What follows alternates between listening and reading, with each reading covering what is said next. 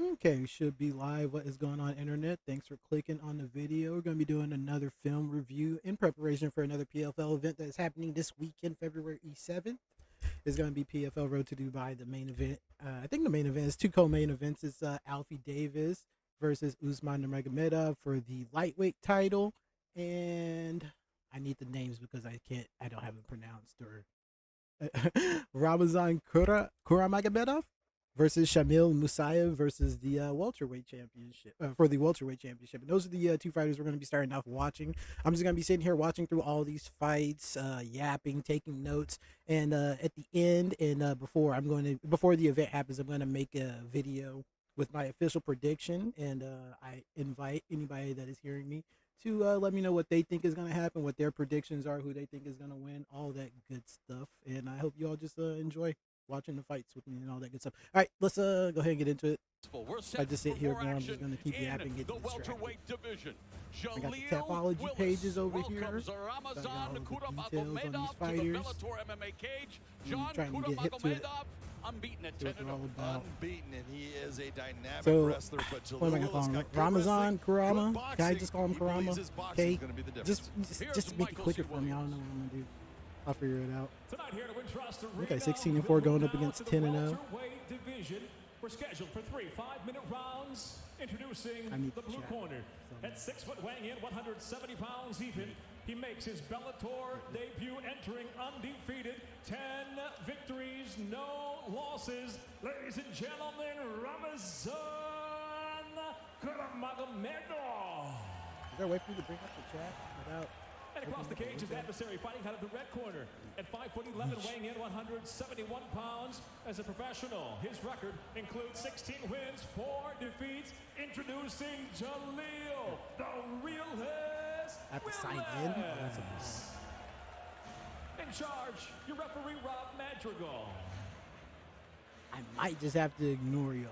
So Willis bouncing back from the first if there's any y'all here. Do I have it up? I think I have it. Crutchmer at Bellator 289 last December, and Kuramagomedov, a representative of American top team, and he trains with monsters like undefeated Bellator middleweight champion Johnny Eblin.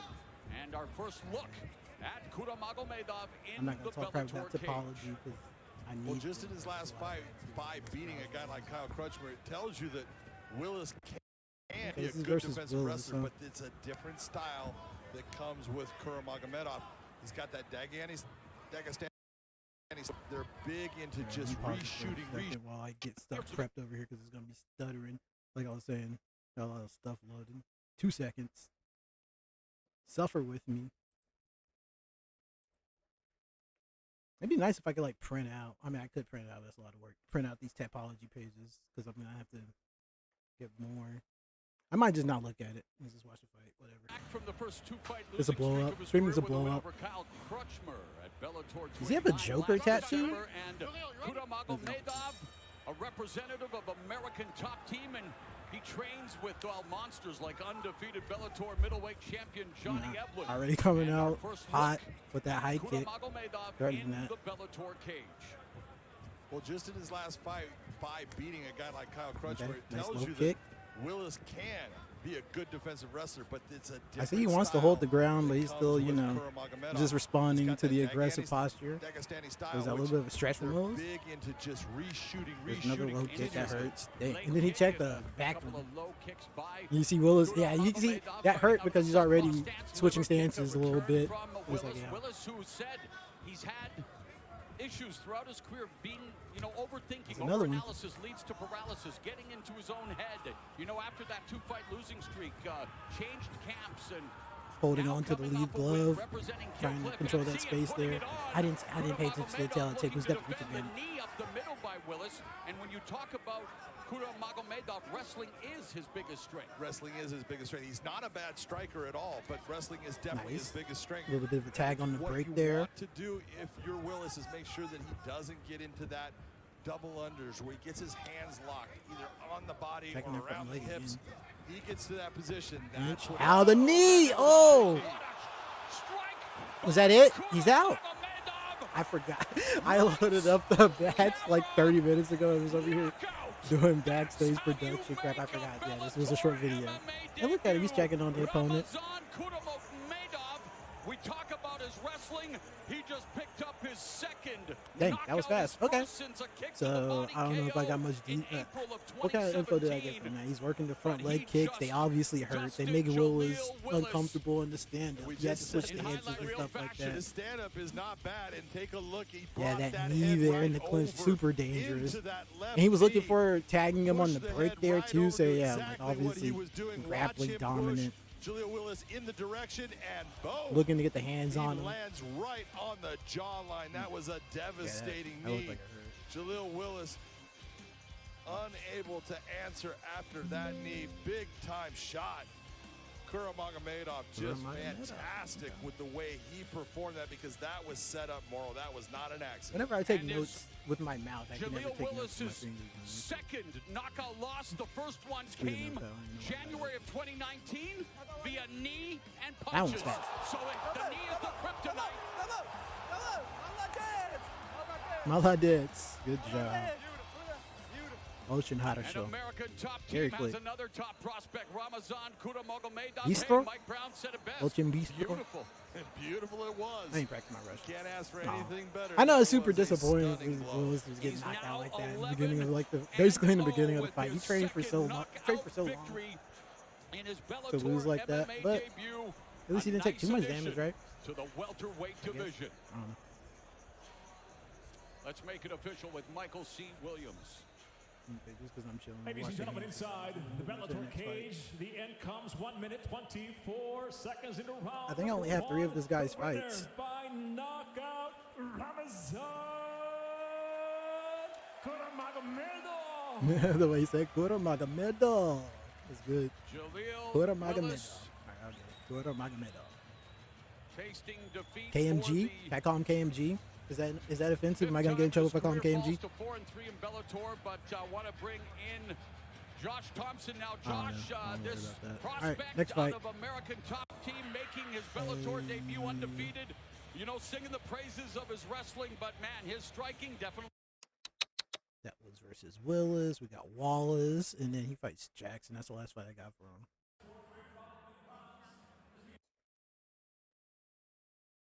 What is happening?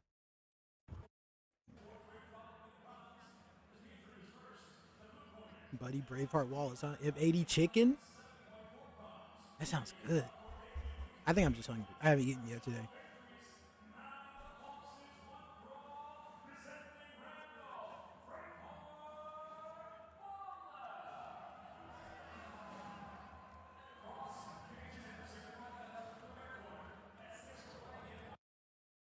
What is this?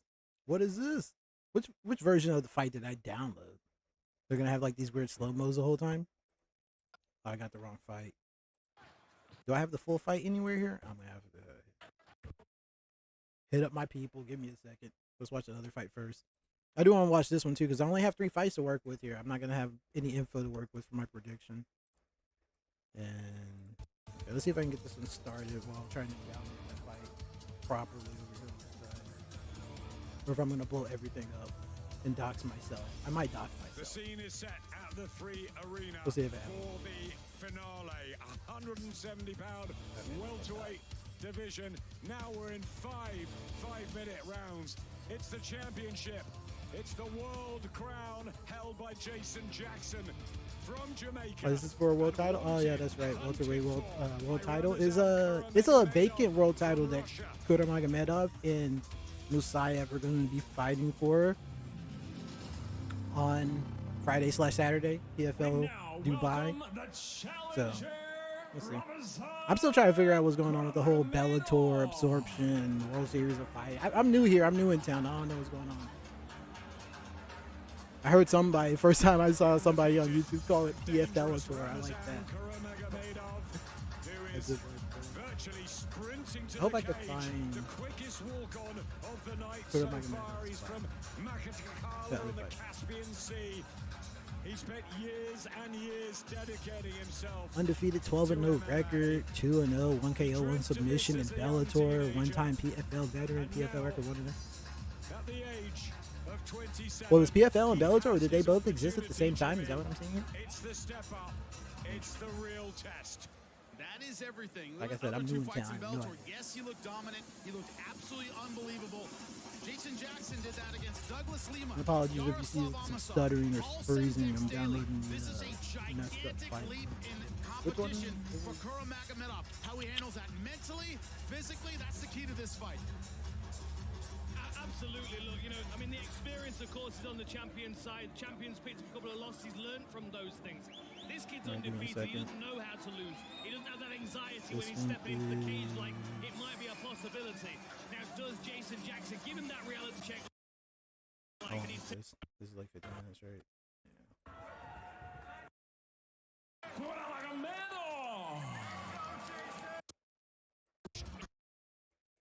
Competition for Kuramagomedov. How he handles that mentally, physically, that's the key to this fight. Absolutely. Look, you know, I mean, the experience, of course, is on the champion's side. Champions picked up a couple of losses. He's learned from those things. This kid's undefeated. He doesn't know how to lose. He doesn't have that anxiety when he's stepping into the cage like it might be a possibility. Now, does Jason Jackson give him that reality check like... Yeah, I'm so nervous to hit this folder, but what's going to happen, my dog? Does Ramazan feel like he can do exactly Okay, apologies. I know you guys are getting whiplash over here. This is the fight after Kuramagomedov versus Wallace, which I had mis-downloaded. I had downloaded like the B-roll version of it, like the one that was like for production or something. I don't even know. This is the one I'm supposed to just watch straight up. Here we go. Tonight here, Wintrust, Geez, 29-1, 34 versus 27. 1 inch reach advantage, negligible. Tonight here, Wintrust Arena. The prelims here. Marathon continue now with welterweight set for 3 5-minute rounds. As we introduce first, the blue corner at 5'11", weighing in 170.4 pounds. Making his this guy's got a good voice. He's bringing 20 professional victories, 9 losses, 1 draw. Presenting Randall Braveheart Wallace. And across the cage, his adversary fighting out of... Dang, he doesn't have like a little...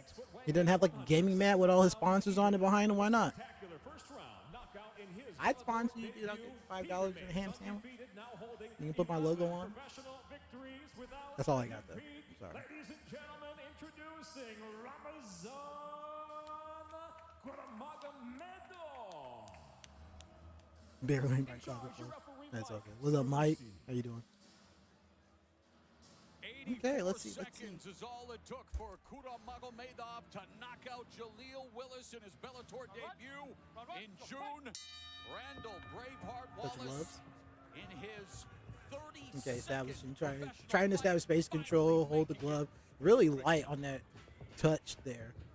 Didn't even really take a swing with the front leg kick. There's action. Touching it again. Kuramagomedov already testing the waters with the oblique kick, but Wallace putting Yeah, I like it. Like you said, testing the waters with the oblique kick. That's exactly how I characterized it too, the way he was doing it. Just the body language. Already level change, tried to do a double leg or something. Just try to get out of that, slip out of that. Incredible story. When Wallace was he was found in his... Did it again. Oh, tagged him. Ooh. So his hands are accurate. The hands, the striking on these breaks and like these close punches is super accurate. Like it's sneaky. Oh, oh! That hurt. It looked like it hurt. There it is again. Just like pushing him back a little bit with that oblique. Like an oblique touch, not even a kick. Like a push. Wallace has done a great job of surviving some of those because he got tagged. He's just trying to collect himself and make it through. Another head kick. Yeah. Right hand to the body by Wallace. Yeah, grappler striking, trying to soften him up, but he's like doing a lot, showing a lot of different looks.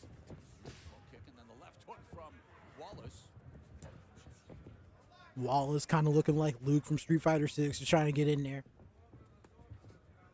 Okay, a little bit of the left hook. Got tagged again, I think. Wow, that was sick. He's just got beautiful range. And then the level change. Has to sprawl a little bit away from the single leg. Got pushed up against the fence. Oh my God, there's a takedown. Damn, he's fast. Efficient. No wasted time, no wasted movements. Holding on for dear life. Wallace trying to get it back up to get some control back of his limbs. And gave up his back. Put his back up to his feet. Sweep the leg. Left leg of Wallace. Get rid of the post and bring him down to the canvas. Ow. Yeah, there's another more value on the break. The left hook. Wallace needs to circle out. There you go. You see, you saw that deep breath he took already? 2 minutes left. Long way to go. He's getting tagged too. Ow, ow, ow. Dude, could you chill? Beautiful setup. Uses the left hand to set up the level change right into the takedown. This is good. Okay. Amazing performance thus far by Ramazan Kuramagomedov in his 12th Nice professional fight pronunciation. against a veteran in Randall Braveheart Wallace. Wow, look at this. That looks so uncomfortable for Wallace, bro. It's been an offensive onslaught for the undefeated Kuramagomedov. Kinda. If you can even call it that. Striking Wallace 22 to 2. Pound. Kuramagomedov 2 for 3 in the takedown department. He has just done anything he wants in this fight so Wallace far. getting some value with with the elbows though. He's throwing Just a little bit, yeah. Don't want to get too busy though. You're gonna catch a lot of hands. Knocking Wallace down. And then when he wants to take him to the ground, drives in, takes him down. 27 years of age, just entering his physical prime. And that's the scary part when you think about it. Pushing him up against the fence, repositioning. Do whatever they want in the cage at this point. Man, just think in a couple years where he's going to be at. Butterfly. Got by Wallace. I like that. He pushed him up against the fence and then kind of was able to get his legs underneath him so he could start bringing down a couple punches. But Wallace still being reactive, trying to defend against it. Hasn't taken too much damage, but clearly a round win for Kuramagomedov here. Got 5 submission wins and He's looking pretty dominant on the feet too. it's going to be tough, although if they're Like everything has been going his way so far. jumping to the other side with the arm Tried to wrapped use the down, Wallace fence, trying to unable to do so, unable to push off. reverse his fortune. He was still looking for it. Now, Wallace is really good with his defense. He understands Yeah, he's exactly where he's My at, what he face, needs I to need do. that. It's just that This is an exhausting round already for Wallace. He's going to have much less in the tank. But Kuramagomedov also using a lot of energy here in these positions, trying to control, trying to score with these strikes. But it's a good round. Only has to go 3. And then he helps him up. Nah. Leave me on the ground. Leave me to think about this, bro. Don't help me up. He's too nice. That's cool. I do like what I'm seeing a lot. So, oh man, I wish that first fight was a little longer, but it did show off that he has that KO potential. Coming out of the clinch too, that's dangerous. They're playing Metallica again, bro. Why are they wanting me to get DMCA so bad? It's a beautiful right hand. Oh, he's dizzled. Put Wallace down, the kick. Yeah, and then the timing on that And then he lands the exchange of left hook kicks. as he's getting up. Got Just clipped with whatever that, you yeah. wanna do. Beautiful kick right up the middle, the teep up the middle. Kick. And now I'm gonna go for a takedown. Damn, dude. Land my shot, get my takedown. Kuramagomedov did whatever he wanted in that round. Beautiful Very example impressive. of utilizing the striking to set up what he really intended to do.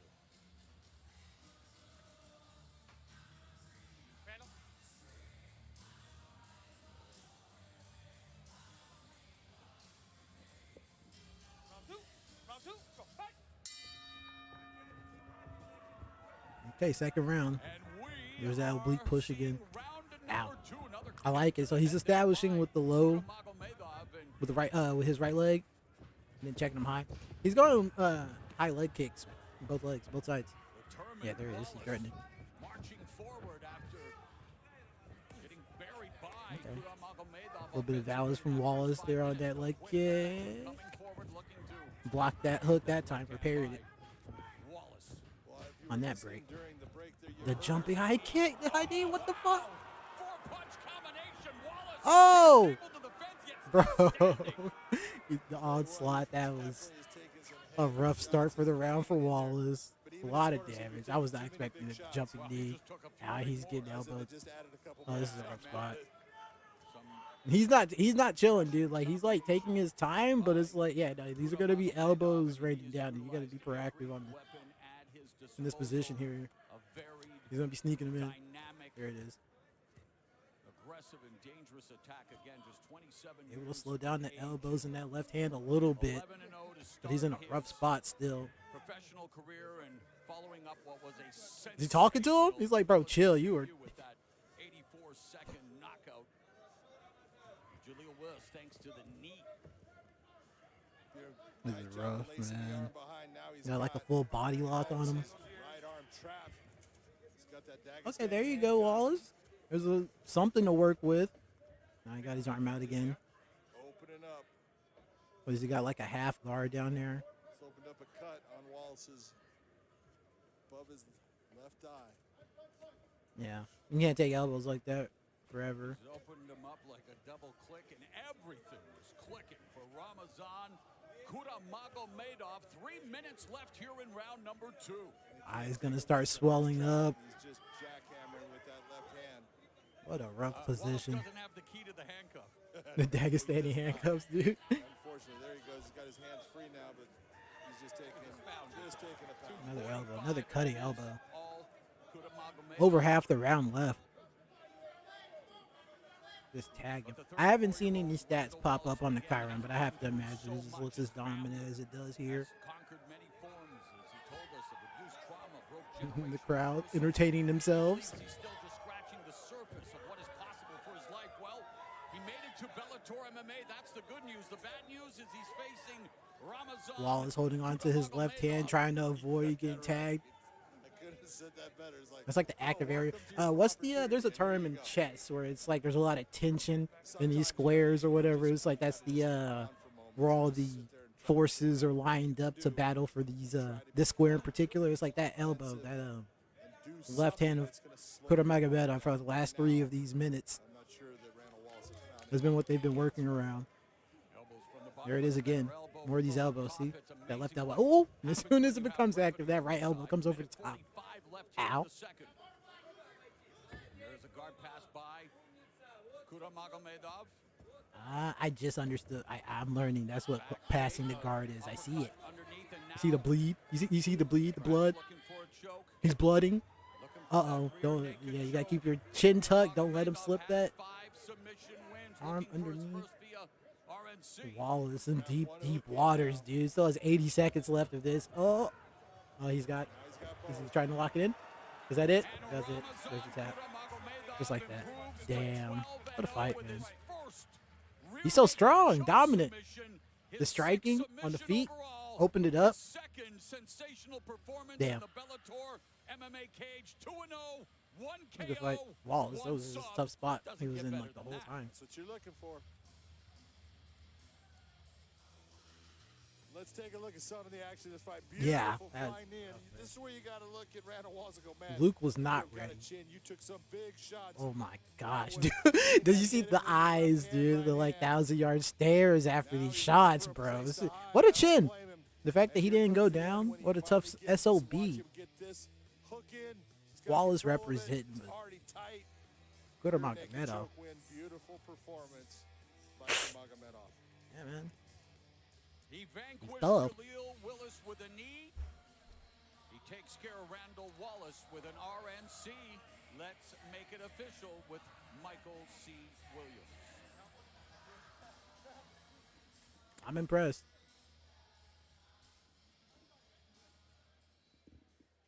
Ladies and gentlemen, inside the Bellator cage, it comes to an end officially. 3 minutes, 49 seconds. Love the sportsmanship as well. Number 2, the tap by way of a rear naked choke for the winner by submission. Still undefeated Ramazan Kuramagomedov. GG's. Kuramagomedov wanted to showcase that he is a fighter at the championship level. Okay. Consider it a success. What we got next? Versus. Is it Willis next? Yeah. Or no, is it Jackson? Is that the one I didn't watch? This is one I didn't watch right.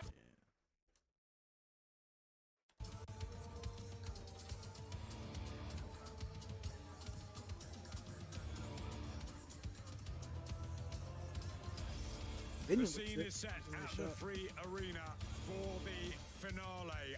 170 pound. Did I watch this already? Welterweight division. Now we're in five-minute rounds. It's the championship. No. It's the world crown held by Jason Jackson from Jamaica and wanted, hunted for by Ramazan Kuramagomedov from Russia.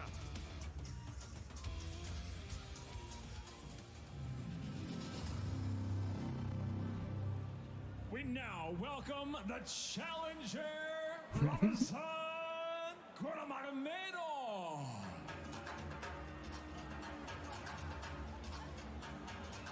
What music you coming out to?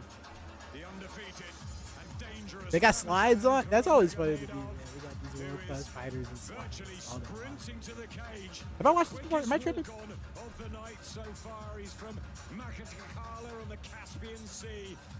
He spent. No, I am tripping. A couple of losses, he's learned from those things. This kid's undefeated. He doesn't know how to lose. He doesn't have that anxiety when he's stepping into the cage like it might be a possibility. Now, does Jason Jackson give him that reality check like, okay, I need to take this guy really seriously? Or does Ramazan feel like he can do exactly what he did to everybody else up to this point in his career? Take Jason Jackson down, iron him out, choke him out, take his belt.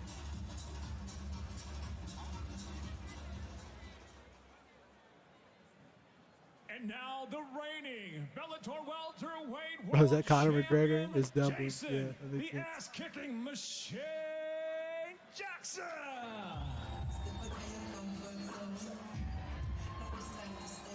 I'm about to get DMCA, bro. What you coming out to? Jen, come get your bro.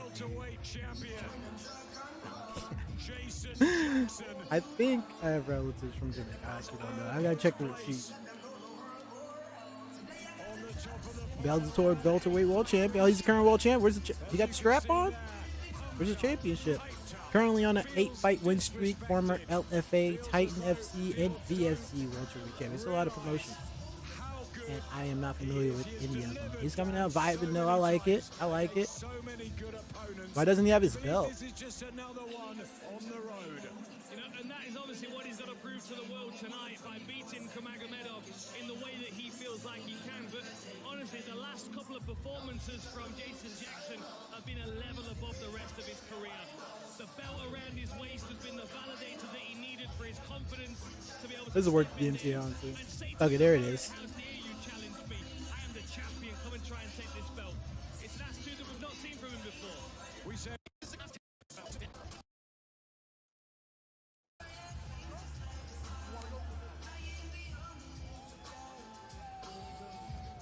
Are they outside? The one we've been waiting for. The tail of the tape, Bellator Champion Okay, Series 6 years 2024. age difference. 6.5 reach advantage. Okay, that's gonna be the stylistic difference, I would imagine. So Kuramagomedov is a grappler with a reach disadvantage, so he's gonna have to be crafty, work his way in there. Not unfamiliar with Jason Jackson's style. Wants to be unleashed, Dan. He's giving himself a real good talking to right now. I don't know what he's saying, but he's getting told off. He's talking back crap to himself. I like that. Right, keys to victory. So for Jason Jackson, lateral movement, uppercuts and knees were a key in his title-winning fight. Counter wrestling as well. He's got good wrestling, but sometimes the best form of defense is offense. Maybe switching on his opponent for Kuramagomedov. Loose kicks, sting from a distance. If he can get to half guard, top control, that's where he does his best work. And those short elbows could make it a long night for the current champion. Here at Bellator Champions Series, presented by Professional Fighters League, the time has come for tonight's main event from Dublin, Ireland. It's 5 rounds or less for the Bellator Welterweight World Championship. Introducing the blue corner At 6 foot, weighing in 169.8 pounds in his first ever challenge for Bellator Gold. He enters as an undefeated professional, 12 victories, no defeats, fighting out of Makhachkala, Dagestan, Russia, the challenger, Ramazan Kuramagomedov. He's got a win by armbar, another win by armbar. He's got a rear naked choke, an arm triangle choke. First defense of his Bellator title, he stands with 18 ground punches, body kick. Originally man from does it all. Spanish Town, Jason Jackson. Jamaica, he fights out of Deerfield Beach, Florida, USA. He is the defending Bellator welterweight world champion, the ass-kicking machine, Jason Jackson. Woo. And your referee in charge, Dan Mergliata.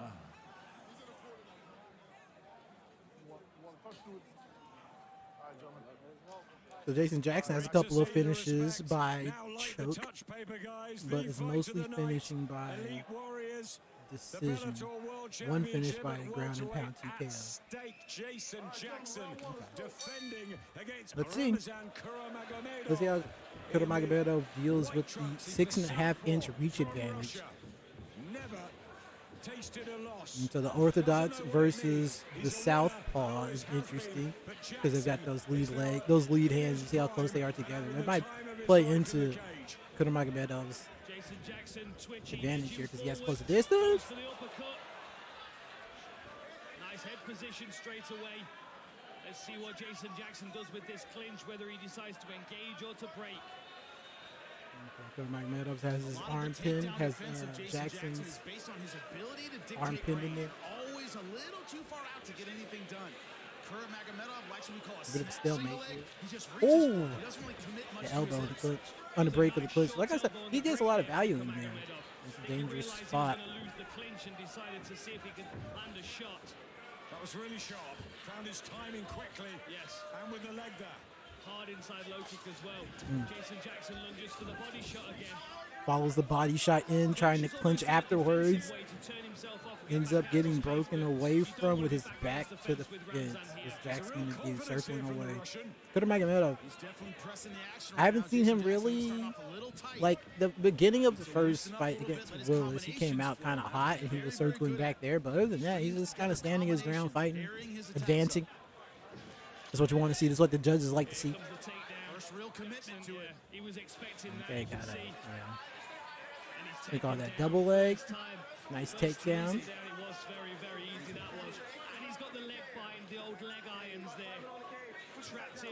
Mermaid position, another thing they love to call it. The mermaid position, as it says, yeah, it's really tough for Jackson. You see his legs pretty ineffective here. This is tough, man. Absolutely. Got me feeling like Ariel. And a victim of Khabib in the corner as well with Michael Johnson, who very much felt Use the fence. and could coach his fighter through it.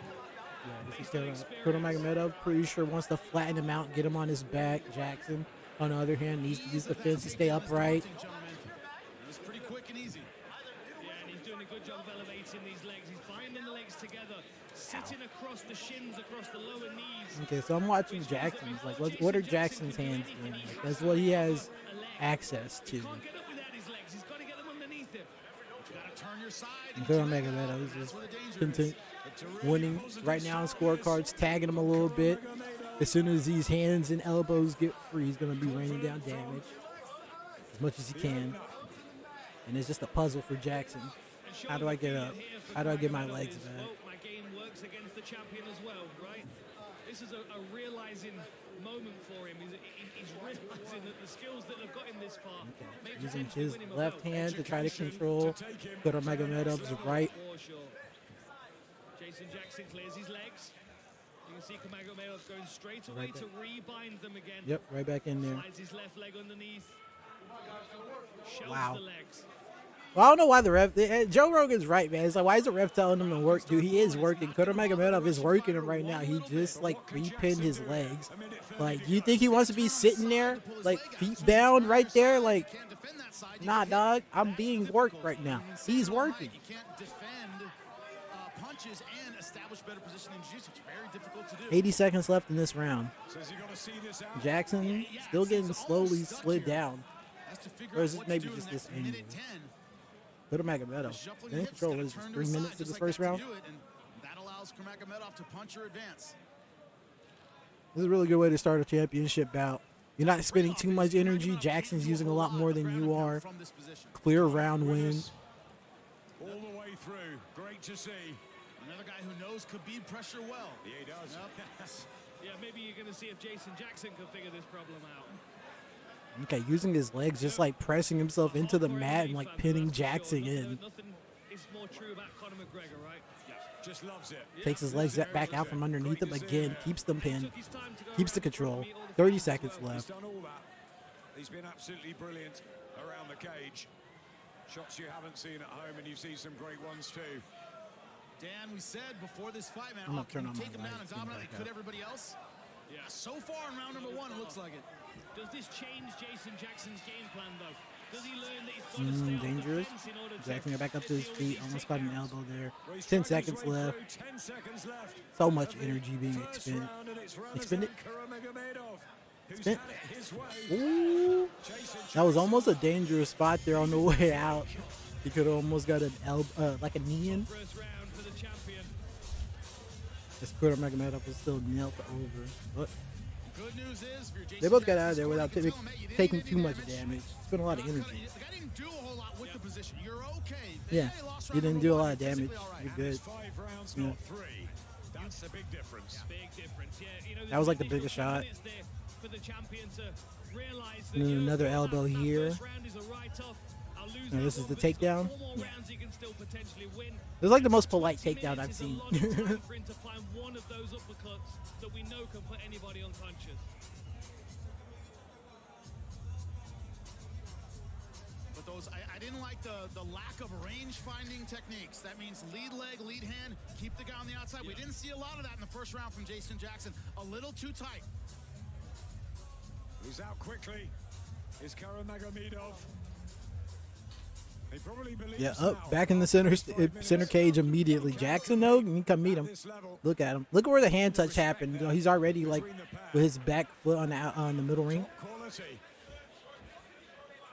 It might not seem like that big of a deal, but it's the posturing. The space is being taken. Ooh. Oh, tag him again on the way up. He's got nowhere to go.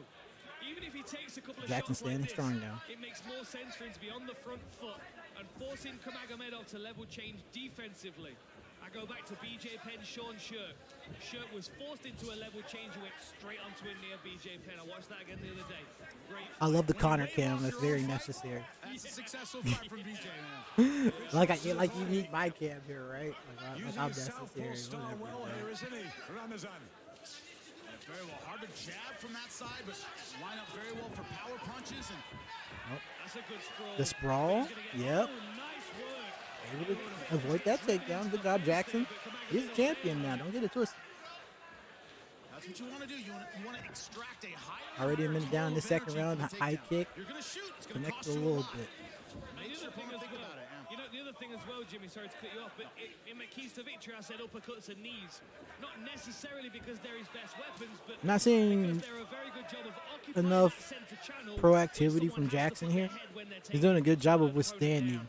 It's a good deterrent just to show the hips. But obviously he was taking some damage. He's spent some of that gas. Waiting for you. Go ahead and drop A your little head. scared to go. There it is. There's a quick level change. Nice reversal An uppercut that misses to and makes you avoid think getting twice about that pinned. takedown. Jackson gets a little bit of a pin here. Let's bring Big John Both of in. them. How are you seeing it? It's an interesting one, isn't it? Yeah, there it is. I was like trying to control each other's knees. Jackson scores one there. Kuramagomedov works his way out of there. Cage control, there wasn't a Away lot of from that striking clinch. on either side, but Jason Jackson's doing a very nice job of circling his hips. So that was a defensive situation for Jackson that he got out of mostly unscathed, but I kind of still want to see him do a little bit more. Yeah, good shout there from Big Sean McCarthy. Really good shout. Especially this round, as Kuramagomedov has been shooting and level changing, we've seen Jason Jackson turning a corner with his takedown defense, so he's not backing up in a straight Some line. leg kick. That's smart cage awareness, and that's where your experience comes into play. Wow, that one hurt. Low leg kick. There's another one. And the more he gets him to worry about the low leg kick, the kick hitting low, this is going to open up that potential high kick, that knockout, the home run. But he's a grappler. He's probably just trying to soften him up. He's going to get in there again. Ooh. Interesting. Yeah, tries the elbow, got a couple of times, doesn't land, I think. Got him with the 1-2. Tried to rush afterwards. Jackson with the defense, getting out of there. He lost his hair tie. He gave him his hair tie back. Relatable. Very relatable. Do you remember Paulie Malignaggi having his hair cut in the corner because the braids got in the way and he couldn't see, and he all... You good, bro? Yeah, you good. I remember it well. I don't know if we're going to see Jason Jackson cutting his dreads off between rounds. Nah, we're not doing that. On we go. Jackson. Ooh, that hurt. What else do you want? Bellator delivering. And in this last year, Bellator's viewership's been growing since the acquisition of PFL. People are interested in the crossover of the rosters and fighters going into the regular season. And of course, we've got new champions as well. We've got the Champs v Champs cards going on. And the oblique follow-up after that. Absolutely.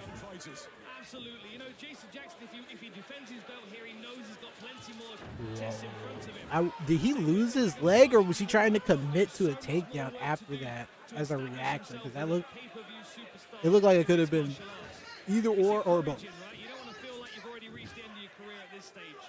Need incentives. Yeah, and whatever. Oh, nice left hook. Yeah. Whatever incentive Kuramagomedov Was his right hook. He's used it in the second half of this round. He's come on strong. He's been versatile with his attacks. I think he's trying to work the body again. Jason Jackson just a little bit. Kuramagomedov a bit more unorthodox. Jackson's having trouble reading it.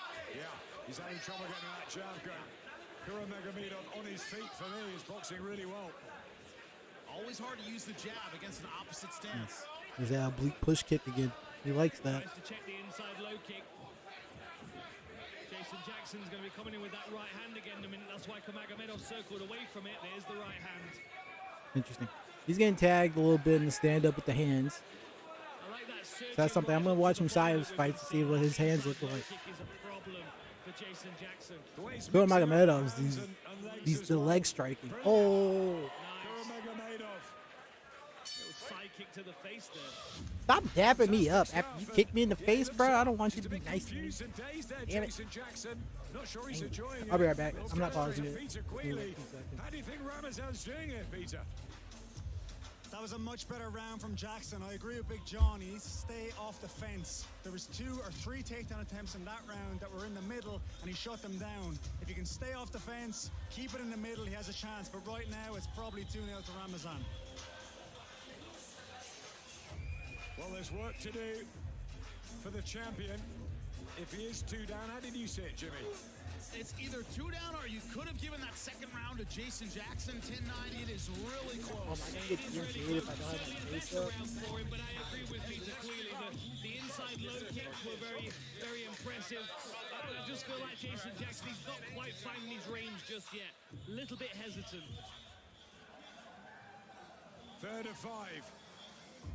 Bellator Welterweight Championship on the line.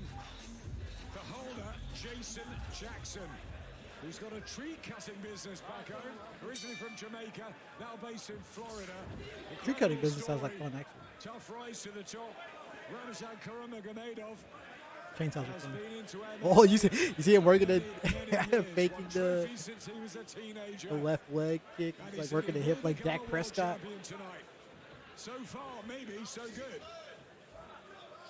He caught him with that straight right there. That Jason Jackson did then smart. Oh, he saw the elbow then. That was a look of things to come if he steps into the line. Kuramagomedov, the favorite now with the odds makers. Big John with you as well. Yeah, absolutely. I've honestly kind of forgotten about the reach advantage. and his ability to control the position of their feet. He's giving Jason problems in the fact that Jason is allowing him to step outside of his foot.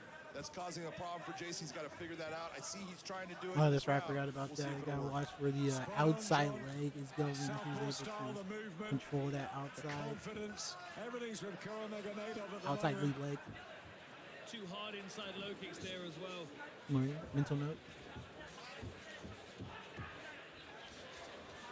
Another oblique push kick. That little side kick to the thigh as well. Just for variety. He is working that lead leg, man. Jason Jackson, really technical, but he can be a little too technical, a little too basic, right? Kuramagomedov does throw some interesting stuff with the lead and the rear legs. I see that stance switch. That hurt. Very versatile with his offense. Yeah, Jason Jackson needs to address those. Kuramagomedov circling. Oh, that was a nice hook. Being forced to chase. Doing a good job cutting him off. He's going to start to make him hesitant to move forward. Then you start getting a little bit more proactive. Getting caught on the way in whenever he tries to do something. Kuramagomedov doing a good job working against that reach advantage. He's just too hesitant. I think he feels like anytime he pressures forward, he's either walking onto something or he's dealing with takedowns. Yeah, absolutely. Like I was just saying, what the commentary says, what I was just picking up on is like every time he wants to be proactive, but every time he does, it's like he's getting caught with something. And here comes a takedown counter. You know, there's so many things he's being given to think about from Kuramagomedov, purely because Kuramagomedov's skill set is so broad and so deep. He's able to give him so many different looks and make him work. Holding on to those knees, trying to avoid that. Got caught with a couple of hooks on the way out. Which way is it going? That'll work for Jackson. Here he comes again, Kuramagomedov. Not right takedown, but he's got him pinned. And this is bad. He's got that leg. No, he lost the leg? Fighters didn't throw against them. Their numbers went way down. Why? Every time I throw, I get hit. So against the technicians, you're like, oh, why aren't they pulling the trigger? Because there's a counter punch waiting for them every time. Kuramagomedov has done so well. Like I'm saying, for the productivity I'm looking for is not coming He's getting hit when he tries to throw. Counter strikes coming in from Kuramagomedov. He's on it. Stuck in the mud. Jackson's got work to do here, surely. 145. Maybe Jackson's not chasing as much now. He was chasing Kuramagomedov. Center of the ring. He's used to in his last few fights. He's been so dominant. He's used to fighters having to come after him. Now he's in a situation where he has to make something happen with his long-range weapons, and that's difficult to do. It's so annoying. He's really struggling to get going in this round. I don't even think he knows what to open up with. Like Kuramagomedov is constantly in motion. He's switching his stance, attacking different targets. Switch. You saw that reaching right hand, Dan. Off balance, reaching with it. Yeah. Jimmy, Dan, you're the experts. But to me, it looks like he's in a flow. He's got a plan, and he's executing it. Kuramagomedov is winning right now, and he's cruising. And it's all on Jason Jackson. He's now the one that's dancing around, circling out, switching a look up. The third round. We're moving into the championship rounds. After this, Jackson's worried about so much. There are 2 rounds left, 2 wins. Blood on the face of the champion, like Jason Jackson here. Now he's backed up against the fence. Swinging on him. Had him pinned against the fence. Was able to tee off on him. That hurt. Does he cut him? He sure is. Jackson. 20 seconds left in this third round. Is he down 3-0? Yeah, and you can see Jason He's reacting very much so to the eye. That's what's going to get the referee's attention and force him to bring the doctor in. 10 seconds left in the round. You're going to have to address that cut. Couple of feints. Gets him a little bit of space. I think that's probably going to be it. Kuramagomedov, look at shadow box. Just closing it out. Jackson goes back to his corner. Yeah, you have to cut that. Clean that one up. Corner team. Some advice. Reading the lips of Michael Johnson, he's saying it's time to go now. 2 rounds left, 3 rounds potentially lost already. Look at the speed of that. Yeah, I think he's down 3-0. Probably the best shot he landed of that round. After that, definitely down the first one. To force his way back into the fight again. The inside low kicks, that beautiful knee to the body. Certainly got Jason Jackson's attention. And the couple of times he did more damage here. He cut his eye in this one, so yeah, he did it to him. A close range fighter that's now throwing strikes on the break as well. really is a complete package. The naked PFL fighters gotta be on roids. They all ripped, or they all do look like a genetic freak. Very impressive physiques. He said, I ain't getting killed for lack of shooting back. And if you're Jason Jackson, that's how you have to think right now. I'm not going to lose for lack of punching. His corner's got to get him. Hey, look, you're going to get hit. You got to throw. Body language. That's a pretty belt. Was not good for the champion Jason Jackson. This is a puzzle. He's got they got him cleaned up. There you go. Meeting them more in the center of the cage. The Russian, the undefeated 2 rounds. Man from Dagestan in a handy lead. And the problem with these Russian trained, I'm sorry, Dan. Look at the live odds. This started off almost pick 'em, but now look at it. They won't suddenly go for a stupid knockout technique. Jackson down 3 rounds, has to go for a finish. Presumably. And you also won't know when they're tired or hurt as well. So no idea. You know, they're very, very stoic. Caught him, yes. Jackson tried to move in, got caught there. That was a nice lead hook though by Jason Jackson. Got the attention for a moment.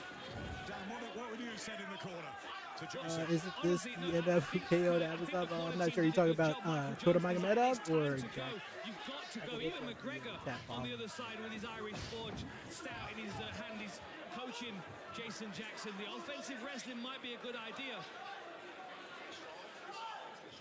Let's get over to Peter. Peter, what do you think? I'm not sure. I don't see that name on the good tap look at the corner of that cut. After It's pretty nasty, Kuramagomedov. right through his eyebrow. Dan is Okay, right. Jackson got something going a little bit here. Start off this round. You got to do something dramatic in these 2 rounds. It feels like they feel he's 3 A little bit down, of and he needs a stoppage. So he's not getting his value in. That's the feeling from around the cage. Okay, Kuramagomedov.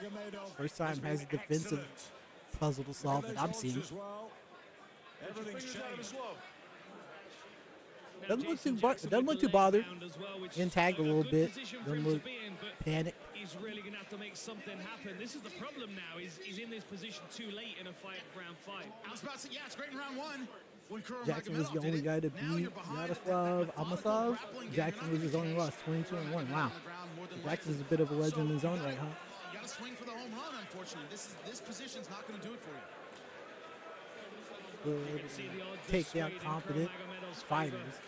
Kuramagomedov giving him a lot of trouble here. But he's looking okay in this first round right here. He looked like one of his championship rounds. He's not the hardest puncher in the world. You haven't been Although if he's down 3-0, presumably you still want to see him try to get a finish. And this is kind of more of like just like a scorecards round. Nice short punch there. But it's still something you do like to see. I wonder if Jason Jackson was expecting to be able to force Kuramagomedov to scramble and maybe expose his back here a little bit. Blood from the nose of Kuramagomedov, who does look like he's fading a little bit now. He's like, yeah, I saw like the way Kuramagomedov had that leg bent underneath him. Well, it's unknown territory. It was an interesting position. It was real uncomfortable. Kuramagomedov has been so good for the first 3. Is Jackson right there in his corner as well? That's like one of the best things I've noticed. I think that was Shamayev. I noticed that has that in his strategy, like that's in his pocket where he wants to pick up his opponents and carry them over to his corner so he can get that instruction, that minute instruction while he's in the middle of the round grappling. He's looking for a choke. He's cranking it. Oh, looking like something here. Is he faded? No, Kuramagomedov still fighting back. Bleeding out of the nose. He's got to be obstructing his pathways, his ability to breathe. Khabib always tells his pupil, wrestle near the corner for better head instruction. Yeah, absolutely. It seems like a really good fundamental. If it's something that you can control, absolutely.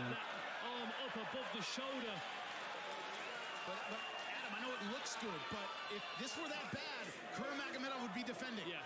Right? So what he's doing is he's saying, okay, go ahead, squeeze, waste all this energy. And it's much better looking round for Jackson. Got to be feeling good about this one. Here's the opportunity to get a lot of value with these elbows. To have a breather, knowing full well that he's 1-3.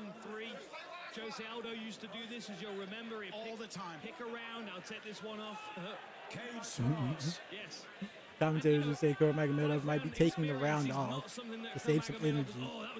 Look at the stats on the ground strikes, both of them. This might be a calculation that he came into a 5-round fight with. 30 seconds left. Posture's broken. That is man. His energy must be lowering. He must be tiring, Kuramagomedov, after all the work he's done so far. But he's got his chin tucked, so not in danger of getting a choke him. He establishing control in the scramble, keeping it. 10 seconds left. Kuramagomedov's only got to survive for a little bit longer. Couple elbows. Was that legal elbow? They're both still dabbing up. The fight ain't over yet. That was 4th round, bro. They chopping it up like it's over. Jackson's got a pull. He knows in the corner right now. He's got 5 minutes. He's most likely going to need a stoppage here. The pressure is absolutely on. He's definitely going to have to figure out a way to get he knows he needs to just get through this. I'm pretty sure it's still 3-1. That was a much more. That round looked good for him. Kuramagomedov looked a little out of sorts there. He's bleeding out. The nose looked pretty tired. Let's have a look at the replays here. So here's the level change. But presumably already did the work. Up 3-0. Or 3-1 now. But also, if you're in his camp, his corner, can't be too comfortable. Gotta assume you want to win the 5th round just to be sure. Yeah,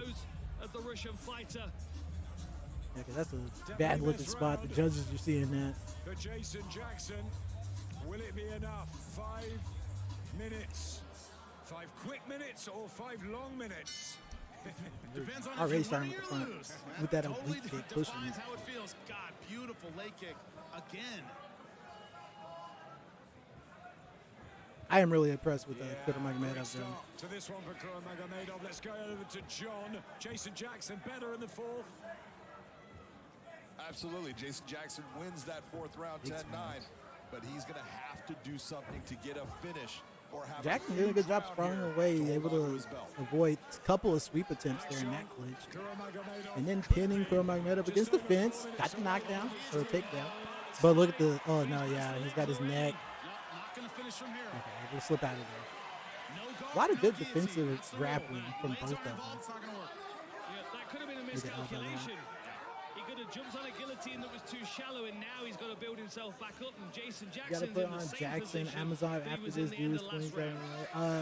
Unfortunately, not even unfortunately. I'm a PFL partner streamer. I'm doing a thing where I'm preparing for PFL Road to Dubai going on, and I'm only watching the fights from the fighters that are in the 2 main events going on to that. But I think I'll look into that fight on my own time. I don't think I have a.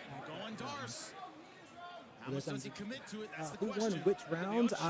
My personal scorecard, I'd say Jackson only got the 4th, but before that, the first 3 looked pretty good for Kuramagomedov. This one's looked pretty good for Jackson as well. But if we're presuming he won the first 3, I mean, Kuramagomedov might be okay here. He's only just need to avoid getting knocked out or finished. This is okay. He's got this figure 4 position locked up, but obviously, he's carrying a lot of Jackson's weight. You see him trying to push into the mat, make it difficult for him, cranking the neck, but not getting choked, not taking elbows.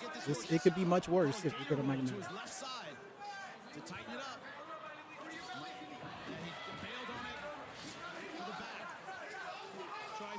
Moving around, try to get the back. Not quite. He's not quite there. He's still working for it, but Kuramagomedov, yeah, now he's got Jackson pinned against the fence. Look at this. Claws his way back into a front-facing position. The turn is table. Just a little bit. Jackson still has good position with his legs, so has control. Like, he's not swept. Jason Jackson needs to and you see Kuramagomedov, his hands though, flat on the mat, trying to keep himself up. Slipping out, trying to. Good hits from Jason Jackson, though. Really good grappling. If I was him, I would be looking to stuff and try and get back to my feet here, because especially in Poor 2 looks minutes, gas, he sure does. 2 minutes left in the round, Definitely gonna be something. We're gonna be we're taking notes, trying to make the prediction for who we think is gonna win this upcoming fight. PFL Road to Dubai is gonna be Kuramagomedov going up against Musaev. Shamil Musaev. And like you said, Kuro looks gassed here. Here in the 5th round, championship rounds. That's definitely going to be a factor in his fight upcoming. We'll see if he addressed it in his camp, did more cardio, what have you. 90 seconds left. Yeah, the referee's going to ask him to do a little bit more. I don't know if Jackson's just content to just win the round. He kind of still does need to look for the finish. The live odds, you see the live odds are reacting to it. Kuramagomedov was like at negative almost 2,000. But now that we're getting closer to a more of a potentially ambiguous decision, I don't know. Once again, I think it's a round-winning strategy. It's not a fight-winning strategy. Good shout, Jimmy. But is that the problem? The commentary said round winning, not fight winning. Judges here. Unofficial, all of us. I don't know if Jason Jackson will be confident that he won any of those first 3 rounds. To be focused on winning this round on points. He's going to need this finish. And his corner team are screaming. He's running out of time. 50 seconds left. Kuramagomedov, he's been in a bad position the whole time, but he hasn't been spending that much energy. He's kind of gotten the time to like get his tank back. Here we go. See, he's got some energy to fight back. Pinning Jackson up against the fence. 30 seconds left. And judges like to see that. Any late drama. Paul Hughes left it late in the second when he won. Not right takedown. That's it. Kuramagomedov's going to stay attached to him for the next 15 seconds now. Yeah, just body locker. Just make sure he doesn't have a chance to elbow you, knock you out. We'll see what the judges say. I feel like that's what is this? Ramazan Kuramagomedov is going to survive. Really cranking it in. No, nothing good. Does go down to the judges. That's pretty good. All about how those early rounds were scored. Both of them lift their arms aloft. Have you got it, Jimmy? I have it for Kuramagomedov, 3 rounds to 2. If you gave it to Jason Jackson, it's that second round. They're hoping 2 judges gave it to him. I don't think so. I agree. It's all Yeah, the second round was pretty. I feel like Kuramagomedov I didn't see anything from either of them that really won it. Really faded very quickly in the championship, but let's look at this. So at least nothing that I remember. No moment. One attempt by Jason that say? Jackson, no credit to takedowns. Only 5 attempted leg strikes. Yeah. Leg strikes from Jason Jackson. 1 strike. Stats look really pretty dominant for Kuramagomedov. Successful takedowns. 100% on the ground strikes.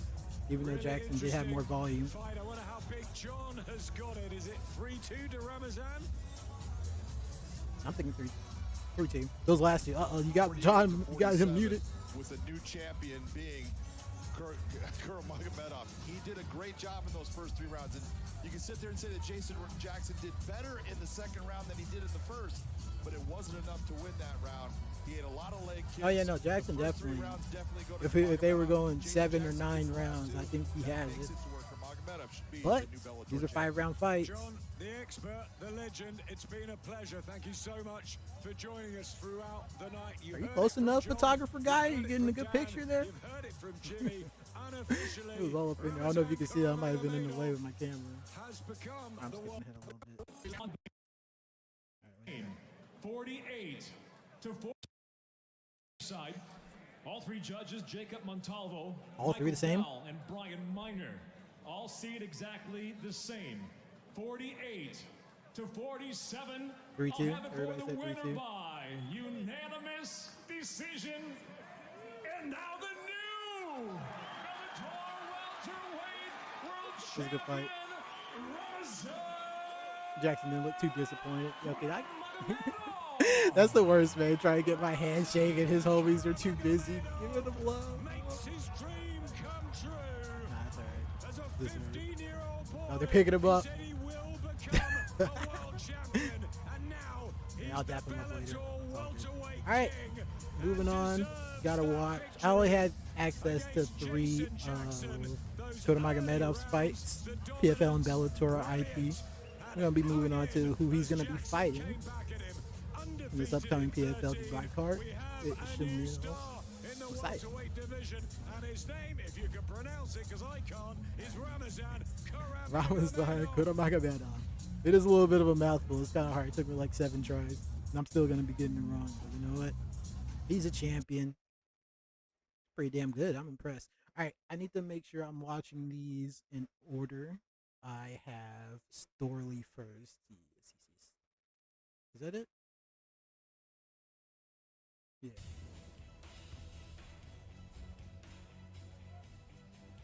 Three 5-minute rounds at 170 pounds. Okay. Brought to you USA by versus Bud Light. Russia. Just like Rocky. Making their way to Love the to see it. PFL Smart Cage in the blue corner, Shamil Musaev. Okay, Kuramagomedov, really impressive. Let's see what he's going up against. Here he is. Shamil Musaev. Yet to taste defeat in his professional mixed martial arts career. Nicknamed the Silent Assassin. Currently has a win-loss of 20. He's 20 wins, no losses, 1 draw. Last fought November 29th, 2024. What else we got here? Anything about his style? Fights in various art forms. Between 300 and 400, between Combat Sambo and Sanda. Unbelievable amateur record. Currently the 4th weight pro welterweight in North America across all promotions. And in the red corner, Logan Storley.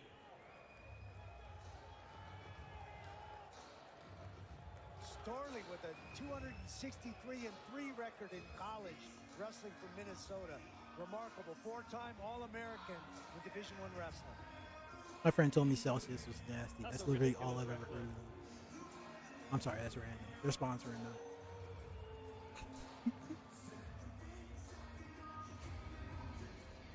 Alright, he came out to Imagine Dragons, bro. You deserve whatever's about that.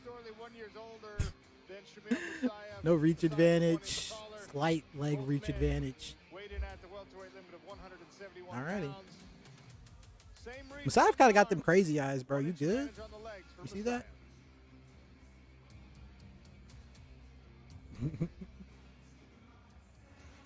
So the keys to victory for this one, for Logan Storley, is pretty obvious. Wrestle early, smother in pressure, and volume striking, especially when he's clamped onto his opponent. So as an American, I just have to assume it's like Americans are just like what, always Greco-Roman wrestlers or something.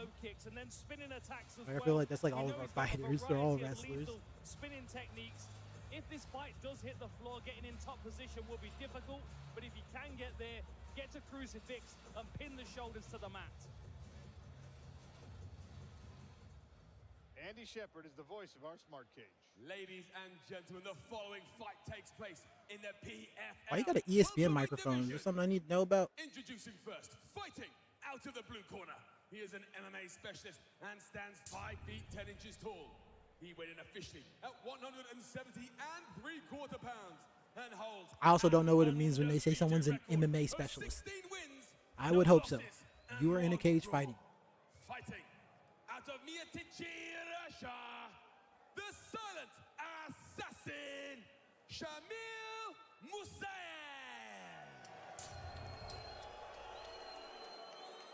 Okay. And his opponent, fighting out to the red corner. He is a wrestling specialist and stands 5 feet 9 inches tall. He weighed in officially at 170 pounds and has built a professional MMA record of 15 victories and 2 defeats.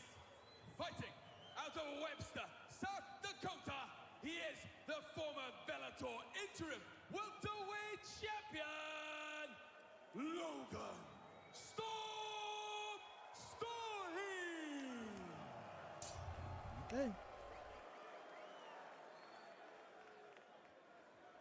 Who's the ref? In charge, Rob Madrigal. Storley in the black trunks. Shamil Musaev is in the green.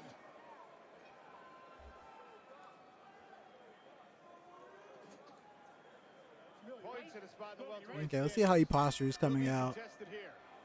Was that a glove touch? No. Already circling. Yeah. Already more of like the Sambo stance with like the flat palms out. Incredible wrestling credentials. Shamil Musaev, no wrestling slouch. Yeah, a couple of medals at the circling. Russian national championships.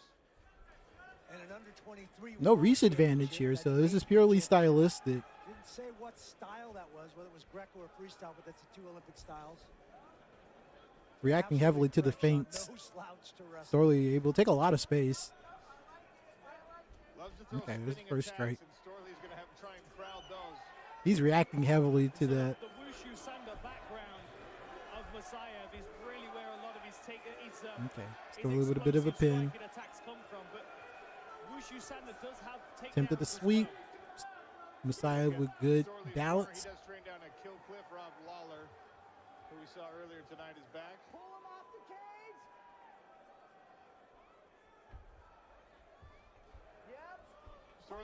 Storley's coaching telling him to pull him off away from the fence. Musaev trying to keep his back up against it. I like that he was using that hand. He's like both keeping himself balanced and blocking Storley's knees at the same time. That's pretty interesting. Minute and a half down already. Neither taking too much damage. Storley looking good, winning so far. Early there from Musaev, being able to defend that takedown. Good counter striking on the back foot. Just more proactive. Musaev is on the back foot. Ooh, that looked good. There to try and keep Storley off him. That was a good short left hook from Storley. It's like he's distracted Musaev now. He's almost entirely focused on the defense. feint and then the actual follow through with that left kick. Caught him there with that right uppercut. He got tagged himself. Trying to reverse positions, push Storley up against the fence. Storley not letting him do it. They're both circling around, spinning around, ballroom dancing.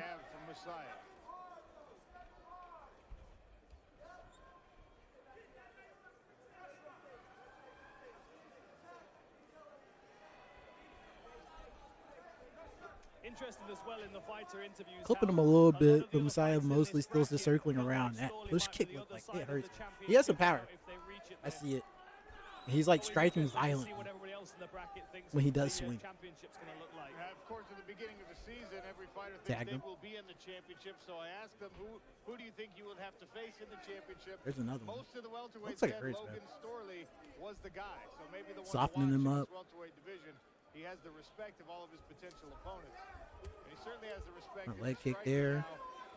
Tried to tag him there on the. A good speed from the Russian here.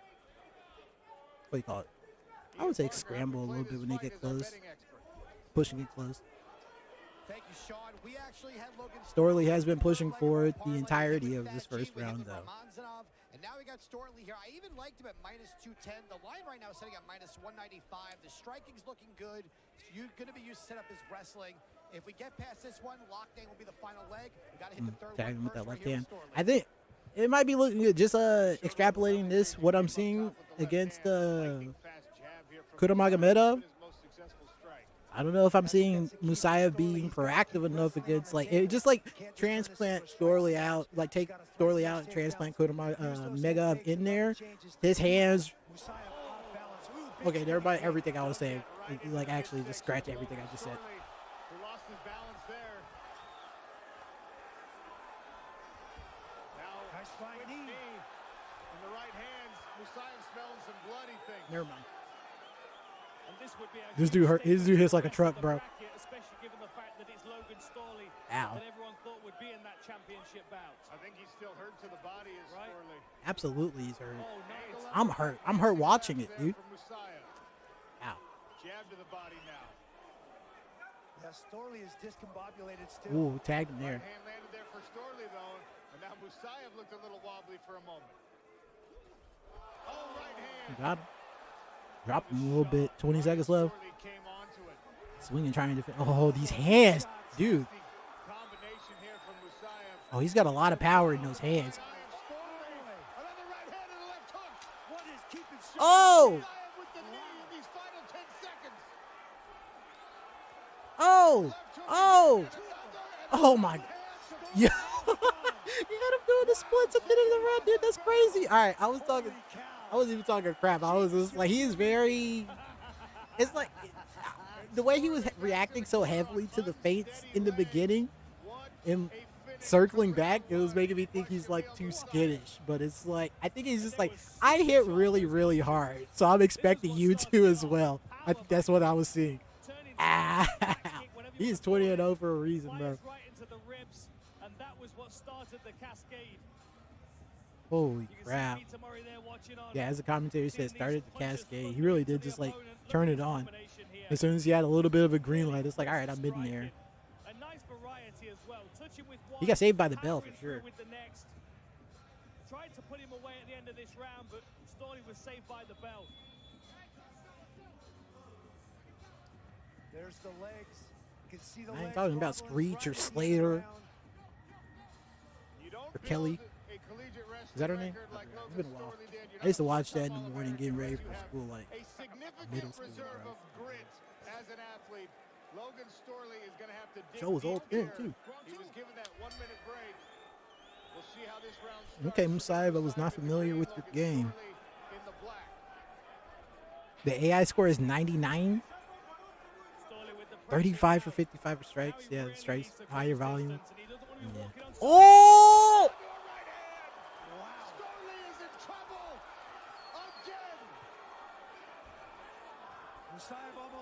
Oh my God, dude!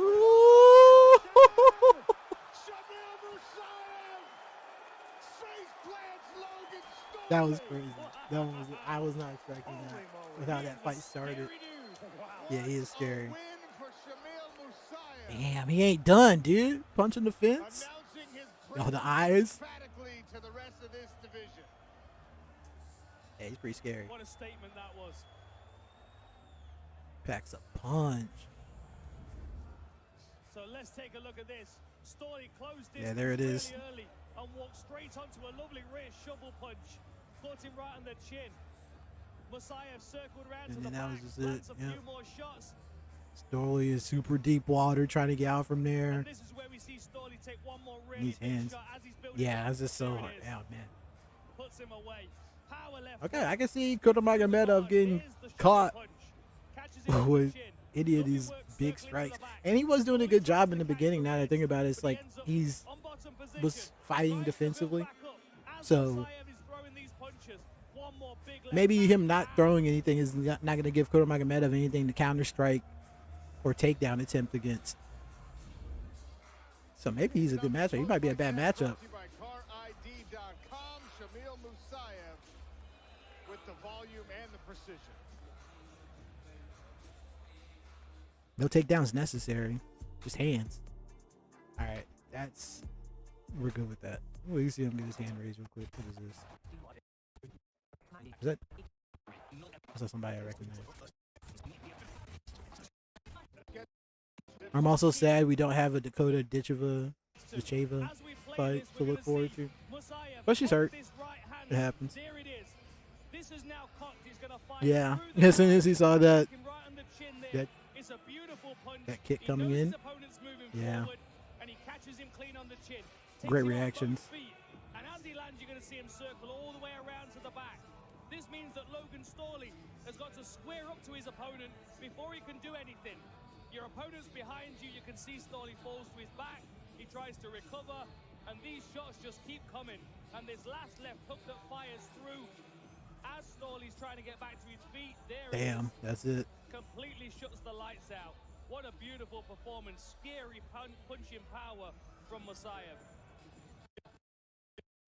Okay, see the hand raise. So in round 2. He got a 2? That's messed up. Shamil Musaev. Sportsmanship. Yep, GG's. Second round knockout for Shamil Musaev. Okay, next fight. 5 points in the PFL. I got to make sure these are in the right order. Yeah, they are. Okay. One man sees his O go. Regular season action brought to you by Takedown. Murad Ramazanov. Yeah, I cannot pronounce any of them first try, dude. It always is going to be like that. It takes me a second. Shamil Musaev. Also need to Musaev. I'll take a break in between after I finish Musaev's fights and before I start watching. I don't know. Is anybody in the chat? Do you guys want to watch Alfie Davis's or Usman's fights first? Whoever's there gets to pick. Fight Night's global nicknamed the Silent Assassin. I got like 8 Usman fights and like 5 or 6 Alfie fights. Popular European promotion. And the theme in all of those different places he fought before, Randy, is that he won continuously, consistently, and he's got some incredible ability in the striking game. Some very creative kicks. You'll see him throw some spinning attacks. So you might Interesting that they gave that last round. Like Tapology says that was a ground and pound finish. I guess it was, wasn't it? He medaled twice at the Russian National Championships. Silver medal in 2022, bronze in 2019. I'm told that the Russian Wrestling Championships are a pretty competitive field, Randy. Yes, they are. Pretty competitive. Oh, so he's a Russian wrestling national champion. That is, yeah, that's impressive. And he's got the striking to back it up too. Another undefeated fighter. Let's get specifically 4 KOs, 4 submissions. Training partner, UFC lightweight champion Islam Makhachev. When you look at this fighter, 3 wins. Islam's partner, training partner. Definitely has the 8-0. power, definitely has the striking. When you look about 12-0, one no contest. They both just need to win, right? But they both are protecting that O behind their record. This is a fight that the fans are going to get a really, really electrifying treat. Tell you what's interesting about Ramazanov for me, he's fought before at middleweight. You see that often, right, in the welterweight division. He's also fought at lightweight. Middleweight, lightweight, and now welterweight. 3 divisions, that's too many. I'm going from welterweight to heavyweight. This speaks to his athleticism if he's able to fight at all of these different weights. The control of the body, the discipline, training, the coaching. I think they're cutting some tape off the Is he toe. good? Yes, Is he shedding? Is he a snake? Dude, Musaev, you're fighting a snake, bro. Is that okay? I'm scared of the guy that's getting a pedicure before he goes in there and get it cracking.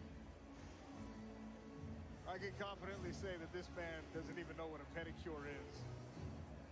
So those were not regulation toenails, huh? Likely has a couple beat up toes he wanted to take Did they? together. Yeah, I need you to you're gonna have to shave those down or something, bro. Like whatever happened. John can shine a light on that, but Old wrestling trick, toes and fingers. Put them together, keep going. Big John McCarthy, why cut the tape off? They cut the tape off because if the tape is in a position where it's holding the toes together, a lot of commissions do not allow you to do that because they had his look at toes it taped as you're together. trying to gain an advantage. You're trying to bring something that's a little bit stronger. It's kind of like putting a shoe around the foot. So a lot of commissions do not allow tape in the unified rules. You're allowed to use a certain amount. Thank you, Big John, for the context there. I did not know that. Tail of the tape. Murad Ramazanov, 28 years of age. 3-inch reach advantage for Ramazanov. 1 inch taller. Musaev 1 pound heavier. Longer arms for Ramazanov. Longer legs for Musaev.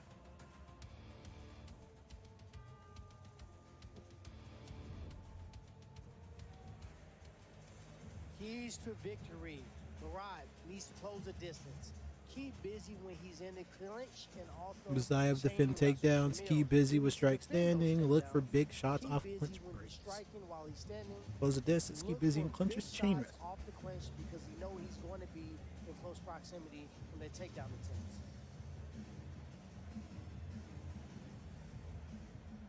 Ladies and gentlemen, the following Okay, yeah. So if he's gonna be trying to get his hands on Musaev, this might be a good little bit of a preview for how he's gonna be dealing with Kuramagomedov. MMA specialist and stands 5 feet 10 inches tall. He weighed in officially at 170 and 3/4 I think he's got a reach disadvantage in that fight as well. An undefeated professional record of 17 wins, no losses, and a single draw. Fighting out of Nizhny, Russia, the silent assassin, Shamil Musaev.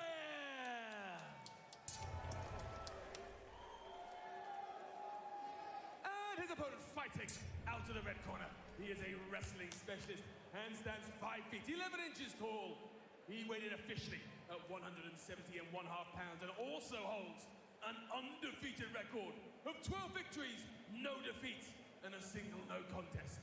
Fighting out of Machaskala, Dagestan, Russia, Muron Ramazan.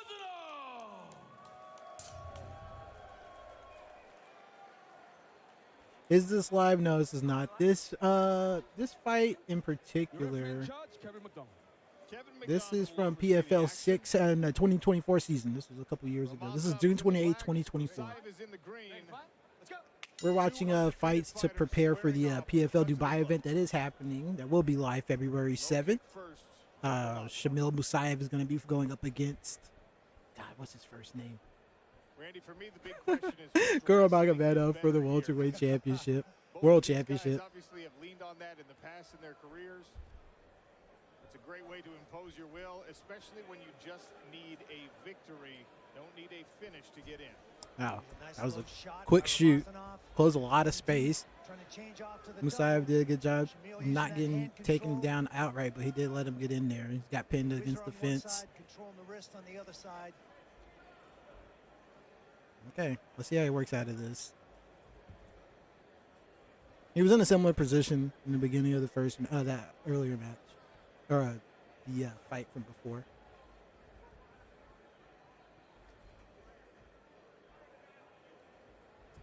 Right now we see Ramazanov trying to press her to the cage against Shamil, trying to keep him there close so he can either resort to the underhook to try to get a foot sweep or go back to the single leg takedown.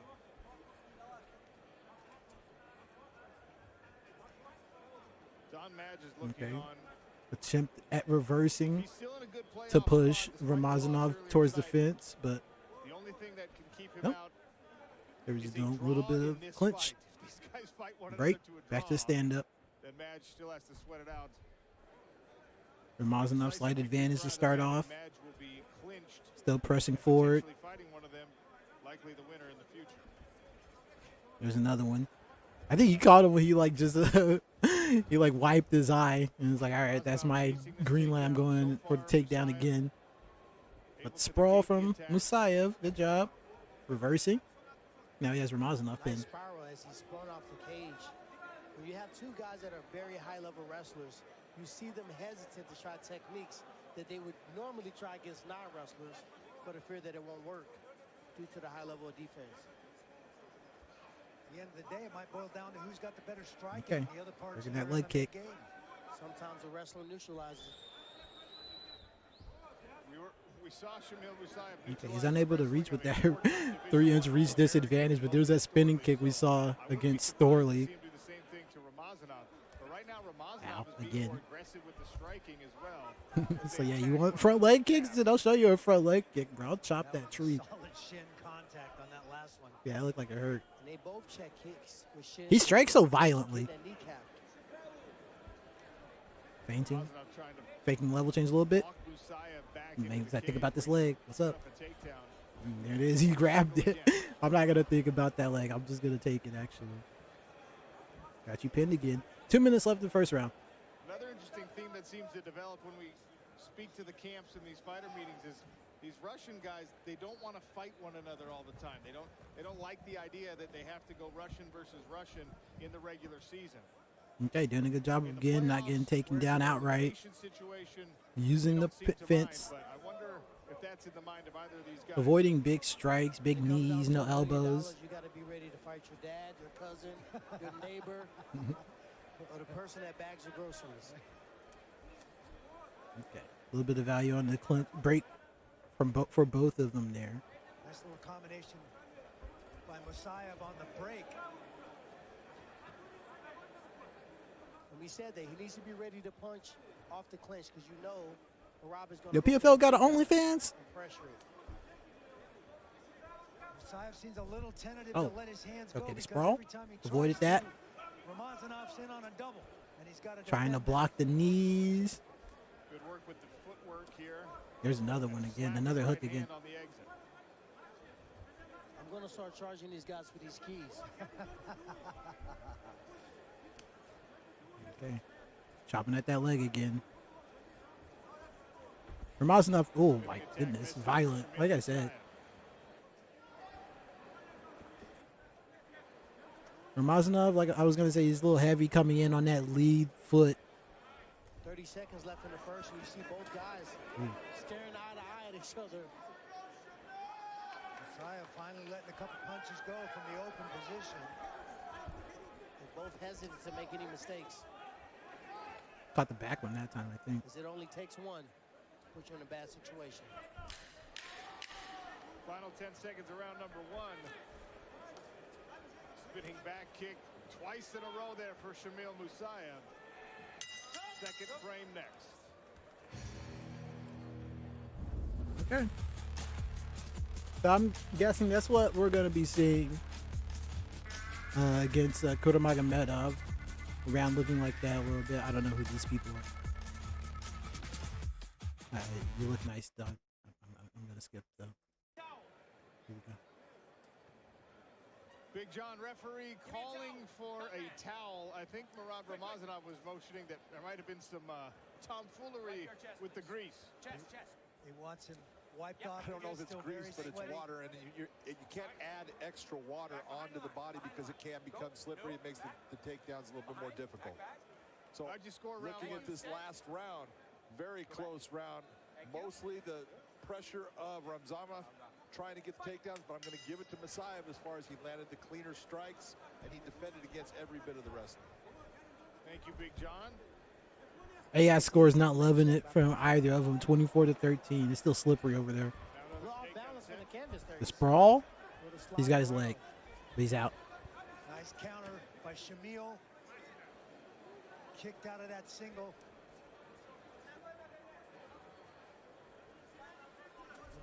Definitely turning up the pressure. I was saying that Musaev, you might be seeing something similar when he goes up against Kuramagomedov, but I think his striking is going to be more dynamic than Ramazan's.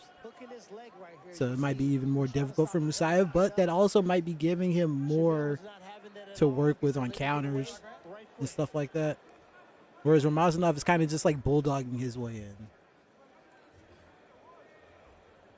And not necessarily trying to soften him up like Kuramagomedov was. Right now, Ian Parker, remind me, as our betting expert, how you play this fight.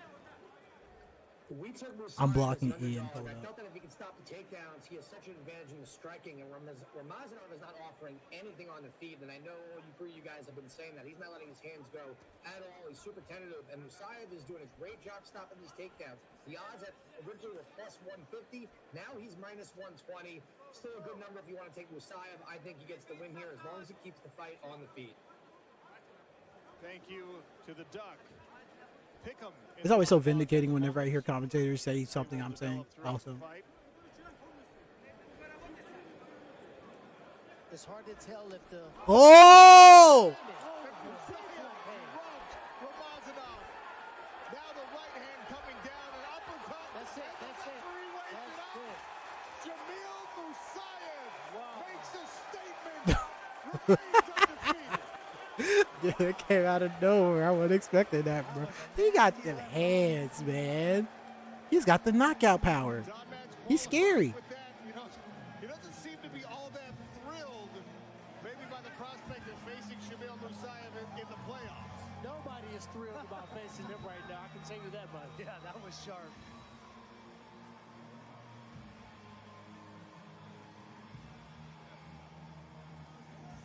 Again, punch in the fence. He's not done. It's never enough. I still got more. That was pretty cool, man. I was expecting it to end like that. Not with the knockout shot. He did a good job, though. That's what you got to do. He did his defensive grappling. He was able to withstand all the first round onslaught. Found the spot. Made it count. Oh my God, you got a big old gash on your... Wait, this is Johnny Eblin? He's gonna be fighting... Is he fighting in Spain or in Chicago? I know there's PFL events happening in March. This is old. You're not looking forward to that. I might watch that fight at some point later. I'm sure I will. But that's not happening. Don't get spoiled. 5 more points. In the playoffs,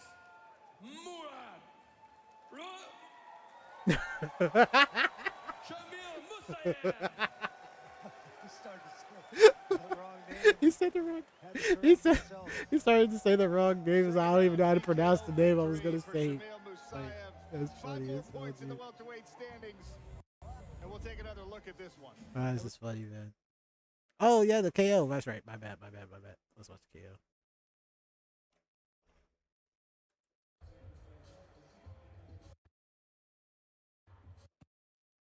In the hands of Michael C. Williams. Oh, I'm spoiling.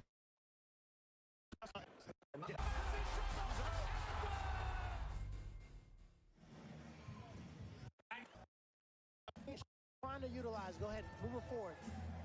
Take it forward for me, fellas. You've seen him trying to land his left hook early on. He threw the right hand, left hook, freezer. Damn, bro.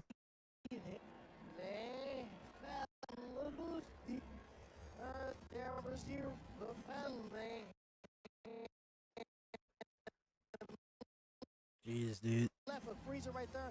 He threw the left hand and he clipped him because he knew he had the punch not only off the clinch, but he had Get a good look at all the sponsors on the mat.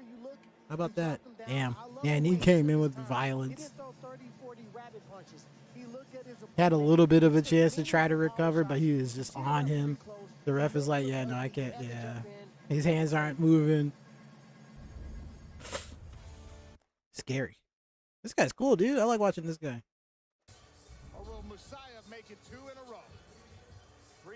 This is not the same fight. This is the same people. These are the same people fighting, but this is not the same fight. They had a rematch. This one is for a title? I think. No, this was not. So that last fight they fought, that was June 28th, 2024. This fight is from August 23rd, 2024. How about that?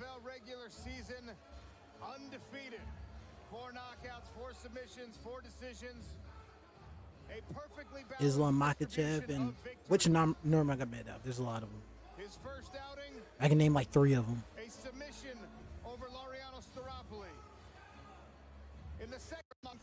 Okay, let's see how they do in the run back. Oh, it's Larissa. There's a 2-inch reach advantage on the arms, the longer legs. Okay, we know these guys. We don't need the intro. And rules expert Big John McCarthy. That's a nice venue. We'll hear from our betting expert Ian Parker. Another 3-round bout again. A rematch from only 8 weeks ago. That one, it was Musaev victorious via knockout. Okay, Ramazanov still moving, working his way in a little bit. Not bulldogging as much as he was in the first fight. Heavy reactions from the feint still from Musaev. Okay, first strike, 30 seconds in. Inside leg kick from Musaev to open the action. A lot of respect between these two fighters. Definitely. You know Ramazanov's got respect. Just got knocked out by him a few months ago. And Musaev, that's how we've seen how he's always been fighting. Respecting everybody as if they've got that KO power. Ooh. Ramazanov looks like he's had a great camp. He looks a lot leaner than I remember him 8 weeks ago. That is true. He does look, yeah, leaner, as the commentator said. There's a shoot attempt. Got his leg, like, hooked inside of his. Tried to take him down. Was unable to do so. There's a sweep attempt. More block. Another block from Musaev. Good balance. Doing a really good job here. Using the fence, avoiding the outright takedown. Okay. Ramazanov has him away from the fence. Oh, look at him. Look at, oh. With the lift, Musaev just happy to ride it out, jumping off the back foot. Musaev Incredible balance here. Making him work very, very hard. Pogoing his way back to the fence. Ramazanov, giving Ramazanov the pin, but that's better than an outright takedown.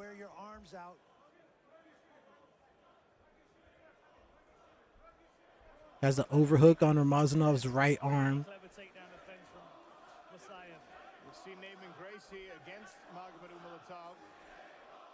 He's even able to score a little bit of a, you know, hitting him in the ribs a little bit here. I'm impressed. His defensive grappling. Punches on the break from Shamil Musaev. Man, Ramazanov, I don't know how you feel about that. It's like I just got knocked out by the guy after I was unable to take him down last fight. I get the rematch, and I'm unable to do it again in the first. Let's see what he's... Try it again. Nice sprawl. Right back up to the feet. Ow. Tagged him a couple times. It's almost like Musaev is giving himself this first round. That's the game plan. I got to take him down if I'm Ramazanov. And discourage him a little bit. Put that little doubt in his mind. Because if you remember the last fight, Ramazanov was backed up against the fence, which is not where he's occupying the smart cage in this fight. He's trying to be on the front foot. Incredible takedown offense again from there it is. Shamil. Finally got him. But look at him, still fighting on his way back up to his feet. One anchor in here. Musaev scrambling right back to his feet. Tripoding up now. Yep, doesn't even have to use his arms to keep himself up now. Ramazanov trying to keep that leg hooked. Tried a little bit of a hip toss on him. Ooh. Still no.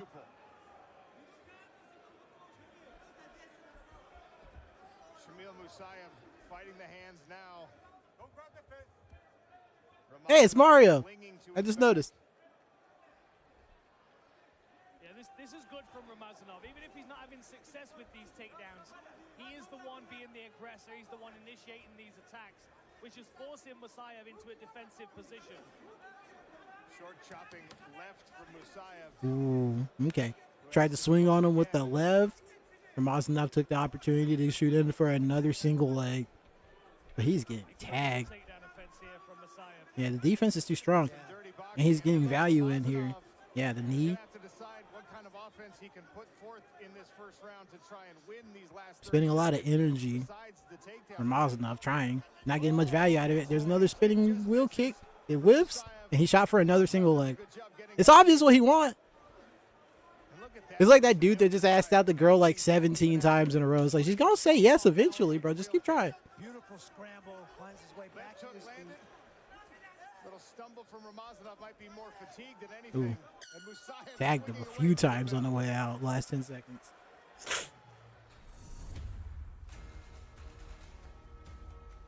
Magomedov. Gracie. Ooh, I can go find a Gracie fight to watch. I have to do that.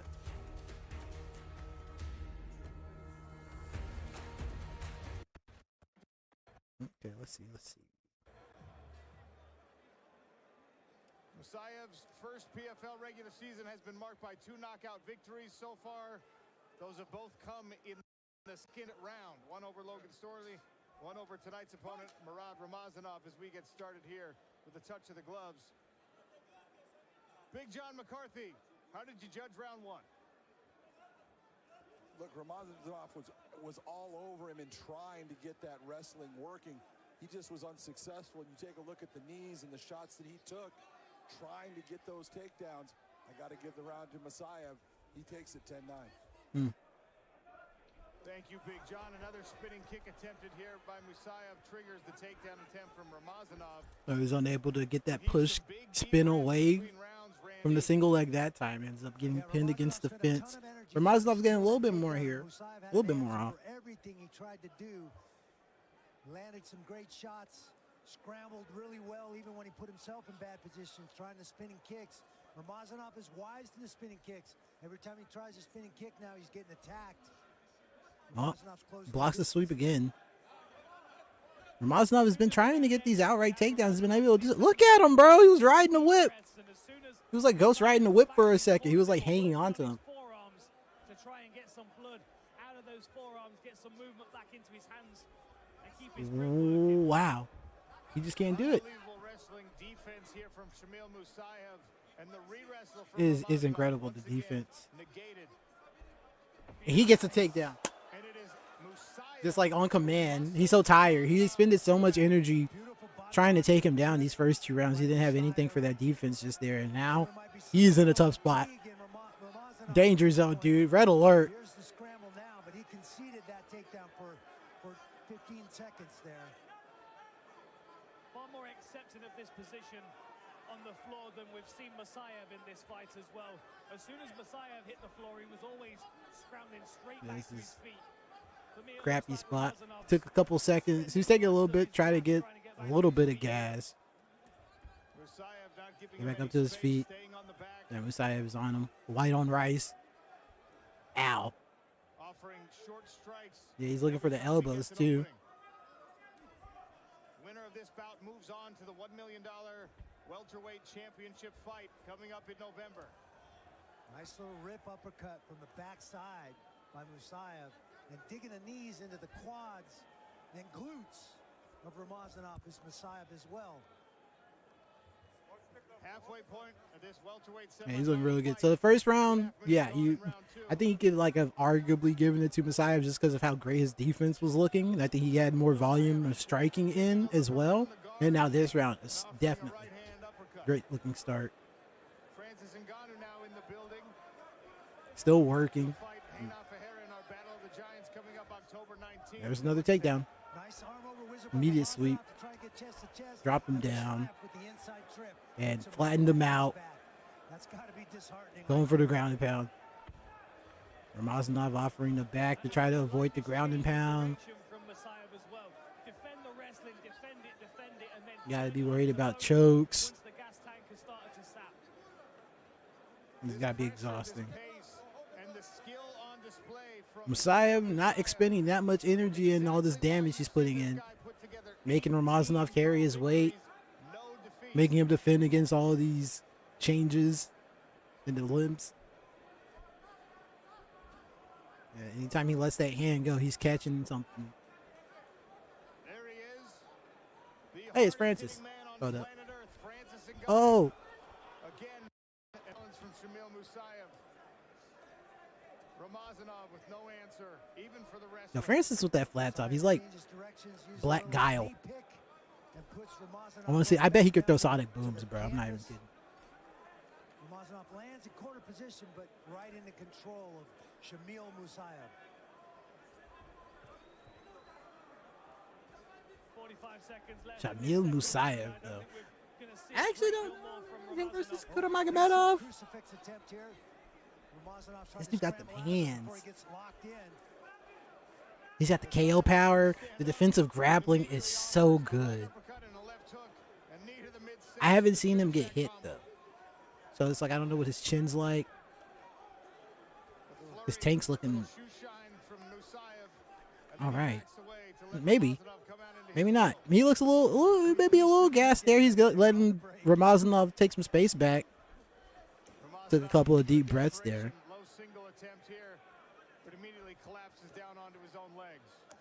Actually, let me see. Which weight says he fought at before?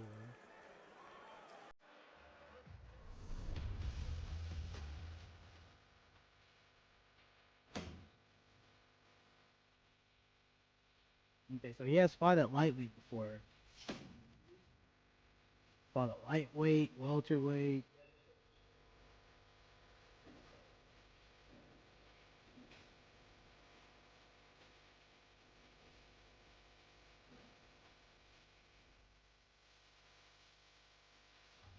I'm sorry. I'm over here looking at topology.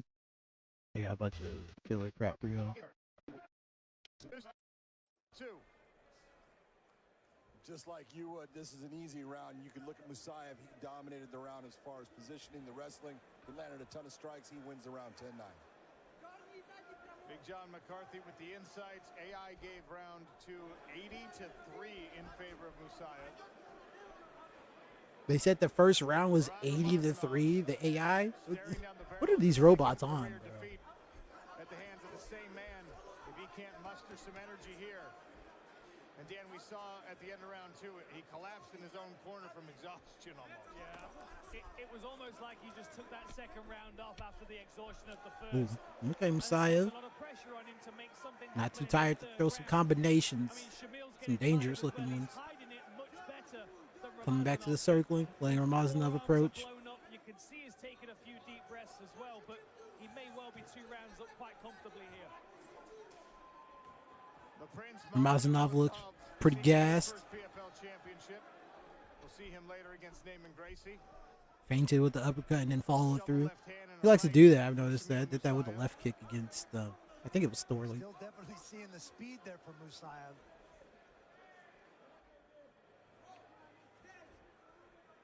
Pressure from Ramazanov. I'm still making him chase, tagging him.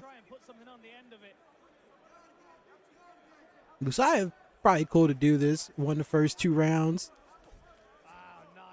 Ramazanov though. Knows that if he gets into a wrestling exchange, that might be the last of his gas tank. He might be biding his time for the right opportunity when Shamil overcommits to something which is potentially not going to happen. He's too much of a sharpshooter. Okay, bit of a clinch. Silent assassin. Probably he's gonna let him out. Yeah, just shove him away. He's still tired. Came in unheralded, and so far nobody in this PFL Still approaching though. had an answer for his skills. It's because Musaev's making him chase. Okay, able to cut him off. Had him pin a little bit. Damn, he looks so tired, man. Bro, like let him take a nap, man. Musaev does a nice job of getting his hands in between him and his opponent as Ramazanov tries to change levels and penetrate. Heavy reactions to the feints from Ramazanov.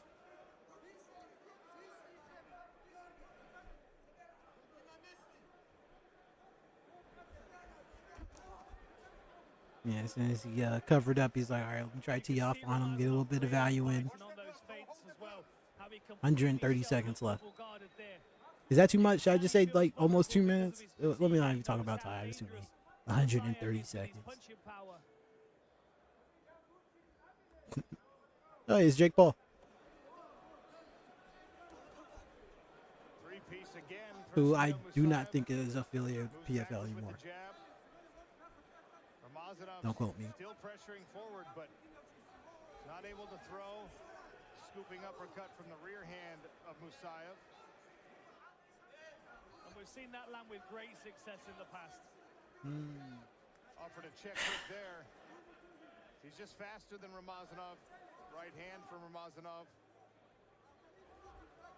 I'm a little perplexed. I actually don't know who Musaev or Kuramagomedov. I'm leaning towards Musaev, and his defensive grappling is just making me think that his defensive grappling and the amount of damage he does with the strikes, like it's almost like a limited amount of strikes, but it's like he hits so hard, knocking people out, avoiding all the finishes, avoiding the bad positions, so he's not getting grounded and pounded, no elbows and stuff. Like it's good stuff. Under a minute to go. His gas tank though might be an issue. But Kuramagomedov, he was looking really gassed in those 5-round fights before too. Like he lost those when he got to the rounds 3, 4, and 5 against Jackson. He was looking pretty tired. Warning from the referee not to grab the gloves. Damn, Musaev got the hands coming in. That's scary. Just missed to the face. There was a nice short left hook to the body there from Musaev that landed. I'd like to see him work to the body a bit more as well, especially with the gas tank of Ramazanov being pretty much empty right now. Look how he's biting on those feints, Sean. My goodness. Sure is. Musaev just looked to the monitor to find the time. That clapper will tell both fighters that there are only 10 seconds left in this welterweight semifinal. 3-0 for Musaev. Shamil Musaev will advance to his first The crowd doesn't like it. The crowd's like they want to see bodies on the floor, bro. NASCAR, explosions, crashes. Come on, man. You came here to watch them turn left, and you know it. Takedown on the card for Ramazanov, but that's about it. Looking pretty dominant on the scorecards for Musaev, and that's what we saw. Looked really good for him. I'm impressed. Our next playoff fight will be in the featherweight division, the 2023. Also. Rounds in favor of Okay, and I think I'm gonna take a little bit of a break before I get to the fights between Alfie Davis's and Usman's fights. Oh wait, what am I saying? I still got one more Musaev fight before my break.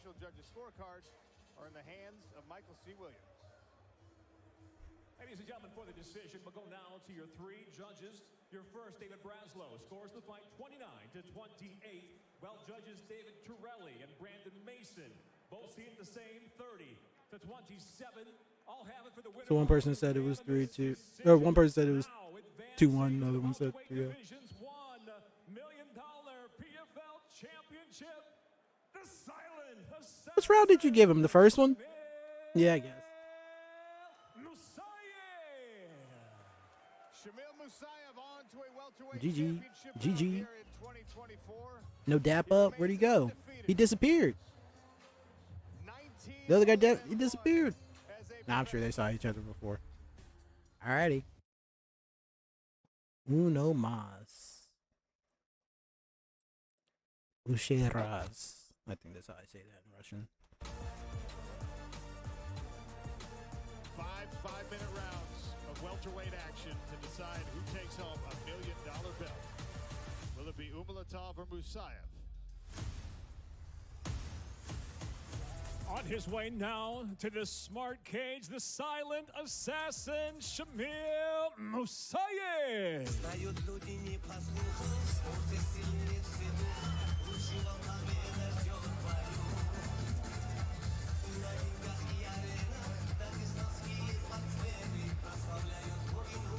The nickname Silent Assassin really fits in the micro and the macro. He's not real talkative, first of all, but also he came into this. What's there to talk about? You're going to catch these hands, dude. I got nothing to say. In fact, his opening opponent, the first opponent, was the guy everyone else was talking about. We asked all these fighters before the season began, who do you think you will be fighting in the championship? Everybody Check. said Okay. it'll be Logan Storley. Well, Logan Storley ran into Shamil Musaev and got face-planted and got knocked out. And this guy has not slowed down since. He then handed Ramazan the only loss of his career. Already knocked off one undefeated opponent on his way to this championship opportunity. If you're hearing the sound of my voice, I appreciate you clicking on the video, hanging out with me, watching some fights. Hope you're doing well out there. Don't forget to drink water, stretch your legs, take care of yourselves, all that good stuff. And also don't forget to download the PFL mobile app. You can get access to a massive fight library with all sorts of fights from the PFL intellectual property umbrella, World Series of Fighting, Bellator. You can watch all sorts of fights, man. And when the events, sometimes the events, the live events are also live on the PFL app. If you're not able to watch it on ESPN, or otherwise, if it's not live on the PFL app, it's going to be on ESPN subscription. But sometimes it's free. You can just watch everything nice and live. So yeah, it's good stuff. A lot of fights to watch. If you don't want to watch with me yapping, there's plenty of scrapping over there. Oh yeah, and also look forward to PFL Road to Dubai that is happening this, I want to say Friday, Saturday, February 7th. Got Usman Nurmagomedov going up against Alfie Davis in the co-main event. And we're watching Shamil Musaev, who's going to be going up against, I keep forgetting his name, Kuramagomedov. Ramazan Kuramagomedov. And I think you should be able to, you know, down there you can like skip back and forth. I watched all of Kuramagomedov's fights before. We watched a few more of Musaev's fights before this one. After this, I'm going to be taking a little bit of a break, and then we're going to be starting to watch Alfie Davis's and Usman's fights. And all of this is in preparation for me to make my official fight predictions and previews and all that good stuff. So, all right, that's all my yapping. That's all the content creator juice I got for now. I was just back crap talking, laughing. I need more coffee. Tail of the tape for your welterweight championship looks like this. Umalatov, 32 years of age. Shamil Musaev is 30. Umalatov is 3-inch reach advantage for Umalatov. It's also 3 inches taller. How about that? Keys to victory for this welterweight clash for Umalatov. Kicks to punches. He's very good at long range, and he can follow them in with his short range punches. Those short range hand strikes I was talking about. Okay, so Musaev's key is forward pressure here, which is interesting. Saw him backing up a lot in his other fights. And spinning attacks is his MO. From here in Riyadh, we now present a battle of the unbeatens. 5-minute rounds scheduled for 2024's $1 million PFL Welterweight Championship. And now first, Introducing the blue corner. At 5'10", weighing in 169 3/4 pounds. During his initial PFL season, he's been impressive en route to this world title matchup as an undefeated professional. He's entering with I'm still here just so you can read what's behind me. One draw, fighting out of Kislyr, Dagestan, Russia, the silent assassin, Shamil Musaev.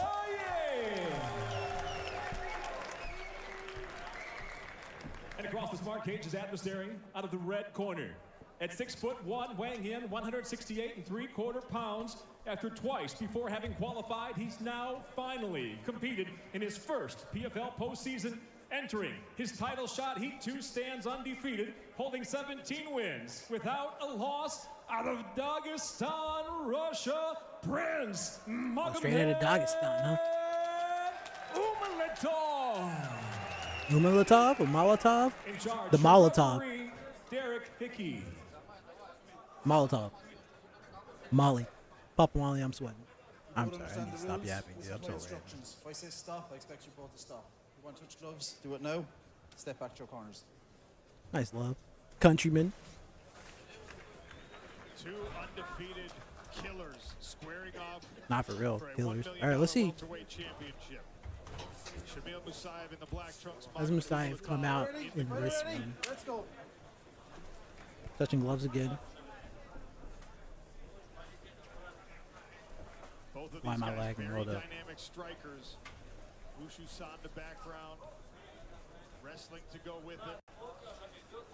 Hold up. Lethal spinning back kicks from At least I'm not dropping frames.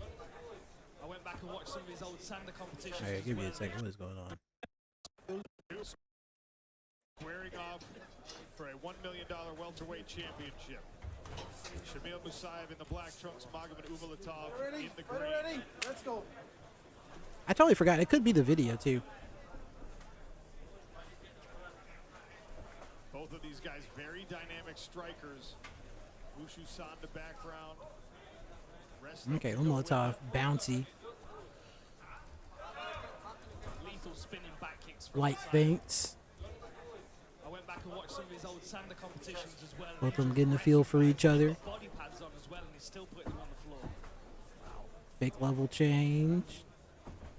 I think that's nice as well about the A little bit of feints. Musaev, center of the cage, though. He can throw it very short, almost like a donkey kick, where his heels up and his toes are down. Not much advancing. If anything, Umalatov's posturing a little bit more aggressively. There we go.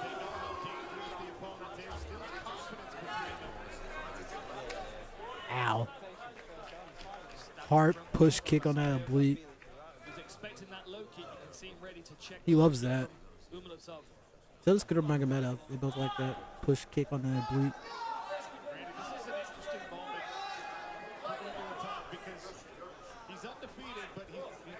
Okay, Molotov. Had the slight reach advantage, right? Am I misremembering that? Ow. You can hear that one. But a guy who comes in with this much confidence, knowing his ability. Sorry, I hear it's like there's voices in the background of this recording too. How much pressure is Umalatov under right now? Yeah, Might be the coaching. Feeling it a little bit, but we've seen him this tentative in a single fight we've ever watched him in. So that's obviously some respect for Shamil, but also maybe a little tentativeness there. Like, hey, I gotta be careful. A little bit of a whiff. Both of them whiffing on the inside leg kicks. Okay, not the most action so far here. We saw Molotov, I think, landed with one straight right. The crowd is getting a little restless. Come on, damn it. I came to see y'all die. Kill each other. Both showing each other a lot of respect. Reacting a lot to the feints. Attempted a jab to the body. Ow. That one slipped through. And he's got a, yeah. Lost a little bit of that mobility. Ended up getting clinched after he got tagged with that straight left.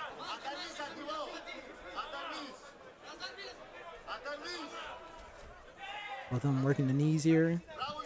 Musaev getting more value in so far. position here for a moment. Exchanging some knees. Both of them have got like a shallow underhook. I think Umalatov's going to either try and get off the fence here or try and catch a leg and put this fight on the floor. And they've got each other's wrists over those. Nice sweep attempt. There it is. Got him. Kind of just like, not random. Like, I hate the word random in combat, but definitely was not telegraphing that. But Umalatov did a good job getting right back up to his feet. Looks good on the scorecard, but he's not incurring too much damage. Nice. Got the hand up and was able to stop Umalatov from going with that right hook off that break. Looking good. 80 seconds. Keeps fidgeting with that eye, doesn't he, Umalatovs? He got caught with a lovely left hook a few minutes ago before he See Musaev with that right hand. We can do the Y-eye order. It's like a little bit of a feint.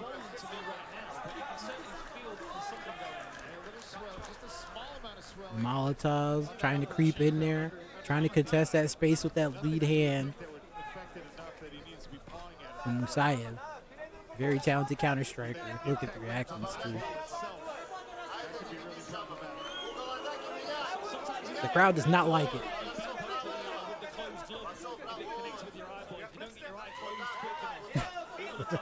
Who's screaming? I'm gonna die. Somebody's just screaming in the crowd. Reminds me of fighting. I don't even think he connected with that lead leg kick there. So Molotov has been like pushing the pace with the posturing and stuff, like just controlling space and stuff, but he's gotten clipped more and hasn't gotten as much value in. Musaev, maybe not as proactive as I like to see, but he's looking like he was looking against Storley. So it's a quiet before the storm. That Storley fight, that first round, the whole first round, he was just defensively grappling and avoiding, like circling around. Got pinned up against the fence for like a minute or so, but was just avoiding takedown attempts. Here, yeah, see, he was landing those strikes that kept Molotov from really pushing forward, even if he was posturing offensively most of the time. That hurts, man. Yeah, and then that takedown. He's looking really good.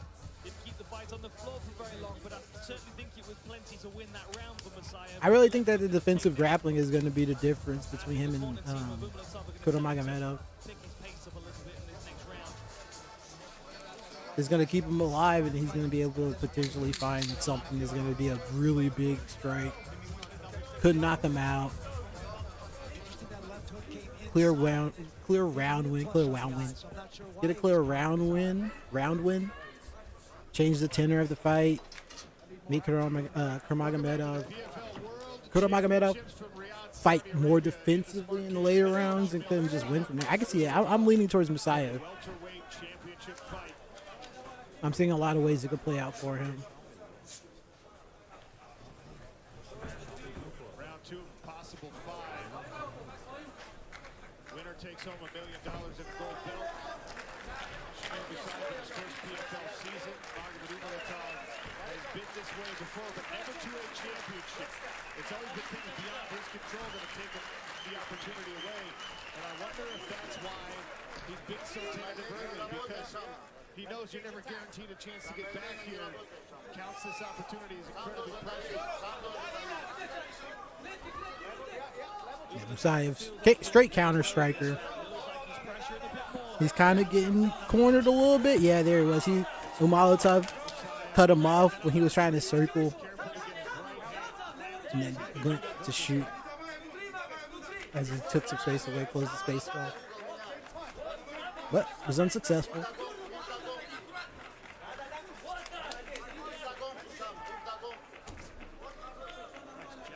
Yeah, that was a good counter strike from Molotov as Musaev came in, going for the body.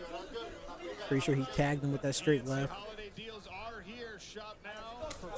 Ow, man. These leg kicks from Musaev, like he doesn't throw them as much as I feel like he should, because he gets so much value out of them. Like you hear every single one.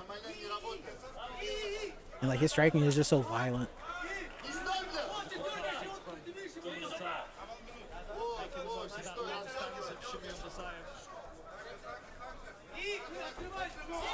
Caught him. Okay. He's attempting the takedown. The sprawling from Musaev. Look at this dude. He is not getting taken down, dude. He's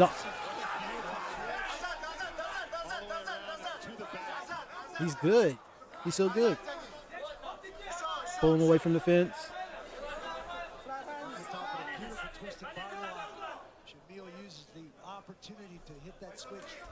What a reversal that was, man. Look at Molotov.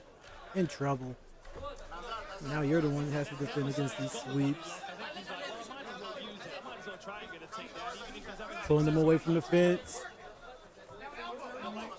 Molotov doing a good job staying up on his feet. Got back up to the fence. There it is. Musaev with the takedown, really light. It was like the most. It's like the polite takedown, just like with get down to your sit down, please. So look at him.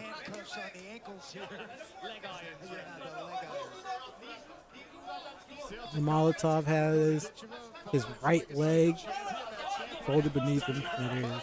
So I control his legs, able to get back up to his feet. If you've been an MMA fan long enough, you might have wondered what happens when okay, let's see. Yeah, Musaev had the pin. He has like look for the knees. The sweep attempts coming.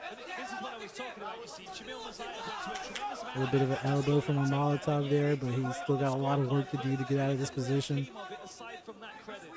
And so we're in a really dangerous spot. There it is. There's a lot.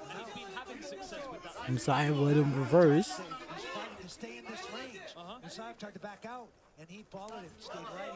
Maybe a little bit gassed. I wonder if maybe Umalatov's a little surprised at the speed of his opponent. I mean, Musaev can really move off the mark very quickly. Yeah, the audio mixing on this video is a little. Looks like the coaches and crowd are as loud as the commentators. Position from Umalatov gave Musaev the opportunity to land the knee to the stomach. Last minute of the second Molotov still scoring these knees. Okay. I don't know if you want to give him this round, though.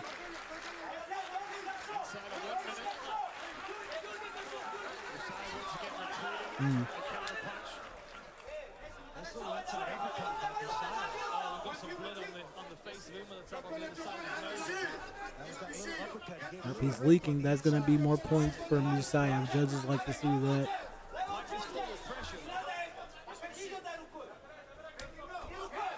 Good look at.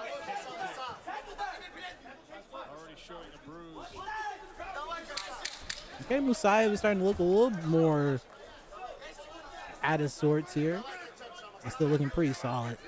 Still look at him, still holding ground.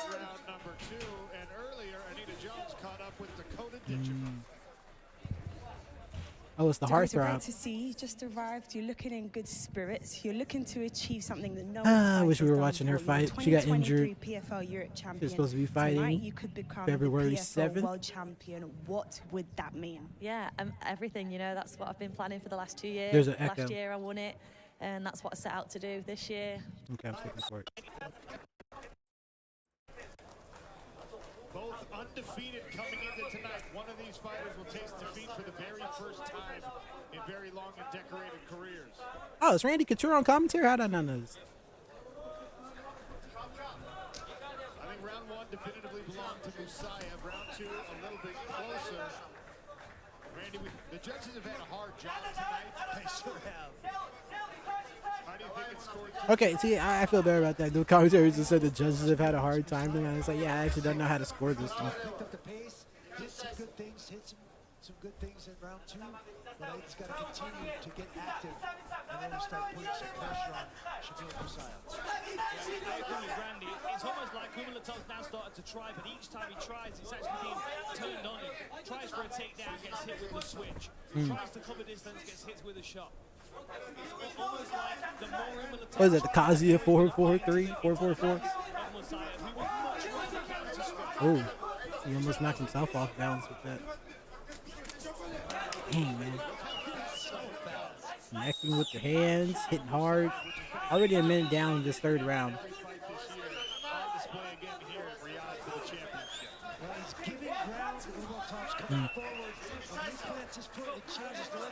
Swing to make him put his hands up, and then once he put his hands up, shot for the single leg. Unable to get much value out of that though. And have to try again. Oh man. Super dangerous on the way in, getting caught with Musaev's hands, man. Damage. This is what I was talking about, man. This one hit. He got the hands. That was it.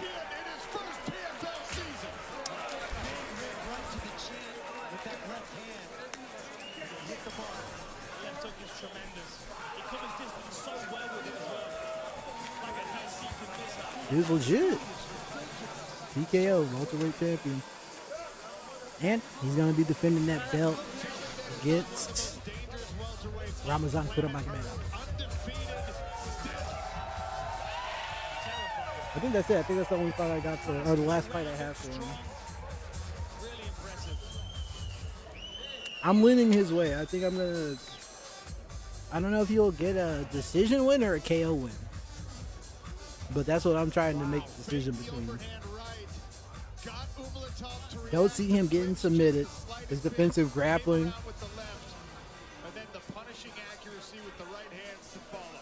He could potentially get gassed. I didn't see. We didn't get to the championship round. I have seen him get a little bit tired. He looked a little tired, a little winded. But Kuramagomedov, definitely I saw him get gassed. So I don't think that's going to be the deciding factor. It's not in against Musaev.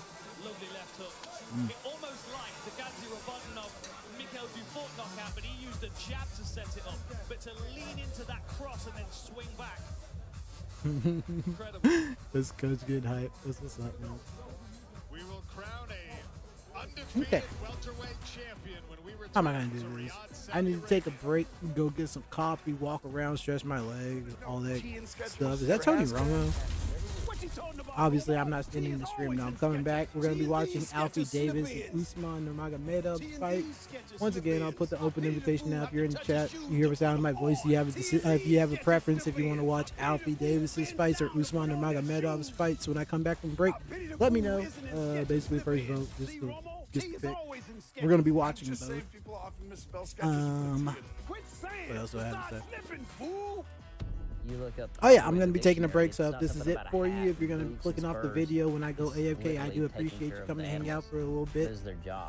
Some days you don't have time to stop. Hope you have a good one. Take care of yourselves, all that good stuff. I'll see you in like 10 minutes after I come back. I think I'm gonna put on my latest upload for you guys to watch. You want to put a lot out? You better put some back in. Put like a little BRB sign somewhere. I don't know if I have a BRB Stay sign. salty. You're living wisely. I'll figure it out.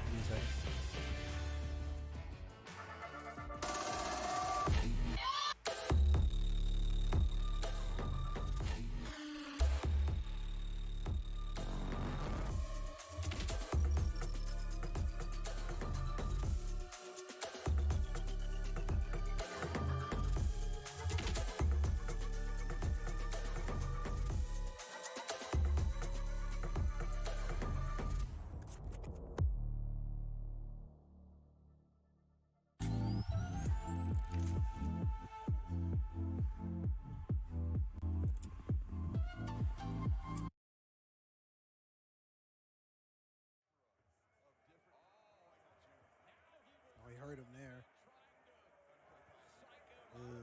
Bro, he good? What is he? Dude, is he? You try to get him to do a fatality? What's he wobbling for? Is he trolling? Is he done? Bro, what is happening? Yeah, he's trolling. He's doing the drunken master. He's histrionics. He's like finishing. What the heck was that? I ain't never seen it.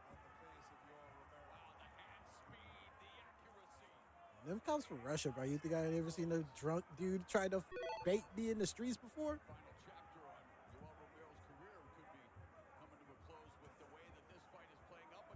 There it is again. I can't tell. Oh! First time. Some ground action. Okay. I haven't seen Anderson need to get him on the ground.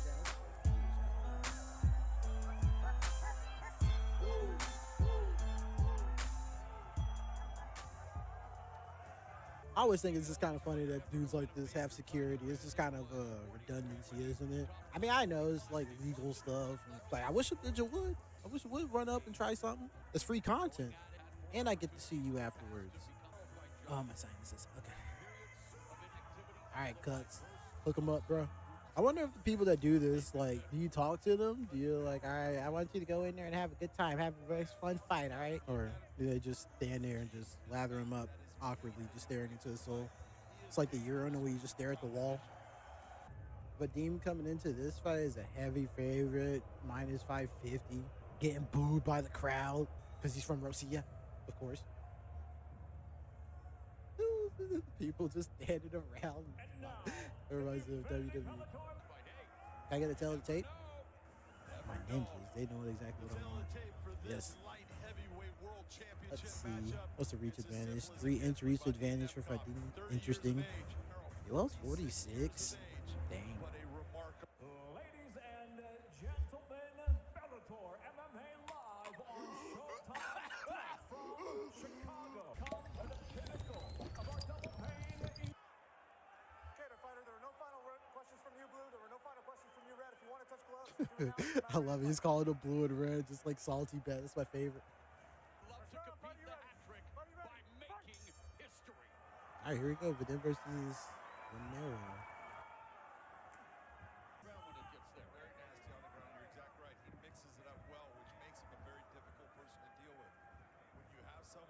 Romero already playing with the level change. Ooh, I like that, dude. I'm telling you, is he Dragunov, dude? He just did that forward 4-3. He did that like 4-3 combo string. That's like one of my favorites. Combo ender. Okay. There's Romero representing that high leg kick. Left kick.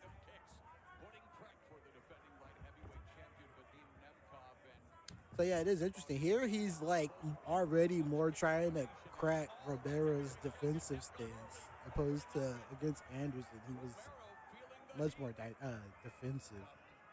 But here he's more proactive, like I'm trying to crack that nut. Now he is, I mean, what is it? 16 years age difference. Romero's 46. So yeah, you want to test his tank. Ow. The one thing you don't want to test is that knockout power. You probably still got them hands. I don't want to know. Ooh. Okay. Oh. Could have been dangerous if he had jumped on him. I was content to just let him get back up.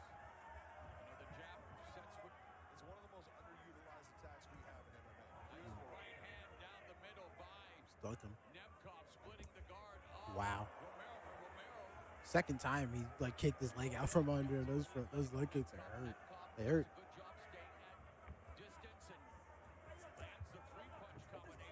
Ow. Oh, it hurts. Romero not circling as much. He's got his back to the fence. He's kind of just fighting with his back to the wall.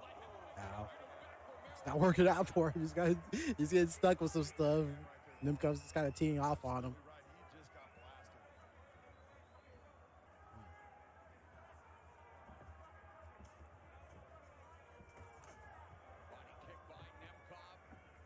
Okay, get a little bit of space.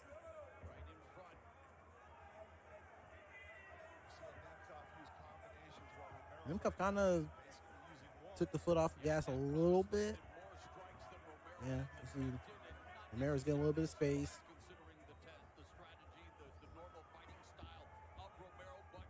Back to the center of the cage. I always want to say center of the stage, dude. It's fighting game brain.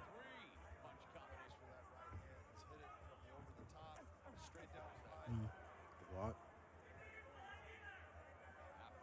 Not as much activity with the jabs. They're really controlling the space with the feints.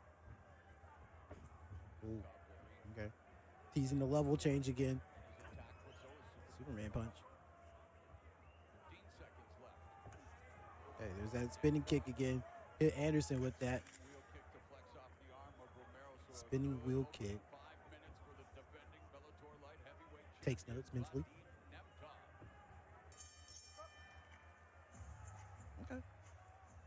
He likes dapping up at the end of the rounds. It's all love, having a good time. Round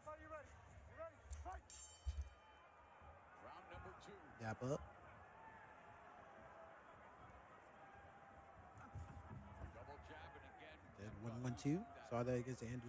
Speed in 30 seconds now. Gone here. Now Romero moving it a little bit, but then gets The combination, 1-2, and then the side kick.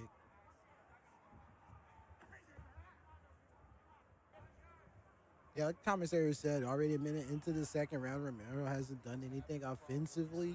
He's kind of just been fainting with the level changes, fake takedowns and stuff, and trying to circle away from Nemkov. But, I mean, like I was saying, dude, he's coming into the cage 46, dude. That tank, obviously questionable, but look at him.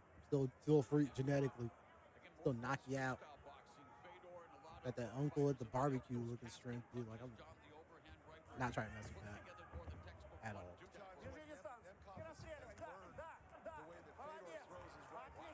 Da, maladets. Yes, good job. I need to practice my Russian, dude.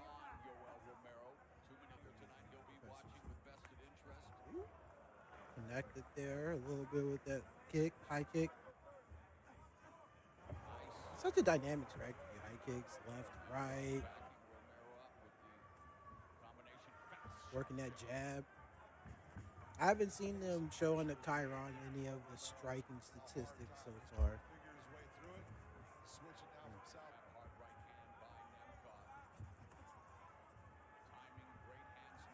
And Romero, the activity in those little scrambles where he could be getting some of the counter punches in. I'm not seeing it. And there's an attempt there. Okay. There's a little bit of a front leg kick. You can work that. That's a little bit of a low committal option here in this neutral. You could get some mileage off of.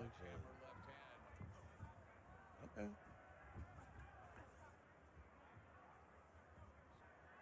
I'm impressed by Nemkov's the versatility I've seen so far. Anderson, much more of a defensive fight, but this going up against Romero, this defensive stance, and going up against the older fighter, he's being much more proactive. But still playing with his reach advantage, where he's nice and safe. Like, I don't know, like, look at his face, dude. He's like ready to take school pictures. Like, there's not a mark on him. Fresh fit. He's got the fresh cut and everything. Nice edge up. There it is. There's the statistics I was looking for. Yeah, the volume strikes again, just like against Anderson, lapping him multiple times. It's the combinations.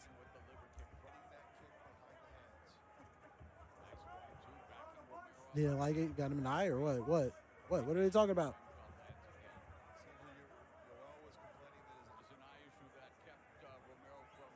He's talking about Patricia getting poked in the eye, huh? Yeah. Pinned against the wall. Well, he's not pinned, but he's still back against the wall again, Romero. Heavy on the feet. But it's necessarily, for Romero, not necessarily indicative of how his tank is, because he's always had that stance where he's just kind of just standing there.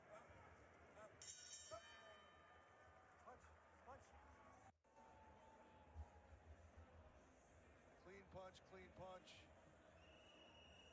Very nice work by Vadim Nemkov. He's kind of teeing off on him, taking advantage of that reach. 3-inch reach advantage in this fight. He had an 1.5 inch disadvantage against Anderson. I just have to be thorough. That's how Okay, that's a new one we haven't seen from Romero so far.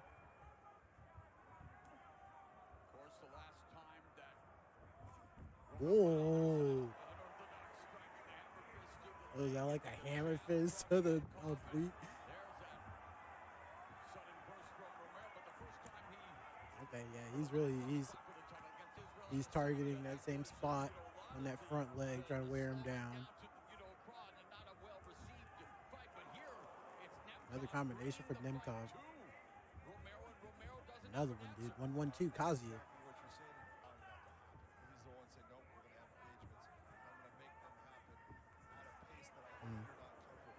Caught him on the front leg again.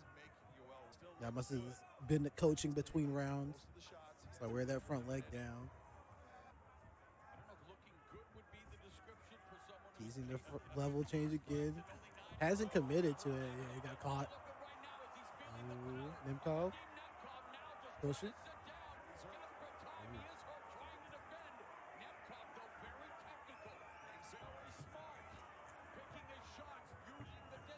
Romero flat on his feet. Nemkov's taking off on him. Yeah, caught him again.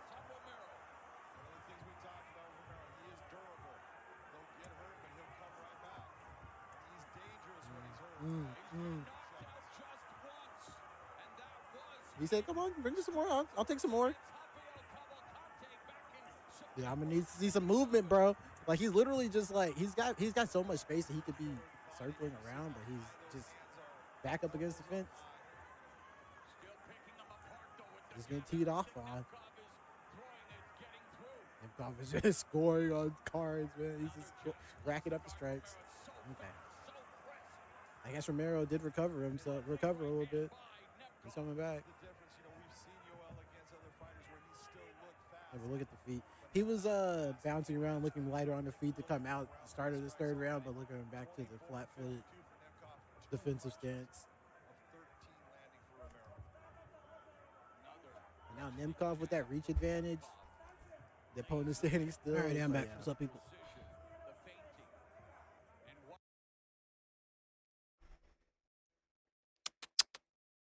Okay, I don't think anyone said Davis or Usman, so we'll go ahead and start with Alfie Davis.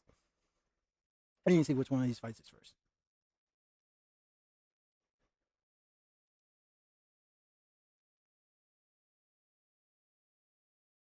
Let us see. Let us pray.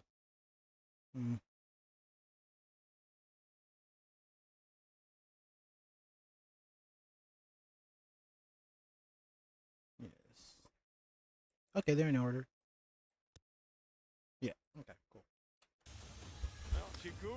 Alrighty, what's up again, internet? You're hearing the sound of my voice, seeing my face. Appreciate you clicking on the video. Hope you're doing good out there. We're watching some of these PFL fights, or we're watching actually the PFL fights of the two co-main eventers, the two co-main events. How do I say that? There's 4 fighters in general. We have gotten through the 2 fighters from the first co-main event for the welterweight PFL World title. Shamil. These names, man, my remember. It's because they're so difficult and like Cyrillic alphabets. Dagestan. It's Alfie Davis and Usman Nurmagomedov that we're gonna watch the lightweight PFL World title. This is Alfie Davis's fights that we're gonna start with. We watched Musaev and Kuramagomedov. Okay, sorry. I'm back. Give me a second. I gotta, recalibrate myself. Get the caffeine going. English is hard. Either way, if you're still here listening to me after all that yapping, I hope you're doing good out there. Got yourself some water, snack, whatever you're doing. Hope you're doing well. He's dangerous everywhere now. And now to make his way, Alfie, the Axeman Davis.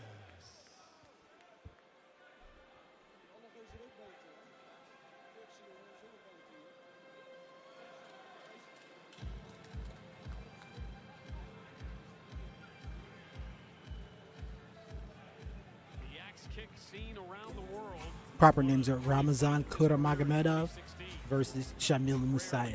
That's the first co-main event that I was absolutely butchering 30 seconds ago without the paper in front of me. That's my bad. I should have it printed out, dude. I shouldn't even be bothering with this technology over here. Just need to go. Yeah, be shredded. Look at you, Alfie.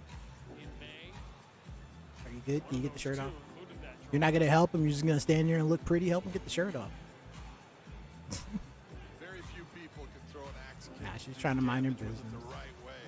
Andy Hoog was the guy that did it all the time in K1. It was so effective. He would just take out your shoulders, hit you on top of the head.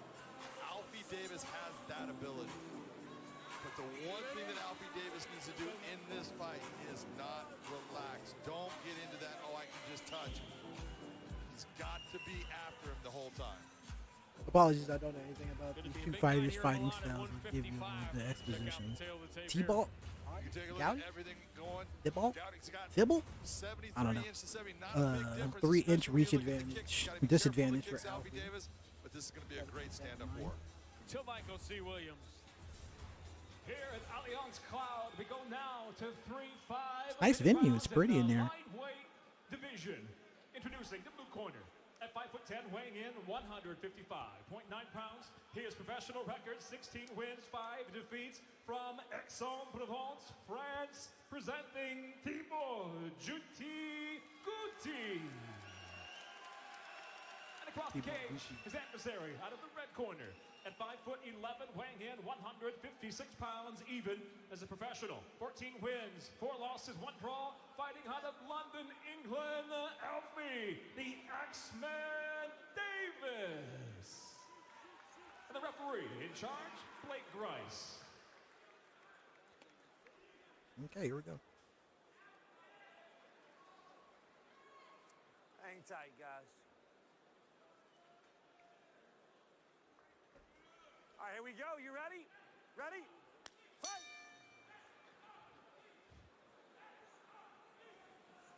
The awkward one dude doing the handshake. Well. Okay. Alfie throwing a lot of hands in that pretty hard leg strike already. Even though he's getting pushed back, Gouty's pushing in. Yeah. The pressure. Make it to where those kicks, he's like wanting to throw it, trying to get Davis this, still circling. can't do it. Looks pretty comfortable fighting off his back foot. Not a bad game plan by Guti. Stay on Alfie Davis. Close that gap. Throwing them Take away hands. one of his best Trying to go for the weapons. overhand There are hooks. so many things about the fight game that are counterintuitive, but that is one. To avoid damage, get closer. It's crazy, isn't it? Lean into the damage. That's right.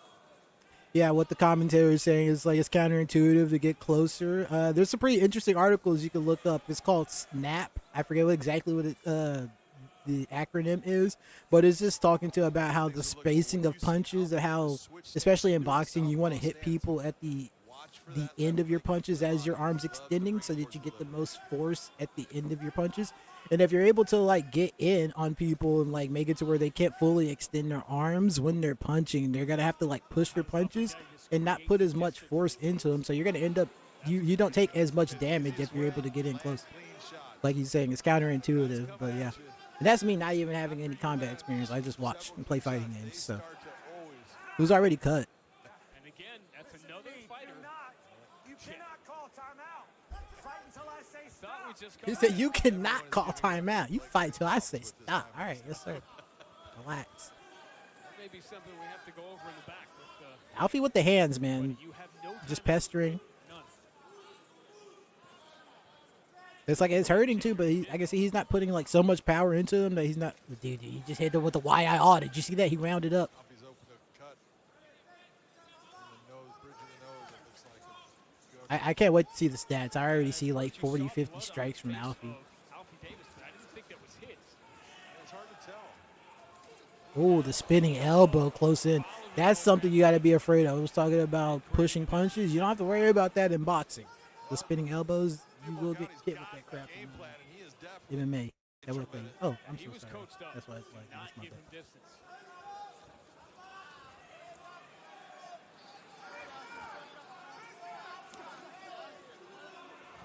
Alfie real active with the hands. I like it. Yeah, Davis going low here. Low, low, low. What, so he can get the cut cleaned up, or what? What's the problem? Who's in trouble? Stay right there. No coaching, please, sir. You good? What? You got some time if you need it? You ready now? You sure? Okay. What, did he get eye poked or something? What happened? This is the wrong word. What is the No, I don't think he wanted to touch gloves. That is not the coach's time. It's unfair as far as the right at that point. It's not the end of the round or anything like that. So when the coach It's a hard kick to the body. He is peppering him a lot as he's coming in. access to his fighter, there's no crowd noise, nothing like that. That's not your time. That's the referee's time. You don't get to coach during that time. Superman punch. He's got the 3-inch reach disadvantage, does he not? Is that not what I just... He got caught with some stuff there, but he circled away. No opportunity to follow up. Alfie really needs to start A little bit of a clinch. Got hit with a... Did he get caught with that spinning elbow on that break? Really start just sticking it out there. Front kick.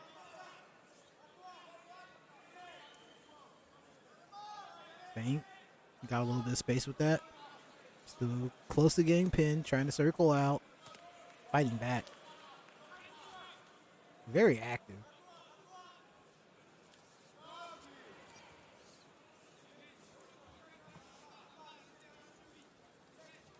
Gowdy's taking a lot of damage as he's been pushing forward here. Hasn't been able to convert off of the pressure, even though he's been getting close to pinning Davis. Hasn't been able to pin him or cut him off yet. Not really. He caught him once. So a little bit of a combination. Notice how his hands are staying in that position. He's being defensive. Damn, did the telegraph back fist? Let him know. I have that card. Nice. Tagged him again.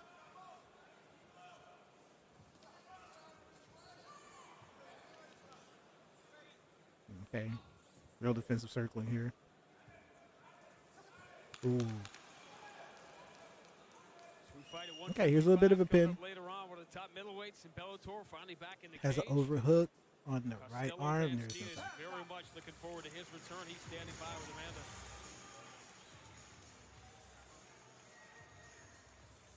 We're back here in the locker room with Costello Van Steenis. 2 years since we have seen you. You said Hey, you had this a dude's lot of champ bad luck too. over that time, but here you are tonight. What was it like preparing for tonight, and how are you feeling? I'm feeling great. Of course, before a fight, you're always nervous. But I'm actually really relaxed, to be honest. But now I'm feeling the boil up. So, but I'm good and prepared. So, yeah. You told us earlier this week that I'm you're getting not him just screen fighting your time because he's a opponent, you're current fighting world his champion entire for division. PFL. Why Pretty is that? sure.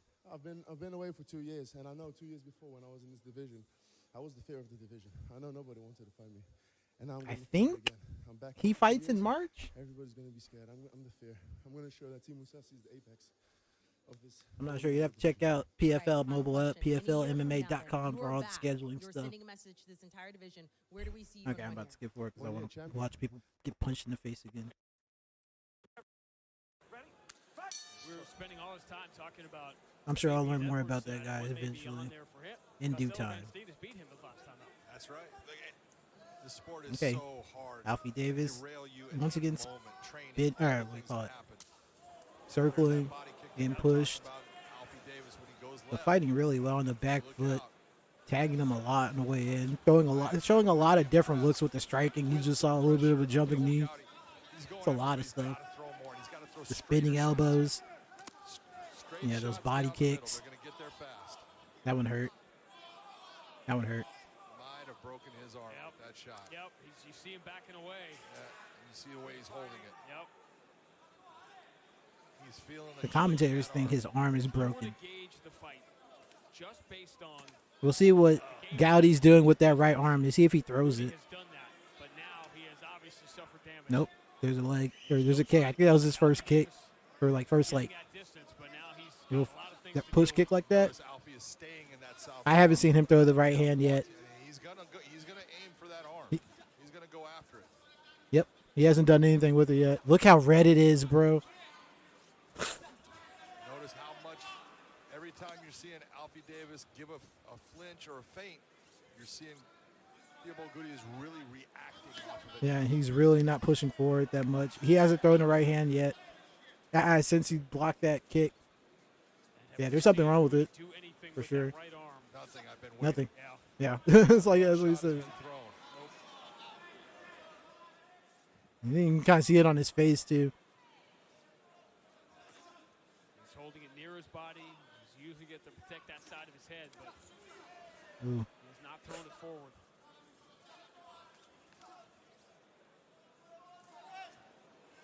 Alfie. I just started encouraging it. It's like, oh, his arm is broken. Oh shit. That sucks. My commentary, the analysis left me. The human came back. Okay. Focus up. Yeah, he's still pushing forward. He's still keeping up with the pace, but you can tell he's not as dogged. He has it thrown with that right hand, obviously missing a limb. Yeah, spitting out blood. Yo, Gowdy. He tough. Goody trying to lead with that left, trying to drive Goody. backwards, take that distance away. And there's the first time he's thrown it. You see him trying to shake that right arm as soon as he threw it.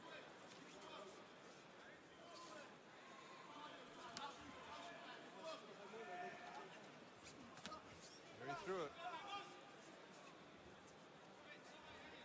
But I guess I am just now picking up on. There it is. There's like a little bit. I don't know if I'm seeing like, what is it? You want to see killer instinct from Alfie Davis? It's like if you think the dude's arm is broken, you can like. But at the same time, you don't want to start doing a bunch of silly stuff and get yourself knocked out. Ooh, yeah. See, he's still catching kicks like that. Dangerous. But he caught the kick with the left hand and didn't have the right to punch. There's obviously something wrong with that dude. Look how red it's getting as well. Clearly compromised. Keep an eye on the right arm of Goody in the blue gloves. And look at the right side of him, dude. Yeah. He's getting tan. I noticed that that's a disadvantage, natural disadvantage for certain fighters, that some people bruise or show the damage more easily just because of their pigment or whatever it is, and that can be more of a tell for fighters to be like, oh, I smell more blood in the water. It's like, obviously I'm seeing you bruising up there, or the judges can be like, oh, clearly he's taking damage. Look at how bruised up he is. But that's an interesting thing.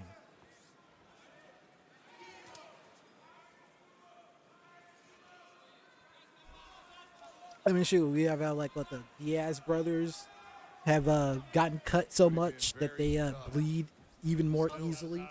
Like I think was it Nate Diaz lost a fight against, is that Masvidal, because they had to get stopped because he got cut, and it was just like he was just bleeding profusely because he's already been cut so much. Is this the right amount of patience for Alfie Davis, or should he be more aggressive? No, you know. Sorry, I'm miles away yapping. He's been very active. He's been throwing nice kicks. He's been actually throwing the kicks to land on the arm too. And sometimes you'll do that when a guy's got a lot of power in that arm because it makes it to where, you know, it loses its effectiveness. But he's been going after. All right, let's see what. Yeah, there is another giveaway. Let's see what goes on in the corner here. Yeah. Of Goody. Ow. What's he doing with the arm? Yeah, that's what I'm saying. Keeping an eye on that right arm. Look how he's got it hanging. Is he right-handed or left-handed?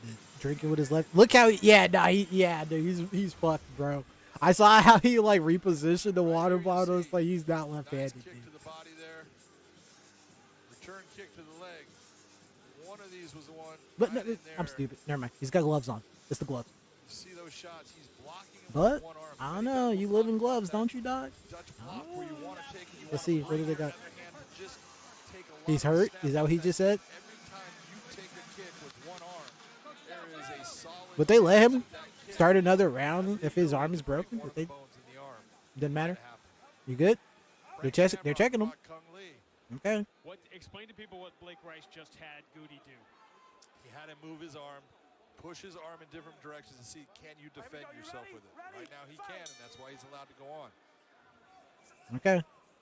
So there is something wrong with it. If sees any type of displacement in that arm, he's going to call this fight. But right now you look, there is no displacement. It could be that there's a fracture there, but if he wants to continue on, since you can't tell for sure that it's broken, he's going to let him go on. He moved the arm the way he asked him. That's all he can do. There he tried to use it. Okay, so I'm going to get some information about how Alfie fights with a lead. And it's one of the things, if you're Alfie Davis, many times you'll get a guy that doesn't use his arm, and you'll get lulled into that, and all of a sudden it pops out there. Yeah, that's what I'm saying. Maybe he's trolling, dude. Maybe he's there. Okay, he did something with it just then. He kind of like tried to contest the space with it. It wasn't actually a strike. But Alfie, really, look at him. He's showing him the back. Like taking back turn. Yeah, right. Ooh. I thought with a little bit of something there. Another body kick. He's been working it. He's definitely taking the liberty of working those body kicks. You can see his whole right side is pink. Yes, that's what I was talking about. Commentary picked up on it too. And a well-coached one also from the start. The game plan was to take the distance away from Alfie Davis, and he's largely done that. Even while being hampered, particularly in round 2.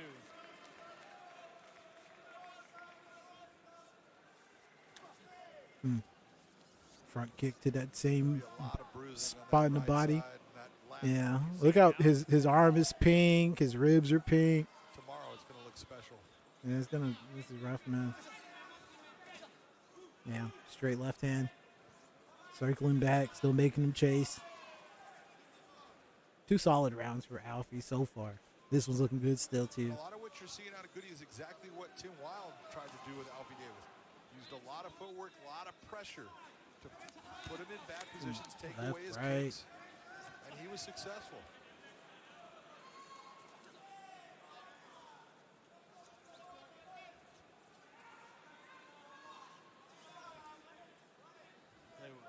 Goody has just kept coming forward, even with that disparity. You see the number of shots he has taken.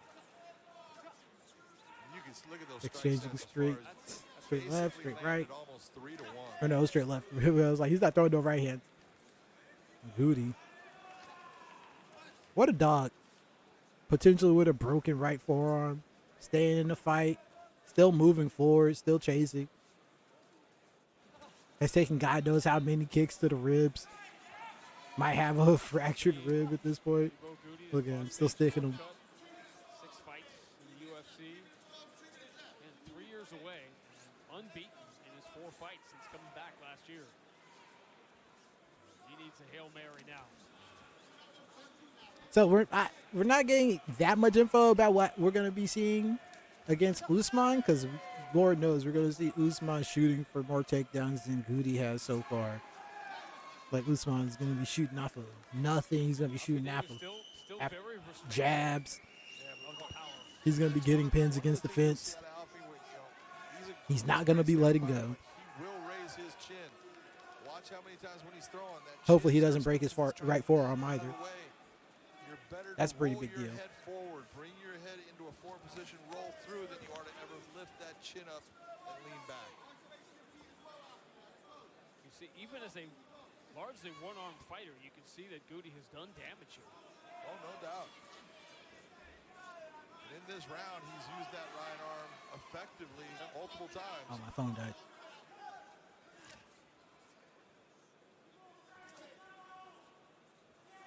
This has probably been Goody's best round.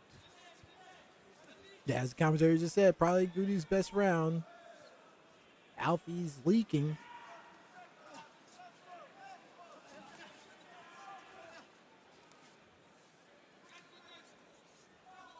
So obviously his hands, the striking are really active, but I don't know how good the defensive boxing has been. That's something I'm going to be paying attention to in his upcoming fights to see how he's doing with that striking, or that dimension of the striking battle. Just continue on with what you're doing. That's part of the maturity of being. Because if I'm his coach, I'm going to be like, all right, bro, you got your face bloodied by a dude with one arm. We really got to work on the boxing. Landed a lot of shots on the veteran. Goody kept going forward all the way to the finish. That was good stuff. It was good stuff. A lot of heart shown by Theobald Goody. A lot of guys could have walked themselves out of that, have an injury, probably a fracture in the arm. Stayed in there, stayed tough, fought all the way to the end. What did you make of the fact that he used the right a lot more in the 3rd round after not using it all in the 2nd? You know, a lot of times it's just that you have the fracture and it can actually settle and you'll actually feel it click. And you'll get this clicking back and forth, and I know that sounds weird and nasty. Yeah, it does. I'm listening to this. I would have skipped this, but it's like really interesting hearing him talk about the injury. From a place of experience, Yeah. You don't want the experience. It's not a good one. Your fracture settles. You feel it click into place, huh? Land that left hand continuously. It was his work from the southpaw position where he did the best work. most damage, and I think that's when he ended up actually hurting the arm of his opponent. Goody did a great job staying tough in the fight, but should be a good win. Yeah, what a showing from Goody. Pretty sure it's 3-0, maybe 2-1. Maybe you give him the last round. Just to show him some love. Bro, he's already taking Instagram shots, dude. Like yeah, we did it. Michael C. Williams has the official word. Although I guess regardless, if you go the distance in the fight after you train all that training, yeah, you're gonna be happy. Scorecards, all three, Sal D'Amato, Michael Bell, Brian Miner have it exactly the same, 30-27. All for the winner by unanimous decision. 3-0. Alfie, the Axeman Davis. Alfie Davis, 6. Damn, when you talking to the camera too, showing love, get a homie a hug. He didn't want to talk to you. Hey, all right, cool. Next match, Alfie Davis versus who is this? Amanda, thank you so much. We are set for action in the lightweight division. Alfie Davis, unbeaten in his last 2 fights against Alon Cruz, 7.5-inch reach advantage. Interesante, muy interesante. Huge disadvantage in the reach, 70-inch reach to 77.5. Yeah, that's wild. Cruz. Despite he's only 1 inch taller or shorter. It's like Muhammad Ali. Dude's got some long ass arms. Set now for 3 5-minute rounds. We'll introduce first the blue corner at 6 foot, weighing in 155.6 pounds. His professional record, 11 wins, 4 losses. He fights out of Tampa, Florida. Cruz. Woo! And across the cage is adversary out of the red corner at 5 foot, 11, weighing in 155 pounds even as a professional. 15 victories, 4 defeats. I don't know if I like the Alfie be fighting in these freaking, what do they call them? Nike Pro shorts. Straight boxer briefs. Whatever, don't mind my business. In charge, your referee Jason Herzog. Alfie Davis says he's a cheeky whatever you're cozy in. Cheeky fight style, always ready with a quote. And coming off a win over Thibaut Gouti at Bellator 287, Alon Cruz. Oh, okay, you. It's like that, dog. That's how you feel? That's how you feel? Might have landed on the cheek.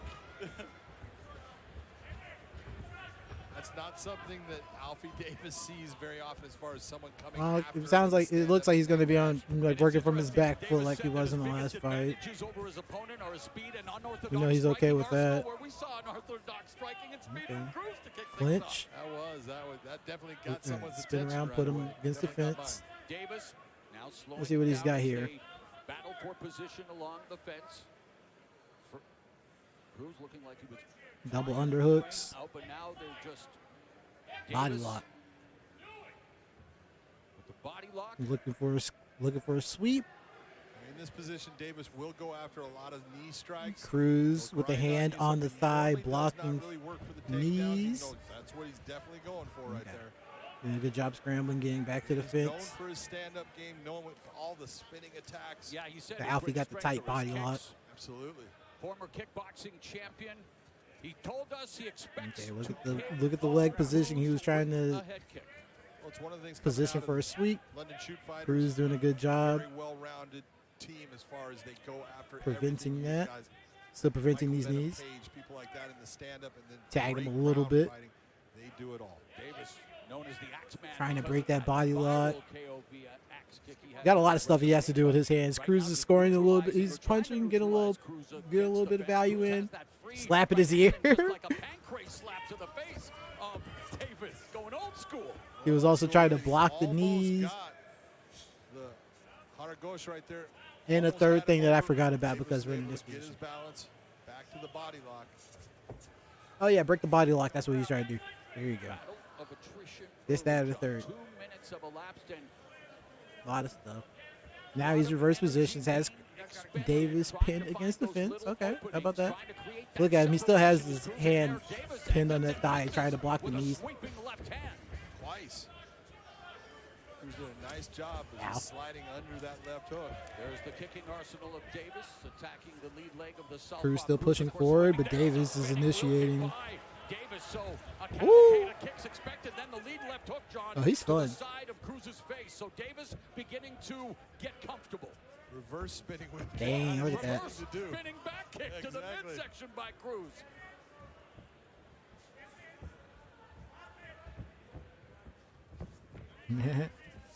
Ooh. Why I oughta. And that forces Cruz to take a step back. Fire on your muffin. Well landed by Alfie Davis. That has some power on it and definitely got Cruz's attention. Cruz has been knocked out twice. In fact, all 4 of his losses have come inside. Really high extension from that kick. Davis has 5 knockout wins. Cruz is super athletic himself now. Cruz they just have long limbs. Switching stances on his way in, trying to cut him off with the pass. There's a shot. Same with his striking. Got the hooks, got the takedown. Nice. Pretty good. This is what he needs. He needs to turn the tides in this round. Great job of lacing that hand. Davis, his right hand, that's the operative limb. That's the active square they're working on here. Davis getting back to his feet. Yeah, was able to keep himself upright and then work from there with that right hand. He's putting a lot of pressure against Alfie Davis in the cage, sanging down on him, digging for that underhook. Minute left in the first, and Circling out, Davis steps breaking back, away. resets. Minute left. There's another spinning. Oh my goodness. It was almost The the spacing. opposite of what Sergio Pettis did to knock out Kyoji Horiguchi. He went with the kick, then the fist, and then the kick the other way around for Pettis. And what was still one of the greatest knockouts in Bellator MMA history. Unbelievable. Davis looking for a highlight reel finish, question mark kick. Tagged him on the shoulder. His head hunting though. Again, misses with that sweeping left hook. Cruz came in, but he missed as well. Feinting a lot there. Hard for Cruz to try to develop any kind of rhythm or with the unpredictability of Alfie Davis. That's what Alfie Davis does to you with his stand-up. You know, he'll lunge in and out at times. He'll get a nice bounce, but the spinning attacks, you have to be wary of him. What the heck did I just watch? What in the Eddie Gordo? Was that capoeira? What in the Eddie Gordo? I know some of that crazy kicking stuff as well, but a good start for Alfie Davis. Very nice start for Alfie Davis. You go off of that first start, you know, the a la Fabricio Verdum jumping kick, but here it comes right here. You know, That was a jumping kick. chest, I thought he went for the knocked knee. Alfie Ow, off man. balance. Actually hurt. Not too sure about the damage, but Alfie with this beautiful spinning wheel kick just misses. He's trying to hit that heel on it, but that one did not. Ooh. That looks like it slides up, but that hit with some power. That was a clean shot by The mix up Alfie with the Davis. spinning That was kicks. a clean right hand. Good round for both fighters. Yeah, I'd give it to Alfie just because he had more significant looking strikes, more impressive looking. But Cruz with the takedown. So he's looking good too.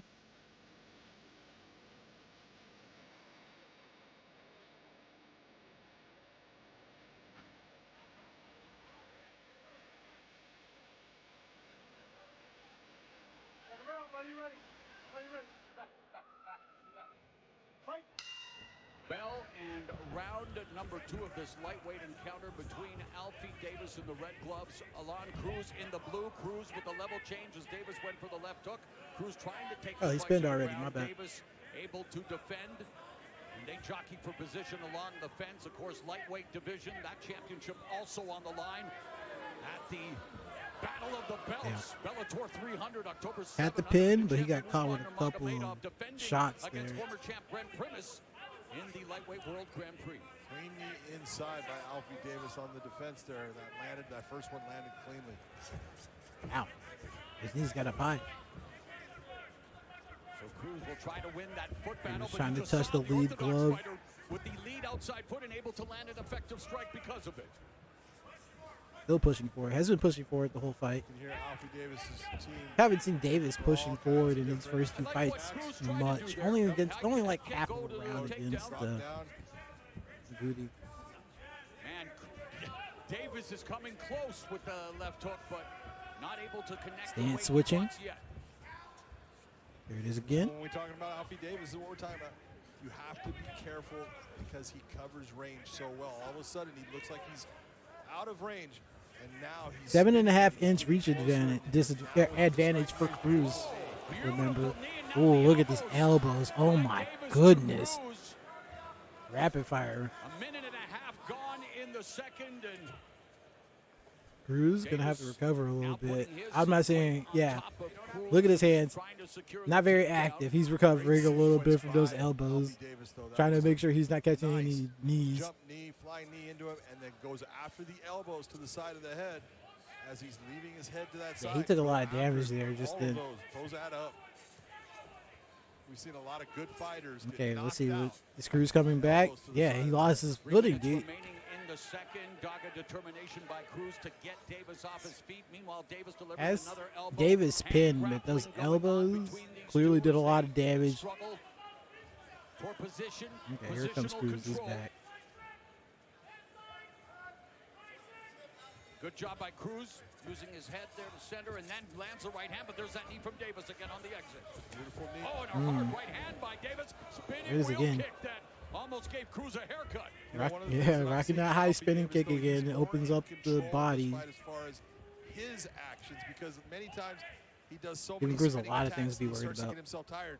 He's not tired in this. He's got a lot of energy. You can see he's bouncing well, and he's being effective. In his last fight last October at Bellator 287, the unanimous decision win over Thibaut Gouti, he was happy with his striking techniques, said he landed some nice boxing combinations and some kicks. He said he ended the fight looking fresh and should have been modeling for Armani. He's got away with words as well, as he does with strikes.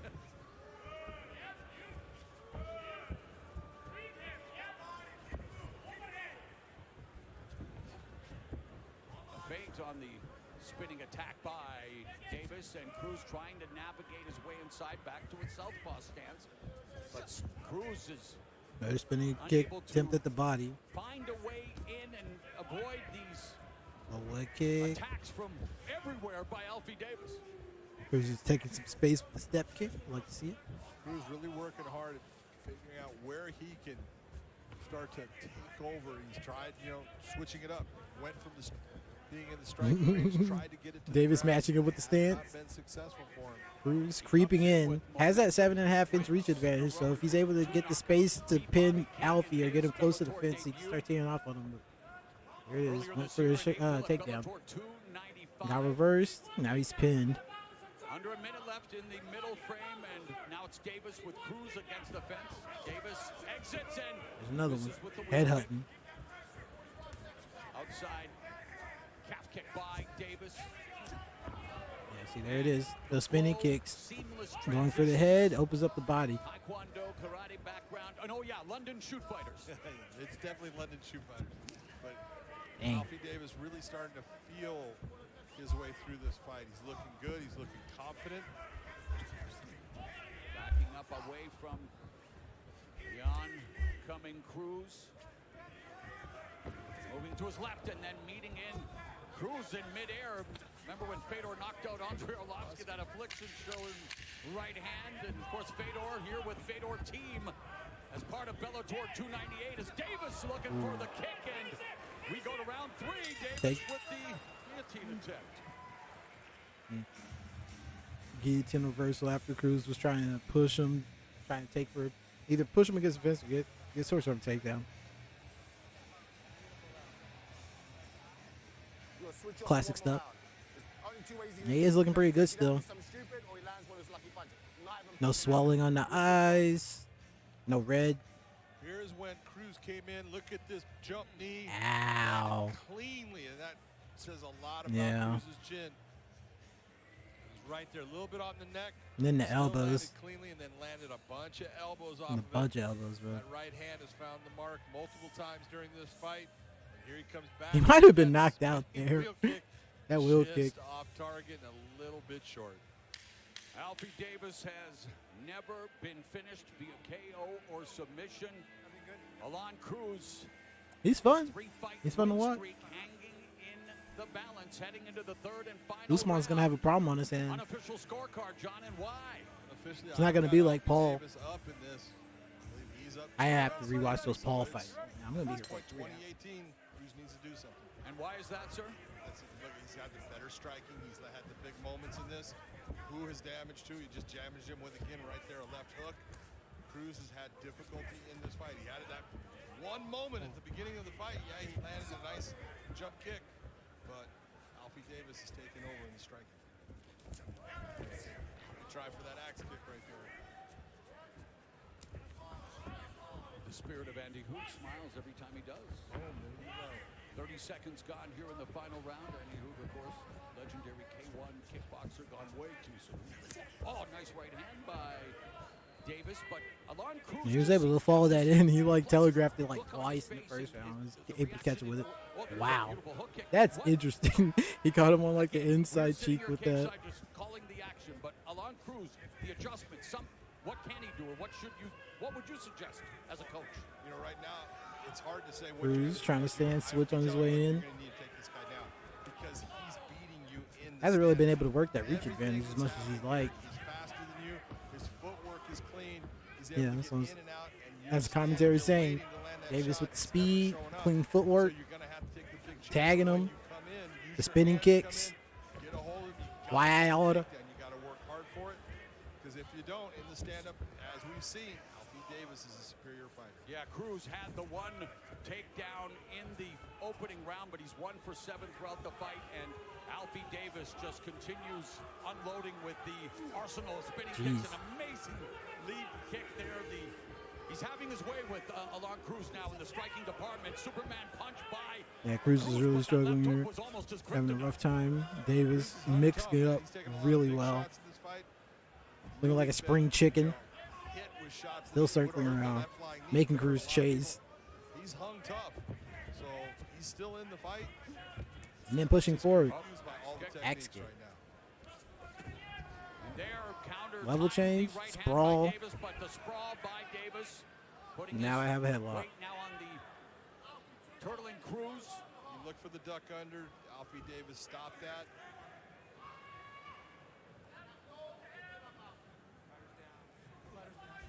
Okay. Nice, smart fight IQ by Alfie Davis. Yep, both of them looking all right there. Davis definitely getting the better of that exchange. He went for something again. But back to his feet, a little off balance, but it did connect. Yeah.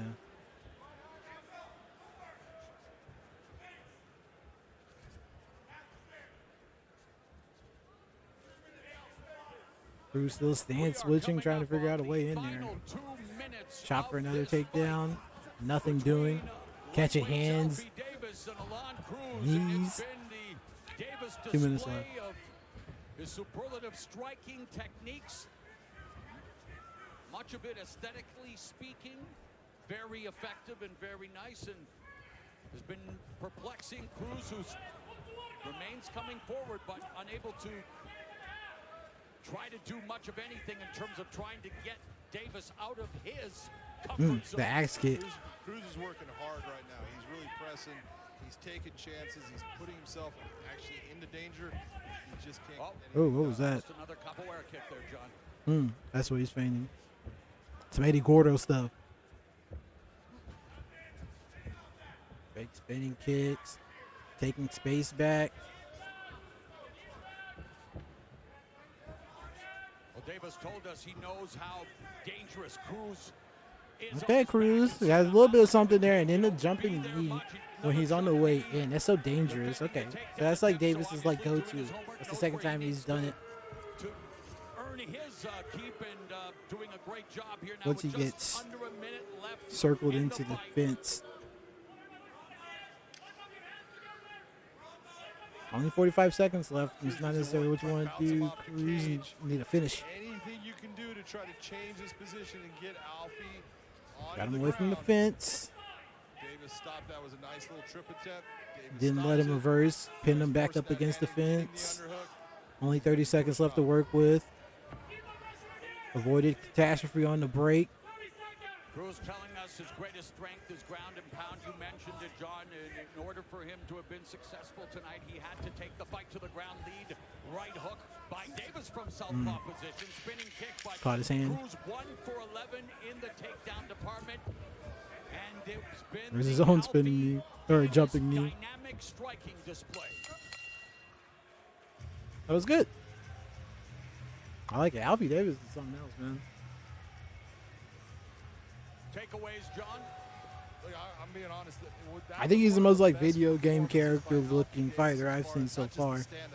But his ability to stop the takedown. Talked about his fight IQ. How smart he was in breaking away from cruise at times. Alfie Davis is getting better as a fighter. That was a very good fight for him. That should be 3-0, yeah. 30-27 again. Winning streak, plenty of momentum. Yeah, and it's crushing to get a defeat like that because you're working so hard, just nothing seems to work for you. The judges haven't tabulated the scores. That'll be about 15 minutes later that the table. But in any event, it came down to Davis being able to dictate the terms of the fight. Absolutely.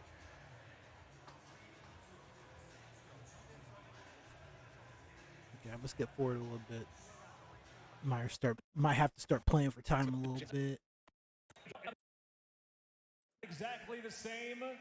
30-27, having it for the winner by unanimous decision, Alfie, the Axeman Davis.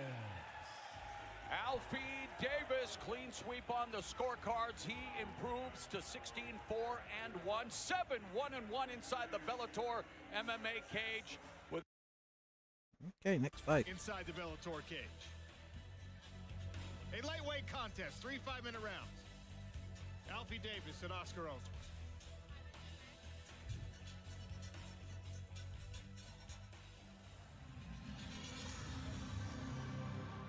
Introducing first, in the blue corner, Oscar Owensworth. Big countrymen? Both English? I don't know flag. They didn't teach me flag. They didn't teach me anything. On a 5-fight win streak, and actually unbeaten in his last 8, 7 wins. One of those finished as a draw. Spent a little time in the PFL Smart Cage, where he is 1-0. Oscar Owensworth looking to make a statement and make it another TKO or KO victory tonight.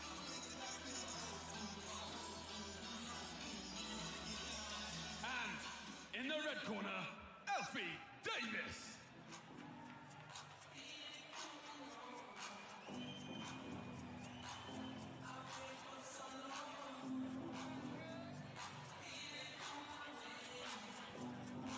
Hey, Alfie. Alfie Davis making the walk. Former kickboxing world champion. He has double the That makes sense. Kickboxing world champ. pro mixed martial arts of his opponent Oscar Owensworth. But Alfie World Davis champ. was preparing for a different opponent. He thought he was going to be facing Usman Nurmagomedov. Okay, kickboxing world champion, not dancing champion. But he's feeling it. That's what's important. Sometimes tough when you put in a camp for somebody with a certain style or put in somebody with a certain physical profile, and then you get someone like Owensworth coming in. Going to be fascinating to see how this one plays out.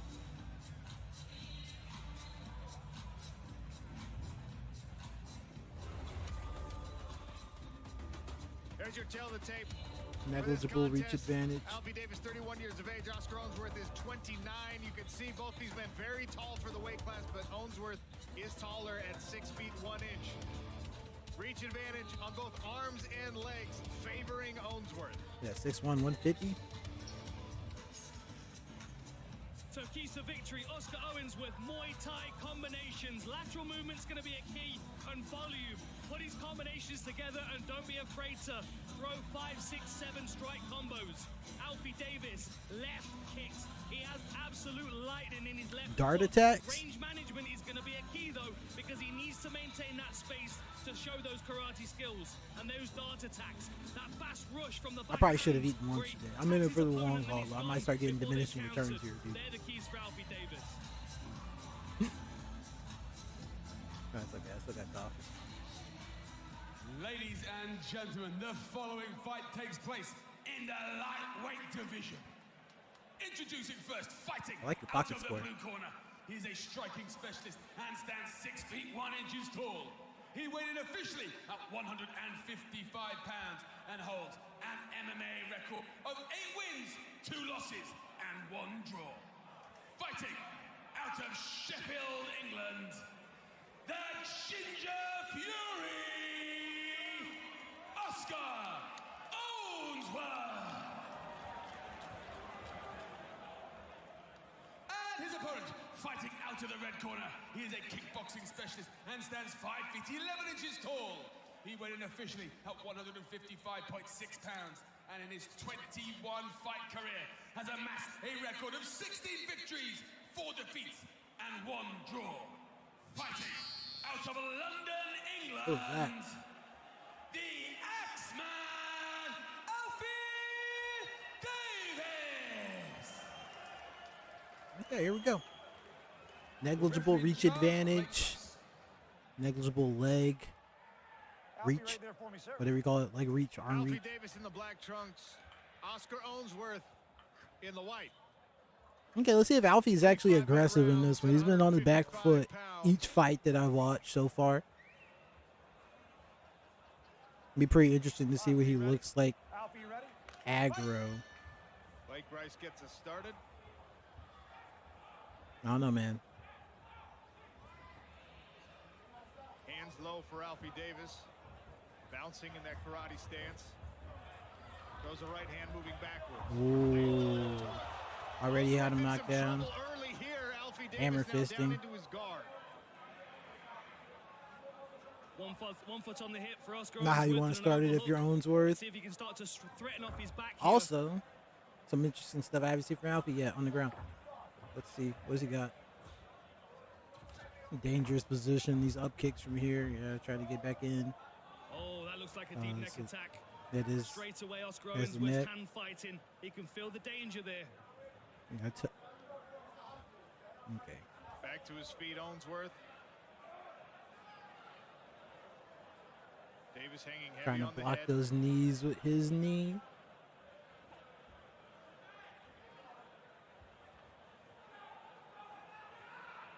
You see he's doing a good job. Just he's covering up down there, but not trying to break that hole. You can see Oscar Owensworth putting that hand across the midsection as well to guard from knees.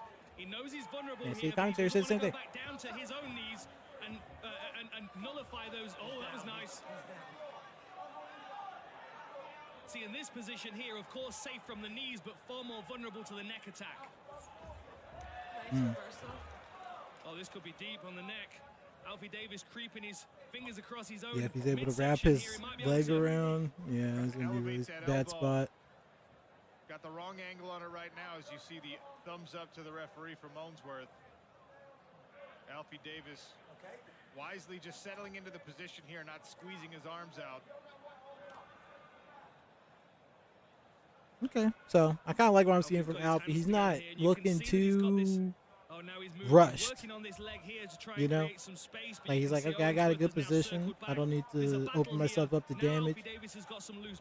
This looks good to the judges. But Owensworth already doing a good job of nullifying that, working back to the half guard. And as we saw in the Abraham Babley fight, we're looking at this wrap around the with backside some reversal here. stuff. This bodes poorly for Alfie against Usman, because that dude's a grappling specialist. Owensworth on a neck attack. Nurmagomedov gonna be a problem. Some position there. Owensworth tries to work to the back, moves to the mount instead. And out the back door goes Alfie Davis. Once again on the neck, Oscar Owensworth. Back and forth they go in a jiu-jitsu scramble.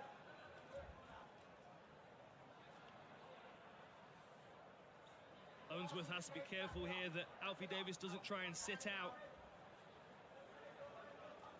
See, Alfie Davis in a good position. His head and his arm are on the same side. It's going to be difficult to wrap that neck again. Back up to his feet. Not catching any knees. Owensworth trying to keep control of his neck. Crank that neck and see if he could finish a standing choke here. Switches his grip. Tried to sweep his leg immediately, fighting back away from that. Elbow, breakaway. Exit from Alfie Davis. 90 seconds remain in round number 1. Caught the leg, give me that leg. Davis caught that kick. Owensworth was able to jerk the leg back, switching stances. Okay, let's see how Alfie does mid-round tank. That was probably a good amount of energy expended in that defensive grappling. And he spent a little bit in the beginning too. A lot of time in this fight in the orthodox stance. He keeps switching to southpaw. That's where he has his best kicking game. But when he goes orthodox, combination rush from Owensworth there. Davis defending. So he needs his has a space to work with. To start firing down the center line.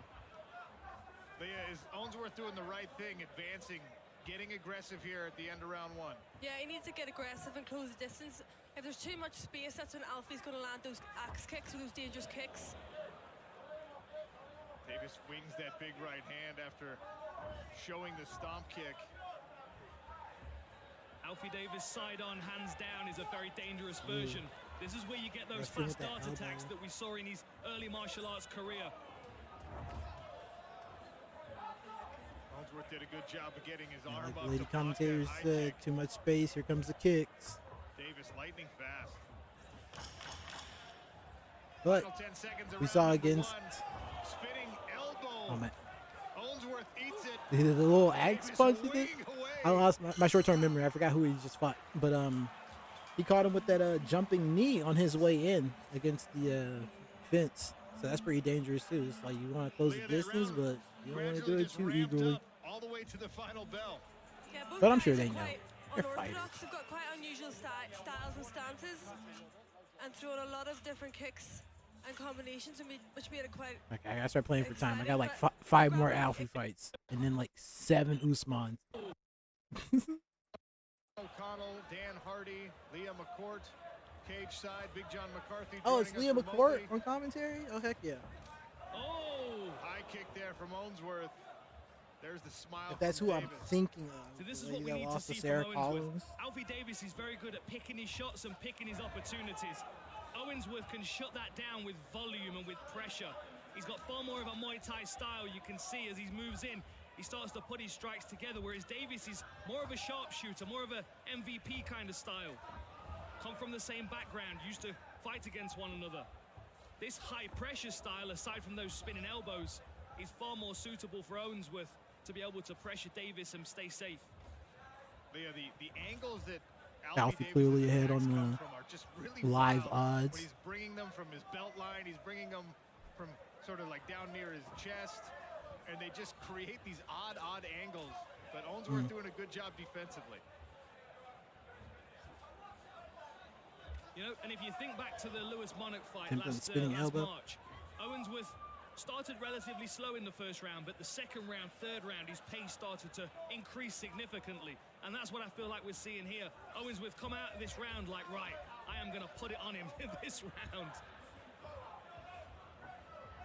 Some people, you put them on the back foot, they're a lot less dangerous. That is not the case with Alfie Davis. Good right hand. Yeah, I've only seen him fighting from his back foot. Still very dangerous. These first 3 fights so far. Given the amount of time that he would but he hasn't looked any less aggressive or dangerous. Highlight reel techniques that we know Alfie Davis for. Yeah, I think that's what Owensworth is it just seems like everybody else is taking the on this to push against him. Set up an axe kick. He's meeting the pressure and aggression. Inside elbow there from Owensworth after the brief clinch. 2 minutes gone in round number 2. The feeling out has finished in this fight. Nasty spinning kick right to the midsection. Loves that spinning kick to the midsection. Tried it about 5 times and that one dug in. Mixes it up with the spinning kick to the head, of course. Nice counter punching on the back foot here. Now not doing as much head hunting in this match as he was against Cruz. Good head position here for Owensworth. Has Davis standing tall. Nice movement there from Davis. Tried a spinning back elbow as Owensworth continues to pursue. More than halfway through round number 2. I think Owensworth is getting wise to those spinning attacks now. He was tucked up and inside. Smothered that attack. Alfie Davis posting on the hips here. Yep, trying to block the knees and defend those knees that Owensworth is going to throw into the midsection if there's space. There's one now. 2 minutes left.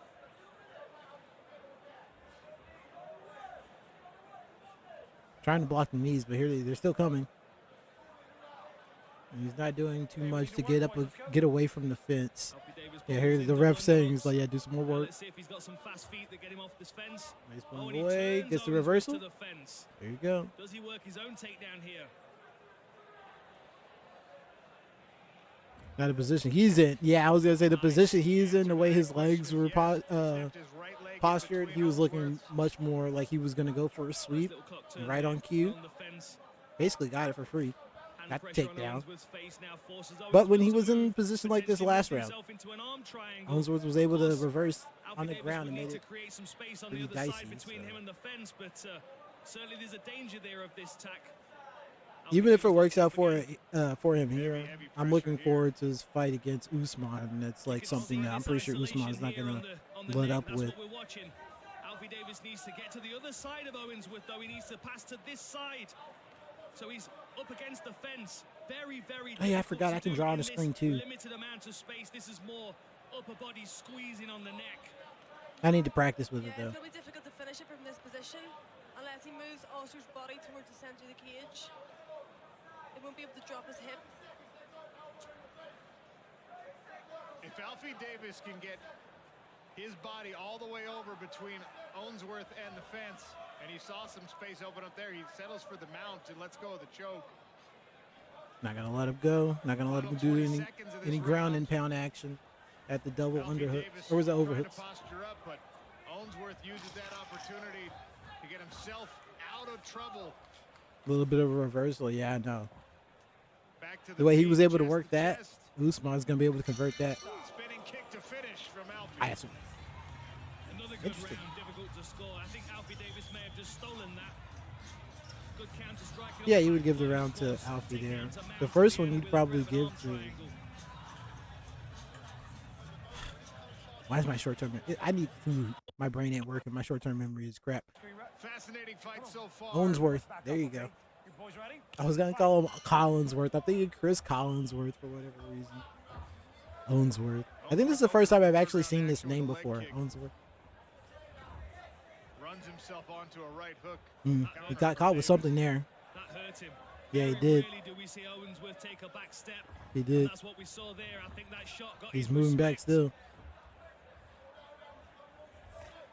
The load up and then the straight right overhead. Both feet swung for the fences. Yeah, right. He's fun, man. Nasty short kick there from Alfie Davis. Dangerous off that back foot, as mentioned. That was a nice right hand from Owensworth. Stymies the spinning attack and gets right on the back of Alfie Davis. Can Owensworth try to go for like a hip drop, hip toss, unable to do so. Forward pressure may have saved him in that moment there, being able to stifle he's the trying elbow. to prevent the full body lock. He's got that wrist control around the back of Alfie Davis. Yeah, that's a difficult position to escape. Alfie's going to have to try and fight the hands, create space. Ooh, almost got him with a spinning elbow. Blocking the knees. What we're going to see here most likely is Alfie Davis dig that right hand in again. Get double underhooks once more and then turn his opponent against the fence. That's what we saw in the second half of that middle round. Alfie Davis will create some space for the right arm. You can see Owensworth is a bit more sensitive to it now. Every time Davis postures as if he's going to dig that underhook, Owensworth is lifting his elbow to stop him. Referee, watch out, babe. Does he go on the offensive now, though? Owensworth still pushing forward. A couple of counter hooks from Davis. Trying to interrupt that forward motion of Oscar Owensworth. Okay. Doing a little bit of spinning stuff himself. There's another. You throwing spinning stuff now? Slaps the high kick off. Back kick attempt. Spinning kick. Wheel kick again. Owensworth. Living life on the edge. On display here from Alfie Davis. Yeah, his striking package is very dynamic. Now heavy on this front headlock position. Great spatial awareness as well to circle himself away from the fence so as not to get tangled up and crush this. Who's bleeding? He's leaking. We've got some blood. We've got a lot of blood potentially from that knee. Ooh, yeah, for real. Damn, it's a lot of blood. Looks like real a quick. Nose.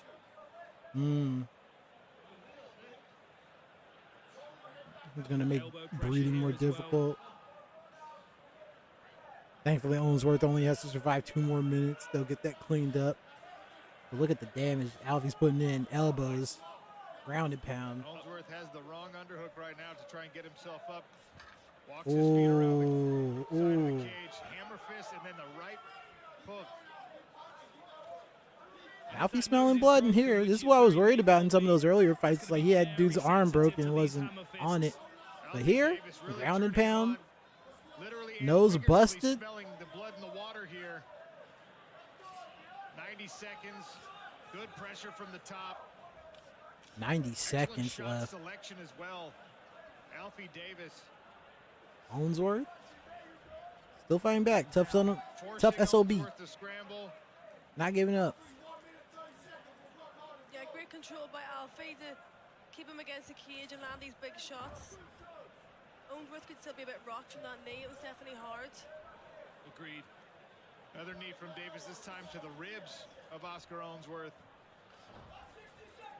Lovely knee to the midsection again there. And if Owensworth gets tangled up in a choke here, it's going to be even more difficult because he's going to struggle to breathe with that broken nose. Yeah, it sure is. I think that's Alfie Davis trying to control just under a minute left. Man, look at all the blood. Oh, he's got this. I think he's got him. Deep guillotine attempt. Yeah, no activity on that left hand. I think he's done. No? Taking some of the pressure. He's okay? Oh, no. It's a very awkward position for Owensworth to be caught He's still throwing, with that bloody nose. Still throwing some punches in those ribs. And fighting there, you can see the left but dang, this does not look fun for Owensworth. Trying to open up a little space for the blood flow. Alfie's just cranking it. Good extension flattening out. Here from Alfie Davis. Yeah. The toughness of Owensworth is outstanding. It really is. I mean, look at the blood pumping out of his nose, creating a pool right under his own face. Jeez. Refusing to tap. My goodness, look at him painting the mat. Am I gonna get in trouble, YouTube? Do I need to say something about this? Brutal. Yay! I did it. Good stuff. What a fun fight. Dang, he's breathing up. Great fight. Sportsmanship as well. Wow.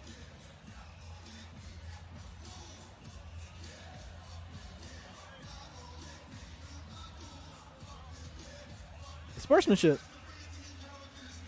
Okay. How about that?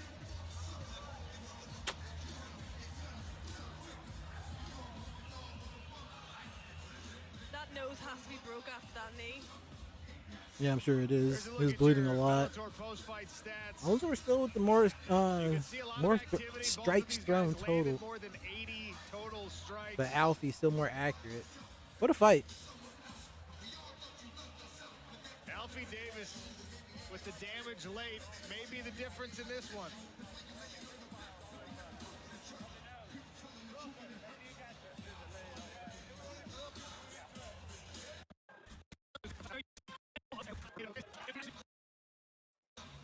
Ladies and gentlemen, after 3 rounds of action, we go to the judges' scorecards.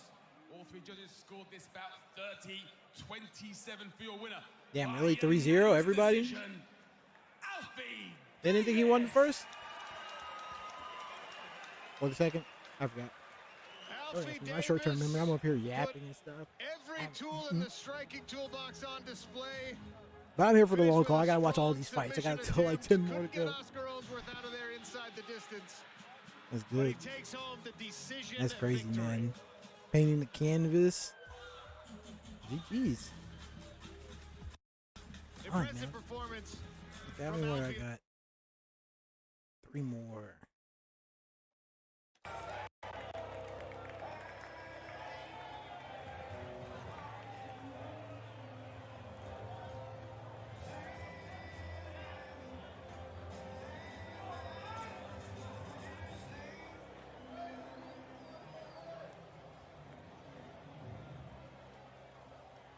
Did I get the wrong video again?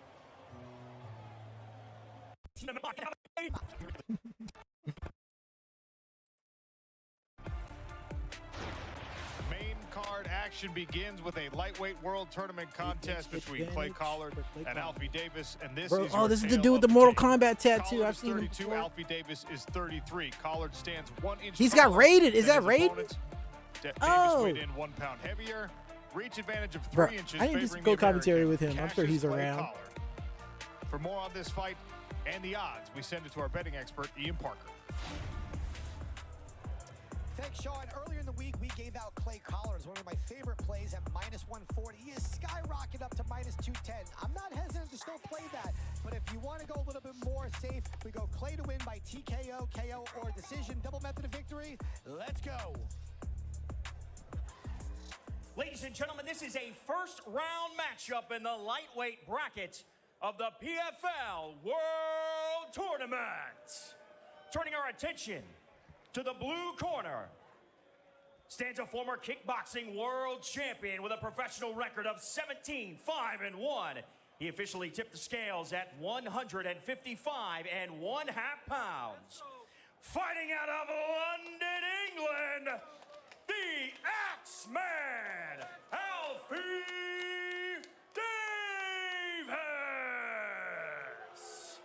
Ooh, yeah, let's go. Okay. Across the cage in the red corner is the 2023 PFL Lightweight. I always feel obligated to let these intros and stuff play He's here out. today with a professional record. Damn, dude, 25-14. He also tipped the scales. Runner up last 2023. 1/2 pounds, representing Burley, Idaho, Clay Idaho. I love potatoes. Your referee for this bout, Blake Grice. All right, let's get it. Blake Grice is equipped with our ref cam. And you, the fan, can judge along with the official commission judges here in Florida by scanning. I wouldn't scan that. I don't know if that still works. Clay, you ready? Alfie, you ready? Fight. Clay Collins in Let's the green. go. Alfie Davis is in the dark trunks. Sean O'Connell, Dan Hardy, Randy Couture beside the PFL Smart Cage. First round action in the PFL World Tournament in the lightweight division. 2 strikers. Alfie circling again. Another fight. Back foot yet again.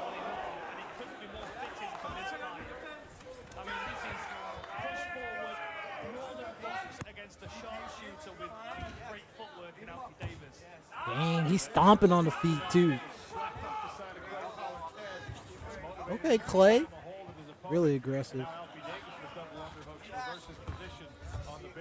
Nice job of repelling by Alfie Davis. Alfie working though.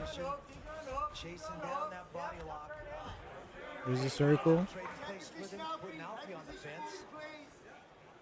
Stomping the feet. That hurts. And he's really making the most of these foot stomps. They don't look like much, and I can tell you, if you've got good footwork, you like to be on your toes, you do not want your feet smashing like that. Is he blocking the foot stomp? Or is he blocking the knees with that? Yeah, I don't like that. The crowd likes it too. Okay, Alfie circling. Got him pinned. Taking away those stomps momentarily. More strategic this time around with no margin for error in the new tournament format.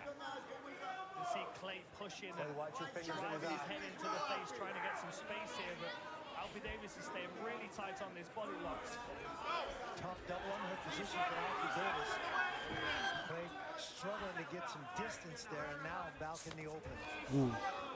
The challenge for Alfie Davis is to try and keep it. Went for a jumping spinning kick there. It was a little too close.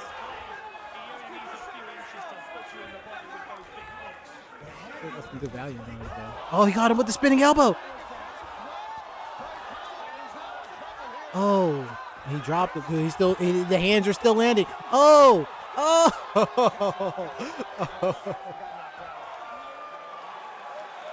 Damn, and then he hit the. No way, and then he hit the Fortnite mode on you afterwards. This dude's out of control.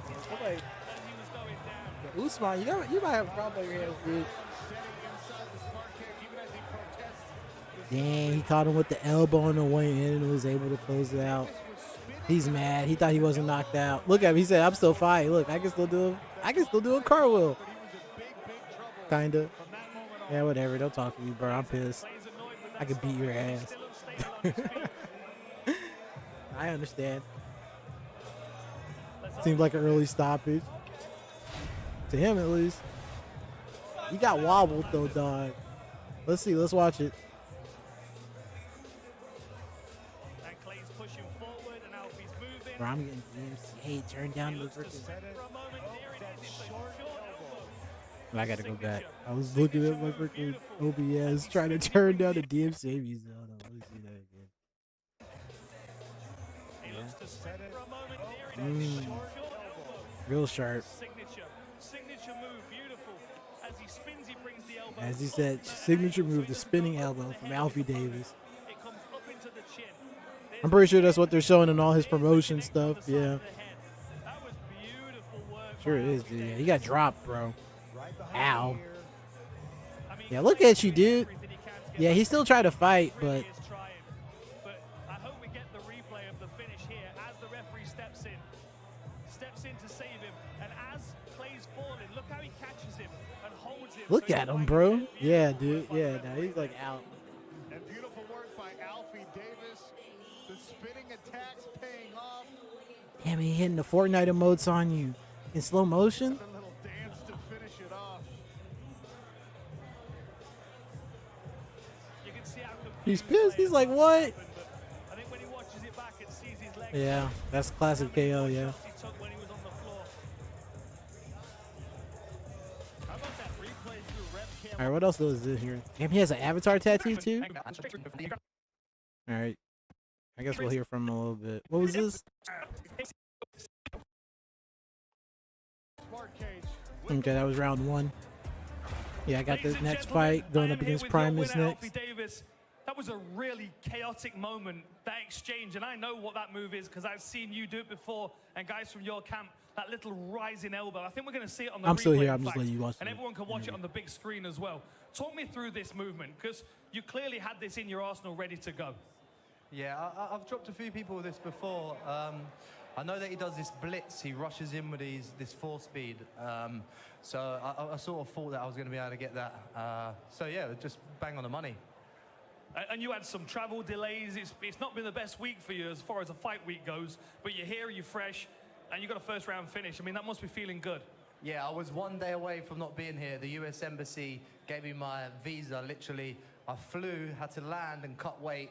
And then, yeah, but this is what dreams are made of, you know, this tournament structure, what the PFL are doing, it's making my dream come true. So, yeah, thank you, PFL, and thank you for everyone supporting me. And you're a modern-day MMA fighter, but you're also a very traditional martial artist, right? This is a tournament format, a world tournament format. That, for me as a martial artist, speaks to my soul. I love a tournament, and now you're through to the next round. Talk to me about this format, about how it suits you and your striking style. Yeah, I'm living my teenage dream. As a teenager, I fought on the kickboxing circuit. Every month I was competing in tournaments. Fight, you go through. Fight, you go through. And this is exactly what I needed. I want to fight 4 times a year. I've been saying that for so long, and now I'm going to get 3 in by August. So yeah, I'm looking forward to it. And the next one, a well-known guy. You're going to have seen his fights, enjoyed his fights, I'm sure. Brent Primus. Typical striker v grappler matchup. Do you think this? Yeah, Brett's very good. He's got a very good back take. He's got a nice rubber guard, very nice jiu-jitsu. I definitely have the advantage on the feet, but we'll see how his jiu-jitsu is. Just before we finish, I know you want to get me off now, but I just need to give this shout out. Unfortunately, a friend committed suicide, Craig Ainsworth.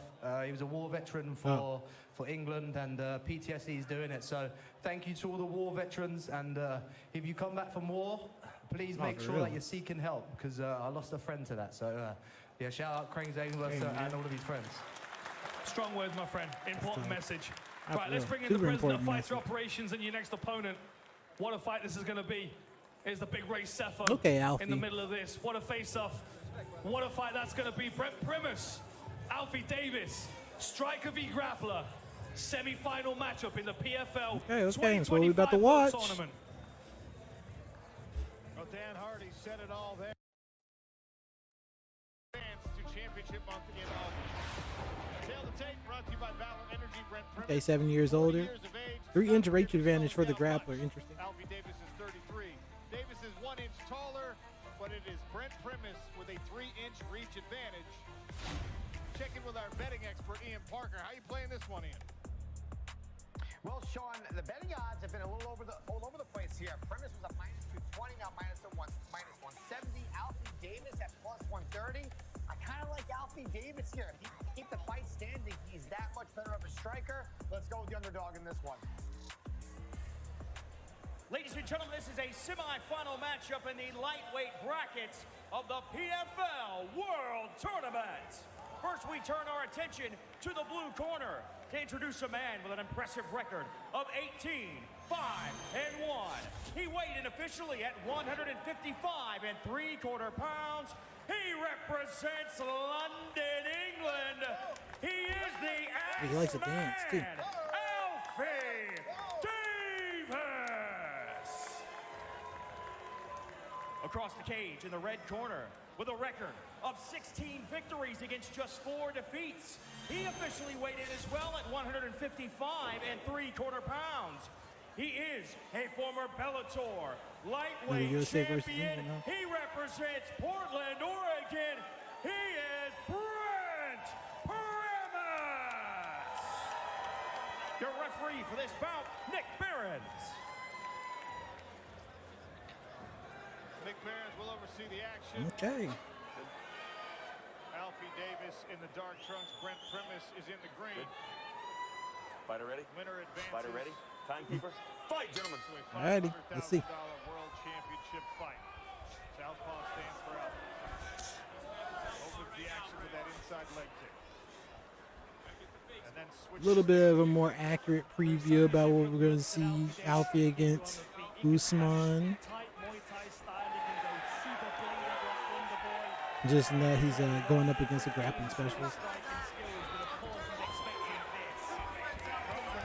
Although, if I remember correctly, I read that Usman has also a heavy background in kickboxing.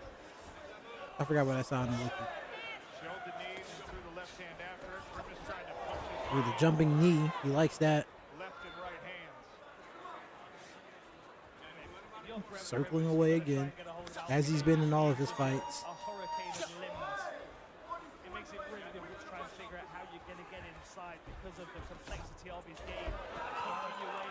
Okay, he's able to get a little bit of a body lock going here up against the fence. Where the grappler wants to be. Got the hook, his right leg hooked around Alfie's. Looking for a sweep. Here it is. Or is that Alfie's? No? Pulling guard. Looks like that's what he wanted.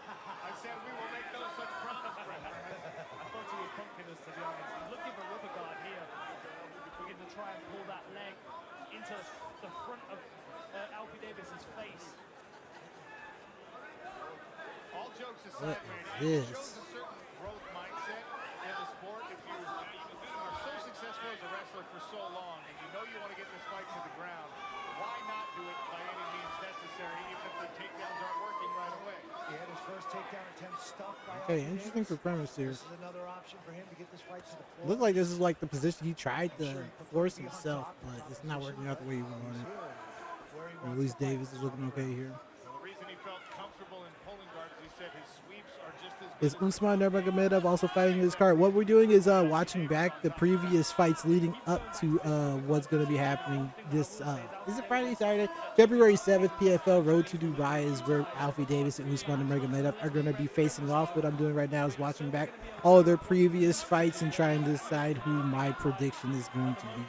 But yes, I am going to be watching a bunch of Usman Nurmagomedov's fights, and I think 2 fights after this. I think I have 2 more of Alfie Davis's fights, and then I have a bunch of Usman's fights. So if that's what you're here to see, it'll be in a little bit.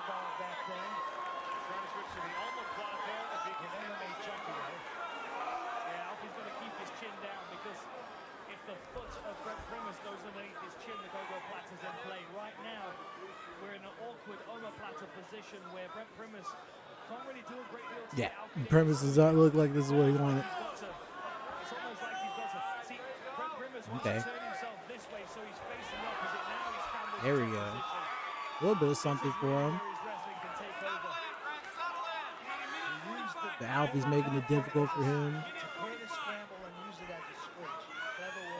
Here comes a little bit of something. Still a long way to go in this first round. Over 90 seconds. This is the kind of situation that we're going to probably be seeing Alfie in against Usman a lot. Now he goes back to a loose guard position. Big shots from Brent Primus.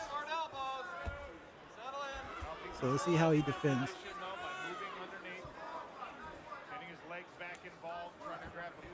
Very active. Hasn't opened himself up to taking too many ground strikes. He's been really busy, keeping Primus busy, keep control. Primus? Is it like the band Primus? That's bad news. Look at Alfie Davis. Nice little elbow escape by Alfie Davis to get back. Fun fact, that's who made the the South Park theme song? Primus.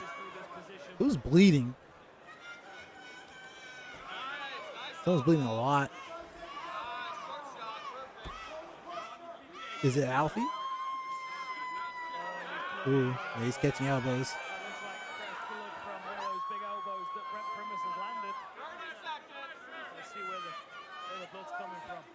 Crowd's behind him as well. Oh no, that's Alfie with the fans. Let's go, Davis! Let's go! Oh my gosh, that was hype.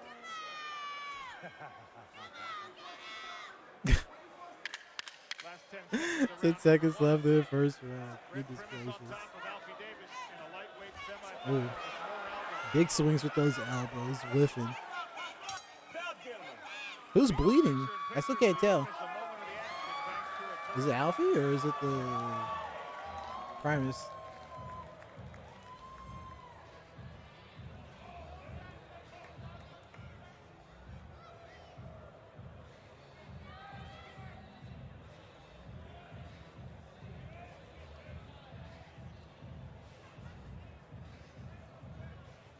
Alright, let's skip ahead.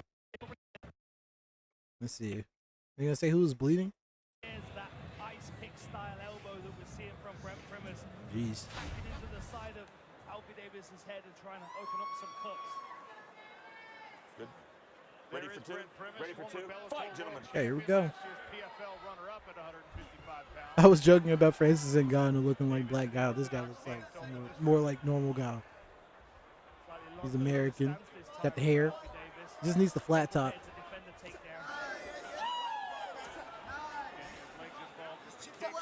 Front kick. Getting real active with the legs. Yeah, it's very tough to sprawl when you're posted on one leg. Switching leads is a good idea. So this one's interesting. A lot of these fights, or sometimes, depending on where the fighters are from, there's that dynamic of not being able to understand the coaching from the other corners. But they both speak English here. And this is where he feels like he can start putting some people away. That's the good overhand right from Brent Primus, though. Knocked Alfie Davis's head back momentarily. A high kick. Primus. Looks like he might be a little gas potentially.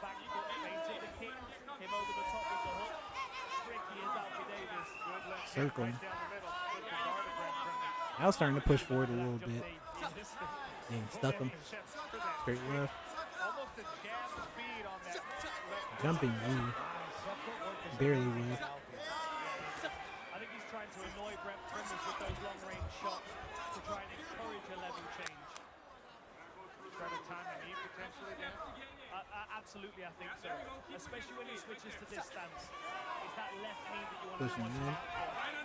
I was like, am I tripping? Did I not remember? It's like Alfie had the 3-inch reach disadvantage, did he not? But it looks like he's the one working it. Or working an advantage there.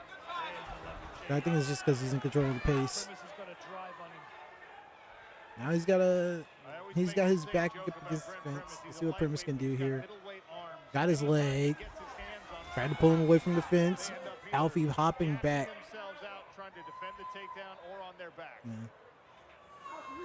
Alfie Davis with the underhook, trying to use a knee shield instead of accepting that single leg. But Brent Primus. Ooh, there he tried it again that time, unable to do so. Too slippery. Not as he's sweatier than he was in the first round.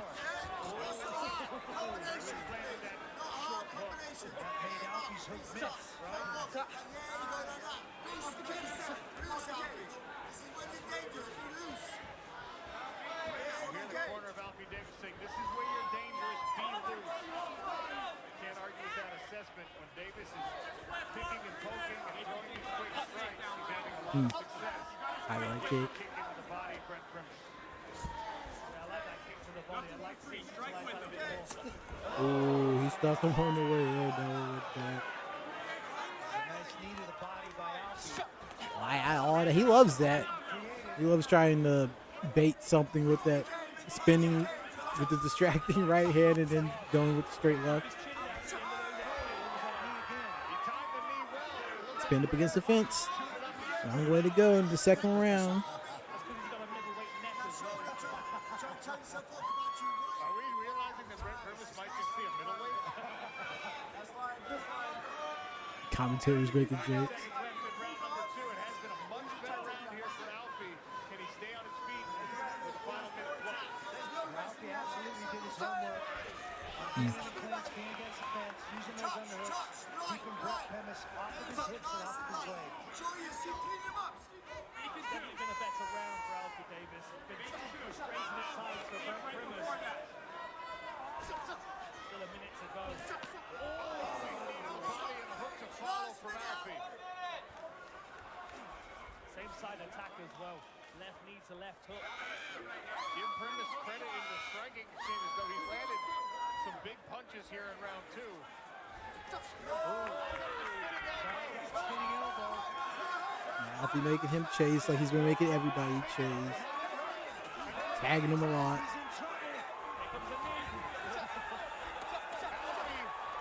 Yeah, he looks wobbled. Looks like Alfie. Ooh, going for the knee. He's looking like he's trying to finish him. Ooh, the uppercut. That's the why I order. He actually followed through on it. Okay. With an axe kick. Caught him on the second part of it. Oh, 10 seconds left. He might be getting saved by the bell hill here. But he slowed him down. He stuck him with something. Dude, he's dancing on. He's doing emotes in the middle of the round.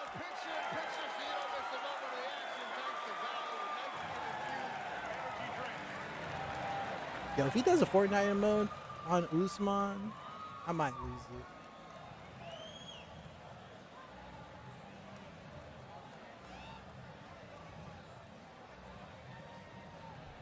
Styling, profiling. Alfie Davis, man. He's entertaining. I'll give him that. And Alfie did a great job of countering and not getting caught by drug to the ground. And he tried to pull guard in the second. And he really starts to just, beautiful check hook. He's just starting to find his rhythm now as well. You can see he's loosening up at the end of that round. But he can't take success for granted because Brent Primus with a big right hand gone over the top of the Yeah, I was like that exaggerated head movement. He's looking for a way in. Tried to shoot for a takedown. Tried it again. Tried to pull guard again. And they really do it. 1 for 3 on those now. 1 in each round. It didn't even work out for him in the first round at the end of it. Yeah. Alfie's working them kicks.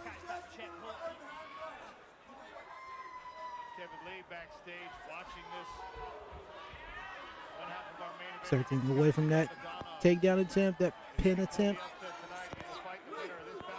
Primus knows what he got to do. He's trying to get in there, trying to work his grappling game. The sprawl from Davis. Primus tried to immediately go into guard and pull him into it, was unable to do so. Davis was slipping away.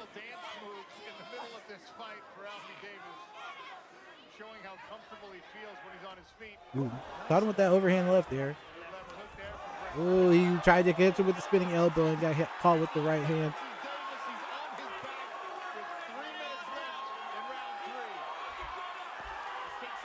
That's pretty good. The way he pushed away from that third punch. Got a little bit of space, but here we go. 3 minutes. This is what Primus has wanted the whole time.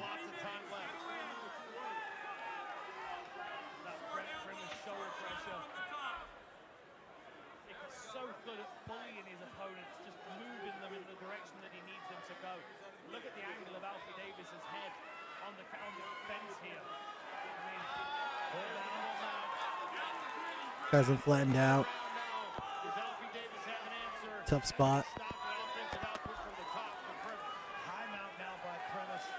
It's Usman. If you're an Usman fan, this is the side of stuff you want to see in Alfie's fights leading up to it.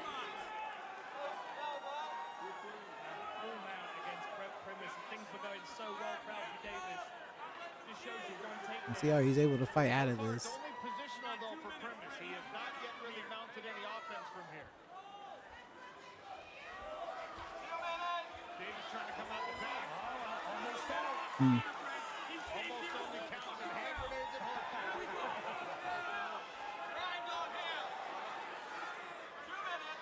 Alfie Davis must be thinking to himself, I've just got to get this fight to the feet. I need another minute on the feet. I can take this fight. And Brett Primus. Pretty nasty elbows. Put a stop to those real quick. Yeah, work those knees into the rib cage. Tried to position for more ground and pound. Davis immediately sensing the danger. Great work by Primus breaking him down as he's scrambling. Alfie keeps hitting with these elbows though. 80 seconds left. Judging becomes so important in situations. This is definitely going to be a scorecard win. So Primus, if you give him the clear win in this one. Oh. Alfie at least to the top. Can Alfie back out of this guard? Standing back out. Or will he stay here for ground and pound to try to finish out round 3 on top? I'm tripping.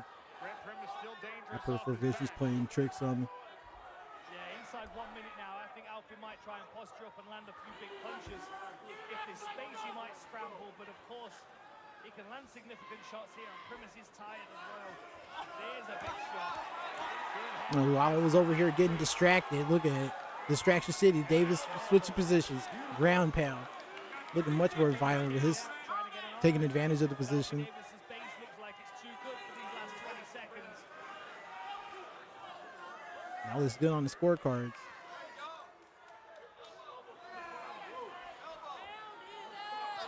And Primus needed to close this last round out to get the win for sure. Otherwise, ooh, the way this one's looking, dude. What the heck is this?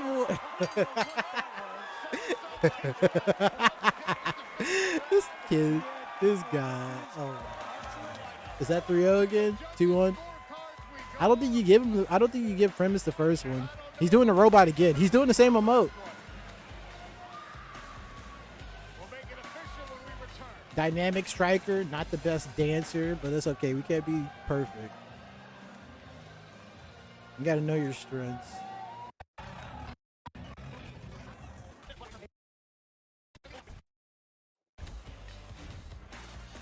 We await a judge's decision after an incredible back-and-forth fight between Brett Primus and Alfie Davis in this lightweight semifinal. I don't know. I think it's 3-0 again. He's won all of his other fights 3-0.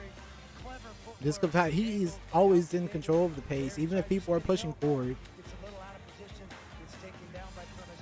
Great ground and pound by Alfie. That was some silly stuff. Very visually appealing as well. Fights like a Tekken character. A lot of strikes thrown, not that many landed. Or not that many, about half. Proprietary AI scorer here in the PFL gave the fight to Alfie Davis. The verdict fans agreed. The scorecards that matter are with Greg Hamilton. Yeah, I think 3-0. Ladies and gentlemen, I wouldn't be after surprised if three it's hard-fought 29-28 rounds by these two warriors. We go to the judges' scorecards, who all scored the fights 29-28 in favor of your winner, Yeah, give him the advancing last round, maybe. to the PFL World Tournament Finals. The X-Man, Alfie Davis! He did it. He did it. A huge win for Alfie Davis as he knocks Go show the out love. Get a homie a hug. GG's, GG's. All right, next fight. That's actually the last Alfie fight I have. That makes sense. It's the finals of the bracket. Was it 2024 World Tournament? 2025 Lightweight World Tournament Finals. Lightweight World Tournament Final. Rabadanov? Rabadanov? Rabadanov.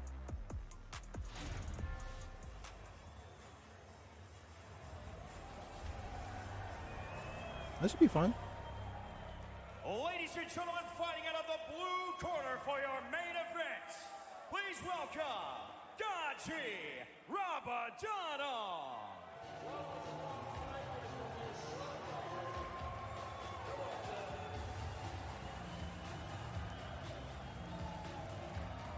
I ain't dapping up nobody in the crowd. I don't know you. Okay, no, he gave somebody a fist bump.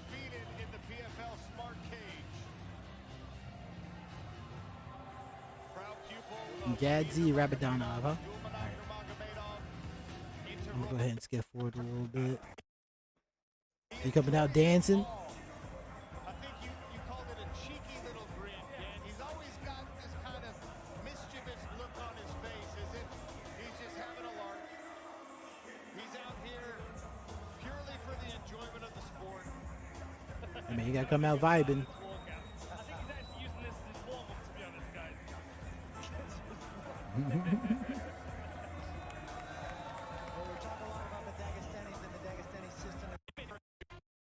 Okay, let's see. No reach advantage. Basically all the same, except Alfie's 3 inches taller. All right, keys to victory brought to you by Toro Tires for Alfie Davis. He's got to stay mobile and elusive. Kicking the body will pay dividends in the late Wrestle were rounds. necessary. We know those elbows at close range can be fight finishers. For Rabadanov, control the center, set up his power punches. He's got very heavy hands, but you can't throw them all the time. And wrestle where necessary, when he's under pressure, when he's hurt. Get the fight to the floor. Ladies and gentlemen, this bout, scheduled for 5 rounds, is brought to you by our good friends at Dude Wipes. And now, live from the Queen City, you better crack a cold one and get the popcorn ready, Daddy, because this main event is the finals He's of the getting lightweight hype. bracket of the 2025 PFL World Tournament, and you already know it's about to be an absolute banger! All right, you relax. First, we turn to the blue corner to introduce a man with a Oh no, you gotta get it hype. It's the World Finals. 4-2, including a perfect 6-0 in the PFL. He weighed in at 154 3/4 pounds. He was the 2024 PFL Lightweight World Rabadanov? Champion. And in this tournament, he KO'd his first 2 opponents in a combined 3 minutes and 9 seconds. This man does not get paid by the hour. He represents Team Nurmagomedov out of Dagestan, Russia. He is Gaji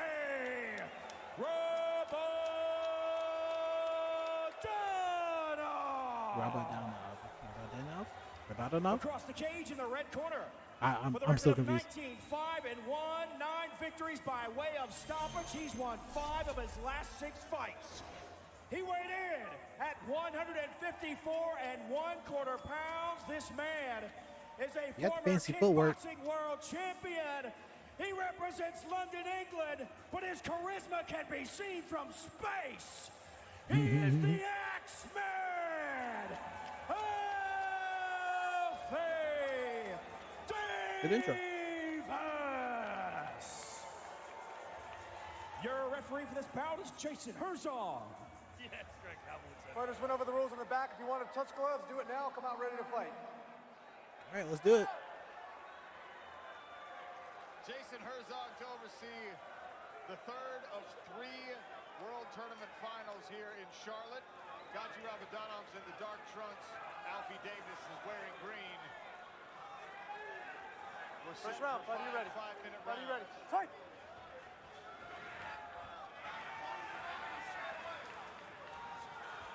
I'm just going to use the first 10% of my seat for this one, guys.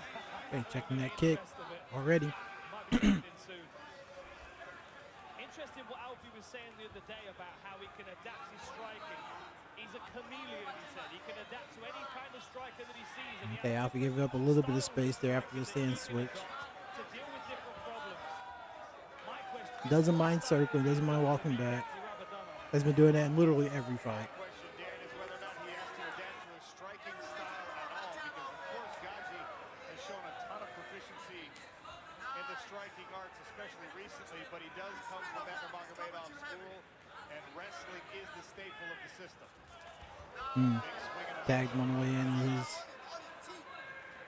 dominant hand. Southpaw stance. Alfie also mentioned the fact that Ramazanov's not very big for this weight class. I've not really thought about Okay, both of them taking their time, going 5 rounds here. right now. Alfie looks just generally the bigger, more muscular fighter. We're talking about that in his last fight because he was taking on Brett Primus. It's just an accident, right? Keep him high. Don't do that again. I don't know why they're booing, bro. It's the ref that stopped it. He's good. The ref is right there. Barely, they just stop. If they hear it hit the cup at all, it's like, go ahead, take a break.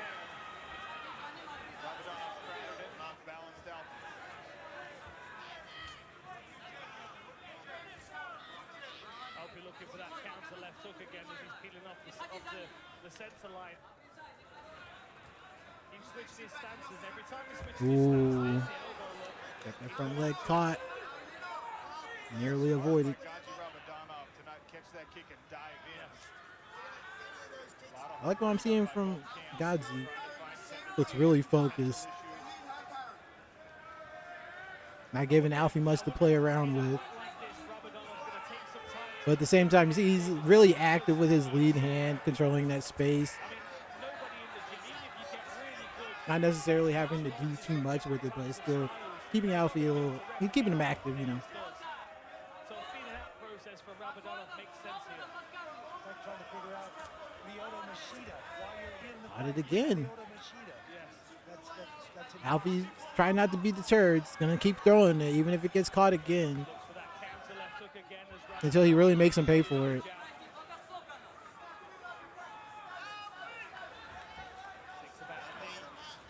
Good pressure by Ramadanov. This is going to stifle all of the spinning kick attacks of Alfie Davis because he's so crammed up against the fence. Mm-hmm. 2 minutes left, Alfie. Nice, it's 2 away, let's score. Counter again, splits his stance to power it. Both guys picking and poking with single shots here in the first round. Trying to figure out what traps to set, what traps to spring. There's a combination from Gaji. Good discipline with that right hand of Alfie Davis as well. It's staying on the chin most of the time. Alfie working with the kicks. Not opening up too much with the hands. Oh, as soon as I spoke, there he goes. Letting him fly. Alfie with the looping punch there. Ramadanov has the jab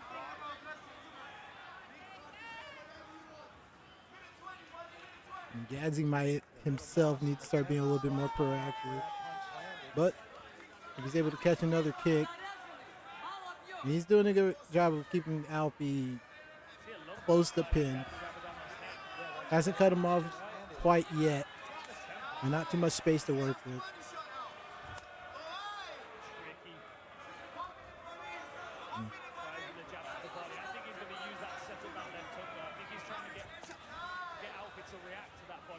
A little bit of a connection with that one.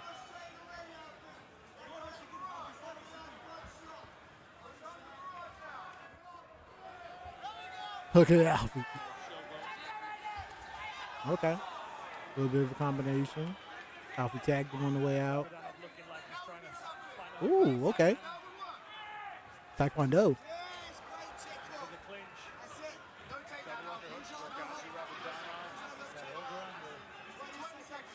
here's a clinch. At the end of the round, probably not going to be much happening here.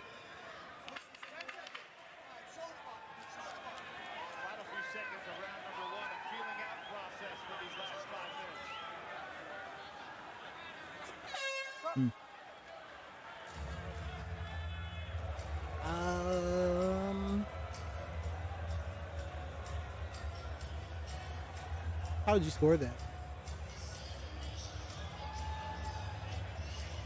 I'm trying to remember what was the most significant things I remember seeing. Yeah. Alfie had like that one good right hand. But Gadzi was pushing pace the whole time, pushing pace, controlling space.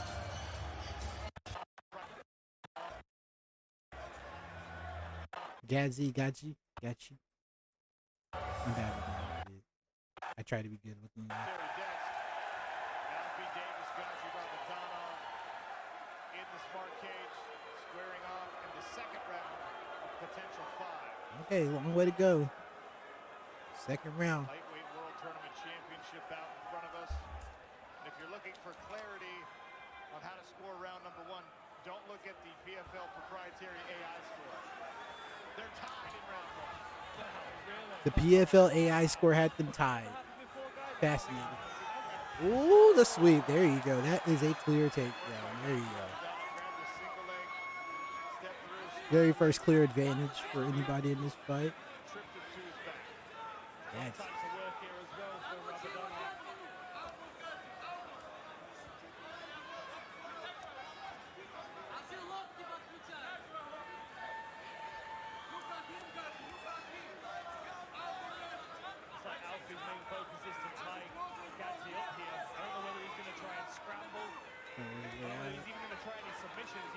Yeah, it looks like he's trying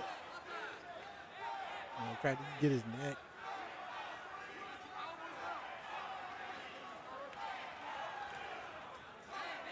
Right hands to the body for Gadzi. Alfie maintaining a closed guard for the most part. Trying to tie up the arms of Ramazan. So I've always been fascinated. I need to learn more about the what's the rationale behind when someone has someone pinned or pinned against the mat or the fence, the adjustments and how they have their heads placed against the opponent's jaw or whatever. What's that for? Voiding strikes? Is that for trying to control their head, their limbs?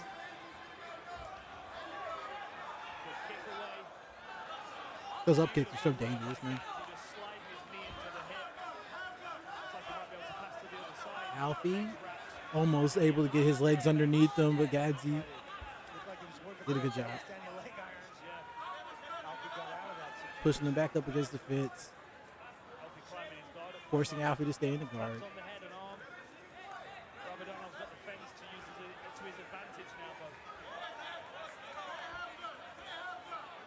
Scoring some ground strikes.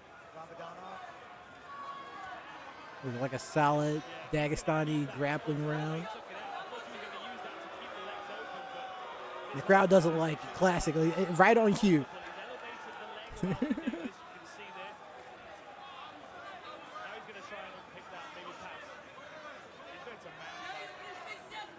Just a bit of Banta.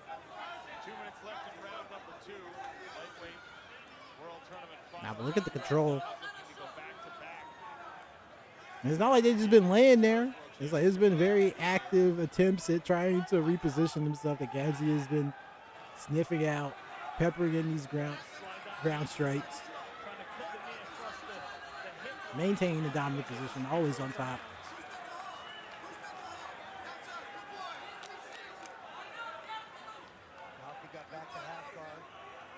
And looking forward to his fight against Usman. Alfie, obviously having difficulty in this position, so knowing that Usman is going to be coming with a similar style, probably spend a lot of time in his camp trying to deal with these situations, considering he had such a rough time with it right here.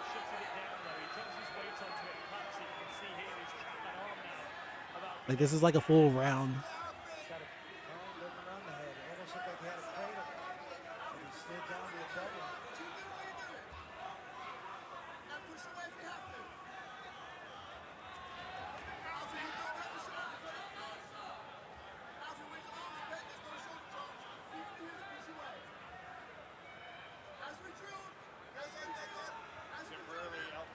He's in front of the commentators, so I was going to say, did Gadzi bring him into his corner, or is he able to get his coaching, or how close is he? How far away is Alfie from his corner, too? That's important as well.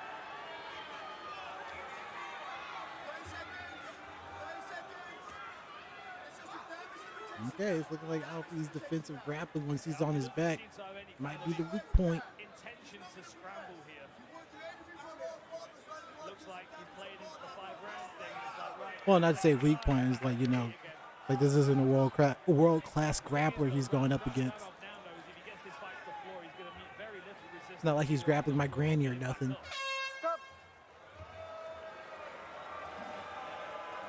Crowd didn't like it, but that's a win.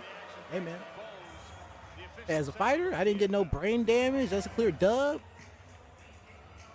You love that. You love to see that.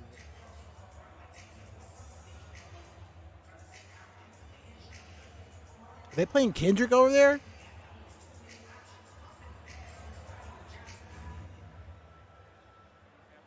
PFL has launched a new loyalty program, PFL Road. Is this fight? Here we go. Let's go, boys.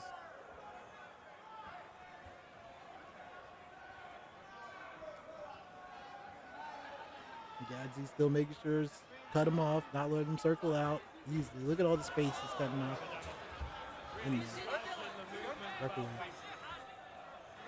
Stop kneeing him in the balls, Alfie. Ooh. Okay. Mixing it up. Low kick, high kick.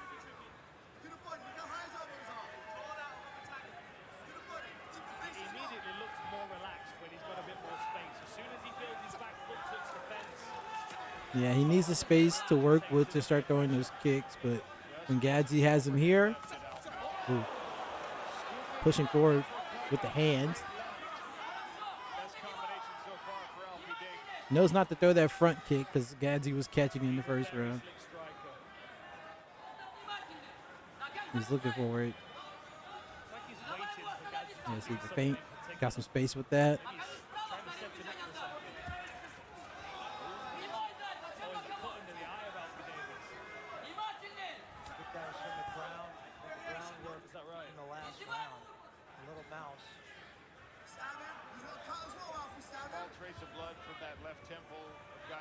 Who's bleeding? Gadzi?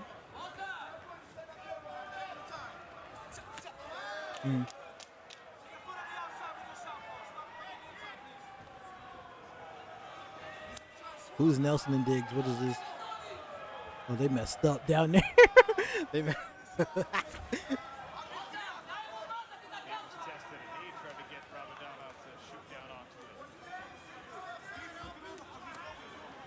Unable to convert on that attempt.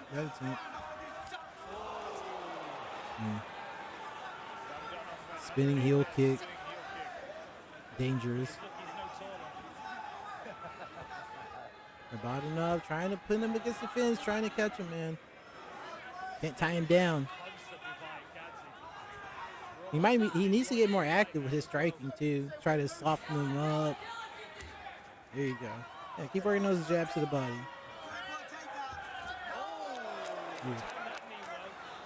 Yeah, but Alfie's counter striking, easier said than done.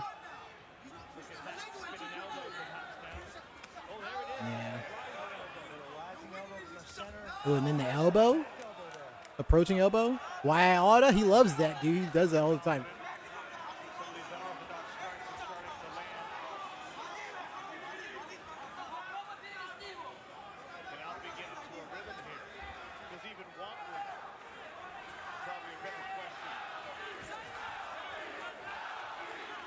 Crowd's starting to get behind him. He's starting the crowd. He's showing the crowd something. Oh, the jumping knee. I think he might have expected more of a commitment on a takedown attempt there, which is why he went for that.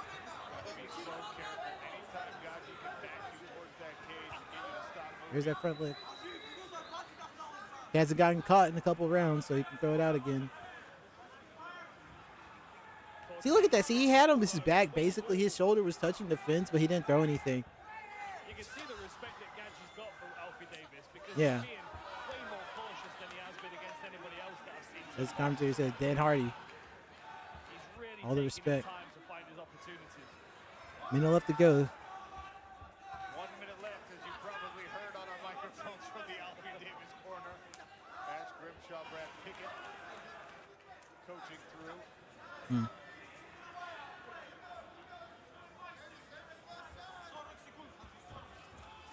commercial free the rest of the way here on ESPN PFL World Tournament in 2025. Clever movement from Alfie, probably his best round so far. Really stopped all the offense from Gaji Ramadhanov. Straight in with straight left. All the respect from Gadzi, though. Alfie's done a great job of making him respect the striking. He doesn't know what's coming. You see the smile, bro? He's like, I can hit you with anything, man. What was that? Is he grimacing? Oh, another elbow. Oh, man, a big old overhand right. And the spinning heel kick again. He's hitting emotes again, bro. If nothing else, he's having a good time. What we saying, 2 rounds to 1 then for Gadzi. Took the first 2 rounds. Nice placement of that. Dan just said 2 rounds to 1 for Gadzi. There's the spin straight over the head. Sorry if I just heard you. Ramadhanov doing the right thing, tucking himself up, making himself small, and here's the knee. Jumping knee. Kind of lands on the chest. Yeah. Ramadhanov. He probably expected him to come in a little bit more. One more spinning attack here. There's the elbow. Damn. Just stifled, landed on the tricep. That's the on the nose though. That's the Clay Collard knockout. That's what knocked out Clay Collard in the first round of this tournament. Backhands there all day. A beautiful way of shot. Stab the cheek. Stab it. He's dangerous. The Axeman. That's a good point, yeah. Into the championship rounds here in Charlotte, North Carolina. Alfie Davis looking to pull off a major upset over Gaji Ramadhanov, the 2024 PFL lightweight champion, who's undefeated in his last 12 bouts. Going back several years now, Gaji has not tasted defeat.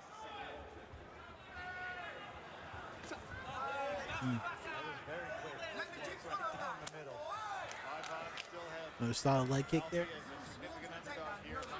Ooh.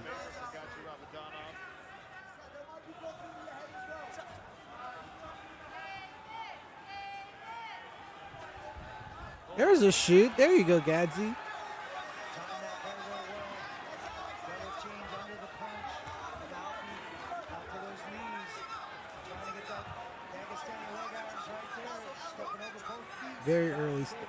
Very early in the round as well.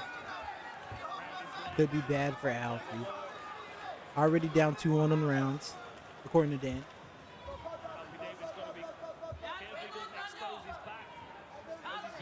Let's see, how do you fight out of this?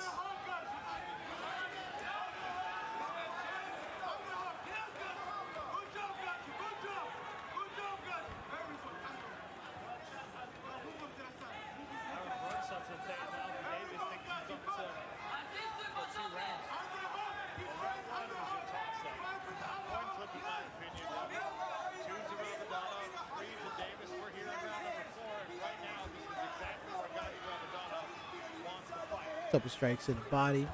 Judges like that. Looks good on the scorecards. Racking up the control time. Looks like he's more willing to scramble in this round than he was in the second.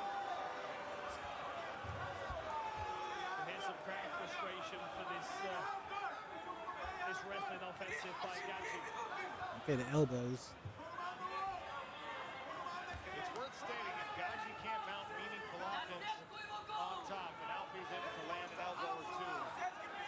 We've seen judges in the past give the round to the guy on bottom. If all there is something. Commentators speculating that if Gadzi isn't unable to really convert this top control into damage, especially with the attempts that he's making, that it might be scored for Alfie.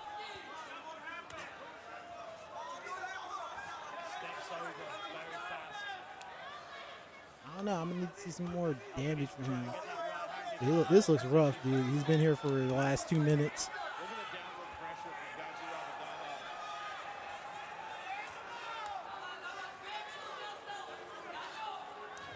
Okay. Gadzi right back on top. No space. Gotta be exhausting. Making him carry all his weight.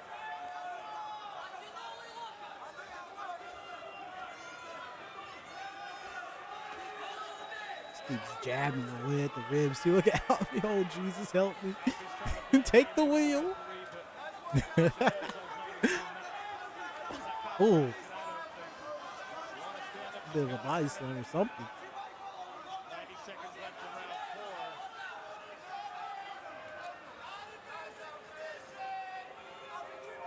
Shoulder pressure here for Ramazan. Crowd does not like it. This is looking good for Gadsy, man. This is what you want to see. He's a grappler. He's grappling. What more do you want? Are you not entertained? Who said you suck, bro? These people in the crowd here. 1 minute to go. Under a minute left. 4th round. Alfie needs to make something happen because he's potentially already down 2-1. This could be the 3rd one that Gadsy needs. And then he's going to need to finish in the 5th. Or it's like Alfie would need to finish in the 5th. Like straight up. Okay, nice elbow. Rough, though. If you're an Usman fan, this is the kind of stuff you wanted to see in the previews.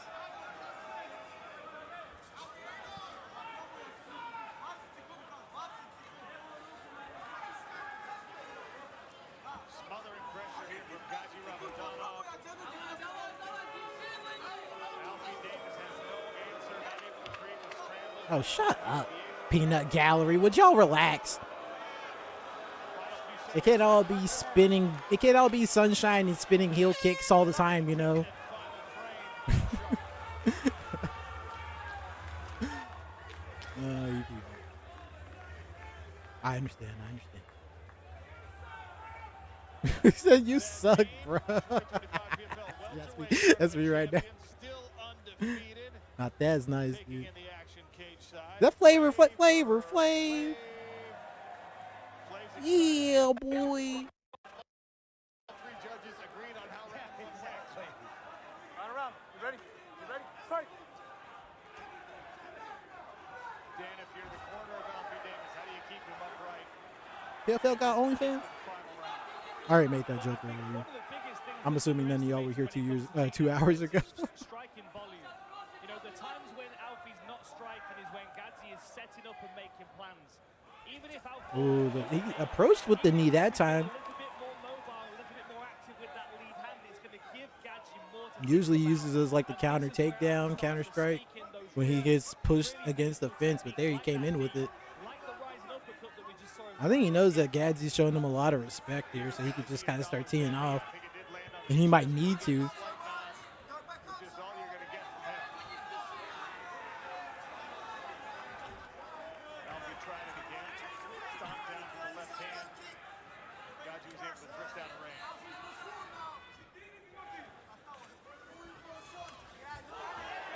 Okay, got him a little bit there. Probably gonna need some more than that though. He should be down 3-1, yeah. Gadsy's still coming for it. There's a counter strike. I like that one.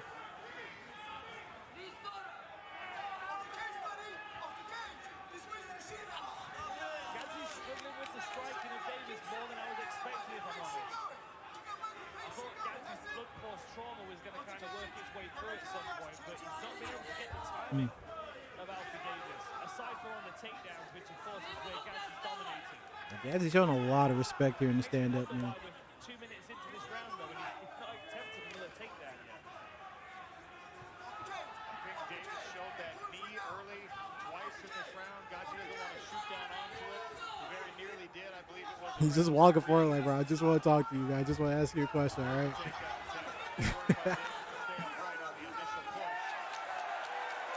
Alfie with the finger wag, okay, Dikembe. 1 minute left. I don't know, maybe I'm misremembering how the first round went. He is dancing on him, bro. He's dancing like he's up rounds. He might be. Circling all the way around, dude, coast to coast. He's going back around. Oh, the knee on the way in. Oh. Dude.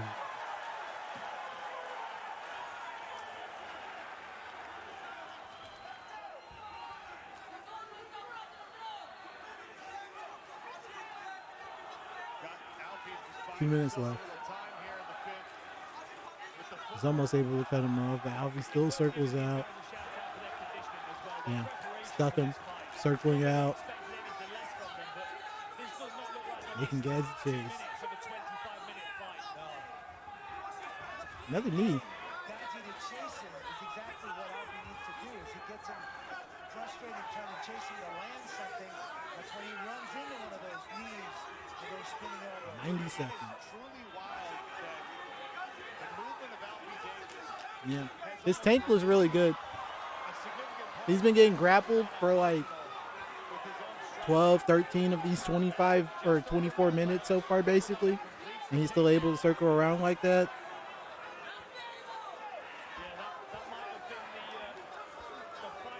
But this is obviously not looking good for him here. And that might be it. It's Gadsy, yeah?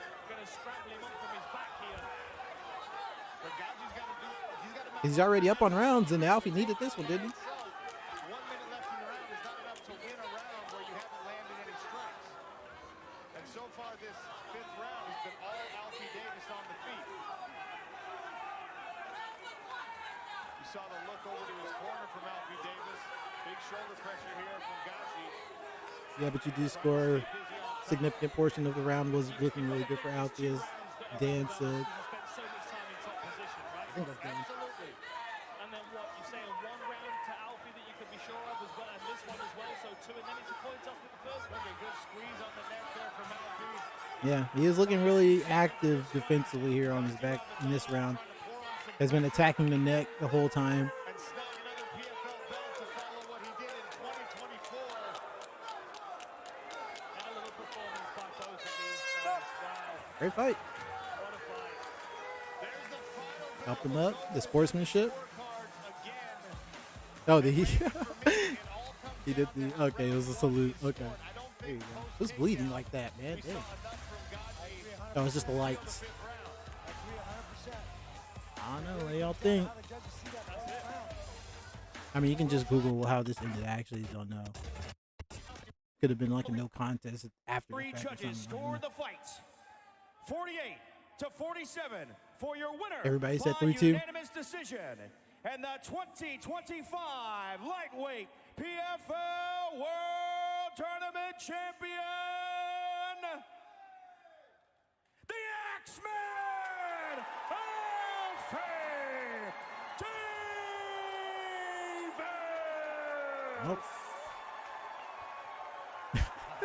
Davis. It's always funny to me when I see people do the thing Joe from King of Fighters does and starts crying after he wins. It's funnier in the fighting game. He's like, oh my God, I'm so emotional. I'm beating your ass. Let's go. But this, it makes sense. They trained for so long. Yeah, Gadsy's gotta be disappointing. Arguably, Rob. Arguable. It's arguable. You could argue it. I'm sure people argued about it a lot. Ladies and gentlemen, that dude after ain't there no more. incredible 5-round main event fight, I am here with your winner. All right, we're about to start watching the Usman fights after this. The 2025 PFL World Tournament. I'm gonna try to finish all of them. I need to eat, but let that settle in. How does it feel? I don't know what to say, to be honest with you. I've worked so hard for this. To be a champion like Gadsy, I respected it. I've watched him for so many years. Him and his team are amazing. To beat someone, it's just a dream come true. Talk to me about the game plan coming in. Obviously, you know he's a strong wrestler. You know he's going to try and ground you, but you were able to juke and move and land some really good counter strikes. What was the game plan? It's a serious shiner.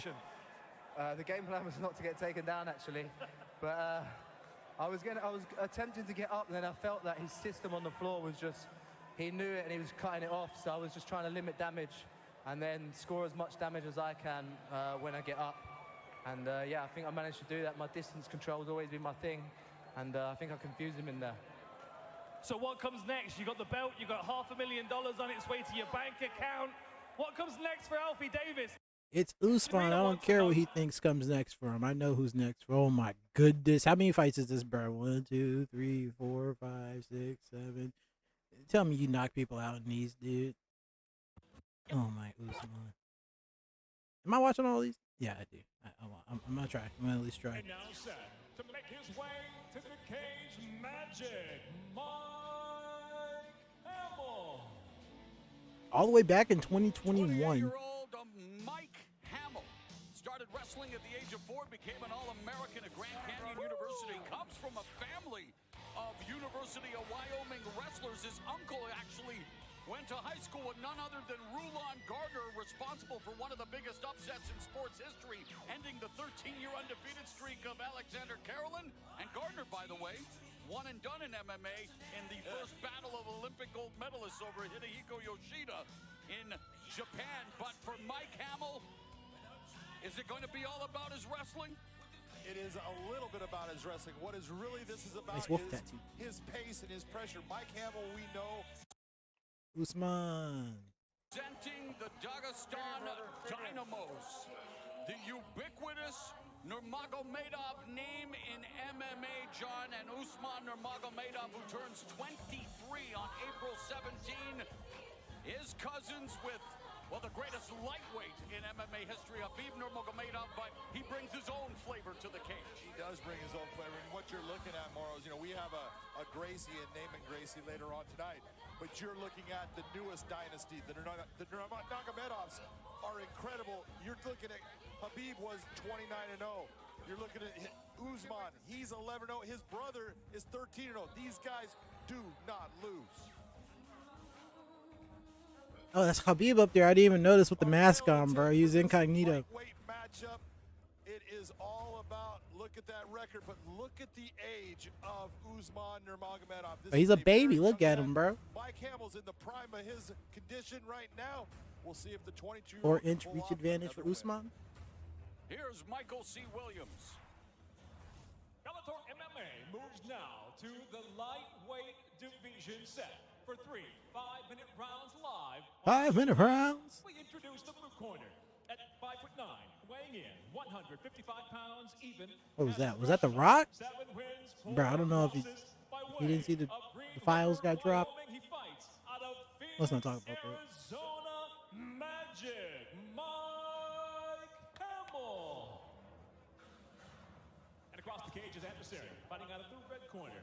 At 5'11", weighing in 155.2 pounds tonight. He makes his Bellator debut, bringing an undefeated professional record of 11-0, fighting out of Mahatskala, Dagestan, Russia. Introducing Usman Nurmagomedov. That was good. In charge, Todd Anderson. Todd Anderson, the third man inside the cage.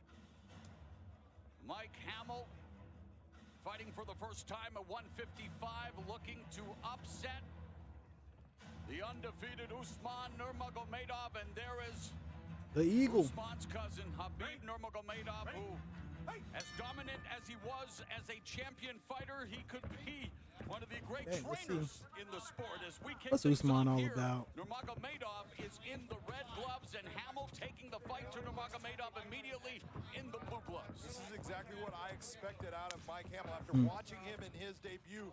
Nice combination. Adam Borsch, when he came in on less than a week's notice. 155 is the weight for Mike Hamill. He's got energy, he's got a lot of gas, and he is a guy that just keeps coming forward. He is going to put pressure on Usman. How is Usman going to respond to it? Nurmagomedov with an 11-0 record, 10 of those wins inside the distance, 7 wins via first round knockout or submission. He's only fought past the second round once in his career.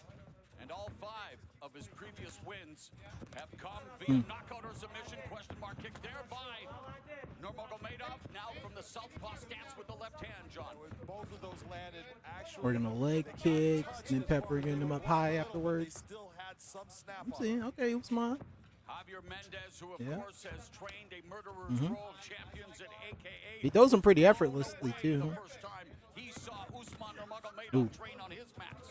You know, the first time I watched him fight, I was like, dang, man, that kid is so good in the stand-up, so calm, so relaxed, and he just keeps coming. And his wrestling is outstanding. Felt strong there. He just doesn't like to wrestle. He likes to stand up and throw his hands. Good look. Okay, I gotta turn my brain on. You gotta imagine Alfie here. But this is a younger Usman as well. And pay attention to the evolution of his style. That was a really good spinning back kick versus the heel kick. Spinning back kick, and that hit Hamill to the body, and you could tell that it actually had effect.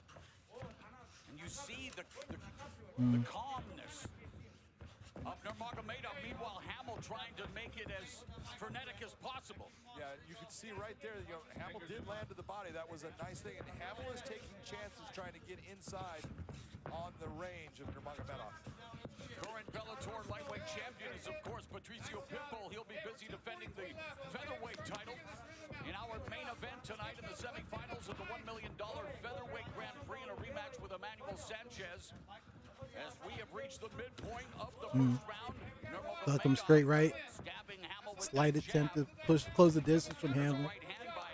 He made him pay for it. The thing to look at is every time that Mike Hamill comes in, see the fact that Nurmagomedov responds. He makes him pay for coming inside. He's going to give him something to think about on every entrance. Timed it perfectly. I just said that. Right hand jab a couple of times now, going low with the kicks. Staying at range. Hamill I haven't pre-watched this, I swear. The left hand over the top, it touched him.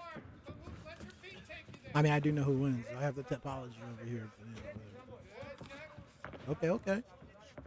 Hamill just rushing a little bit. He just needs to use your footwork to slide yourself inside. He's pointing to the ground, trying to get a little disruption in the flow of Nurmagomedov. I don't think you're going to be able to. You're not going to shake a Nurmagomedov, man. Nurmagomedov off their game. Yeah, no. A minute and a half remaining in the first. Nurmagomedov with the pace and the space, John. Ooh, okay. He slipped a little bit.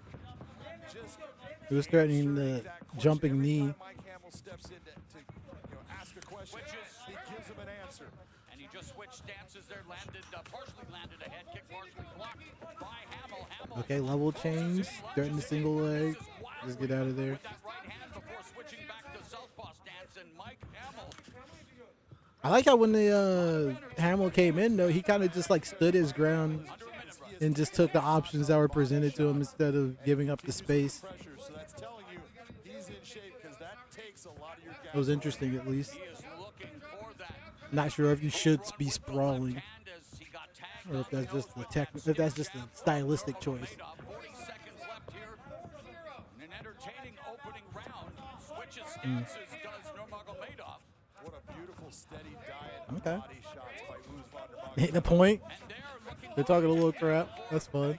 Exits with that kick. Final 20 seconds of the first frame. Hamill again misses with the wild right. Inside leg kick by Nurmagomedov. Super solid.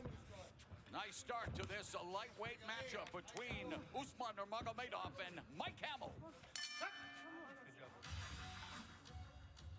Damn, they playing Skrillex over there?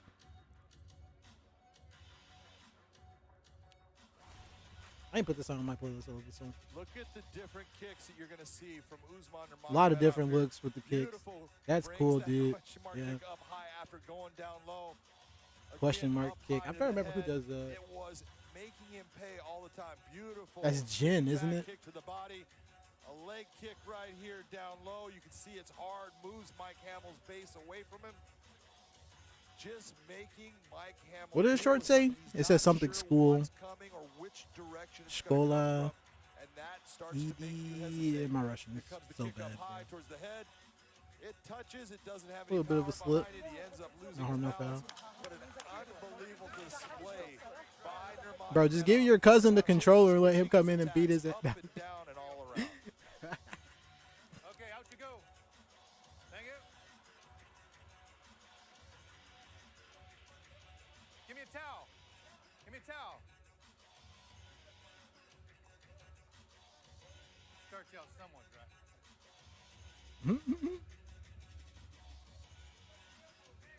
Ready? Hey! The bell and Love round touch. 2, and again, Mike Hamill explodes out of his corner, meets Nurmagomedov in the center of the ring. I do like this so far. He's fun to watch.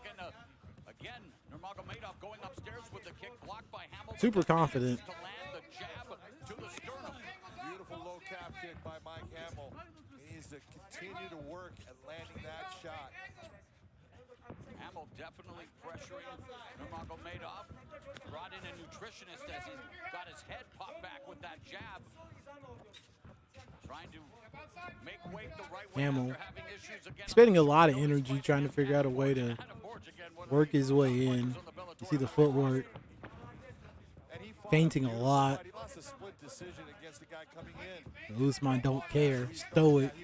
Solid. What do you expect?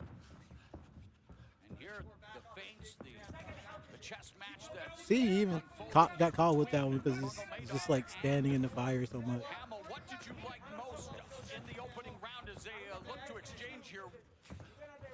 What I loved and what I saw out of Usman Nurmagomedov again was it was the variety of attacks. He was going up high, he was coming down low, he was going to the body, he was using kicks, he was using a jab. He's got a arsenal of attacks and he uses all of them, which keeps you off balance. What about Hamill? Nice counter. Straight right there. There's a little bit of something from Hamill. Nothing doing though. Right back up to his feet. That was a nice takedown attempt, but again, he did not get it. You know, you saw Nurmagomedov's hand hits the ground, but he's right back up. And what you're seeing out of Hamill, what I do like, he continues to bring the pressure. He's continuing to try to Oh yeah, Hamill. Like that Dan was said in the beginning, very high energy. Hasn't stopped pressing for it. Wow. The kicking combinations. As he stands his ground. 2 minutes gone in the second stanza. Trust the reach advantage. Try to get Nurmagomedov off his rhythm, and can Nurmagomedov kick it? Yes, he can, John. 21 of 43. Total strikes landed, all in favor of Nurmagomedov. Hamill misses with the left.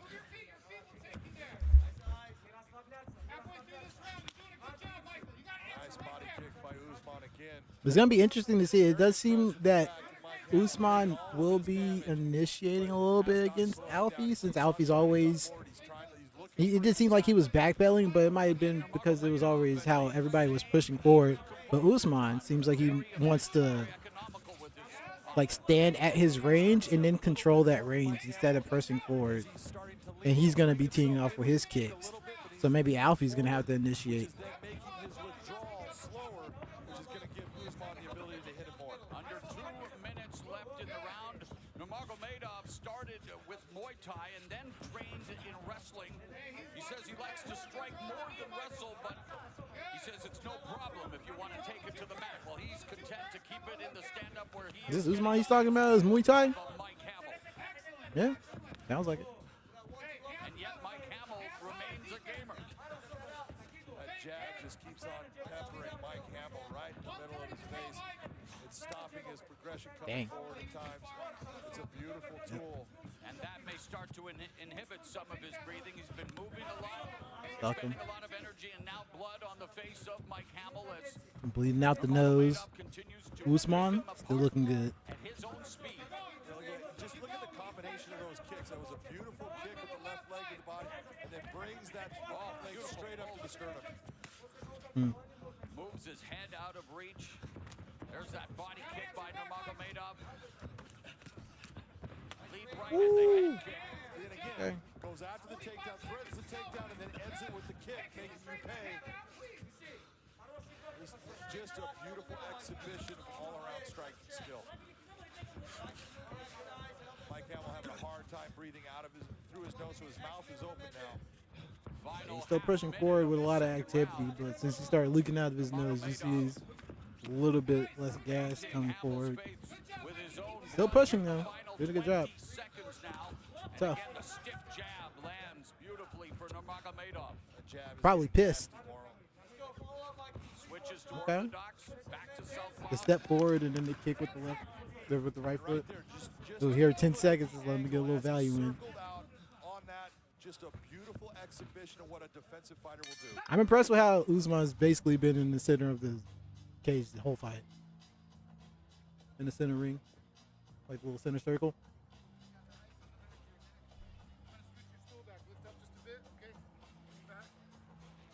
Now we just start running all his micros to some blitzes. You know what I mean? He's doing a good job with his range and his jabs. He's only catching you down the middle. Only shots he's hitting you down the middle. That's it.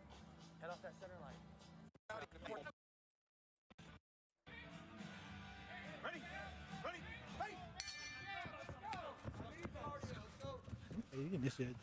The bell and the third and final round underway in this lightweight matchup between the undefeated Bellator MMA newcomer Usman Nurmagomedov and Magic Mike Hamill, looking to even his Bellator record at 1-1. Mike Hamill doing the right thing by bringing that pressure forward. Just keep yourself a little, when you step in, do it off center, don't go straight in. Come over the top with the two. Bang your three, throw your two, let's go.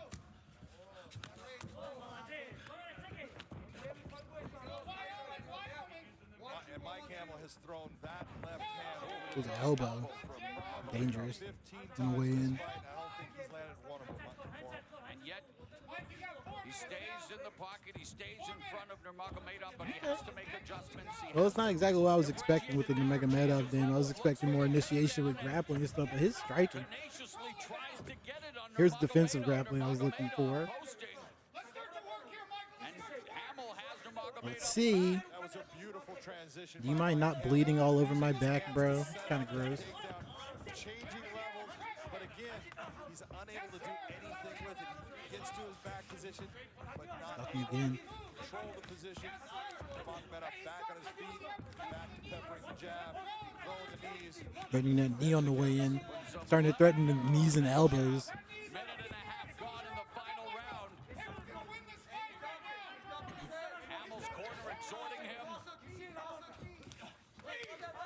Finishes that combination with a body kick. Avoiding, doing a good job defensively, and not overdoing a job, just moving out. What is that? Does he just throw in? They throw in the towel, but with the mouthpiece instead. He's bruised and bloody. There's a lot of motion, but it's not wasted. Yeah, as the commentary said, I do like that about Usman, no wasted motion. You also have to think, how much respect do you have for Mike Hamill? He has taken a lot of shots, and he is still in this fight. He is still trying to win it. He is still coming forward. You got to be impressed with this guy. He is a fighter to the core. 28-year-old out of Green River, Wyoming. And again, searching for the takedown. Dogged determination by Mike Hamill. Will he be able to create some magic in the last half of this, the final round? Oblique kick. Yeah, countering the oblique kick with the straight right. He's ready for that whenever there's a right inside leg kick coming. That straight right hand. That's something I really like. Muhammad Al-Akbar was really good at too. The fundamentals. Set play, if you will. Okay. Under 2 minutes left here in the final round. Jab by Nurmagomedov, and again the takedown attempt by Hamill. Good defense. He was able to put his leg. He got his hands out, kept him from getting taken down completely. A minute and a half left. What kind of magic can Hamill conjure? Heavy breathing. He got back up to his feet. Got away. Okay. Another oblique kick, counter body kick by Nurmagomedov. That landed cleanly. Ooh. Male right hand misses for Hamill.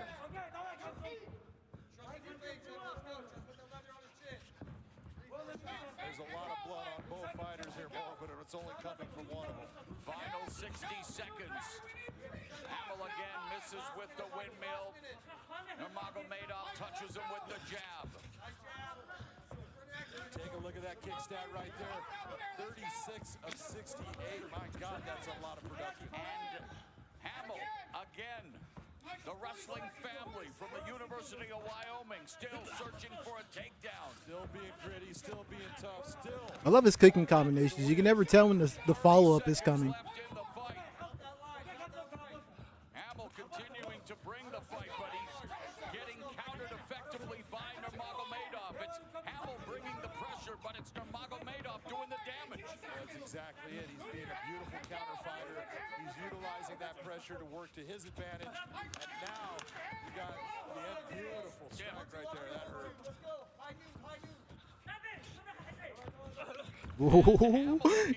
Try walking away, and it came back with the jumping knee. With that jumping knee, but for Usman Man, good fight. Nurmagomedov, as good as advertised, John. God, I love the pageantry of fighting, man. Both people walk away with the hands up. It's like, yeah, judges, I did that. Mike Hamill was bringing his way.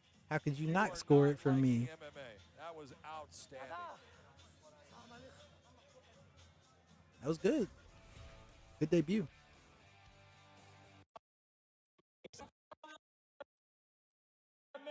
Decision, Usman Nurmagomedov. A beautiful and brutal. What was the score? 30-27. All have it for the winner by unanimous decision. 30-27. Ladies and gentlemen, after 3 non-stop rounds of action, we'll go to your 3 judges at cage side. Okay, sportsmanship. That's cool. I don't know what's up with these, man. 29-28. Both see it the same. 30-27. All have it for the winner. Yeah, I was gonna say if somebody gave him a round, that's generous. That is generous. All right, Jen. Yes, the third of our lightweight contest here at Bellator 263. The undefeated Usman Nurmagomedov, 12-0, taking on the 12-6 Manny the Dragon Muro. On his way now to the cage, this is Manny the Dragon Muro. The 34-year-old Muro, a proud That's cool. Iowa. Or of the Kiowa Kiowa? tribe in Kiowa? Oklahoma. I should know this. Isn't Kiowa? I'm from Texas. I should know this. Sport of MMA, wants to be an MMA ambassador for his people. He is 3-0 inside the Bellator MMA cage. Coming I want to show the fighters all the love of giving them the cage walks and all that stuff, but I haven't eaten today, so we're playing for time here. A difference as an advantage. 1.5 reach advantage for Usman. Okay, that plays in his favor stylistically. Just a little bit. Live on Showtime, Bellator MMA stays right here in the 155-pound division for a lightweight feature scheduled for 3 5-minute rounds as we introduce the blue corner. 5-minute round. At 5'10", weighing in 156 pounds even. His professional record: 12 wins, 6 losses. Fighting out of Anadarko, Oklahoma, Manny the Dragon Muro. And across the cage, his adversary fighting out of the red corner at 5'11", Fighting out of the red corner. 155. It is Usman. I'm sorry. He's doing the 4-star or like the strip club voice. Fighting out of the red corner. It's Usman.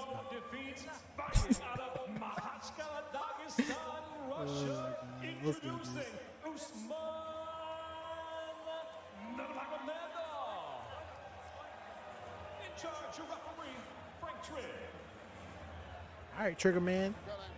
Former Pride FC broadcast partner of mine, Frank Trigg, now a respected referee who gets the assignment. That's cool. In this critical lightweight matchup, undefeated Nurmagomedov and the undefeated in Bellator MMA, Manny Muro. Okay, let's see, Usman. In fact, unbeaten inside the Bellator MMA cage.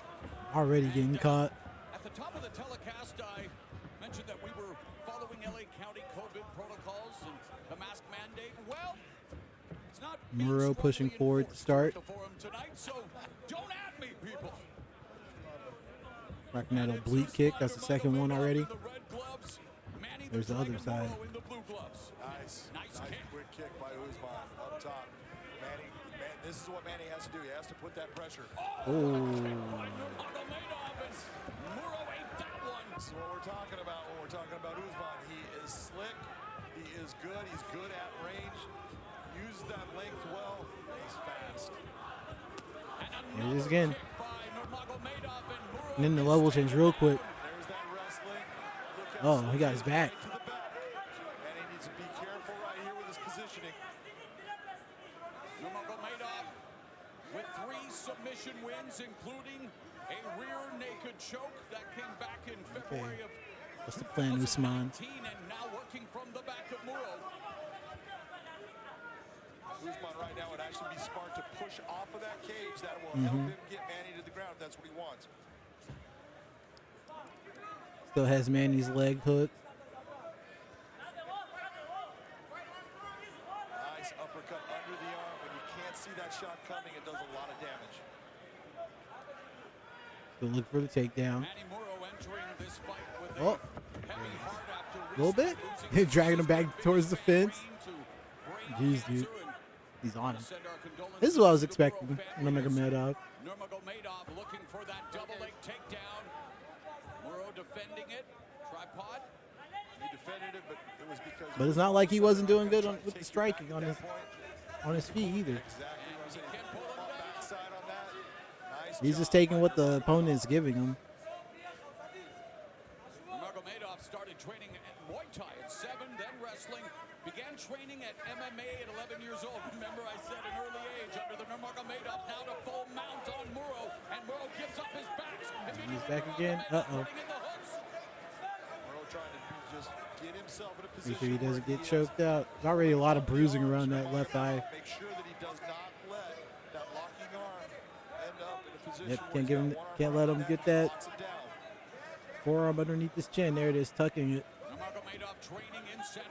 Tucking his chin against his chest, trying not to let that choke get locked in. But he's got a Nurmagomedov on his back. Look at him. Wrapping the legs around, trying to hook. Yep. Okay. Okay, he bided his time. Use it. Fighting back up to his feet. Okay, pretty good, Muro. 2 minutes left. Usman reversing. Going back to work. Exchanging knees.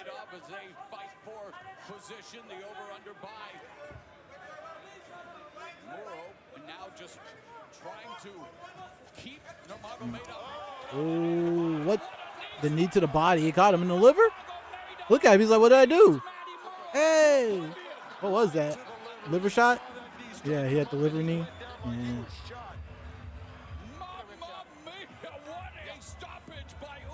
Darn, dude. I actually haven't seen that liver shot knee in the clinch like that. That is really dangerous, huh? Damn, bro's on his back over there. That either hit right at the liver or on the ribs. That shot right across. You see it touching. Yeah, he's immediately just went down. Goes down. It is hard to explain what that feeling is like, but it's like someone sticking a dagger in you. It is a horrible feeling. Usman hit him just right with that knee, and Manny was unable to do anything from that point. He is just waiting for the referee to stop it because he cannot move his body. He's looking around. He's like, did I do it? I did it. Let's go. All right, let's get better at aiming the water, Cubby.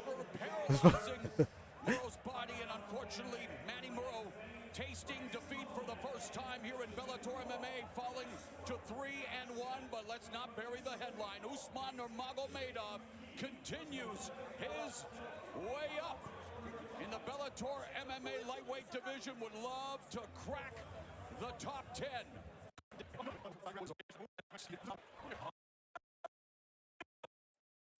Still undefeated, Usman Nurmagomedov.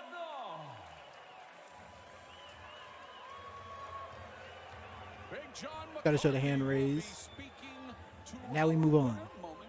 Thank you for making it quick, because I still have like 7 more of your fights, bro. I appreciate you. Patrick Pitia. Okay. That's really more of the national sport, but it wasn't really for Patrick Piatila. Piatila. Piatila? Rugby. Piatila? And he thinks it has. Dang, that's a long walkout. That's awkward, bro. For an MMA career, he sort of stumbled into rugby by accident. It's like WrestleMania. On the national team, he stumbled into MMA, and he believes, despite his early record, that he's destined for greatness in this sport. We talked to him, John, the other day. He's all smiles. Usman Nurmagomedov. Yeah, see, I'd come out jogging too. This is real. Yeah, go so far. Struggle making weight and sit out some of his media sessions. He made some news this week talking about Khabib one day being a better coach than a fighter, which would be an extraordinary accomplishment, something we've been talking about quite a bit with Fedor. Better coach than fighter, they say, Big stage, though, in LA. Everybody's live? Key undercard, and we didn't see him for very long. No, we didn't see him for very long, and it's funny because, you know, people see someone and they think, oh, I think I'm better here. I think I can do this with him. And Manny Murrow is a guy. Hey, man, it's not my walkout music. Nurmagomedov would like a shot at 155. Okay, 1 inch reach advantage for Patrick. 23 years of age, very young, but the one thing is he did 10 years age difference, huh? Didn't make that 155, and that says something about how big he's getting and will he be Got able wisdom to versus youth. Michael C. Williams. Classic matchup. A tale as old as time. Bellator MMA now features a contract weight matchup at 160 pounds, scheduled for 3 5-minute rounds live on Showtime. We introduce first the blue corner at 6'1", weighing in 158.5 pounds. His professional record: 11 wins, 8 losses. Fighting out of Latvia, Finland, Patrick Piatila. Woo, yay! Let's Across the cage, his go. adversary out of the red corner at 5'11", weighing in 160 pounds even. As a professional, he's undefeated, 13 victories, no defeats. Fighting out of Mahatskala, Dagestan, Russia, Usman Nurmagomedov. And the referee, He's legit, man. Kevin McDonald.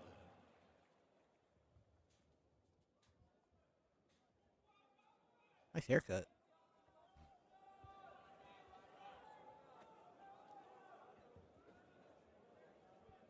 Guess be as enthusiastic and happy as Patrick Piatila is your entire life. I mean, things will work out. Maybe he knows something we don't. We're going to find out. That's the best part.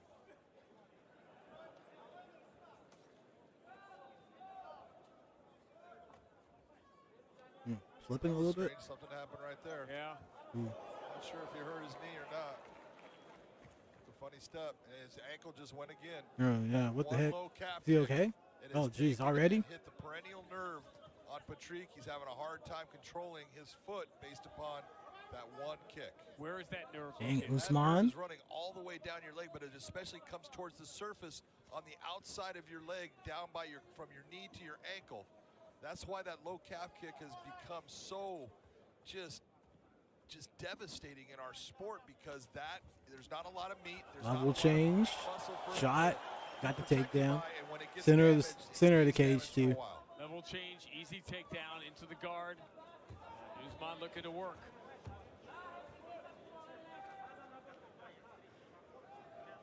You know, he's gone through the change, obviously working with Javier Mendez now in San Jose. And of course, he lost his coach, his uncle. Well, he came out with his uncle's face on his shirt. That was Abdulmanap Nurmagomedov, and that was the guy that they all believed, and that was their coach, and that is the role that Khabib has just taken over and done so well with. But it is unusual to see Usman taking his opponent down this early in a fight, especially Yeah, it is. one that you saw. First time we've seen it in the first round. I'm believing in their game plan, they just decided, hey, I want you to go out there and do this, and I want you to take him down. I want you to work on this. I want you to go after him on the ground, and I am telling you, Nurmagomedov's ground and pound is vicious. Trying to pass.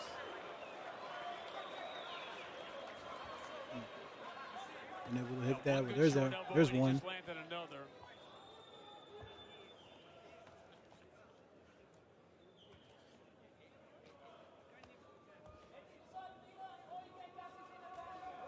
Nurmagomedov has only been to the 3rd round twice.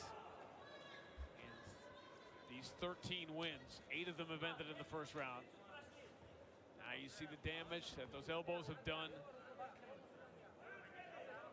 Does he already have a cut? Nice job. On his Bring forehead? his leg up. What people don't understand is they think that, oh, you know, Usman here is using a lot of strength to stay on top. He's not. He's using base and balance. It's a feel. Every time Patrick moves, he moves and adjusts his weight so he stays in a good balance with a lot of pressure, which stops everything that Patrick is trying to do as far as getting up. Just trying to get that Yeah, good commentary. Making got that Patrick, he's got to cover Patrick. Is it not Patrick? Patrick. Got to carry all of his weight, not expending as much energy on top, especially when he's using just gravity against them. Almost to the mount. And just constantly making him reposition, avoiding elbows. Like, look at this. That right elbow's about to get free. It's going to be dangerous. Oh. Got the Dagestani handcuff on that right hand of Patrick. Keeping him out of it, but Nurmagomedov just too strong. And too technically good. Yeah. You saw how he brought his foot up. Oh, yep. He's got his back. Oh. Does he have it? Does he have the choke in? Does he have it? Yeah, it's looking pretty rough, bro. It's not underneath his chin, though. Oh, he got it on the other side. Still not underneath the chin. Did he get it there? Now he's got it. Now he got it. Yep. Jeez, man. That's fast. Is he okay?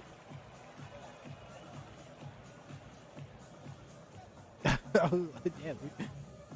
All right, Usman, just like that. That's more than the Nurmagomedov style expected to see in those earlier fights, but dang, dude, he's showing off the dynamic striking too. Dang. When he gave the big homie a hug. Who's that? He's happy. Everybody's happy. Big smiles. I'm smiling. All right. Let's give a hit to the hand raise and then go to the next fight.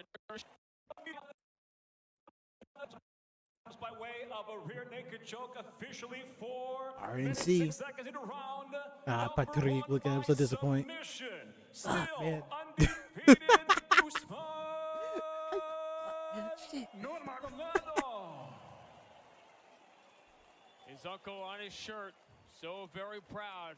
GG's, GG's. Usman Nurmagomedov, who goes to 14-0, and he's with Mikabino.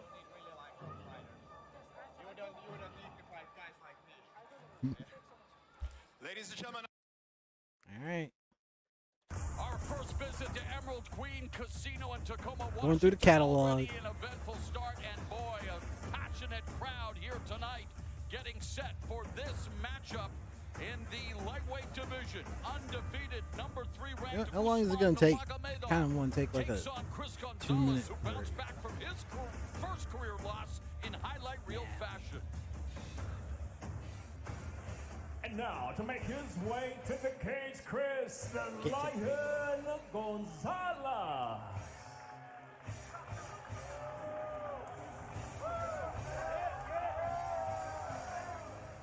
Chris Gonzalez turns Rising up. next Friday. 6-time Greco-Roman All-American. Okay, cool.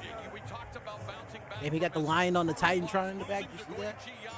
Oh. Bellator 263 in July of last year via first-round TKO. How do you bounce back? You score a first-round knockout, and I said it was in. The real thing for him is he's got to put all his together. Here he was with that knockout. Big-time head kick, and then goes out to the finish. 36 seconds about the veteran, like Sayed Awad. Happy New Year. Happy New Year. Let's go. What's good? To the late Usman Nurmagomedov, who was the patriarch, the father of Amin Nurmagomedov, who will be in his cousin's corner. And John, when you talk about... I can't tell if it's the same song, but it sounds like the same artist. Glory. When he was first introduced to Usman Nurmagomedov, he said he was blown away, and he called him, quote, the most gifted fighter I've ever had. think about who's walked inside the AKA gym over the years. Josh Thompson is not happy with Javier and what he just said. All right, let's go to the tail of the tape for this lightweight affair. It's as simple as it gets. Look at no reach advantage. Yeah, straight up. Guys. At 30 years of age, Chris Gonzalez is still very young in his career, and he's young. Yeah, the age, but Usman is 24, but he's got like twice as many fights. That's pretty cool. Get any better than this. Here is Michael C. Williams. Dang, are they like in a theater and people are sitting on the stage? That's cool. I've never seen that. The lightweight division scheduled for 3 5-minute rounds. Introducing first the blue corner at 5'11", weighing in 156 pounds even, near perfect as a professional with 7 wins, just 1 defeat. Oh, he loved the camera, huh? Why are you looking at me like that, bro?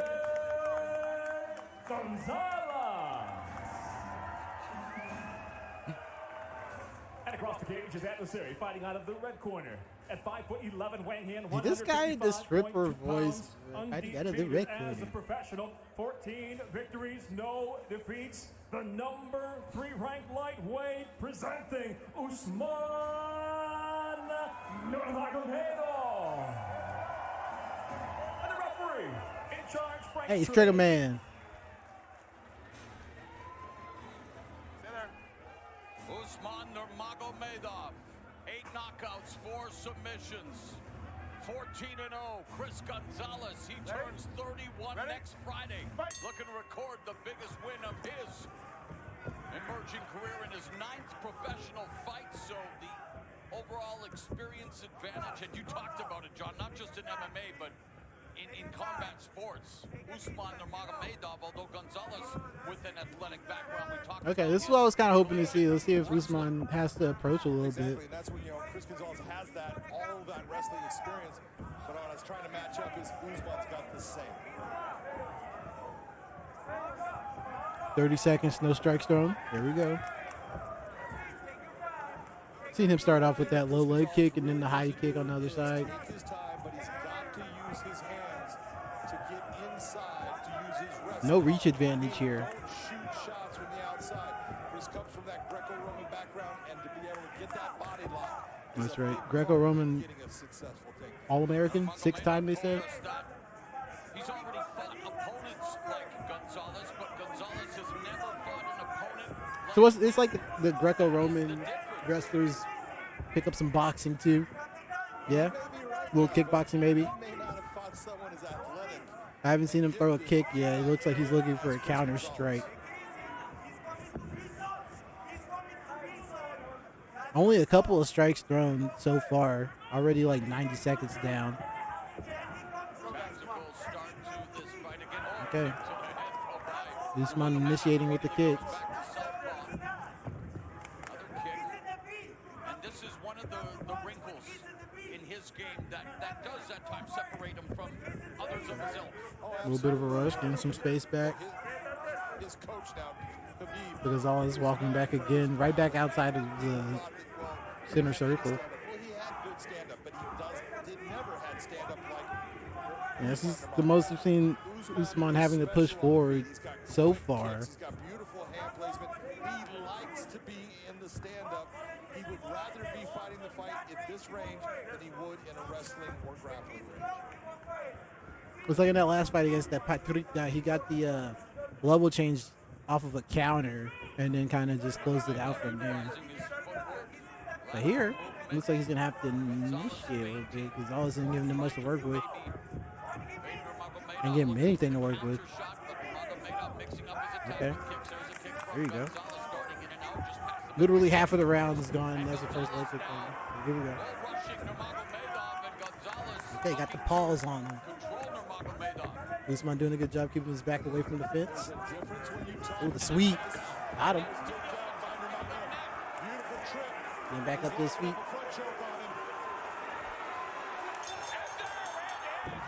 I looked down for 2 seconds. What did he just do? I'm cold down here. I'm putting my socks on. I'm going back. Oh, he got the choke on that quick? Brother. That's so impressive. I literally looked away for 2 seconds. That's so cool. That was it. Oh yeah, he had it right there. Sure did.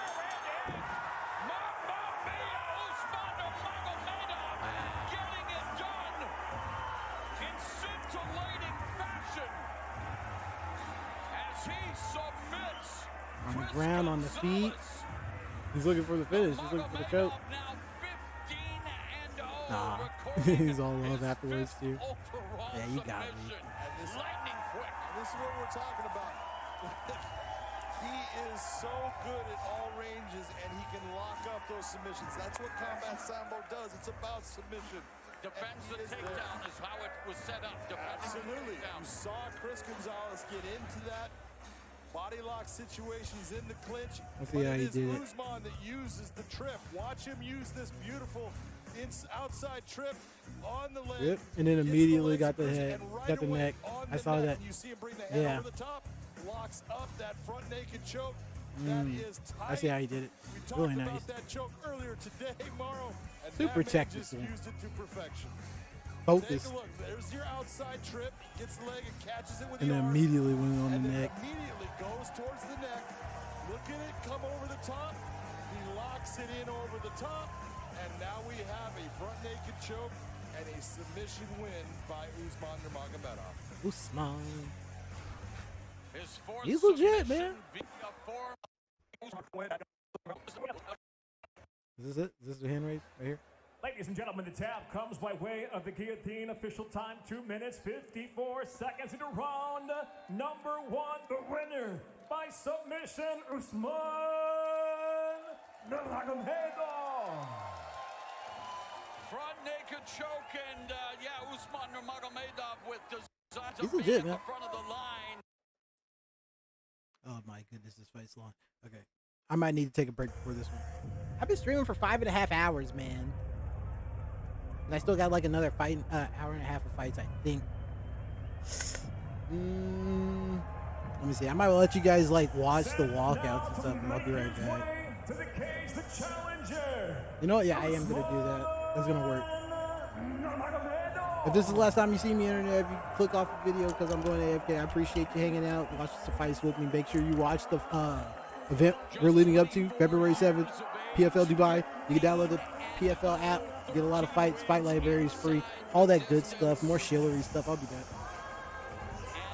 And Nurmagomedov looking to become the second Nurmagomedov to become an undefeated champion. His older cousin Habib, his legend set in stone, retired undefeated champion. But John, you look at Usman Nurmagomedov, and Shakespeare's Romeo and Juliet asked, what's in a name? But Tricky Pitbull thinks the answer is a Bellator title shot if your name is Nurmagomedov. But we have seen in his 4 fights in Bellator so many different wrinkles, so many talents. I'm still blown away by what he was able to do with Mike Hamill at his debut. Landed 38 leg kicks of all kinds, including a question mark kick. And there's no question odds makers feel he is the man to dethrone Patricky Pitbull tonight. Yeah, odd makers have him as the favorite this fight by quite a bit. It's really amazing. Look, his keys to victory for this fight are distance and range control. If he can keep that distance and utilize that range control, he's going to make it very tough on Pitbull. Attempt takedowns, not so much that you have to get him, but just make him respect the fact that he has to think about it and deal with it. That's going to help your hands.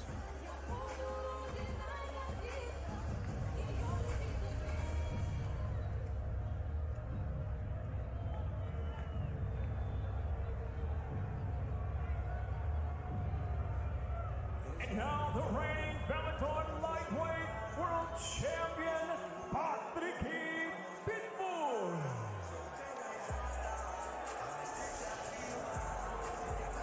It was a long and winding road for Patricky Pitbull to get to the top of the lightweight summit in the Bellator MMA promotion. A man who has been involved in Bellator since March of 2011 when he TKO'd former WEC champion Razor Rob McCullough, now failing at one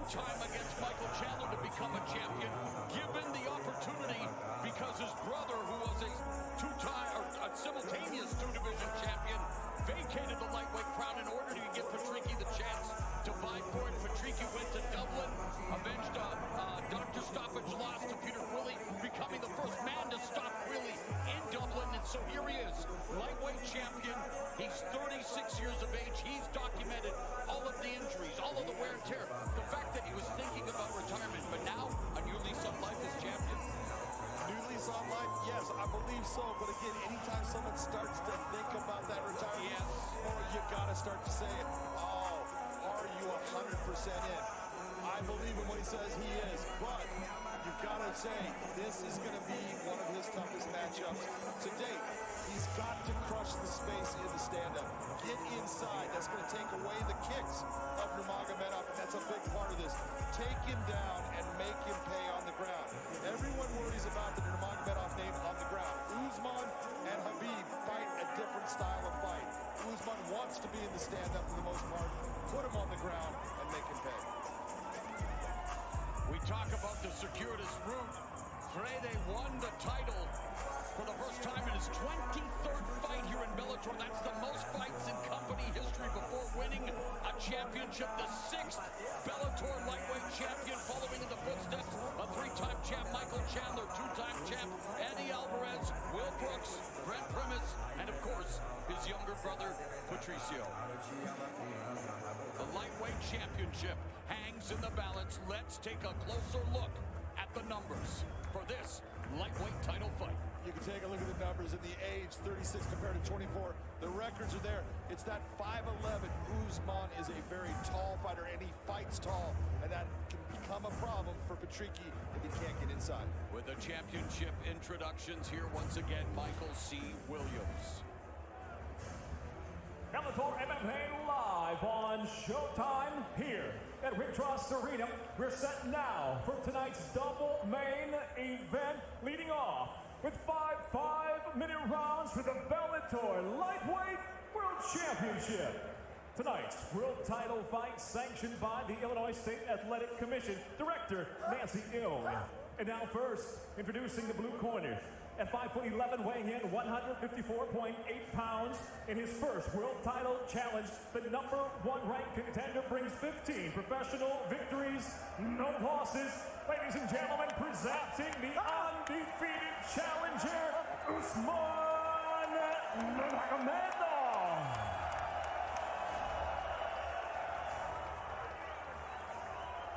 And across the cage, the champion fights out of the red corner. At 5'7", weighing in 154 pounds even. In the first defense of his world title, he enters with 24 professional victories, 10 defeats. From Natal, Rio Grande do Norte, Brazil, the defending. All right, I'm back. Sorry to ruin the stream for some of you. Hope you're all doing well out there, drinking your water, all that good stuff. Taking care of yourselves there. In charge, Kevin McDonald. Fighters to the center. All right, gentlemen, this is 5 rounds for the Bellator lightweight title. We went over the rules in the back. I want a good, clean fight.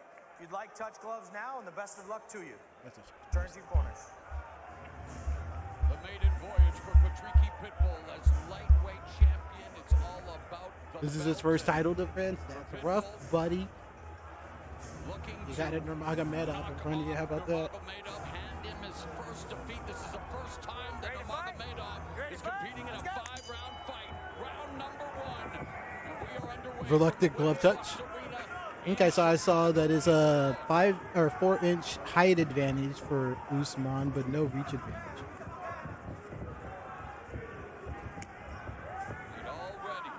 Already working them kicks. Oh, I love the way he said that. Crafty cavalcade of kicks. And one of the things with the Pitbull brothers, they like to take the center of the cage and then let their opponent come to them and throw counters on them. If you are Patricky in this fight, you cannot just stand in the center. You've got to actually push forward. Switching stances, working that oblique kick, front oblique kick.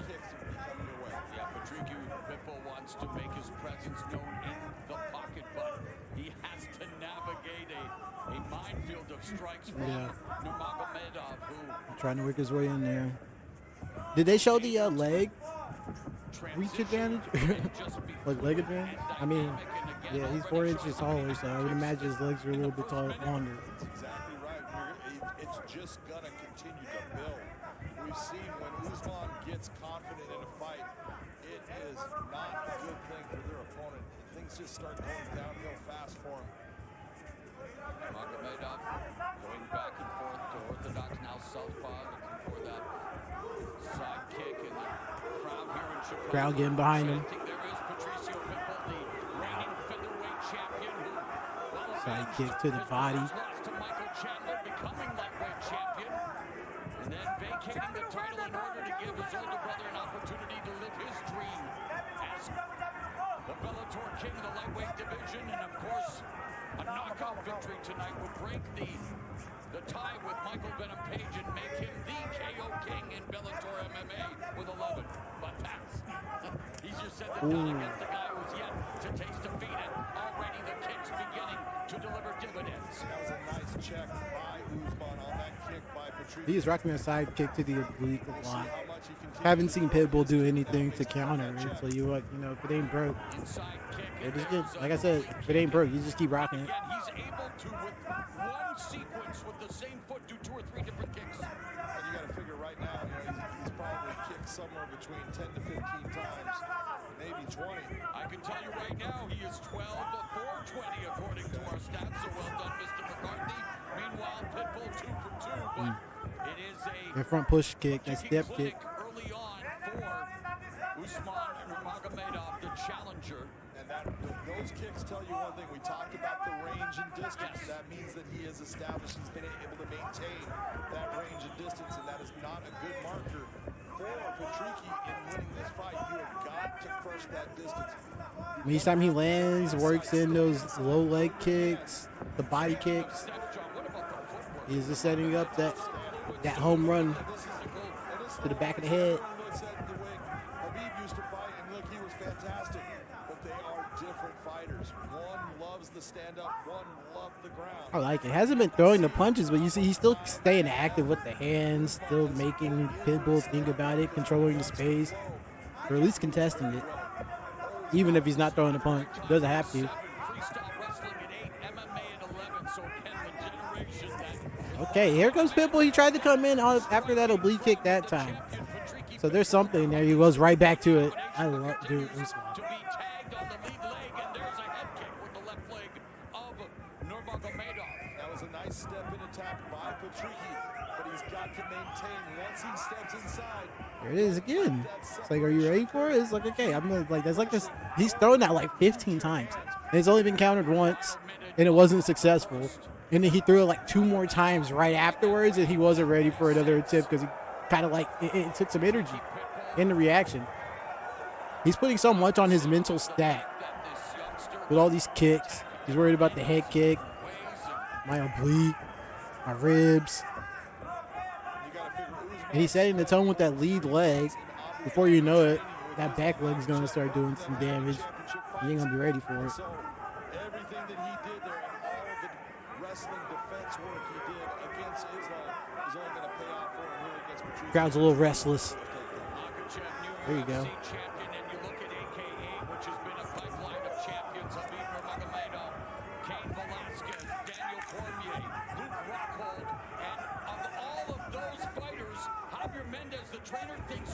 The triple up. It was a trilogy. You see the triple pump fake, dude? Says a lot.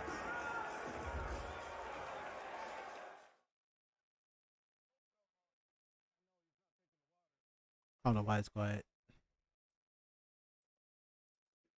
Because then all you're doing is fighting the stand to get inside. His brother Usman. I'm sorry, Umar. That's Umar. Usman.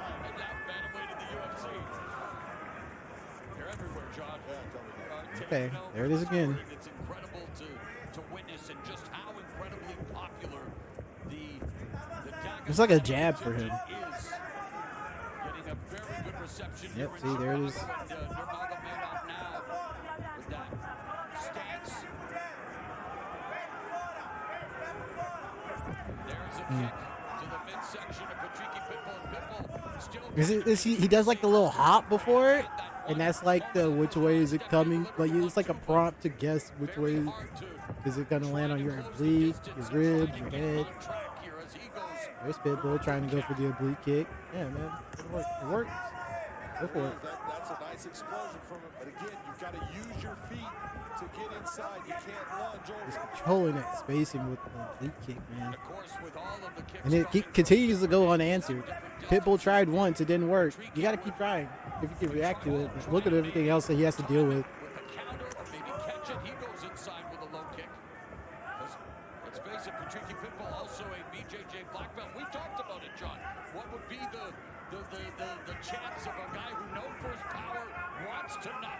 Nurmagomedov, but would it be wise for him to try to take him to the ground against a guy who's also been very Crowd doesn't like it. Would y'all relax? There is 5 rounds coming up. Or 4 more. I mean, I guess maybe if you're a Pitbull fan, you're getting a little restless because he's trying to figure out his way to work his way around this obstacle course. Because, jeez, dude, it's like Legends of the Hidden Temple. It's a good thing. I just don't, Oh, yeah. And he's got the takedowns to worry about, dude. Just absolutely overloading the cognitive stack. So difficult. And that was a beautiful counterhand. If you watch Usman land on Patricky, that snapped his head back. Watch that left hand, man. That left hand just blasted. Sandy using the left hand to set up the takedown.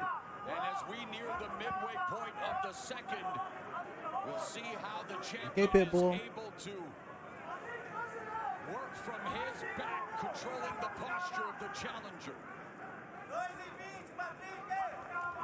Hammer fist, short hammer fist, and an elbow from Elbows. trying to do damage to the champion. The jabs to the temple and the ribs.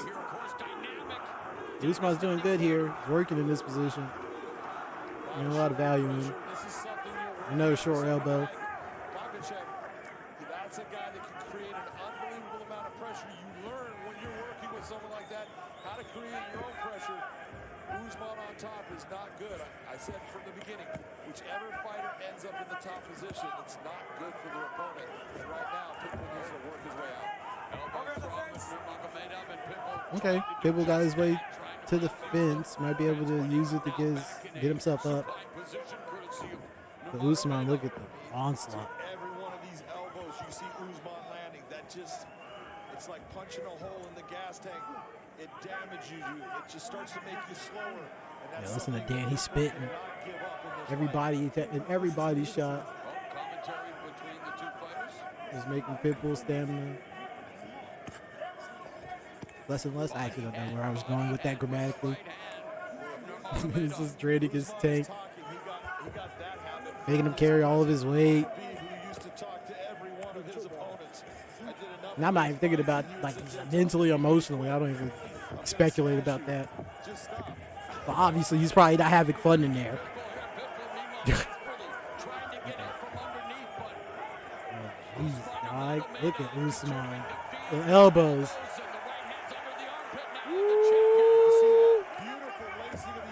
Trying to rip that arm up from underneath. He's got the Dagestani handcuff. The Pitbull.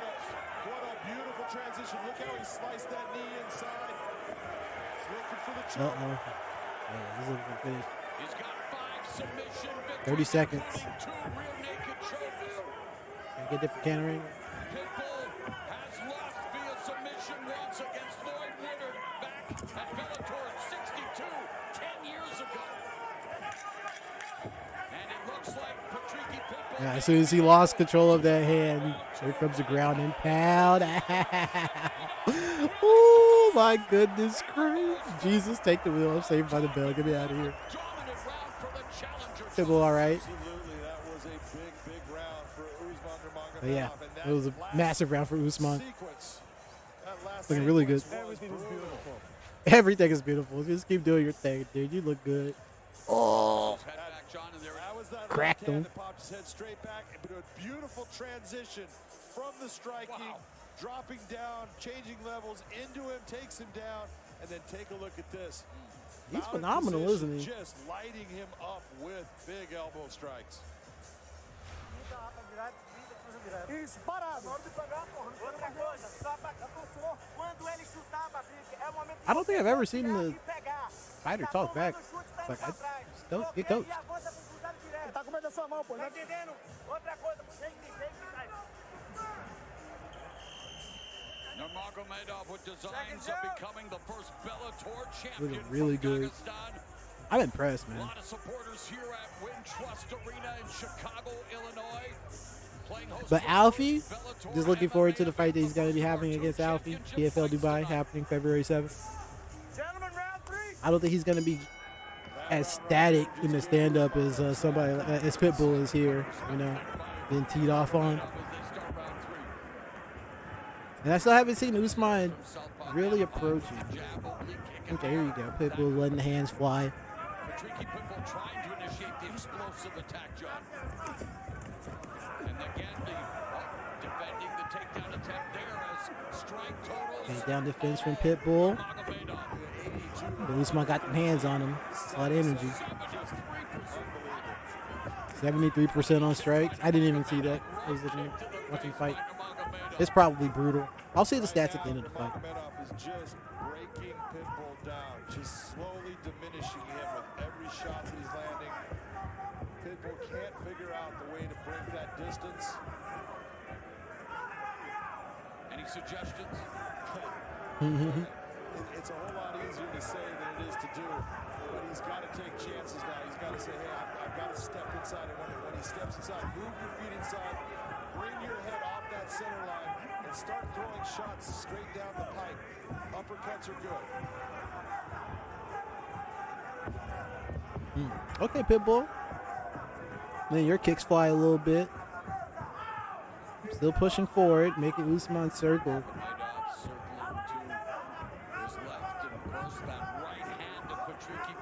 Where did he go? Which way did he go? Usman taking the foot off the gas a little bit so far as controlling the pace with his strikes, but there you go. Got a little bit of a breath. There he's again. Like I said, not really throwing the hands, but he's just like controlling that space. There's a little bit of a jab there. Lead hand from southpaw, John, just out there, keeping Pitbull thinking, keeping him at bay.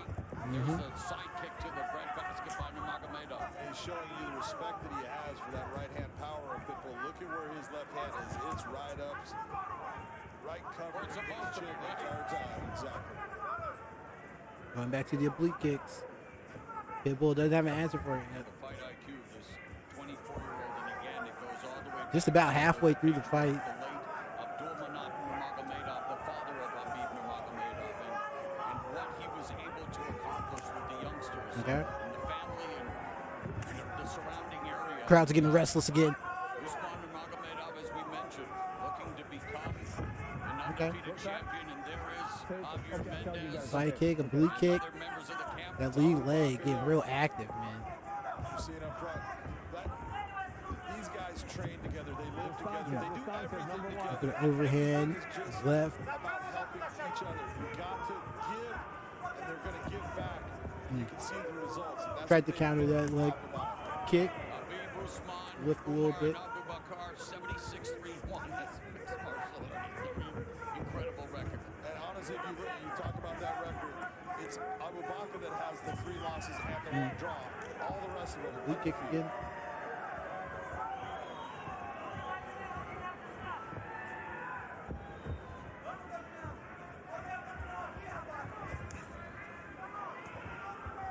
Minute and a half left in the third. Nurmagomedov content to be at this distance. Switching stances and again looking to land the kick upstairs. Patricky Pitbull. Yeah, Pitbull, man. Let me see. I know he's got a lot for you to worry about on your way in, but this is about to be the 3rd round straight that you lost. It's kind of on his coaches to, you know, be in his ear.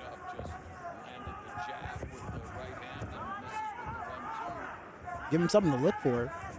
Like I said, that oblique kick, man, that's the coaching, dude. The coaching guy be like, yo, we need to attack that again. When you saw it, you went for 1 counter, it didn't work. I need you to go for it again because he's getting way too much mileage off of that, man. Oh, caught him. A little bit of a punch. Didn't push it. That time, okay, he's trying to get away from it at least that time. Didn't just eat it. But he tried to push in on it after that. Pushed in on it that time. I think I caught it. Man, it was hard. I was just throwing my hand.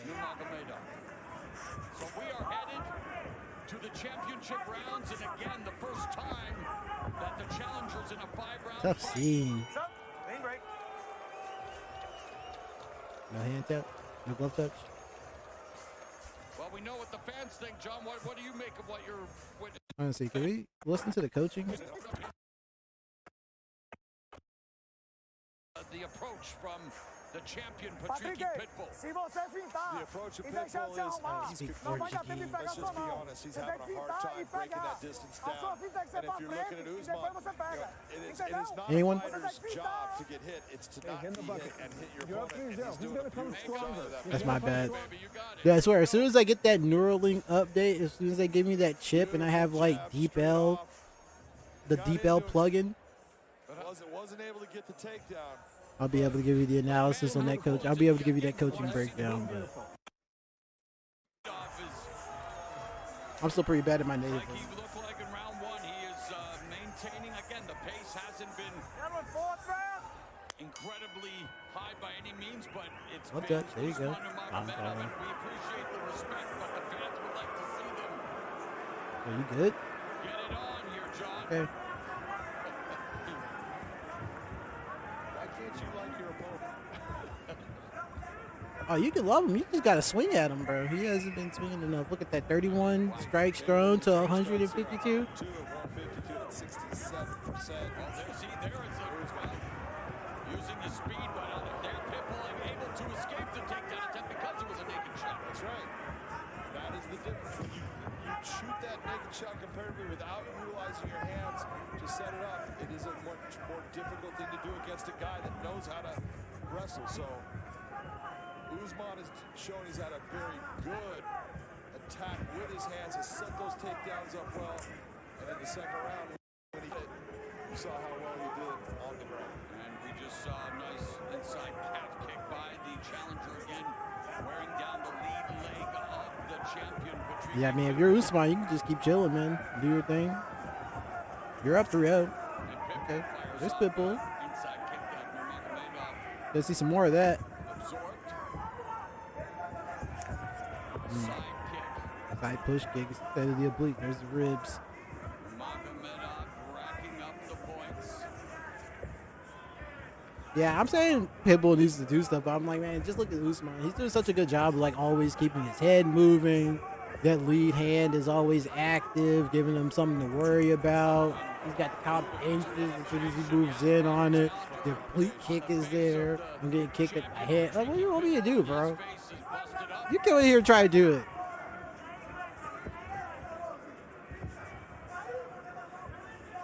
Pitbull doesn't like having his back against the fence, so you know when you see him getting close to that fence, he's not comfortable with what's happening in the fight. Okay, there you go. There you go. Nurmagomedov and Pitbull coming forward, but unable to score anything of note. Again, that continued movement by Nurmagomedov, moving in and out of range. And continues to just wear him down Yep. with kicks. Just keep throwing the kicks. Very impressed with Patricky and what the kind of condition that he's in, because all And those the oblique kick shots, again. There it is. kicks Good minute. that Usman has landed to the body. Didn't even throw the jab. Like I said, he's not throwing the punches. He's just like controlling the space. The numbers are astronomical for Nurmagomedov in terms of his domination. More interested in the counter jabs. There it is. There's a little bit of something. Okay, okay. This again. A blue kick. Over halfway in the fourth round. Still only one shot at that oblique kick counter. Jab resets, hands down, backing up. Nurmagomedov flicks the No, the fans don't like what they're seeing from Pitbull. They're gonna boom him off the stage, dude. If he's playing Guitar Hero, that rock meter's in the red, bro. I'm gonna need to see some more. Okay, there you go. He's trying to land with power. He's got to slide his feet into those situations so he can come away. But I mean, if you know you're down 3-0 in rounds, I guess you don't need to rush. You know you need to score a knockout. You gotta, you gotta find your spot, I guess. What am I talking about? You're running out of time, Pitbull. Mr. Worldwide. especially as you mentioned with that right hand. Yeah, he has been throughout his career, but in this fight, Usman has him where he is unsure exactly what's coming, where it's coming, and when he should throw. Got a moment Okay. for Pitbull to again Trying to push in. Trying to keep Usman on his back foot, not let him get active with the legs. And just the feint's got so much respect, so much space. Yeah. Didn't have that much power behind it. It could have knocked him out if it had more. It's still a lot.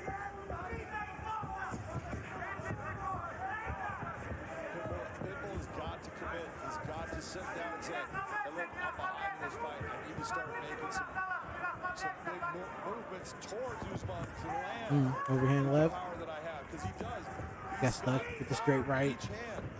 Doesn't matter if it's the right or left. If it lands, it can hurt Usman or put him out.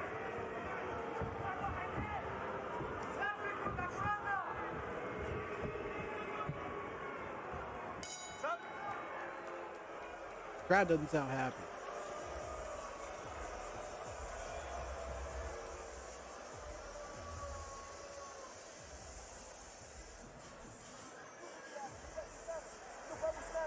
I did not learn Portuguese between rounds. My bad.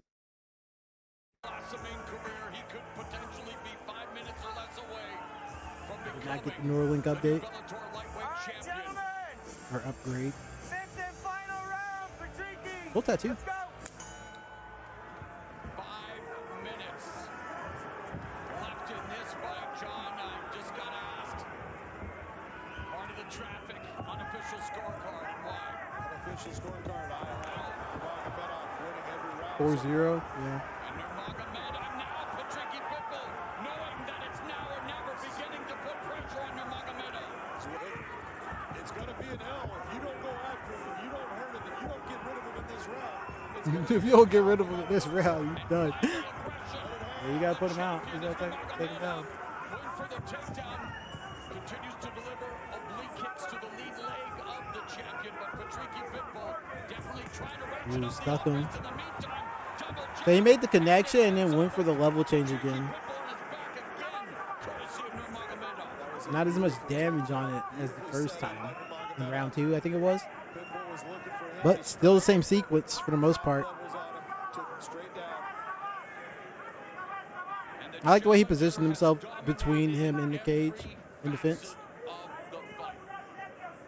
So far, he has been the dominant fighter.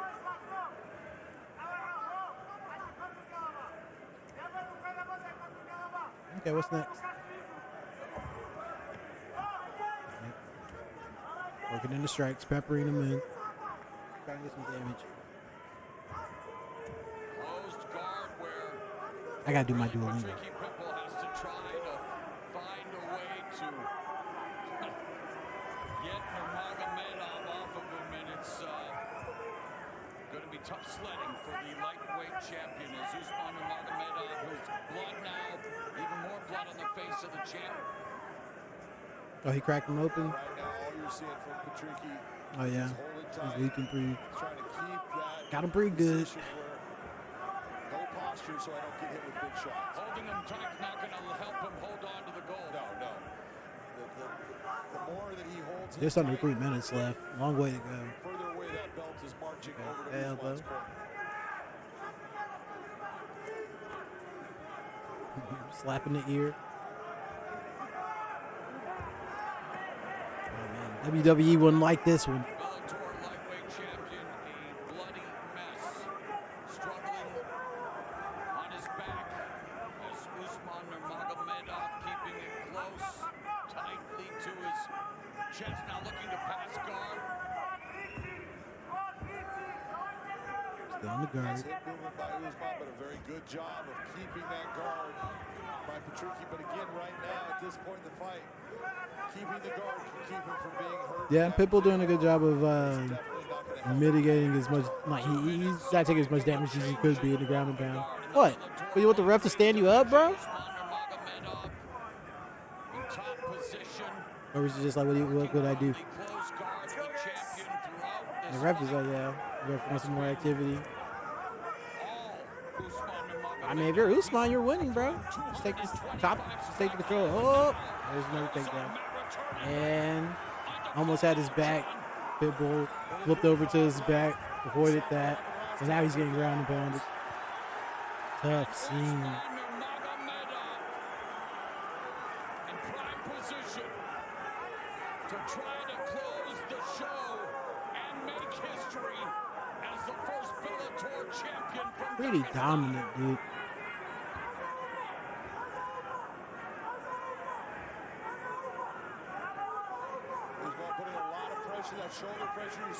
Look at that. 231 to 63 strikes thrown. 146 to 25. Push kick immediately. Getting up.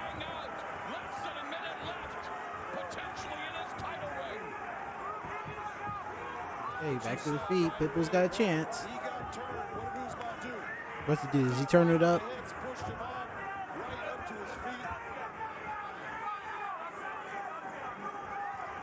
Yeah, I know you're exhausted. I'm exhausted watching, bro. You got nothing left. Go for broke. 30 seconds. It's the chip. It's your championship.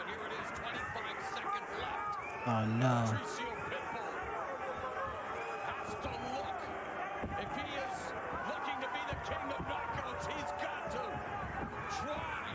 Circling.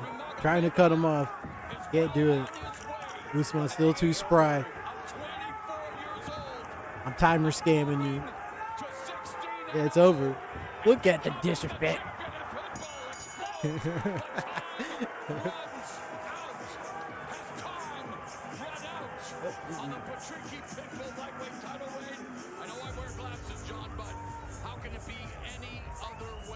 It's 5-0, yeah. The crowning of a new champion here tonight in Chicago. No, there's no way that it'll be anything more. Usman Nurmagomedov just took the Bellator lightweight title from Patricky Pitbull with a beautiful performance. Yeah, 5 rounds straight. Maturity, effective game plan, and conversely, Patricky Pitbull banged up, busted up. It's all but certain that we will. I think I still have like 4 more fights to watch. I don't know how I'm gonna make it before midnight. Let's find out. Here's Michael C. Williams. Ladies and gentlemen, having gone the distance in tonight's first world title fight, we go now to your judges at cage side. Your first, Scott Jones, scores the fight 50 to 45, while judges Sal D'Amato and Michael Bell both see it the same at 50 to 44. All have it. Dude, someone gave him a 10-8 round? By unanimous decision. And now the new Bellator lightweight. 2 people gave him a 10-8 round. Usman Nurmagomedov. Dang. Dominant. That's dominance. See, when I was doing my first fight review, or when I was watching PFL Africa, I was calling like every other round a 10-8 because I was like, oh yeah, he's getting his ass beat. But I read the MMA, the unified MMA rules. A 10-8 round is supposed to be like super, super rare.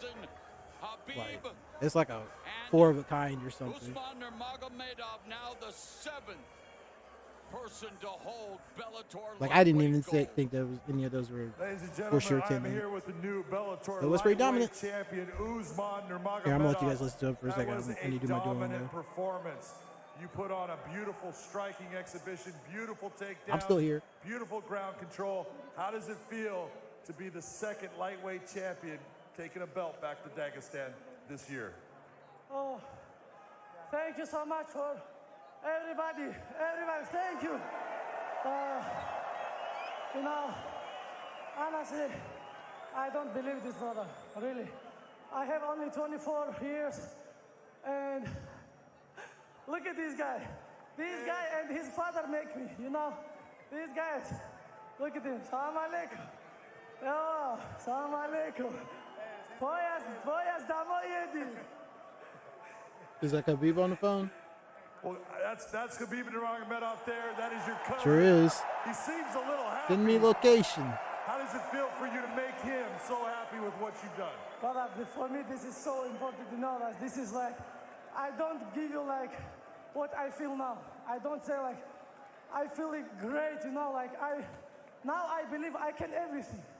Like, you know, like what human can, like I know. You know, a lot of things. I can do anything. I want to say like I have a little barrier for my language, and I will improve this. And now I'm so happy.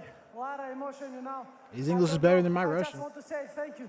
Like, first of all, alhamdulillah, after, I know, a lot of guys, everybody from around the world sent me message, so support me. And thank you guys, thank you. And thank you, my manager, Ali, my brother. This is not only manager. Scott Coker, thank you so much for chance. And coach, you know everything, coach. I love you so much. You, Habib, you guys make me. Thank you for my team. Thank you for my family. Can I speak Russian? Can I speak Russian? Yeah, do you do whatever you want, dude? Честно сказать, очень сильно рад. Не хотел подводить. Сегодня здесь пришли очень много братьев. Папах тоже видно в зале. Всем спасибо. Всем. И особенно... Everyone. Да, ассаламу алейкум. Очень хорошо. Молодец. Thank you for everyone who support and he said thank you for my family. He says salam alaikum, my father. Ladies and gentlemen, give it up for the new champion, Usman Nurmagomedov. Soaring like an eagle, the Nurmagomedov named Usman is now the man in the Bellator lightweight division, putting the title over the shoulder of his coach, Javier Mendez, who again... Is that LL Cool J? When he first saw Usman I'm sorry. Nurmagomedov, I need to stop. I'm gonna get my ass beat if I ever show up to one of these events, bro. I'm gonna get choked the fuck out. There's also, unfortunately, a loser, but for Patricky Pitbull, he knows what matters most, and he is now surrounded by those who love him most. His family, man. His title reign one and done, but it's Usman Nurmagomedov, undefeated, and now. Is this another one? What is this? Did I download it twice? I might have downloaded it twice. What is this? Is this like all the slow-mo stuff? Oh yeah, it's a little taste of the esports stuff I got access to. All the slow-mo. Boom. Boom. Damn. There's like 50 minutes of this stuff. Oh yeah, from this angle too? Do I ever? It'd be so cool if I could watch the whole fight from this angle.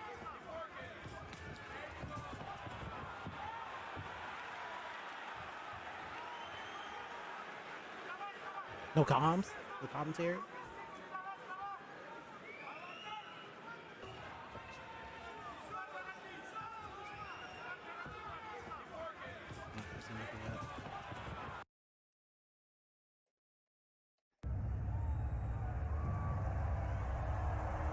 That's when I actually get good at this stuff and start making, like, you know, movie trailers and stuff. I'm still a scrub. I just do reaction content. Set now to make his way to the cage, the challenger, Smooth Henderson.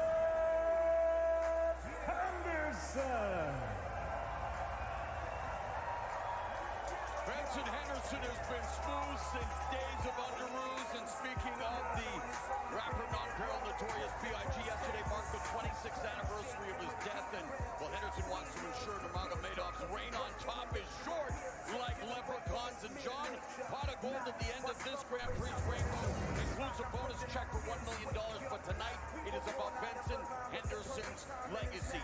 Third crack at a Bellator title, conquered WEC's lightweight division at the age of 24, same age as his opponent tonight, then conquered the UFC lightweight division with a victory over Frankie Edgar, and here now the elder statesman in the tournament with an opportunity to score a huge upset, because tonight he is...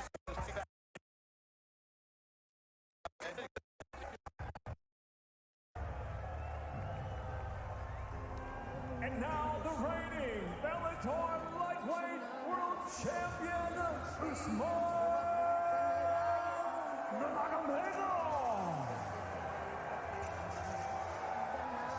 It took just 5 fights in the Bellator MMA cage for Usman Nurmagomedov to make history. At 24, the youngest champion in Bellator MMA's history. And tonight, entering the first title defense he will have in his corner, his training partner, UFC lightweight champion Usman Nurmagomedov, and Javier Mendez, let's go. of course, training out of...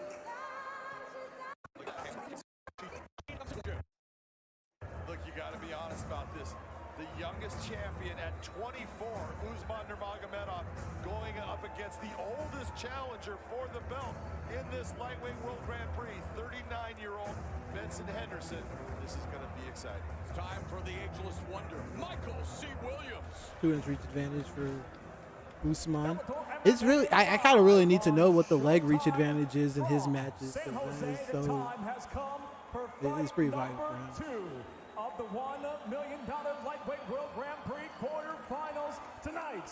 He wave dashing. Okay, I see you. 5-minute rounds for the Bellator Lightweight World Championship. Sanctioned by the California State Athletic Commission, Commissioner Peter Villegas, Chair, Executive Officer at Cage Side, Andy Foster. And now first introducing the blue corner. At 5'9", weighing in 154.6 pounds, the two-time lightweight world champion in his quest for a third reign tonight makes his third challenge for Bellator Gold as a professional. He stands with 30 victories, 5 coming by knockout, 9 by submission against 11 defeats. He's fought some names. Ladies and gentlemen, presenting the challenger, Smooth Yes, Dom Cerrone.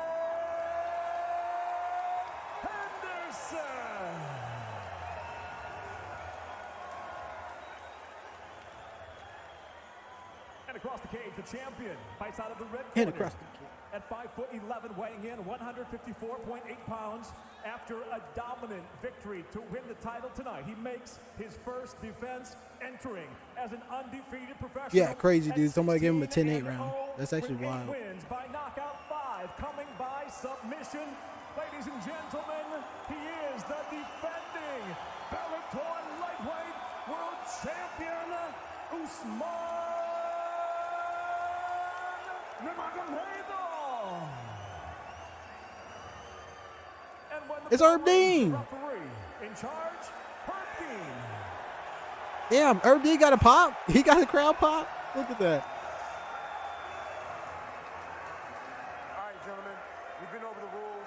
Protect yourself at all times. Follow my instructions. Gonna keep it clean, touched up. Let's do it.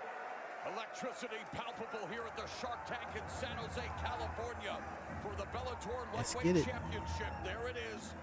Most prestigious prize in the sport and an opportunity to go to the semifinals in the $1 million World Grand Prix. Benson Henderson, as much as the last time I checked, a 20-1 underdog. Crazy. That is pretty crazy.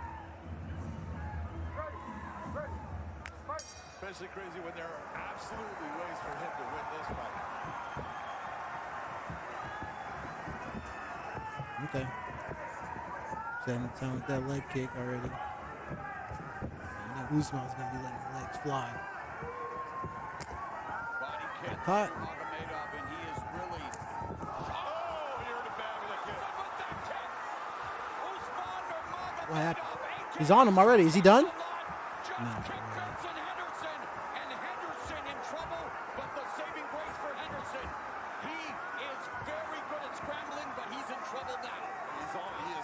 Scramble, that's a word I've been looking for. Kick to the head, it's scrambling. He was in trouble. We're going to see what Usman can do at this point. Damn, Usman. It would almost be better for him to get up off him and make him stand. Anderson trying to recover. Meanwhile, Jeez, what a spot to be in. Fight just started. A head kick. And now he's just in recovery. Still actively defending himself, but intelligently, actively. But boy, oh boy. Oh no. Tucking the chin, trying to avoid the chokehold. One thing about Benson Henderson throughout his illustrious career, he is the Houdini of MMA when it comes to escapes. Otherworldly escapes. Incredible durability too. I've seen him get hurt multiple times and always fights his way out. That's what he's doing right now. He's trying to keep from being put face down onto the mat. Henderson has been submitted twice. Got his back again? But the last time he was Yep. Yeah, it's underneath. Does he have his chin tucked? Nope, not underneath. You see Usman trying to set that choke up, but trying to take control of his hands if he's going to use them to prop himself up. For Benson to try to get himself, he's going to try to use that cage. And hook him in there. And Henderson has not only had He looks tired, man. It's like he's making him carry all of his weight. He's still recovering from that head kick, probably.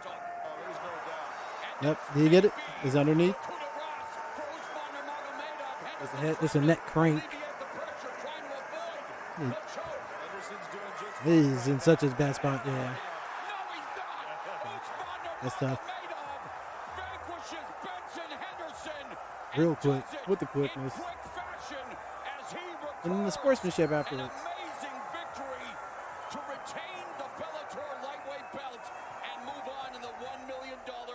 I wonder if did he get the chokehold on, or was it like the neck crank like how the Khabib had on Conor that one time during their fight. With his 14th finish, John. He was being so calm. I felt that he felt like he was in control of the position as far as knowing when it was going to be too much for him. Go to the arm raise, and then I shall move to the next phase. This to the semi-final round of the World Grand Prix, and he is still Bellator lightweight world champion, Usman Nurmagomedov. The ever-classy Benson Henderson applauding the performance, and there you can see Usman Nurmagomedov, two tremendous representatives of the sport. Oh, I have the slow-mo from the Henderson stuff too. Okay, so I just have the two Paul Hughes fights next. And I think they're both long ones. But they're also height. It's the moment of truth. Oh, and then I'm free. Then I can go eat. Waiting for in this lightweight world champion fight. First up, fighting out of the blue corner and representing Belfast, Northern Ireland. Ladies and gentlemen, give it up to Paul the Big News Hughes.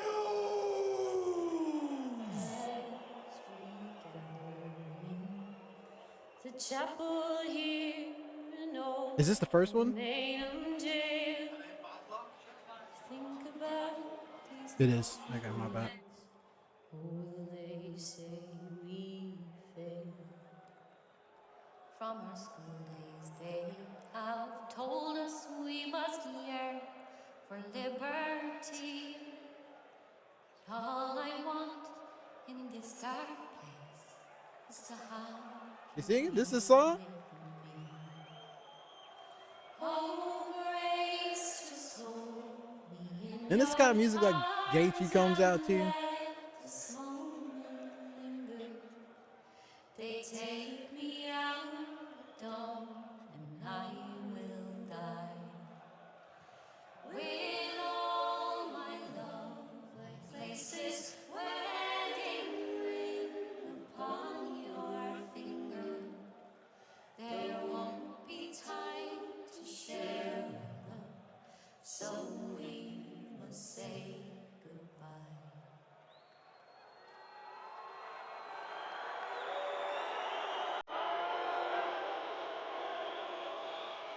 Goosebumps, Sean.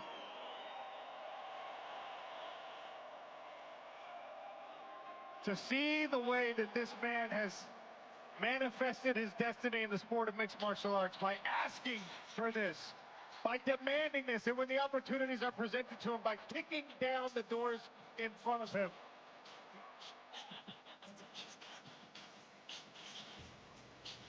It's incredibly so relaxed in this circumstance. Taking it all in his stride. It's almost like he's seen this happen before.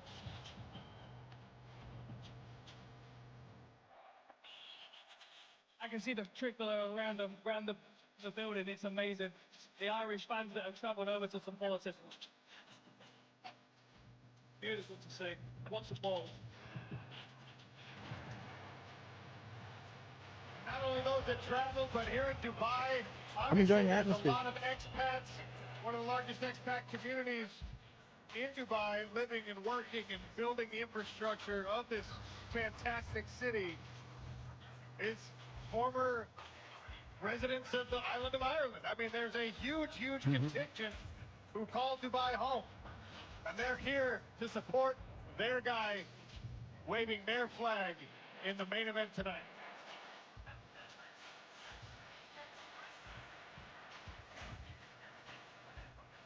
I'm going to go ahead and skip to Usman.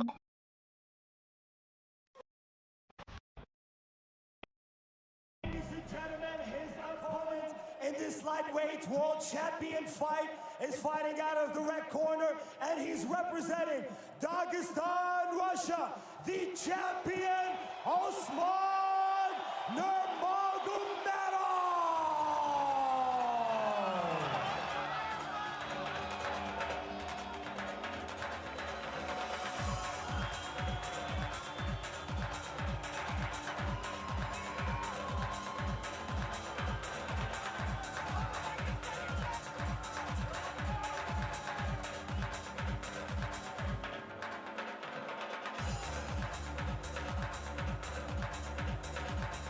I ain't mad at it.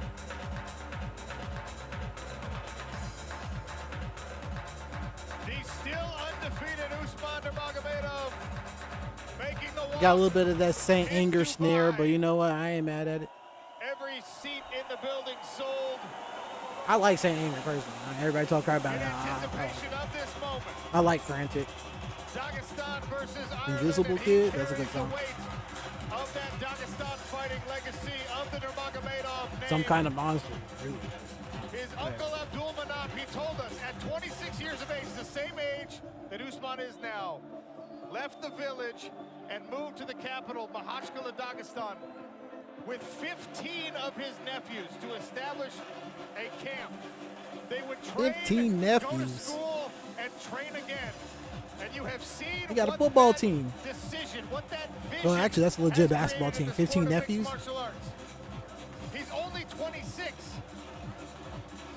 Habib himself said he's 5'6", maybe 7 years away from his true peak in the sport of mixed martial arts. And already, he's a well-rounded machine, Dan Hardy. Deadly on the feet, incredible wrestling, bottomless gas tank, and submission skills. For all of Paul Hughes' confidence, we are about to find out if it's warranted, because that is the ultimate test. Usman Nurmagomedov. The buzz in this arena right now is palpable.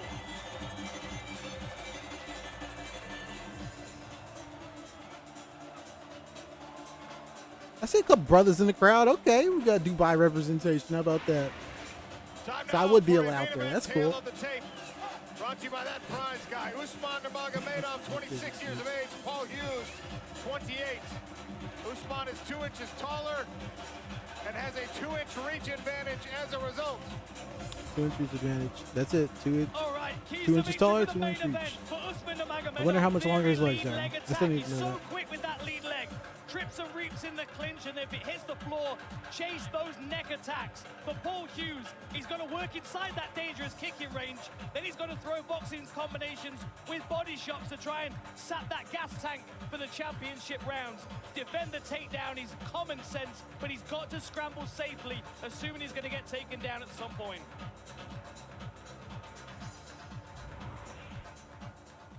And now, ladies and gentlemen, this is the moment I've been waiting for. This is the moment you've been waiting for. I was going to say, that's what we've been waiting for. The whole world is waiting for.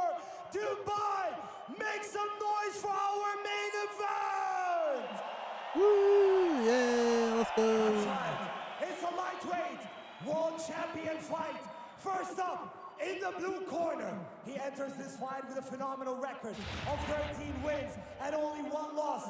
He is the former Cage Warriors featherweight champion, currently riding a remarkable 7-fight win streak out of 13 victories. He holds 6 knockouts, 3 submissions, and he remains undefeated in both Bellator and PFL, and he weighs in 155 even. Ladies and gentlemen, fighting out of Belfast, Northern Ireland, it is Paul the Big News Hughes.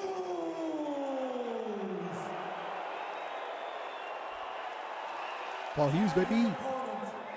Ireland in the house.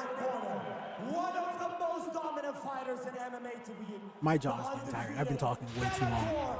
Lightweight world champion with a clean professional record of 18 wins, 14 by knockout or submission, 8 first-round finishes, and he weighs in at 154.9 pounds, and he's fighting out of Dagestan, Russia. It is the champion, Usman Nurmagomedov.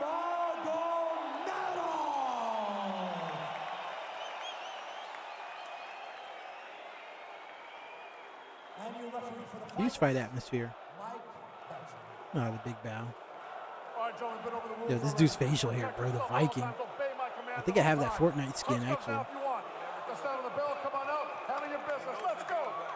Handle your business. Let's go, dude. Paul Hughes in the black trunks. Let's see. Usman Nurmagomedov in the white. 155-pound world championship slated for 5 5-minute rounds if necessary. Mike Beltran to oversee it. Ready to fight, ready to fight. Let's go. Southpaw stands for Usman. That's it.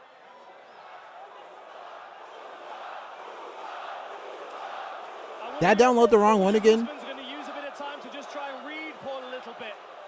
Try and figure out if there's anything that he didn't see in his research. I wonder how many. I think I downloaded the wrong file again. But how many did he sit through and study? let's just watch it like this. How about that? All right. Paul Hughes right now. There's no Chiron with time. Starting early with some searching kicks, just flicking that leg out. Actually, this is the only one of this fight I could find. Just testing the range with that long leg. And that is where the differences become very evident between Usman Nurmagomedov and even the legends like Khabib and one of his other training partners, the UFC champion, Islam Makhachev. This guy, much more dexterous in the striking game, much quicker. Very much like his brother, you know, Umar is very loose and all right, let me flexible. focus up. I remember when I watched this the first time, he was catching the kicks. Use their lead hand.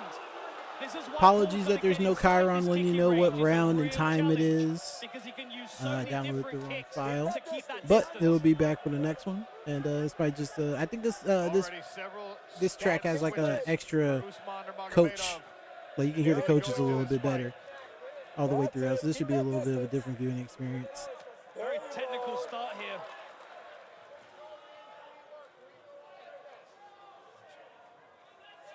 There you go. Keep that distance.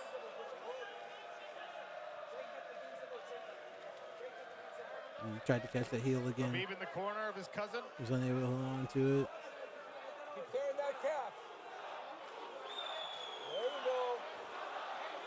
Think. There you go. Jab misses.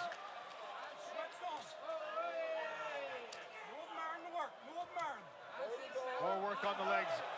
Laser right hand from Usman Nurmagomedov. Very calm, technical. This is nice side kick to the midsection. One of the best weapons that Usman's got. Followed it up with the inside leg kick. There's the speed again, displayed on the jab. Jackson letting the jab fly a little more. But of course, those lead leg kicks. A lot more respect from Usman than I was expecting in this first round. I thought he was going to come out and really be a bully. Maybe he's trying to figure out why Paul Hughes is so confident. Nice jab. It's so sharp, that is. He was threatening with both of his legs, picking them up as he takes the steps forward. You got kicking the balls? Often happens in the open stances. The inside leg kick can come up a little high. Crowd's not booing. That's cool.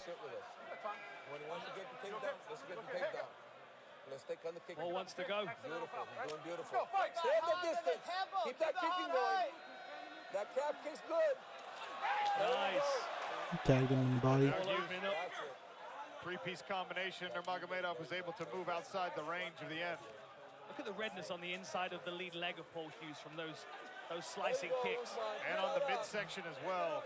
Paul Hughes with a bit of an oblique kick there. Oh! Hughes catches an advancing Nurmagomedov. There you go. And unfortunately for See, Paul, Usman trying to approach a little bit and then getting checked for it. That he gets from the toes of Nurmagomedov. Lead kick. Okay. Yeah, you like it. Nice lead hook kick. Double lead kick combination. Very often in mixed martial arts. The back leg again. And then the side switch. We've got just over a minute left in the first round. Oh no, groin kick each.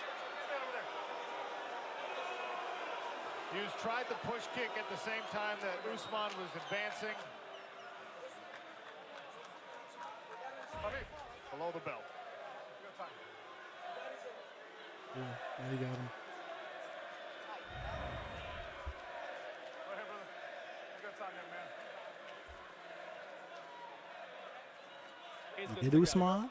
You good? Hey, both of you guys, hey, pick it up, right? Let's go, fight! Let's go, bro. Distance. Ooh. Goes for that front kick again. Damn. Paul's looking for that check left hook. He's got a very, very powerful left hook. Now we've seen him come off a kick to a left hook. We've seen him come off a cross to the body to a left hook now.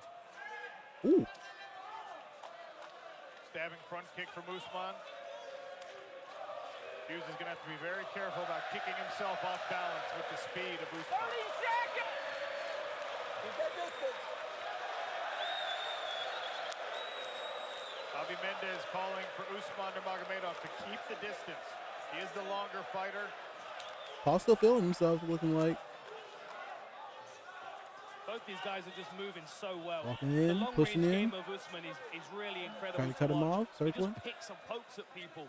Keep that distance. Keeps them right on the end of his toes. Definitely the most seen Usman having to circle and move around Working that body shot, aren't they both? so far in these Usman's fights. working it with his toes and Paul's working it with that Well, dig from the against interesting first round. I think they got some respect for one another in that. Little conversation. I gotta look at the typology. My short-term memory of the shot. You know what? Screw that train of thought. Just left the station. Very interesting to hear the corner work between rounds 1 and 2.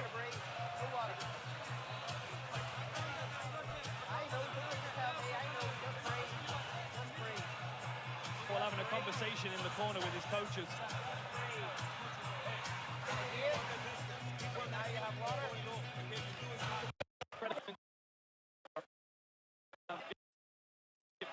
No, I forgot I can't see the Chiron, so I don't know when the round starts. Okay, I have to see. It's like I got the blind skull on from Halo, man. Is this the same thing? I skipped back to where I was before. Oh my god, imagine. It's a lot of championship knowledge and championship level experience there. An incredible amount, especially if you take. Thank you for saying second round. I was just to make sure, dude. A championship corner and a championship training camp. I mean, you think of Cain Velasquez and Daniel Cormier and Habib and Luke Rockhold, and the list continues to go. Good jab there from Paul Hughes. There you go. Side kick again from Usman. Tries Tried it to now catch it. to the face. Triple up. I kind of like whenever Usman has somebody respond to something, like they catch one of his kicks or they try to counter it and they're not successful, he goes right back to it again. Usman did say that he was going to try and get the finish in this round. Stay on that movement. Ooh. A switch kick there for Paul Hughes, off balance. Usman Nurmagomedov. Big swing and a miss. Big swing. Usman The level change. Slip Hughes, from Paul. great job shrugging it off. Stay on the movement. Stay on Two confidence-building moments for Hughes. Paul Hughes, the Irishman. Shifts the dynamic slightly. Well, we saw that exact thing start to change the A.J. McKee fight. Paul Hughes, can he plant seeds of doubt in the unflappable Usman Nurmagomedov? Good pressure and defense so far. Nice low kick as well. There's There a look you at go. that corner I was There you referencing. go. Habib Nurmagomedov in the foreground. Keep that distance. Makhachev in the background. Yeah, Usman It's quite circling. a corner when Islam's not even really allowed to speak. He's the third. Paul's trying to stay close. Good work again by Hughes for now. Usman continues to pursue this pressure. Goes for a trip. Paul keeps his hips away. Really good movement so far. Stuck in there. Ripping to the body of Pushing Paul through the Hughes. fence. Attacking that liver. That's a with the leg. left hook. Knee on the inside Nice from landing down. Usman Nurmagomedov.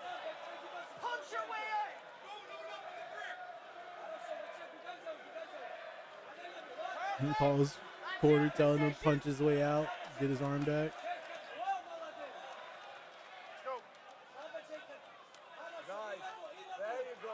Usman now digging to the body. His knees. Knees and punches. These are powerful knees as well. He's Sure pulling could. himself into that knee knock with people the out. underhook. Liver shots. An elbow on the break. Ooh. Looked like he was able Dangerous to hook on the break. avoid the brunt of that. Some deep breaths. Can't from see the Usman. chyron. It is round two. Probably about halfway through. Next one is checked. Yeah. Oh, and another level change, and Paul defends it. Dig shots to the body. Yeah, I like the body Interesting. shots there. Doing a nice little clinch. I love the counter Paul Hughes uses to that clinch. Dennis Seaver used to do that. Just flail and punch your way out of it.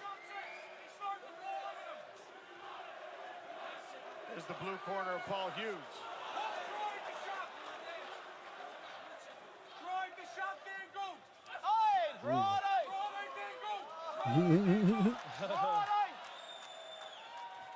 Oh. Okay. They were the best punches landed so far, certainly from Usman. Usman showing off the hands. Paul just seems unfazed though.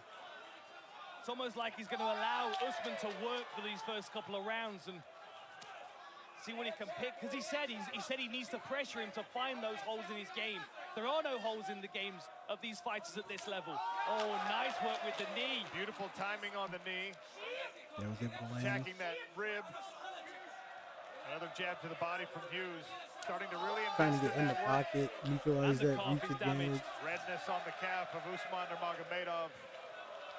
And that's not only going to take away the movement, but it's also going to take away the level changing, the drive on the takedowns.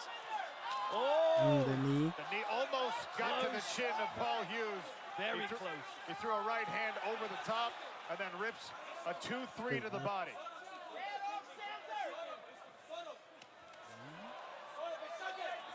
Loving that. Reaction combination for Paul Loves that again. tie clinch. He's not really landed a great deal of clean knees from it though. Paul's dropping his level and, as you said, throwing those punches. Reminds me of Vanderlei Silva, Guy Mezger as well. Ignore the tie clinch, just punch him with both free hands. And again with the calf. Now Usman trying to invest in some combinations and Big a deep breath from deep Usman. breath. That leg is hurt. My goodness, that lead leg of Usman is really damaged. Look, he's struggling to step onto it. Starting to affect the footing. We'll see if the Hughes corner recognizes it. He's stance switching. And the hands are starting to come down as well. Ooh. Nice Okay, flurry at on the to the end. third. A very interesting second round. Paul Get down Hughes to Paul, I is making think? this more than a fight, but Usman Nurmagomedov, the speed still on display. What's interesting is those body shots are now starting to affect the posture of Usman as well. The calf kick, as well as the body shots that are bringing his hands down. And now Paul's starting to come up with that left hook to the top. Let's have a look at this kick. Interesting. Look at the jab. That was a kind of... That's what they call it, the switch kick. Like a teep to the midsection. And look at this beautiful scramble here. Usman did everything he could here to ground Paul Hughes. Incredible balance. I mean, he was on the road to the outside of one foot and managed to stay upright. And here are the knees, curving in knees, similar to what we saw from Ahmed earlier on. If they hit him in the back. Or knees to the back now out. Punches from Usman in that round, no doubt. Long left hook, right hand. Longer this fight goes, though, the more that calf is going to start to feel heavy. Okay, round three. Both men had some moments in round number 2 as we start the third frame. Sean O'Connell and Dan Hardy. He told him to back up ahead of the circle, and he came right back in. So yeah, whatever. In a world championship bout at 155 pounds between Paul Hughes in the black trunks and Usman Nurmagomedov in the white.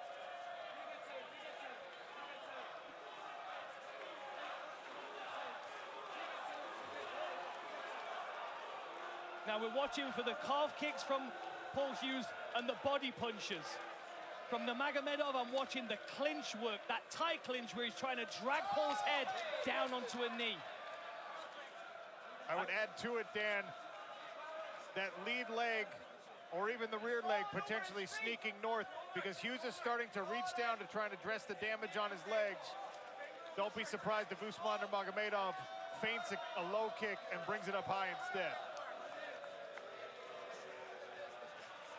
Dan Hardy, how many people in this building are surprised by how well Paul Hughes is doing right now? I think even the fans that came here to support him are impressed at what he's doing right now. They must have known that he was up against it. The odds were heavily in Usman's favor, as they should be with the record that he has. Oh, and again with that hook to the body. On the way in. Hughes is so good at changing the angles on punches to adjust to his body position and the position of his opponent. Ooh. Beautiful change there. Flipped it again. How did he stay upright with the speed of that Another miss on the takedown level attempt. change and takedown attempt? The fact that Paul Hughes is still on his feet is a real testament to the work he's done. Really amazing. He moves like a cat. Kuramagomedov, though, so fast. And they're, like you said, there's just not holes in the game. There's not a weakness to exploit. No holes and no seams either. You know, how he goes from striking to and then back again is... Now, these are deep breaths for Usman. I think Paul Hughes He got with the balls again. Keep the pressure on. Keep the pace going. He doesn't want to break, yeah. Heard it from the corner. I think that's smart. Strategically, you want to The way he see if you can said, set the stop. gas tank as you Oh, continue to hey, attack. oh, hey. Jesus, man. And he's not even fully committing to his punches as well. He's still testing Usman, it feels. Well, the movement of Usman is still good enough to keep him out of range. If he overcommits, finds himself off balance, that's when the counterpunches become dangerous. Incredible fight IQ for Hughes. Drop down again. Another attempt. Oh, man. That was bad. I heard that one. And it's hard to make the adjustment when Hughes is spinning and moving. That's a bad one. It's incredibly unfortunate. I'm sorry. It's just like he's laid out. He's dead. He killed him. He killed him, bro. As he was spinning, it was a Oh, my God. I know that's how it feels, bro. It is. Jeez, man. How many low blows has that been? What do we got? I mean, the benefit to Usman right now is that he is getting rest. The Hughes camp is saying that he's done this. And even Usman was like, oh. I don't think it was intentional, purely because of the speed. Yeah, it was the way he turned around. But Paul's going to do everything he can to keep this fight moving. He didn't really know what he was aiming at. Point deduction. There is the point. He got a point deduction? Wow. Damn.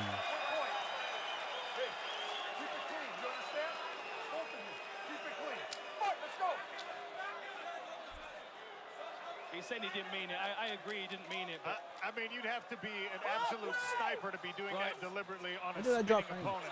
100%. Whatever. Now's the takedown. Speaking of drop.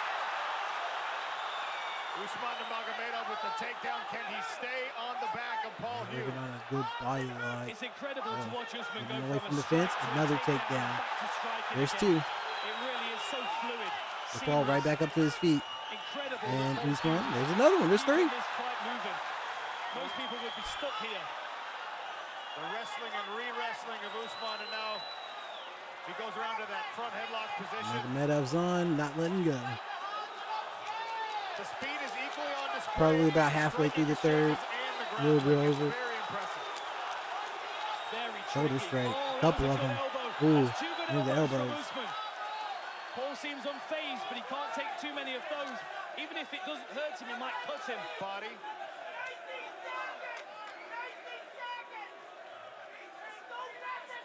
Here, coaches, 90 seconds.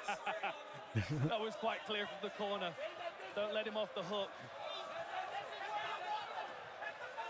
And that was a big energy expenditure from Usman Nurmagomedov on those takedown attempts. Of course, the same is true for Hughes to get back to his feet. Hughes' his corner telling him not to let him off the hook. The interesting thing is, See if he can convert here. The interesting thing is how those exchanges play out in Yeah, look the at minds Usman, of you both can tell. fighters. Little They both gas, took a hit big to their breaths. cardio, no doubt about it. But Switching Paul felt stances to success coming out of that the exchange, kicks, whereas Usman maybe wearing not. down his lead leg. And that can make your lungs burn a little bit more Now than his rear they leg. actually are. This is good work by Paul Hughes in the clinch. That rip to the body as Usman tries to push his head down, or he can attack it with some knees. Beautiful work by Hughes. Now pressing Usman into the Usman's right there next to Khabib, right next to his coaches. Makhachev, Mendez, and of course Khabib Nurmagomedov. Another shot to the body from Hughes. And now the hook comes upstairs. The knee misses and is caught. Ooh, the knee. That was a good knee from Usman. Caught him there, yep. Smile from Paul Hughes. Yeah, that's smart. Big deep breath from both fighters in these final 10 seconds of round 3. There's his knee. There's his work. Getting work in. 10 seconds left. And an uppercut to follow to the chin. And the smile. All right, championship rounds coming up. Interesting.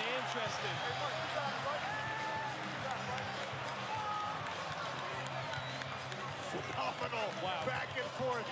Cool fight. Strategic, skilled matchup between two elite lightweights. Look at the posture of Usman on the stool. And look at Yeah, he looks gassed, bro. He looks pretty tired. Some of those body shots are really starting to take effect on Usman. There was one particular left hook that landed right at the end of that round, and you could see Usman just buckle a tiny bit.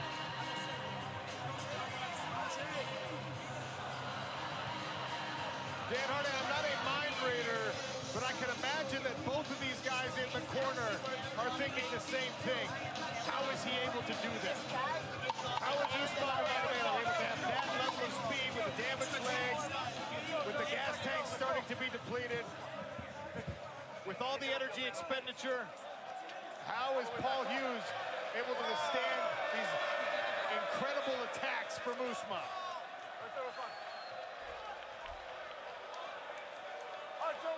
Into the championship rounds. All right, 4th round. 5 minutes in the 4th ahead. Usman Nurmagomedov in those white trunks defending his Bellator lightweight title. Paul Hughes, the challenger, accounting well for himself through the first 15 minutes. Apologies if my little additional commentaries lackluster. I've been here for it's 6 hours, about to be 7th hour, so I'm running out of gas personally. But also, if you enjoyed that a little bit more, you don't like me yapping. I hope you're enjoying it. Have been fascinating. So technical on both sides. Really incredible mixed martial arts display that we've got in front of us right now. Credit to both of these guys. Nice lead hand to lead leg by Kind of Usman. just enjoying the fight. Dan, we haven't really addressed scoring. I don't know how I would be scoring this if my job were to judge. I'm glad that it is not, and I just get to sit Yeah, here and right. talk I'm about glad my job We is not also to have to remember judge. that there's a point being deducted off one of the rounds. Yeah. I could certainly score a round for Paul here and there. I've not been scoring it myself because I've been so invested in the technicality of both of these guys, but you've got to be able to make an argument for Paul in some of these situations. Good movement by Hughes to avoid that repeated jab from Usman Nurmagomedov. Lovely control. Yeah, I can see Paul having won maybe 2 rounds, but I could also see him having won none. I don't know. I'm not judging. I'm just watching. Doing a lot of kicks to the balls. And he caught him. Sure did. Dig into the body a little bit. Touches the lead leg. Looks like he's facing a takedown. Just giving him something to look at. Such a tricky Usman not throwing any kicks. Switching stances back and forth is Usman. He's controlling the space and initiating with the hands. Cutting off the retreats. And that's opening him up to the counter jab, the counter hooks.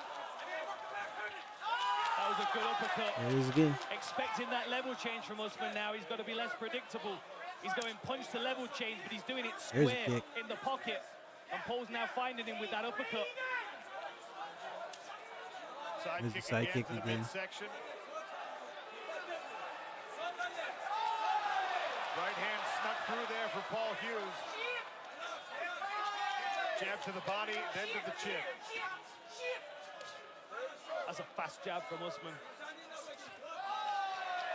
Calf kick on the cross counter. Very smart the way that Paul was building his game. Uppercut lands again. He missed the jab, but he landed Big the breath uppercut. from And he Usman. tries it again when Usman advances. Sharp inside leg kick from Usman. It hurt. And a good jab Really behind stuck it. him. The judge is seeing A that. wee bit more feet. Does he mean kicking or movement? Beautiful again, sniping with the cross.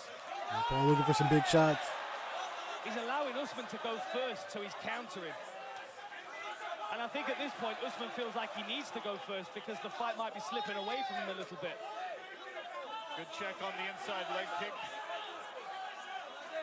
The commentary says it's interesting to see Usman is choosing to initiate more, which is what I was hoping to see a little bit of, because I'm thinking Alfie, you saw just in all of Alfie's fights, he was on his back foot, so looking forward to their fight.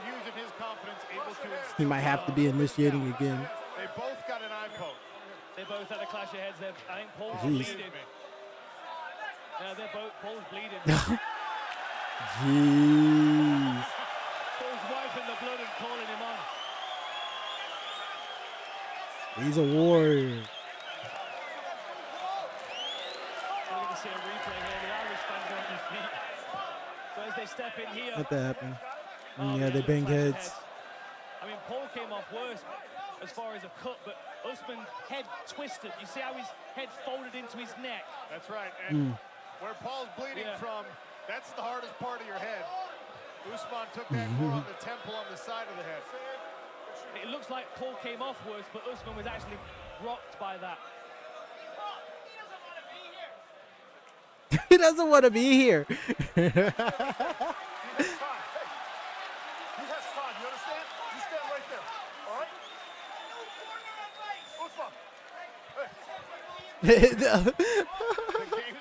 Paul's coach is like, hey, no corner advice. Yeah, this is great, bro. I love being able to hear the corners so well. And then as soon as he walks over to address Usman, he starts coaching his own game. They bring the doctor in to check on Usman. You've got to think, even if Usman can't continue, he's not going to want the fight to end like this, on these terms. This will be a moral victory for Paul Hughes, I think. Irish contingent getting hype. So proud with blood running down his face You right love now. to see it.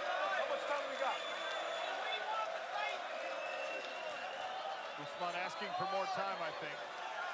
Less than 2 minutes? Okay.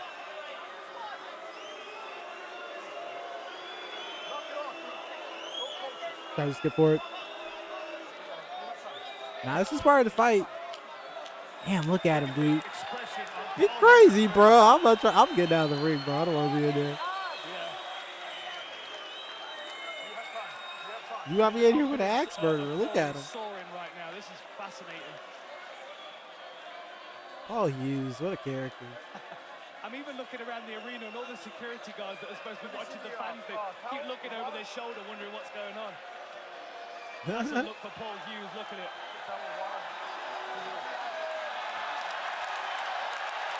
Hughes imploring the crowd for a little bit of energy, a little noise.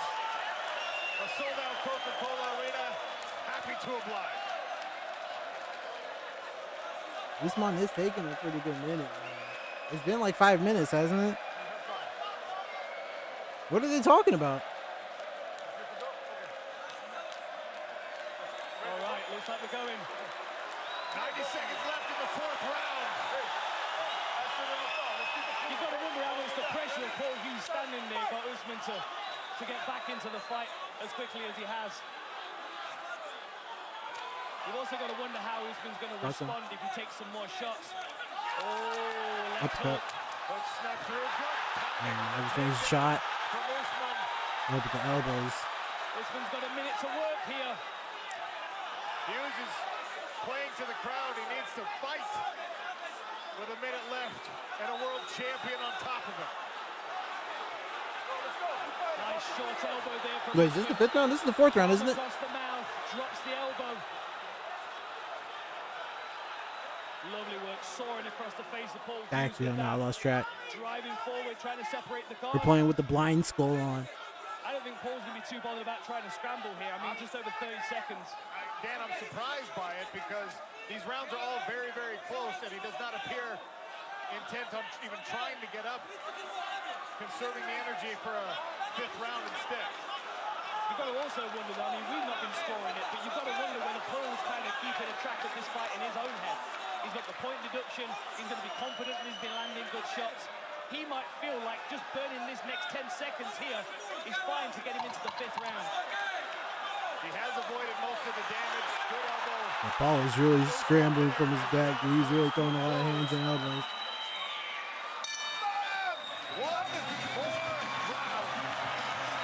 Yeah, that's all I was thinking. I thought you said he was going to fight already. I was like, who was he? Oh, let's keep it down. What a fight.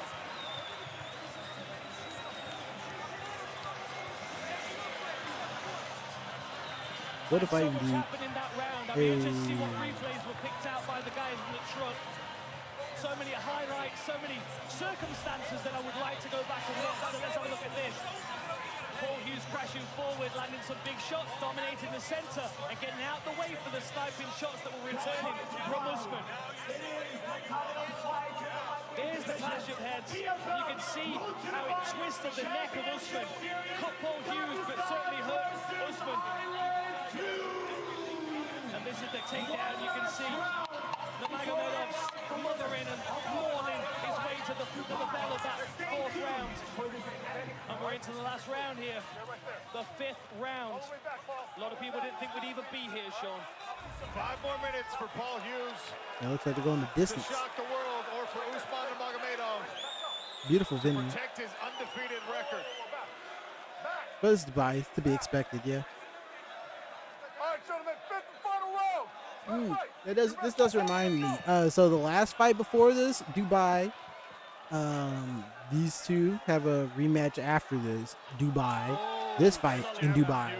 And PFL Dubai happening on February 7th. Alfie Davis versus Usman. Would you guess it? Also in Dubai. I'm just imagining that that's going to be a little bit of an advantage for Usman fighting in the same city 4 times in a row. Probably pretty comfortable in his routine there. But Alfie, I'll have to double check to see if he's been to Dubai before, but I can only imagine there's going to be a little bit of an advantage off the cards for him. Maybe it's going to affect their tanks. Maybe even his shorts if he's unlucky. Oh, that was a long left hook. Blocked by Usman Nurmagomedov. It's amazing that Hughes has not The way responded to any of Usman these is inside covering blow his kicks. I mean, they can really hand destabilize with that someone's palm. base, but Paul seems unfazed by it.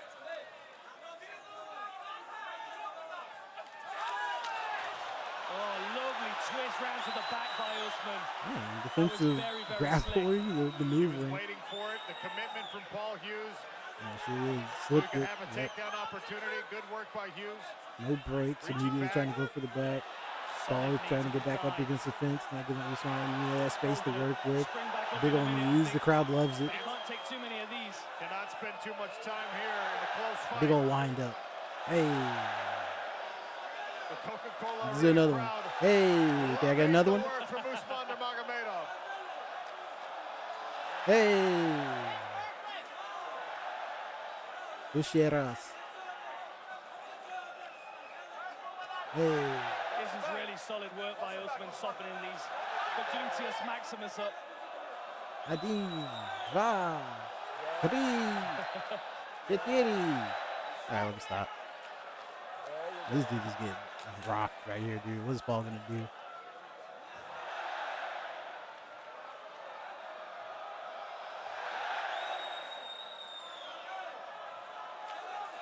Oh man. Went for the, we tried the headhunt just then. Paul trying to account for the body out. His hand slip. Usman right back on him. And Paul's at least maintained the competitiveness in these scrambles. Usman remains one step ahead, though, even after the great scramble from Paul Hughes. Paul showing some defensive grappling prowess, The but wrestling is just so fluid, isn't it? yeah, Usman It's just one to too another good. to another. It never ends. On it, pinning him up against the fence, making him hold up all that weight. Oh, lovely Ooh. switch. Okay, Paul, I see you. But Usman with the break, getting out of there. 2 minutes left. All to play A lot for. of energy expended.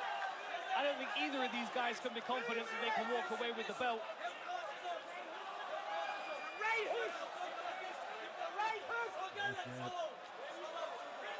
Jab from Usman. Habib up out of his seat, demanding his cousin put in the effort now. It's forced by Paul, pushing him up against the fence. Good head position here from Paul Hughes. Dan, it feels like every single exchange is the reversal from so Usman. important. This fight has been razor thin margin. Now Paul committing that right hand to try to block knees. that could change this. Looks a little gassed. Entirely. Not really doing much right here. Just trying to block his knees. Lovely underhook Just to give him breath. Into head There's a reversal position. though. Nice knee to the inside. Ooh, hand. Takes a couple of body shots. Trying to stay on him. Not letting him circle out. Body shots from Hughes. Overhand right out of that Well, clinch shoot work. from Usman. Lovely knee to the body there. Oh, that looked like a little bit of a let me get out of this. Oh, but he caught him. Push it forward.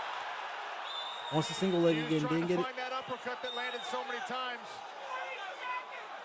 Inside of a minute now. Hughes behind his Straight jab. left. Can Paul make a statement at the end of this round? Ooh, that was a glancing left hook. Another straight left. Straight left from Usman. Right hand from Paul Hughes. And more to the body. In the body. Oh, he's in there. The knee. Usman reverses, tried to get away from this. Can he complete this takedown and finish on top? Right next to his corner. Right next to Habib. Another switch from Paul. Oh, Paul's in there. Oh, but Usman got up to his feet. He's avoiding the big damage. Ooh. Kinda got saved by the bell, bro. Just a little bit. I was not trying to score. I was just watching it enjoying it, man. That's crazy. Between Usman Nurmagomedov and Paul. That's a great fight. Wow, yeah. I'm shaking. I'm shaking. What a fight that was. And Habib came in there. Showing the love. Yeah, they cleaned up that little forehead cut he had. It wasn't leaking from it anymore. What a performance by both fighters. I am rendered speechless by both of these men rising to the These moment. guys are great. That was fun. That performance. Usman Nurmagomedov with the speed. I also have another one. I have the rematch. Paul Hughes continuing to show perfect I might pass that. situation, knowing the This right is fun. time This is to really counter great. wrestle, ripping the hands to the body, the uppercuts I've that been learning found so home. much. And it seemed like every answer he had, Usman had a counterpoint to it. I can't wait to hear the scorecards.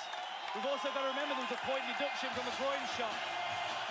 That could factor in here. Those knees were I crazy. want resolution on who gets to take home the belt, Dan, but I don't want either of these fighters to lose after performances like that.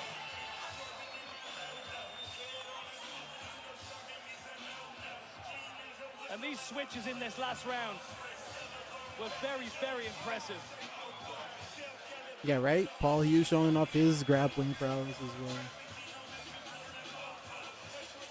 Yeah, what a showing from both of them.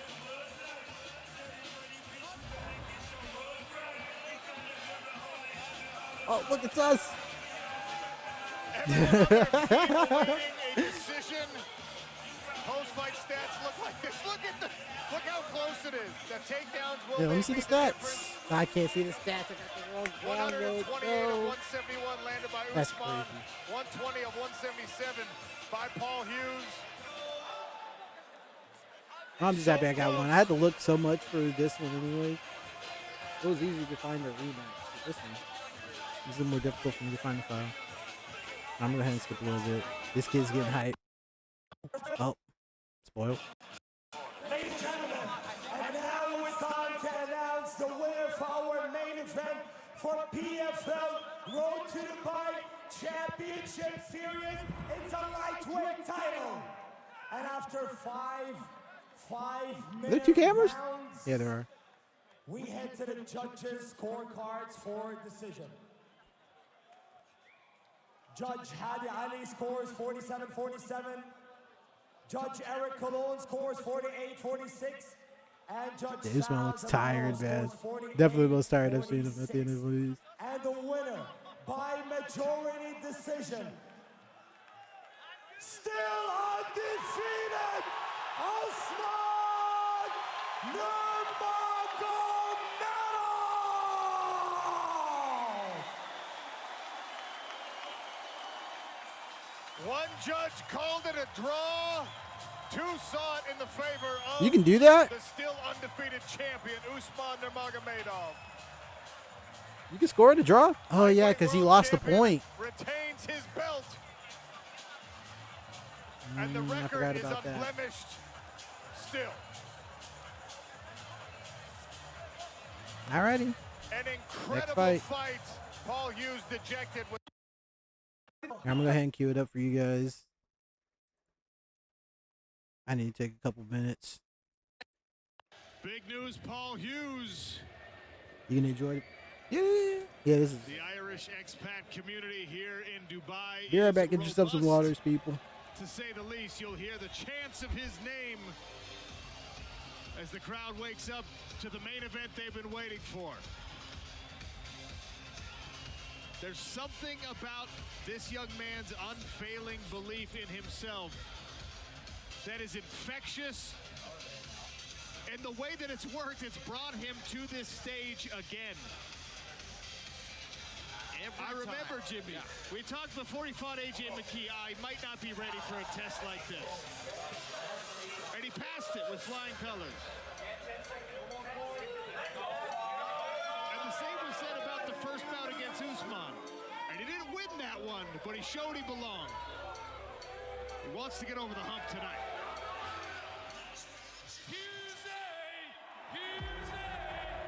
He's yet to see 30, and he's one of the biggest stars in the sport of mixed martial arts. Is this the beginning of a star story in New Hope? Ladies and gentlemen, Paul Hughes has arrived! Again with the right hook on the chin of AJ. Paul Hughes smells the blood in the water.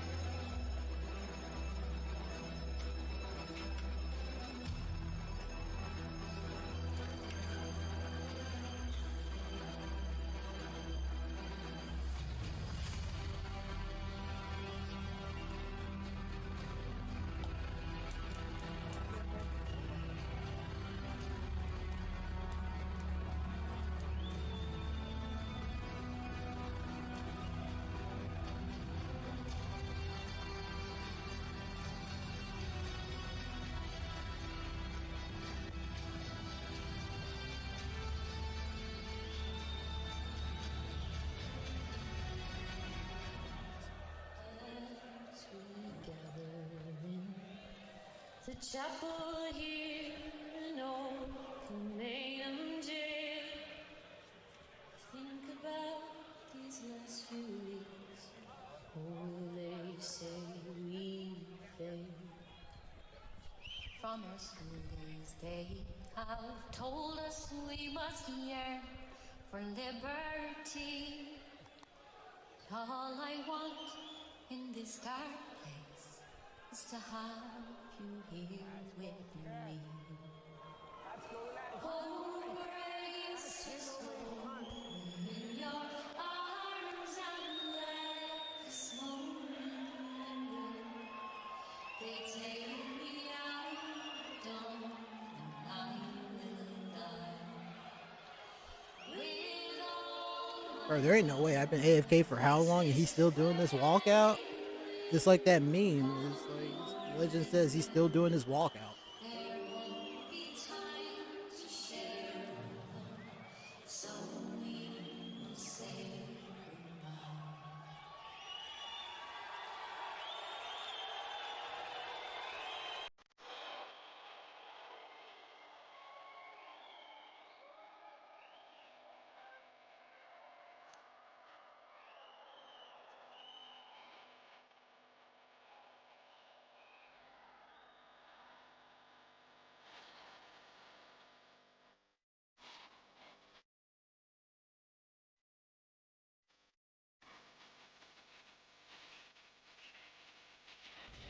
What song is it?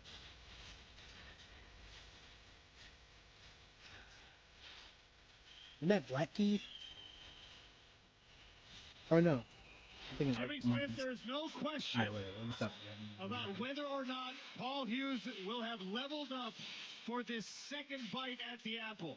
The question is there enough that he can do between January and today to close the gap with somebody like Usman Nurmagomedov? He has put in the work. He has spent the money for training partners and nutritionists and strength and conditioning. Is the gap one that he can make up in these spare months? That is the huge question. There are fighters who are defeated by their opponent, and there are fighters who are defeated by the moment. The moment has never bothered Paul Hughes, ever. You talked about it. I thought A.J. McKee was too much too soon. I was proven wrong. I thought Nurmagomedov was too much too soon. I was proven wrong. Not many people are giving him a chance in this rematch. He loves proving us wrong. He believes he can do it. Now, a very big key component here was in the first fight, he never really made his power a factor. He was able to keep up with Nurmagomedov. He never landed that big, clean. Yeah, that's all I was waiting he for. is known for. If he A lands big that shot nice, landed. it's a totally different fight, and perhaps So he was landing a lot of little counter punches. Alright, if you were hearing the sound of my voice, I appreciate you clicking on the video and hanging out with me watching these fights. I do hope you tune in February 7th. PFL Dubai is happening. I say tune in, you know, you might have to get a subscription or use whatever your favorite Am I allowed to endorse piracy? Do you know what Bean Beast? If I said Bean Beast, you could watch the PFL Dubai on Bean Beast. You know what I'm talking about? Am I gonna get shot for that? Anyways, I appreciate you coming to hang out, watch the fights with me. Yeah, download PFL mobile app, fight library. You can watch thousands of fights without my face yapping. I've been here for 7 hours now. I don't have any to do this esports stuff. I appreciate y'all. I'm happy.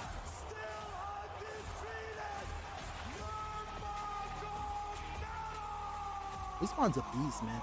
I'm still trying to decide who I want to predict as the winner. I don't think I haven't seen him fight anybody like Alfie, man. Like the counter elbows, spinning elbows, like a cutting spinning elbow that Alfie has. He's equally dynamic as striking on the feet. Might be even more so dynamic than Usman. But Usman's got the grappling, and Alfie, once he had his back on the bat, I didn't see him get out of any defensive grappling situations, really. So that could be like checkmate for Usman. But I think Alfie does have him out. I don't want to even say outclassed in striking, but I think he might be able to be crafty enough to catch him. Especially if Usman feels the need to try to push in.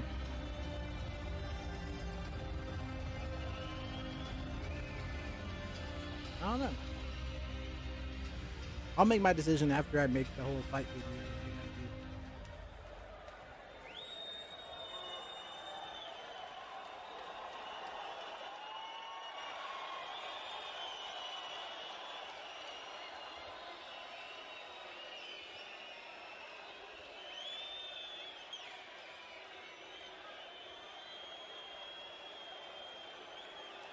Atmosphere is hype.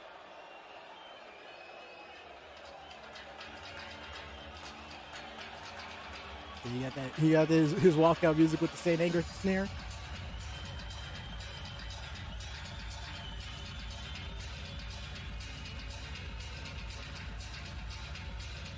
I like St. Anger personally.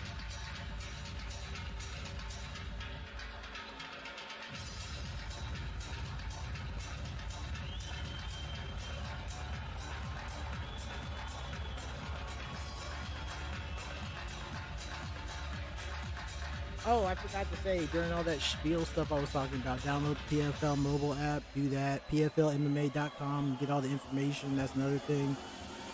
Also, this is the last fight I'm watching tonight. So, yeah, if you've been hanging out, working, all that good stuff, I really do appreciate you. Hope you've been enjoying yourself. But this is the end of the show. Well, not yet. You know, the last fight is starting. But, you know, that's going to be it for me.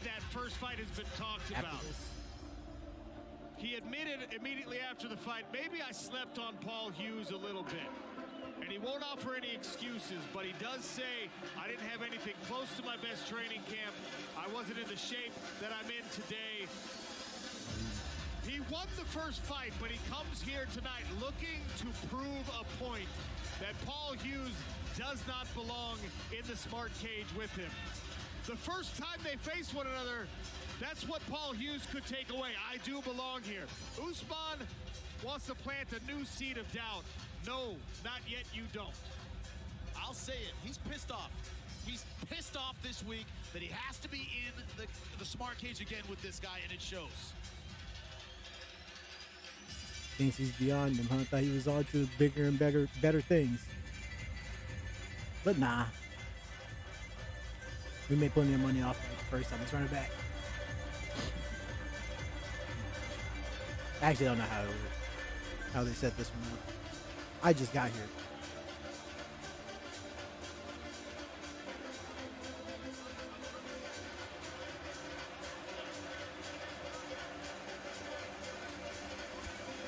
I'm gonna give it 15 seconds before I skip ahead.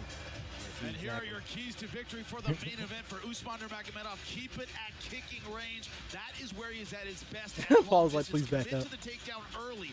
Didn't work out early for him in the last fight. He didn't get the takedown until late. Could have changed the complexion of the fight. It looks different than last time. I forgot if he was just standing there straight up or if he was like moving around. He did look just as loose during the walkout for what I saw there. An early start can't give away early rounds. Also, turn up the volume. He got out-volumed in close rounds. Can't do that again. And now, ladies and gentlemen, this is the moment that we have been all waiting for. Dubai, are you ready? Woo, yay, make noise, woo. The main event of the evening for the PFL Lightweight World Title, the next chapter of Dagestan versus Island and the biggest rematch in PFL history. First up, let's hear it for your fighter out of the blue corner. He enters the cage with a professional record of 14 wins and only 2 losses.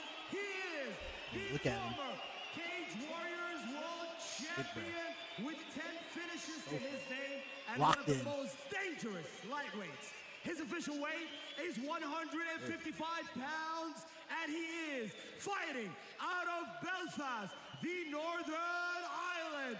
This is Paul, the Big News Hughes.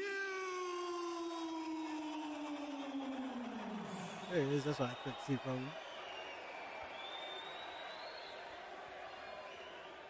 And now, his opponent is fighting out of the red corner, the undefeated champion with a record of 19 wins, and the former Bellator World Champion, carrying the legacy of the Nurmagomedov. His official weight is 155 pounds, and he's fighting out of Dagestan, Russia.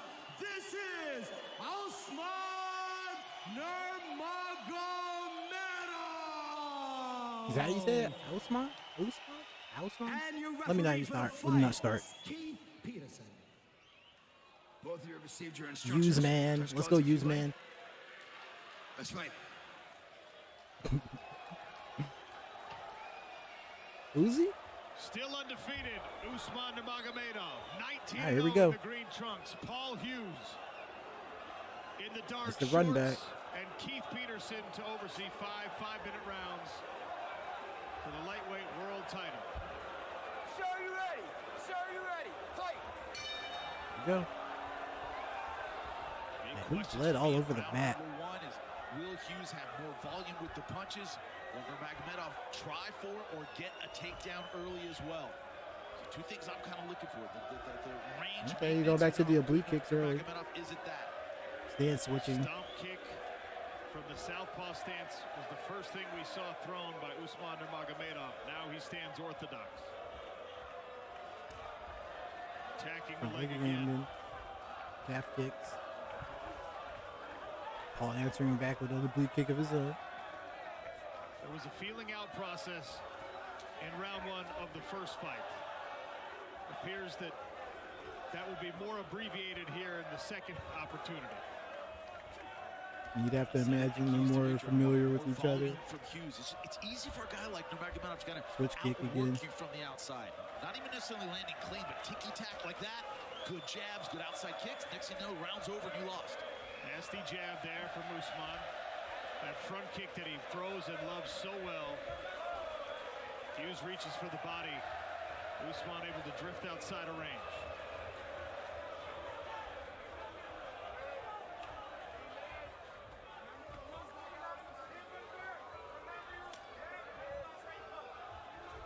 Nurmagomedov characterized his condition in the first fight as 60%. That's the number he gave me. He said this time he's 100. Off balance. Tried the flying knee. And we saw the first fight when that's exactly how Paul Hughes would defend. Flurries with punches. Po anglicky. Пожалуйста. Yep. Both fighters have been off their feet. The other fighter did not capitalize. We always talk about the coaching in Dagestan. You know, Javier Mendez from AKA is over there as well. That's one hell of a coach as well. You got him in the balls again. Come on, Usman. Shot. We saw those in the first fight as well. In fact, 3 of them resulted in a point deducted of round 3. The first time these two men faced each other. Nurmagomedov is claiming he caught it, or he went down. Как по-английски?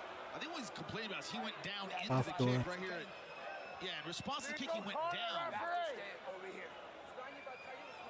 Just keep them clean, okay? Я говорю по-русски, но очень плохо.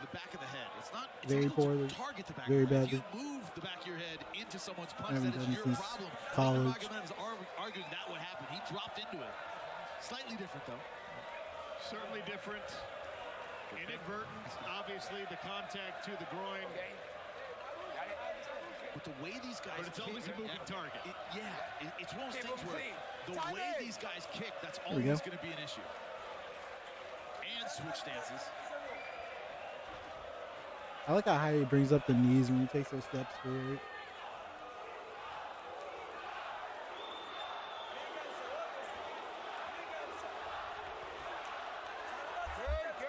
Hughes attacked the body and the head. Now goes to the calf kick. Catches that one. Body shot again. That's a great cut now, Paul Hughes. It's great cut now. That's good fight. Well, ref said that's good. He didn't hear the cup. Peterson says, too bad, I didn't see it. He didn't hear it, didn't see it. Caught him again, caught the heel. That's like the 3rd time, but no value off of it yet.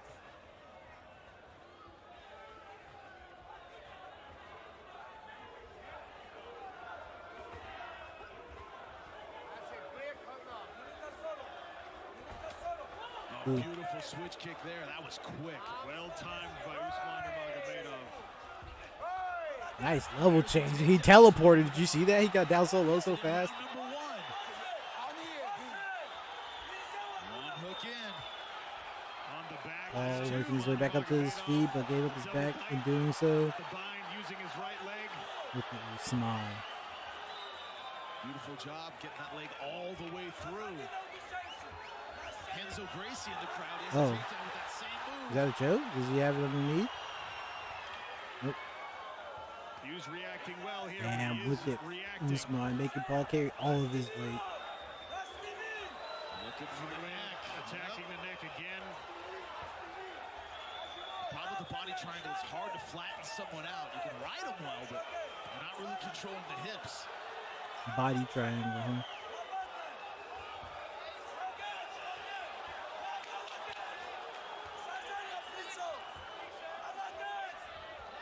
Coming up on 30 seconds left in round Paul number 1. covering himself as he works his way back up to his feet. Cranking the neck.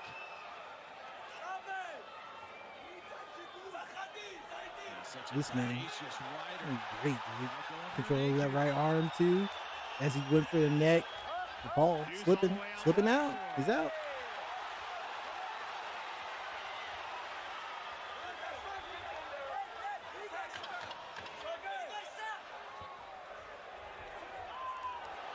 Good right hand and a left. Power shots to punctuate the round. Oh, what is that? Let's complain about a headbutt at the end of the round. The referee said he didn't get you. What was that?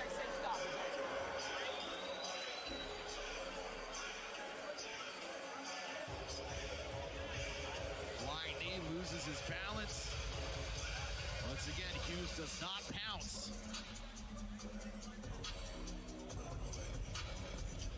Good timing on that counter knee. This was at the end of the round. Nurmagomedov comes back with a straight left of his own. Look at this takedown body lock. Beautiful stuff. You gotta listen to my bell. They're talking to Usman. You gotta listen to my bell. Nurmagomedov trying to get a hook in, but not committing so much that he's too high in the ride. Experienced stuff from Nurmagomedov. We'll take a look at what happened at the end of the round. A little chatter. Damn, bro. And that is a headbutt, although a minor one, from Usman. Trying to bully Paul Hughes and take away the confidence of the Irish contender. We're gonna listen to my commands. Sir, you ready? The Sir, ref. you ready? Fight. Yeah, Keith Peterson trying to take control of this fight. There's a 1v1v1 in there, dude. The ref is trying to get his. He's trying to assert dominance as well. Call his own low blow. And there's a headbutt after the bell. Interesting hand placement from Usman. Sure, I don't think it's egregious, but as the referee can't allow that kind of chip. It's like he's giggling at him. Round 2 in the first fight was the best round for Paul Hughes, one could say. We'll see if he made the reads he wanted to in round 1 to mount some more offense in the second frame. There's a jab. A little bit of a connection there with the left hand. Exchanging the calf kicks. First to get back on his attack. A big question here, and you said it before the fight, Sean, was who had leveled up more. In round number 1, I saw a leveled up Nurmagomedov. Takedown was sharper, better. His timing looks a little better. Has a little more respect for Hughes and how to counter his game. The training camp. Yeah, now it's time for Hughes to show us that same thing in round 2. Training camp for the first fight, Usman described as being incomplete. Khabib was out of the country. Islam Makhachev was out of the country. His sparring partners were not on that same level he's accustomed to in the gym.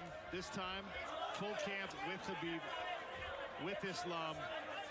Okay, yeah, those are actually legitimate excuses. Nice shot to the body there from Paul Hughes. That sharpness of the jab of Nurmagomedov is there every single time. Hard to get your own striking going if you can't get around the jab. This is what I meant about getting out volume, right? Like Hughes tends to wait a little bit more, tends to be a little more judicious with his punches. Leading the dance here in round 2, though, setting the pace a little bit more.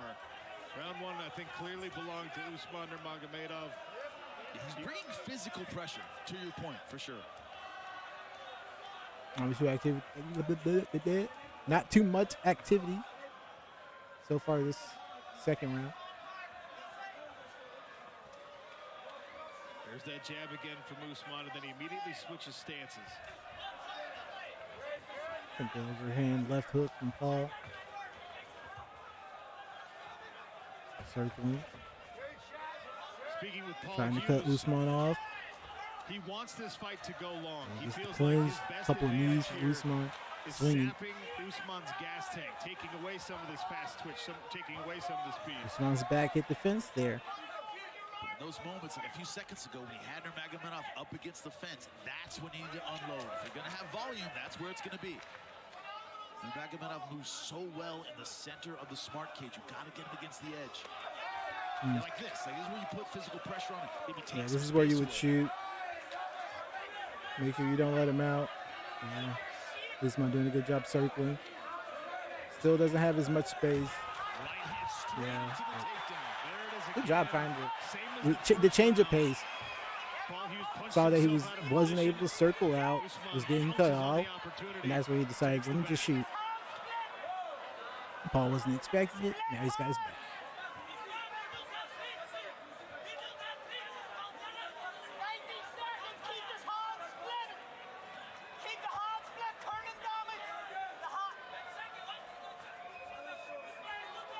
One hook in, that means Nurmagomedov either has to commit to the second hook or drag him back into his lap. Those are your two options.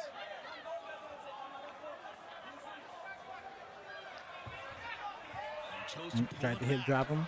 Good counter for Hughes to keep his balance. Ooh, the knee. Missed with the knee. Hughes also missed with the right hand. This man tried to shoot again with Paul. Fighting out of it, throwing the hands, working away. The knees on the way in and out from Usman. Usman able to keep the jab out in front of Paul Hughes, stop him from closing that distance effectively. And hinted at another low blow. Keith Peterson not having it. Good jab Nothing there from Paul Hughes. Now there's some volume. A clinch and a hook to follow. Combination. Ooh, who's supposed to bring it on? He caught that glove, that side kick. Excellent power.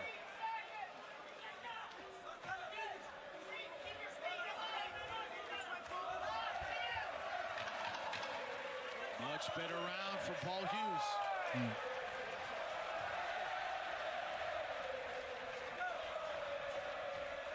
Spinning kick to the calf.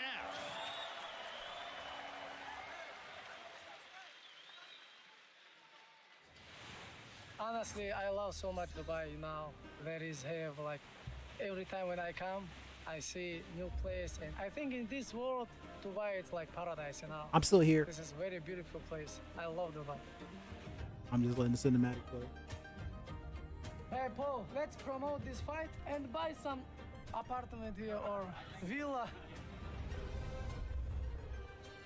Dubai is one of the best cities in the world. I've been here a number of times. It's an incredible place, and I feel like they've definitely taken me in, which is a really cool experience, to be completely honest.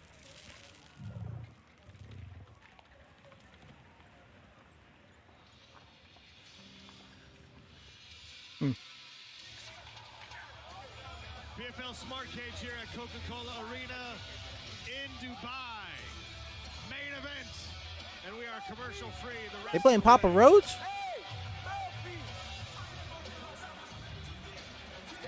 Round 3 set to start.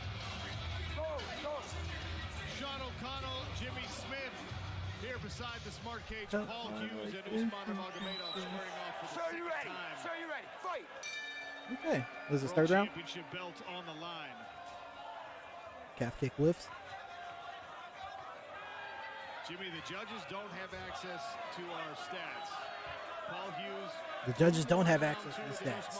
Good to know. He landed more in round 2 than Usman did. Of course, you had the brief takedown by Nurmagomedov as well to factor in. Hughes landed more strikes. Can't deny that Paul Hughes had a better. Usman with the takedowns, yeah. Also something we call in combat sports. We're talking in there. Where a fighter does better, and so the judges give him the round. Oh, okay. A little conversation happening between Usman and Paul Hughes.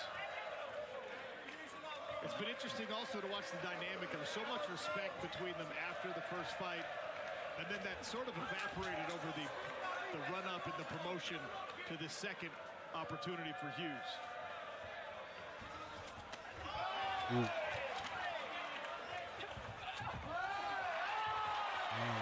Hughes now blitzing in, attacked the body, tried to come upstairs. Usman unleashes his legs left and a right. There's a front kick. He's attacking now. Sharp left from Usman. He's giving him his respect. That's good left hook. Nice attacking there, man. Beautiful.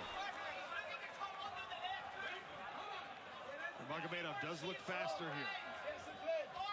I I think he is, in general, the faster guy. I think he's a bit more accurate with his shots. If Paul Hughes has an advantage, it's in just raw power. I think he just hits a bit harder. See, a couple times his punches have been able to take Nurmagomedov off balance. Haven't really seen that on the other side.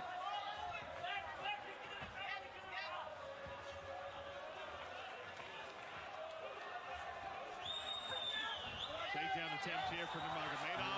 Turns the corner. Okay, Paul. Another miss takedown attempt. And a jab, stiff one. You see what I mean? Nurmagomedov land a couple jabs are nice and pop, and then Hughes lands when it's bang. You can just see the difference in power. That jab snapped the head of Hughes back. Usman is trying to initiate a lot.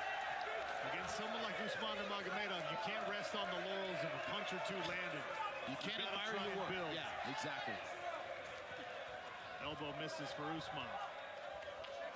Highly technical as we expected this one to be halfway through.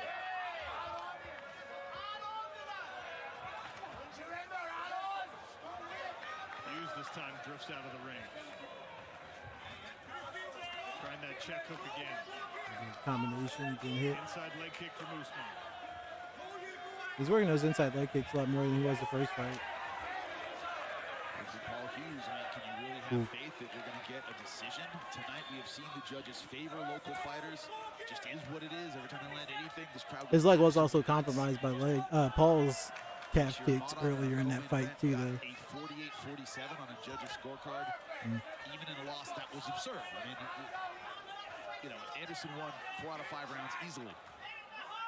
So if you're Hughes, you got to go, well, you know, I really got to turn it on and win rounds, if not get a finish. It's not easy to do. Walking that line between taking the risk of searching. Oh! Sharp kick to the calf. Paul Hughes got the lead. Okay. Paul getting some value in. Usman looking a little wobbly. He's had the advantage. Trying to circle away. Took a deep breath before he went in just then. Another good jab.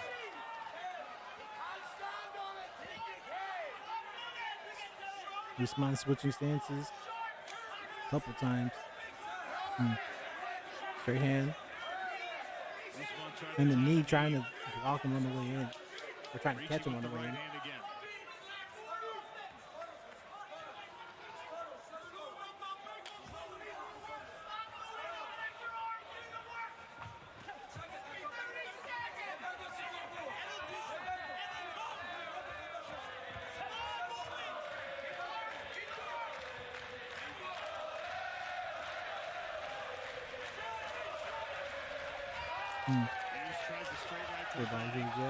A straight jab to the body, straight body to the jab. Oh, but Usman with another takedown. At the end of the round. Looks good on the scorecards. He was already powering his way back to his feet.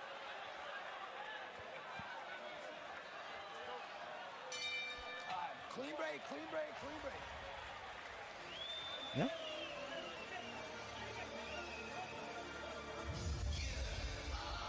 So another very interesting round. Each man with their success. Yeah, Hughes really trying to turn over that right hand. The counter jab glancing. The calf kick. The leg out from underneath him. Yeah.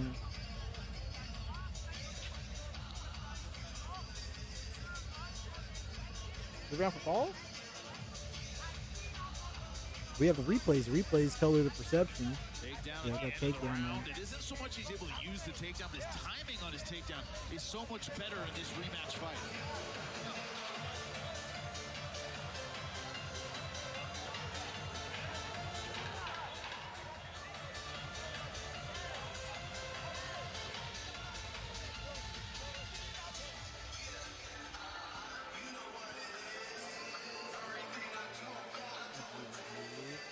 Into the championship rounds we go at Coca-Cola Arena in Dubai. Sean O'Connell, Jimmy Smith here on the commentary desk. Nimi Mehta, our cage-side reporter tonight. The rematch. And the conversation between Hughes and Nurmagomedov continues into this 4th round.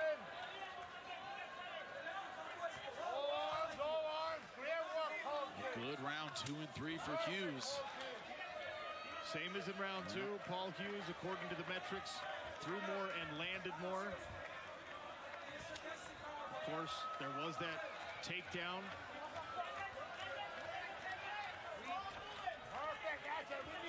In these razor-thin, super close rounds, those do matter. Heavy inside leg kick there from Usman. A lot of swelling around the right eye of Hughes as well. Could just be that jab that continues to land for Nurmagomedov. Usman's doing a really good job of initiating a lot of these exchanges. Another one? This time Keith Peterson It's like the 6th time he's on the ground. No, dude. Is Paul going to be able to reproduce after this? Dude, his balls have been under a constant attack. This was awful.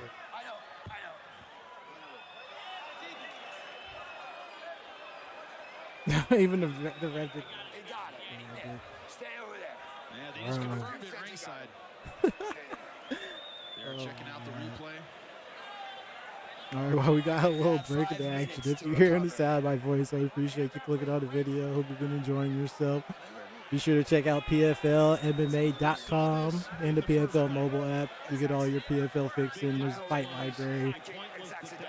Whole lot of fights you can watch without my face and voice yapping on it. You can enjoy yourself. And we got an event coming up, PFL Dubai. We did check. February 7th. Listen, just keep them up and watch your kicks, okay? Taking us one more look at Hughes. He's back on his feet. You good? He's back. Keep him up. Fight. Restart. They're talking? They're talking a little bit. Okay. 4 minutes left.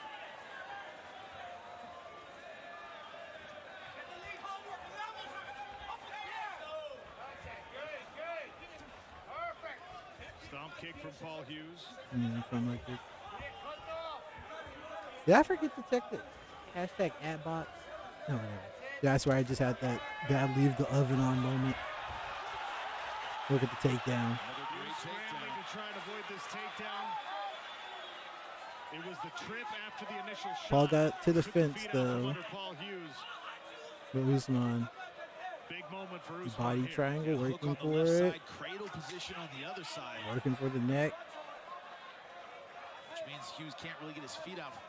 Can't really get his base underneath him. Now his legs free. Now he can, and he does. Now he got out. And interestingly, Usman used that as a rest. Paul doing a great job, not getting caught, not getting tied down. Defensive grappling escapes. Good jab from Paul Hughes. Little blood from the nose. Alfie didn't see any of that from him. So in these situations, Usman looks like he might be able to convert it to some round wins, maybe a potential finish.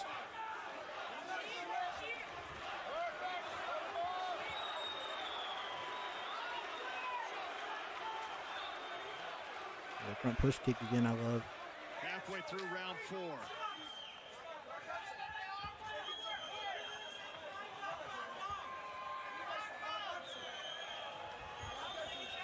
Okay, he's circling a little bit, but he's got a lot of, some space to work with. Got another chip. Another takedown. Kind of went for a little bit of a single leg, ended up getting his back. Paul kind of conceded a little bit. Stay in that wrestling ride position, not really trying to put his 2 minutes left.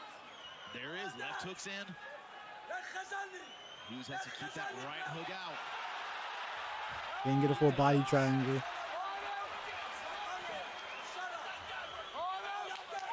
It's hard to state how significant it is that Paul Hughes is able to get Usman Nurmagomedov off his back multiple times.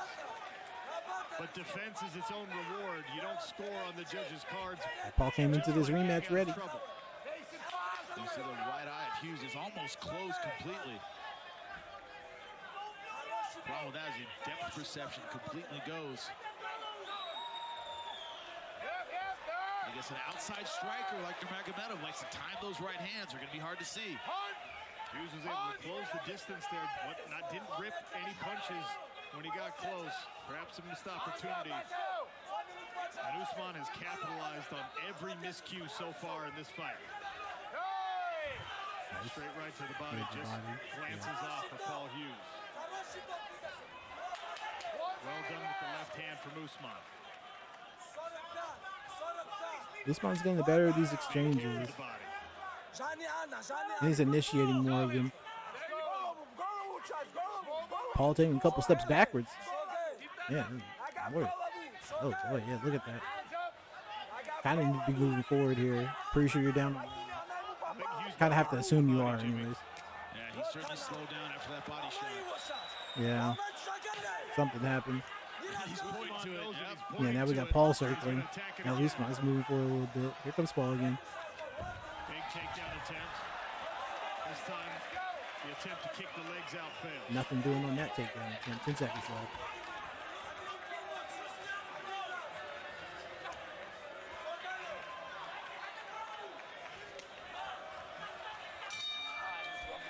To the 5th and final round we go.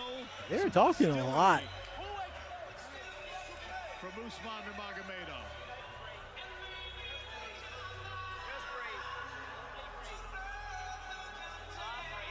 Pretty good. Alrighty, last round coming up, folks. Like I said, this is the last fight for me. I'm going to be ending the stream after this. I appreciate you clicking on the video if you did. Hope you enjoyed yourself. Hope you've been drinking water, taking care of yourself, stretching your legs, all that good stuff. Yeah, like right in the middle there. That's not fun. And we saw Hughes kind of visibly slow down after that. Yeah. I mean, he game-faced it pretty well, but he didn't really take any risks. He didn't throw Looks like we're going to be going the distance yet again. Nurmagomedov Hughes versus Nurmagomedov 2. ready for this 5th round to start.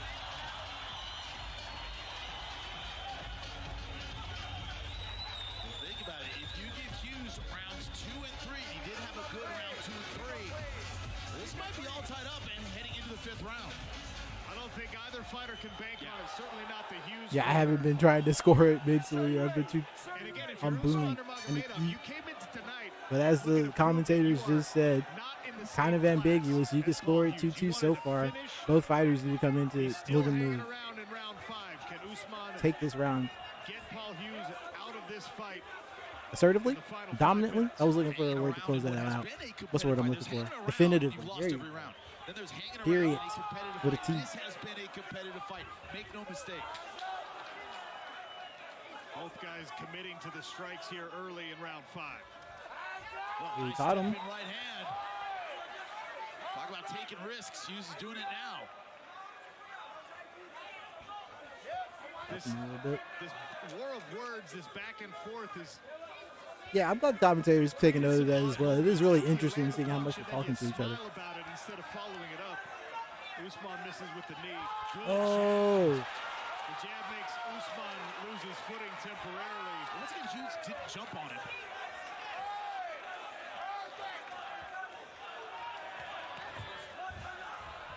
High crotch. Look at the lift on that. Up to his feet, though. Walks in a handstand. Here it comes again. No lift this time. The defense, man. Nice uppercut. Yep. The Nurmagomedov corner is going absolutely bananas, imploring their fighter to put on more pressure. They want another takedown. Paul Hughes with a breath, 90 seconds into round 5. There's a jab again. Body kick from Hughes. You can't afford to go through the effort of a high crotch like that and lift your guy up and let him go. Something wrong with Paul's glove? Nurmagomedov is in a position where he can showboat about anything. 3 minutes left. Last round. Right hand from Usman. Left jab from Hughes. Very technical, very tactical. Close fight here in the 5th and final frame. Winner will carry a brand new PFL belt home from Dubai. Right hand through there for Usman, and Paul Hughes smiles about it.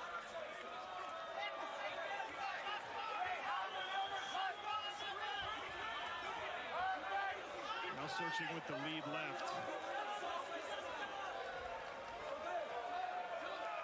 Round 5 halfway gone, Jimmy. Usman taking deep breaths, but he's still doing a really good job keeping himself mobile, keeping the feet moving, moving his head. Body punch.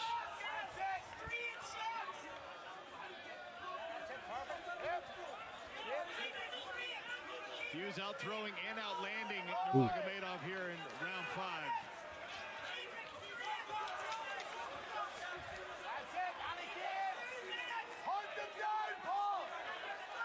Chance of Hughes from the Irish expats here in Dubai. But the hometown crowd certainly belongs to Usman. Almost had him tracked down, but Usman circling back out, especially after that break. Another sharp right hand.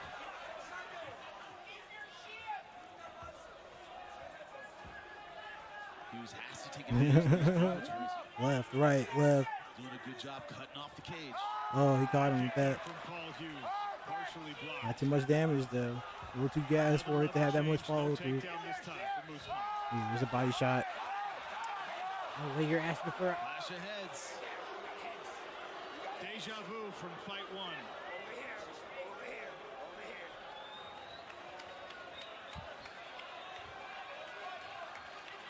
Cut over the eye. What happened? Ooh. Oh, they banged each other's heads again? They did that in the first fight. Hey, stay over here. There's the clash of heads.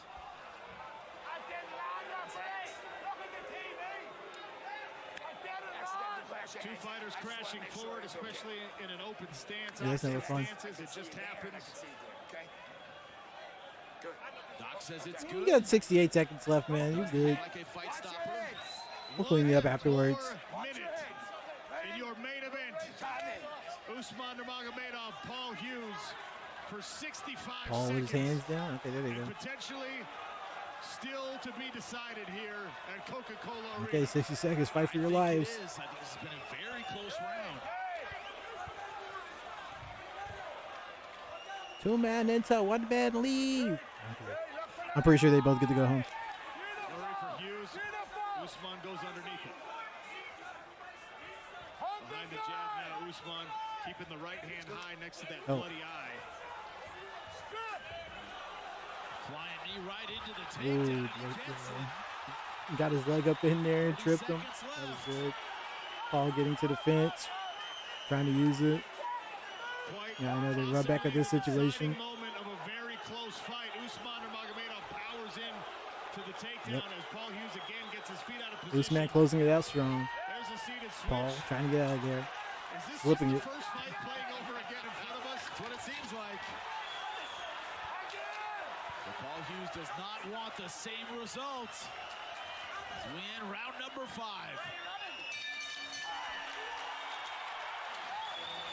That was a good fight. I think I like the first one a little bit better, but this one, well, I mean, just because this one has so many stoppages, like they were getting hit the ball so much. It was a little good. It was great. These two were great.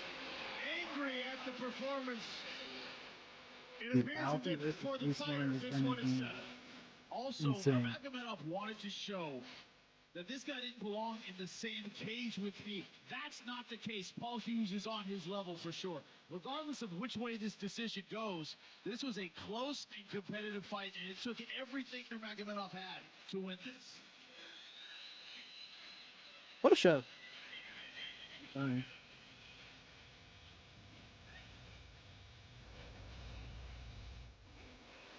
After it all ends, it's still a good display of sportsmanship between these two competitors, both showing their class once again here in Dubai at Coca-Cola Arena.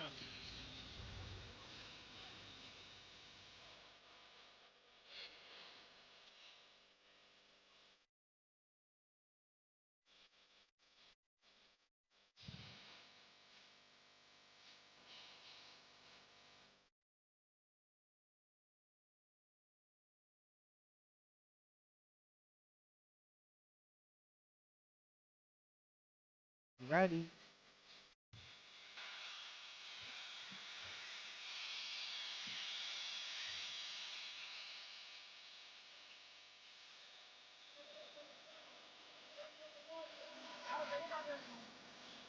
As we await the judges' scorecards, we look at these highlights. Hughes lands a right hand, but Wobbled him there. stiff jab off balances Nurmagomedov. The kick slaps off the side of the head. And again, these takedowns could be the difference in the fight. Paul Hughes seems to think so. And so does Usman Nurmagomedov. Yeah, I'm going to have to think about whether or not I think Alfie's going to be able to beat Usman for a while. For the other co-main event, Ramazan Kuramagomedov versus Shamil Musaev welterweight championship, also happening at PFL Dubai. I'm pretty certain that Musaev is going to be able to close that one out, either with a knockout or with a submission, or he'll be able to take it to decision. But yeah, I don't see him getting stopped. For the main event of the evening, right here Either in way, Dubai for PFL he's really good. Champion Series finale. After 5 championship rounds of action taking their full course, we go to the judges' scorecards for the official decision, ladies and gentlemen.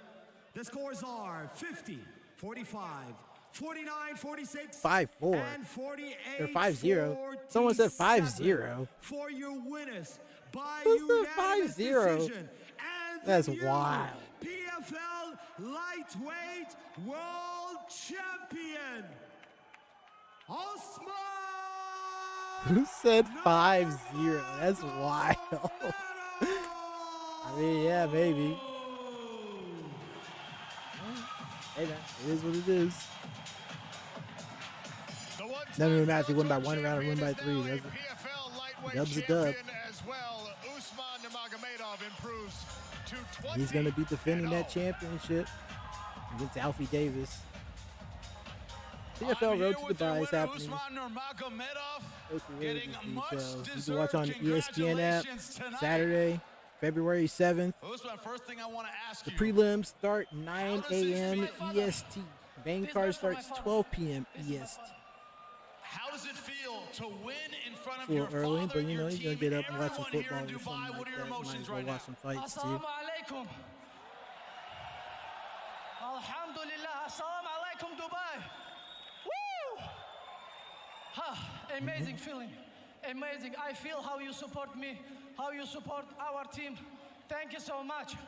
Alhamdulillah, in front of my father, I win this belt. I'm so happy. And I dedicate this belt for my father. You wanted to show tonight that you were the superior athlete, you were the superior fighter, but once again, Paul Hughes came out, made this a very, very close fight. Absolutely. When did you feel you had it? Okay, so you want to say this fight was so close too? I had it. Oh my God. I had it 48-47 on my scorecard. I thought it was a very good fight, very, very competitive. Did you feel you won every round? I feel I was win every round, but it was very tough fight with very tough opponent. I not underestimate you, brother, this time. I think you underestimate me.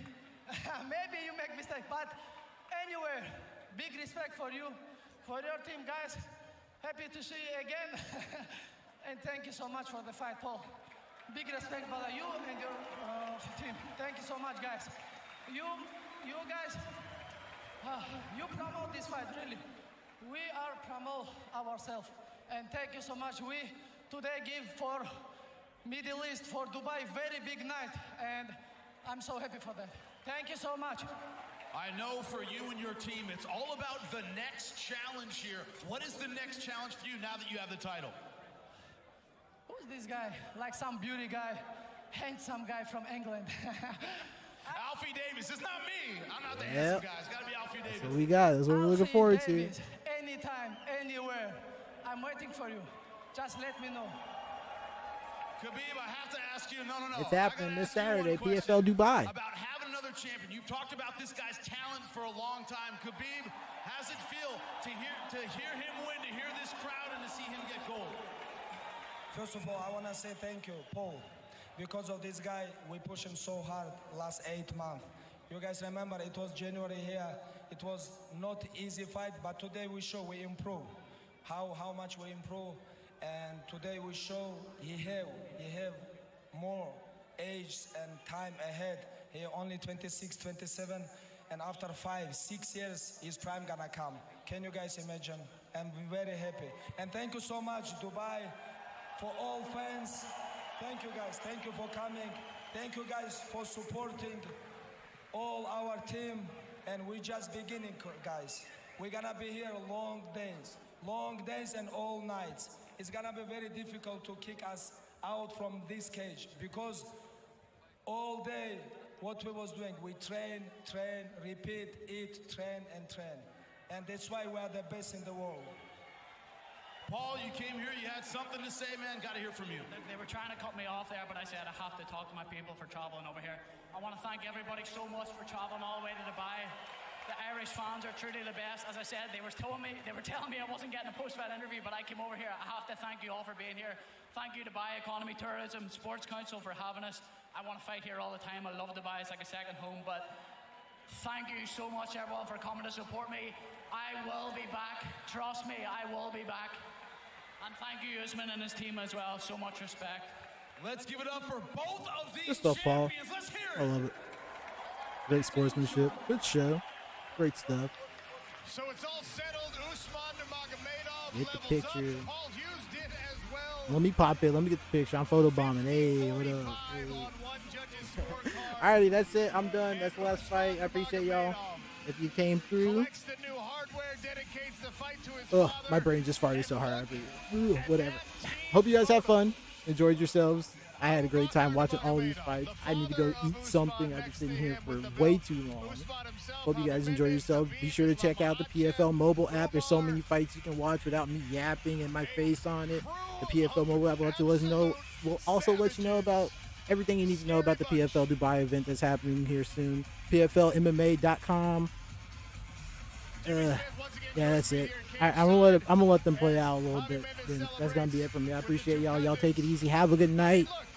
Press a button if you feel so inclined. Subscribe if you want. I'm gonna be doing some more of these streams. Gonna do more fighting game stuff. And yeah, that's it. All right, love y'all. Faster than he was last time. If he actually is in better shape, if he times his takedowns better than he did in the last fight, is Paul Hughes gonna be ready for that? And so much of what we saw tonight is kind of what we saw in the first fight, but I think just at a slightly higher level.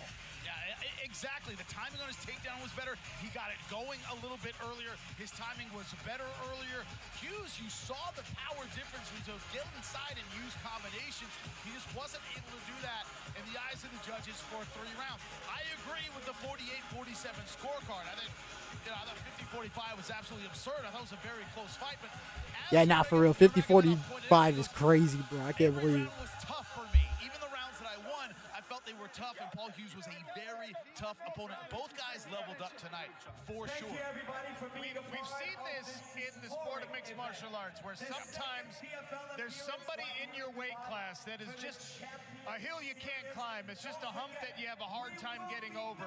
And at least right now, for Paul Hughes, that is Usman Nurmagomedov. It's absolutely nothing to be ashamed of. It's nothing to be discouraged about.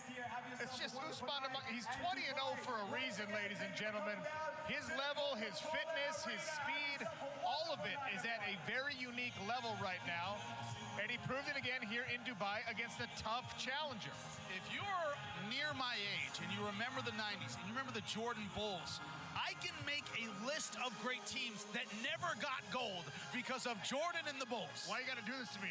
I live in Utah. I'm a Jazz guy. Look, the Malone Stockton Jazz used to beat up on the Lakers, and the Jordan would beat you up, and that was the way it went. But you get great teams just didn't get there because of that competition. This was the competition for Hughes. Any other champion, he might be wearing gold tonight, but it's Nurmagomedov, and the timing of his takedowns was absolutely impeccable. The escapes from Hughes were great. His ability to get his legs back underneath him.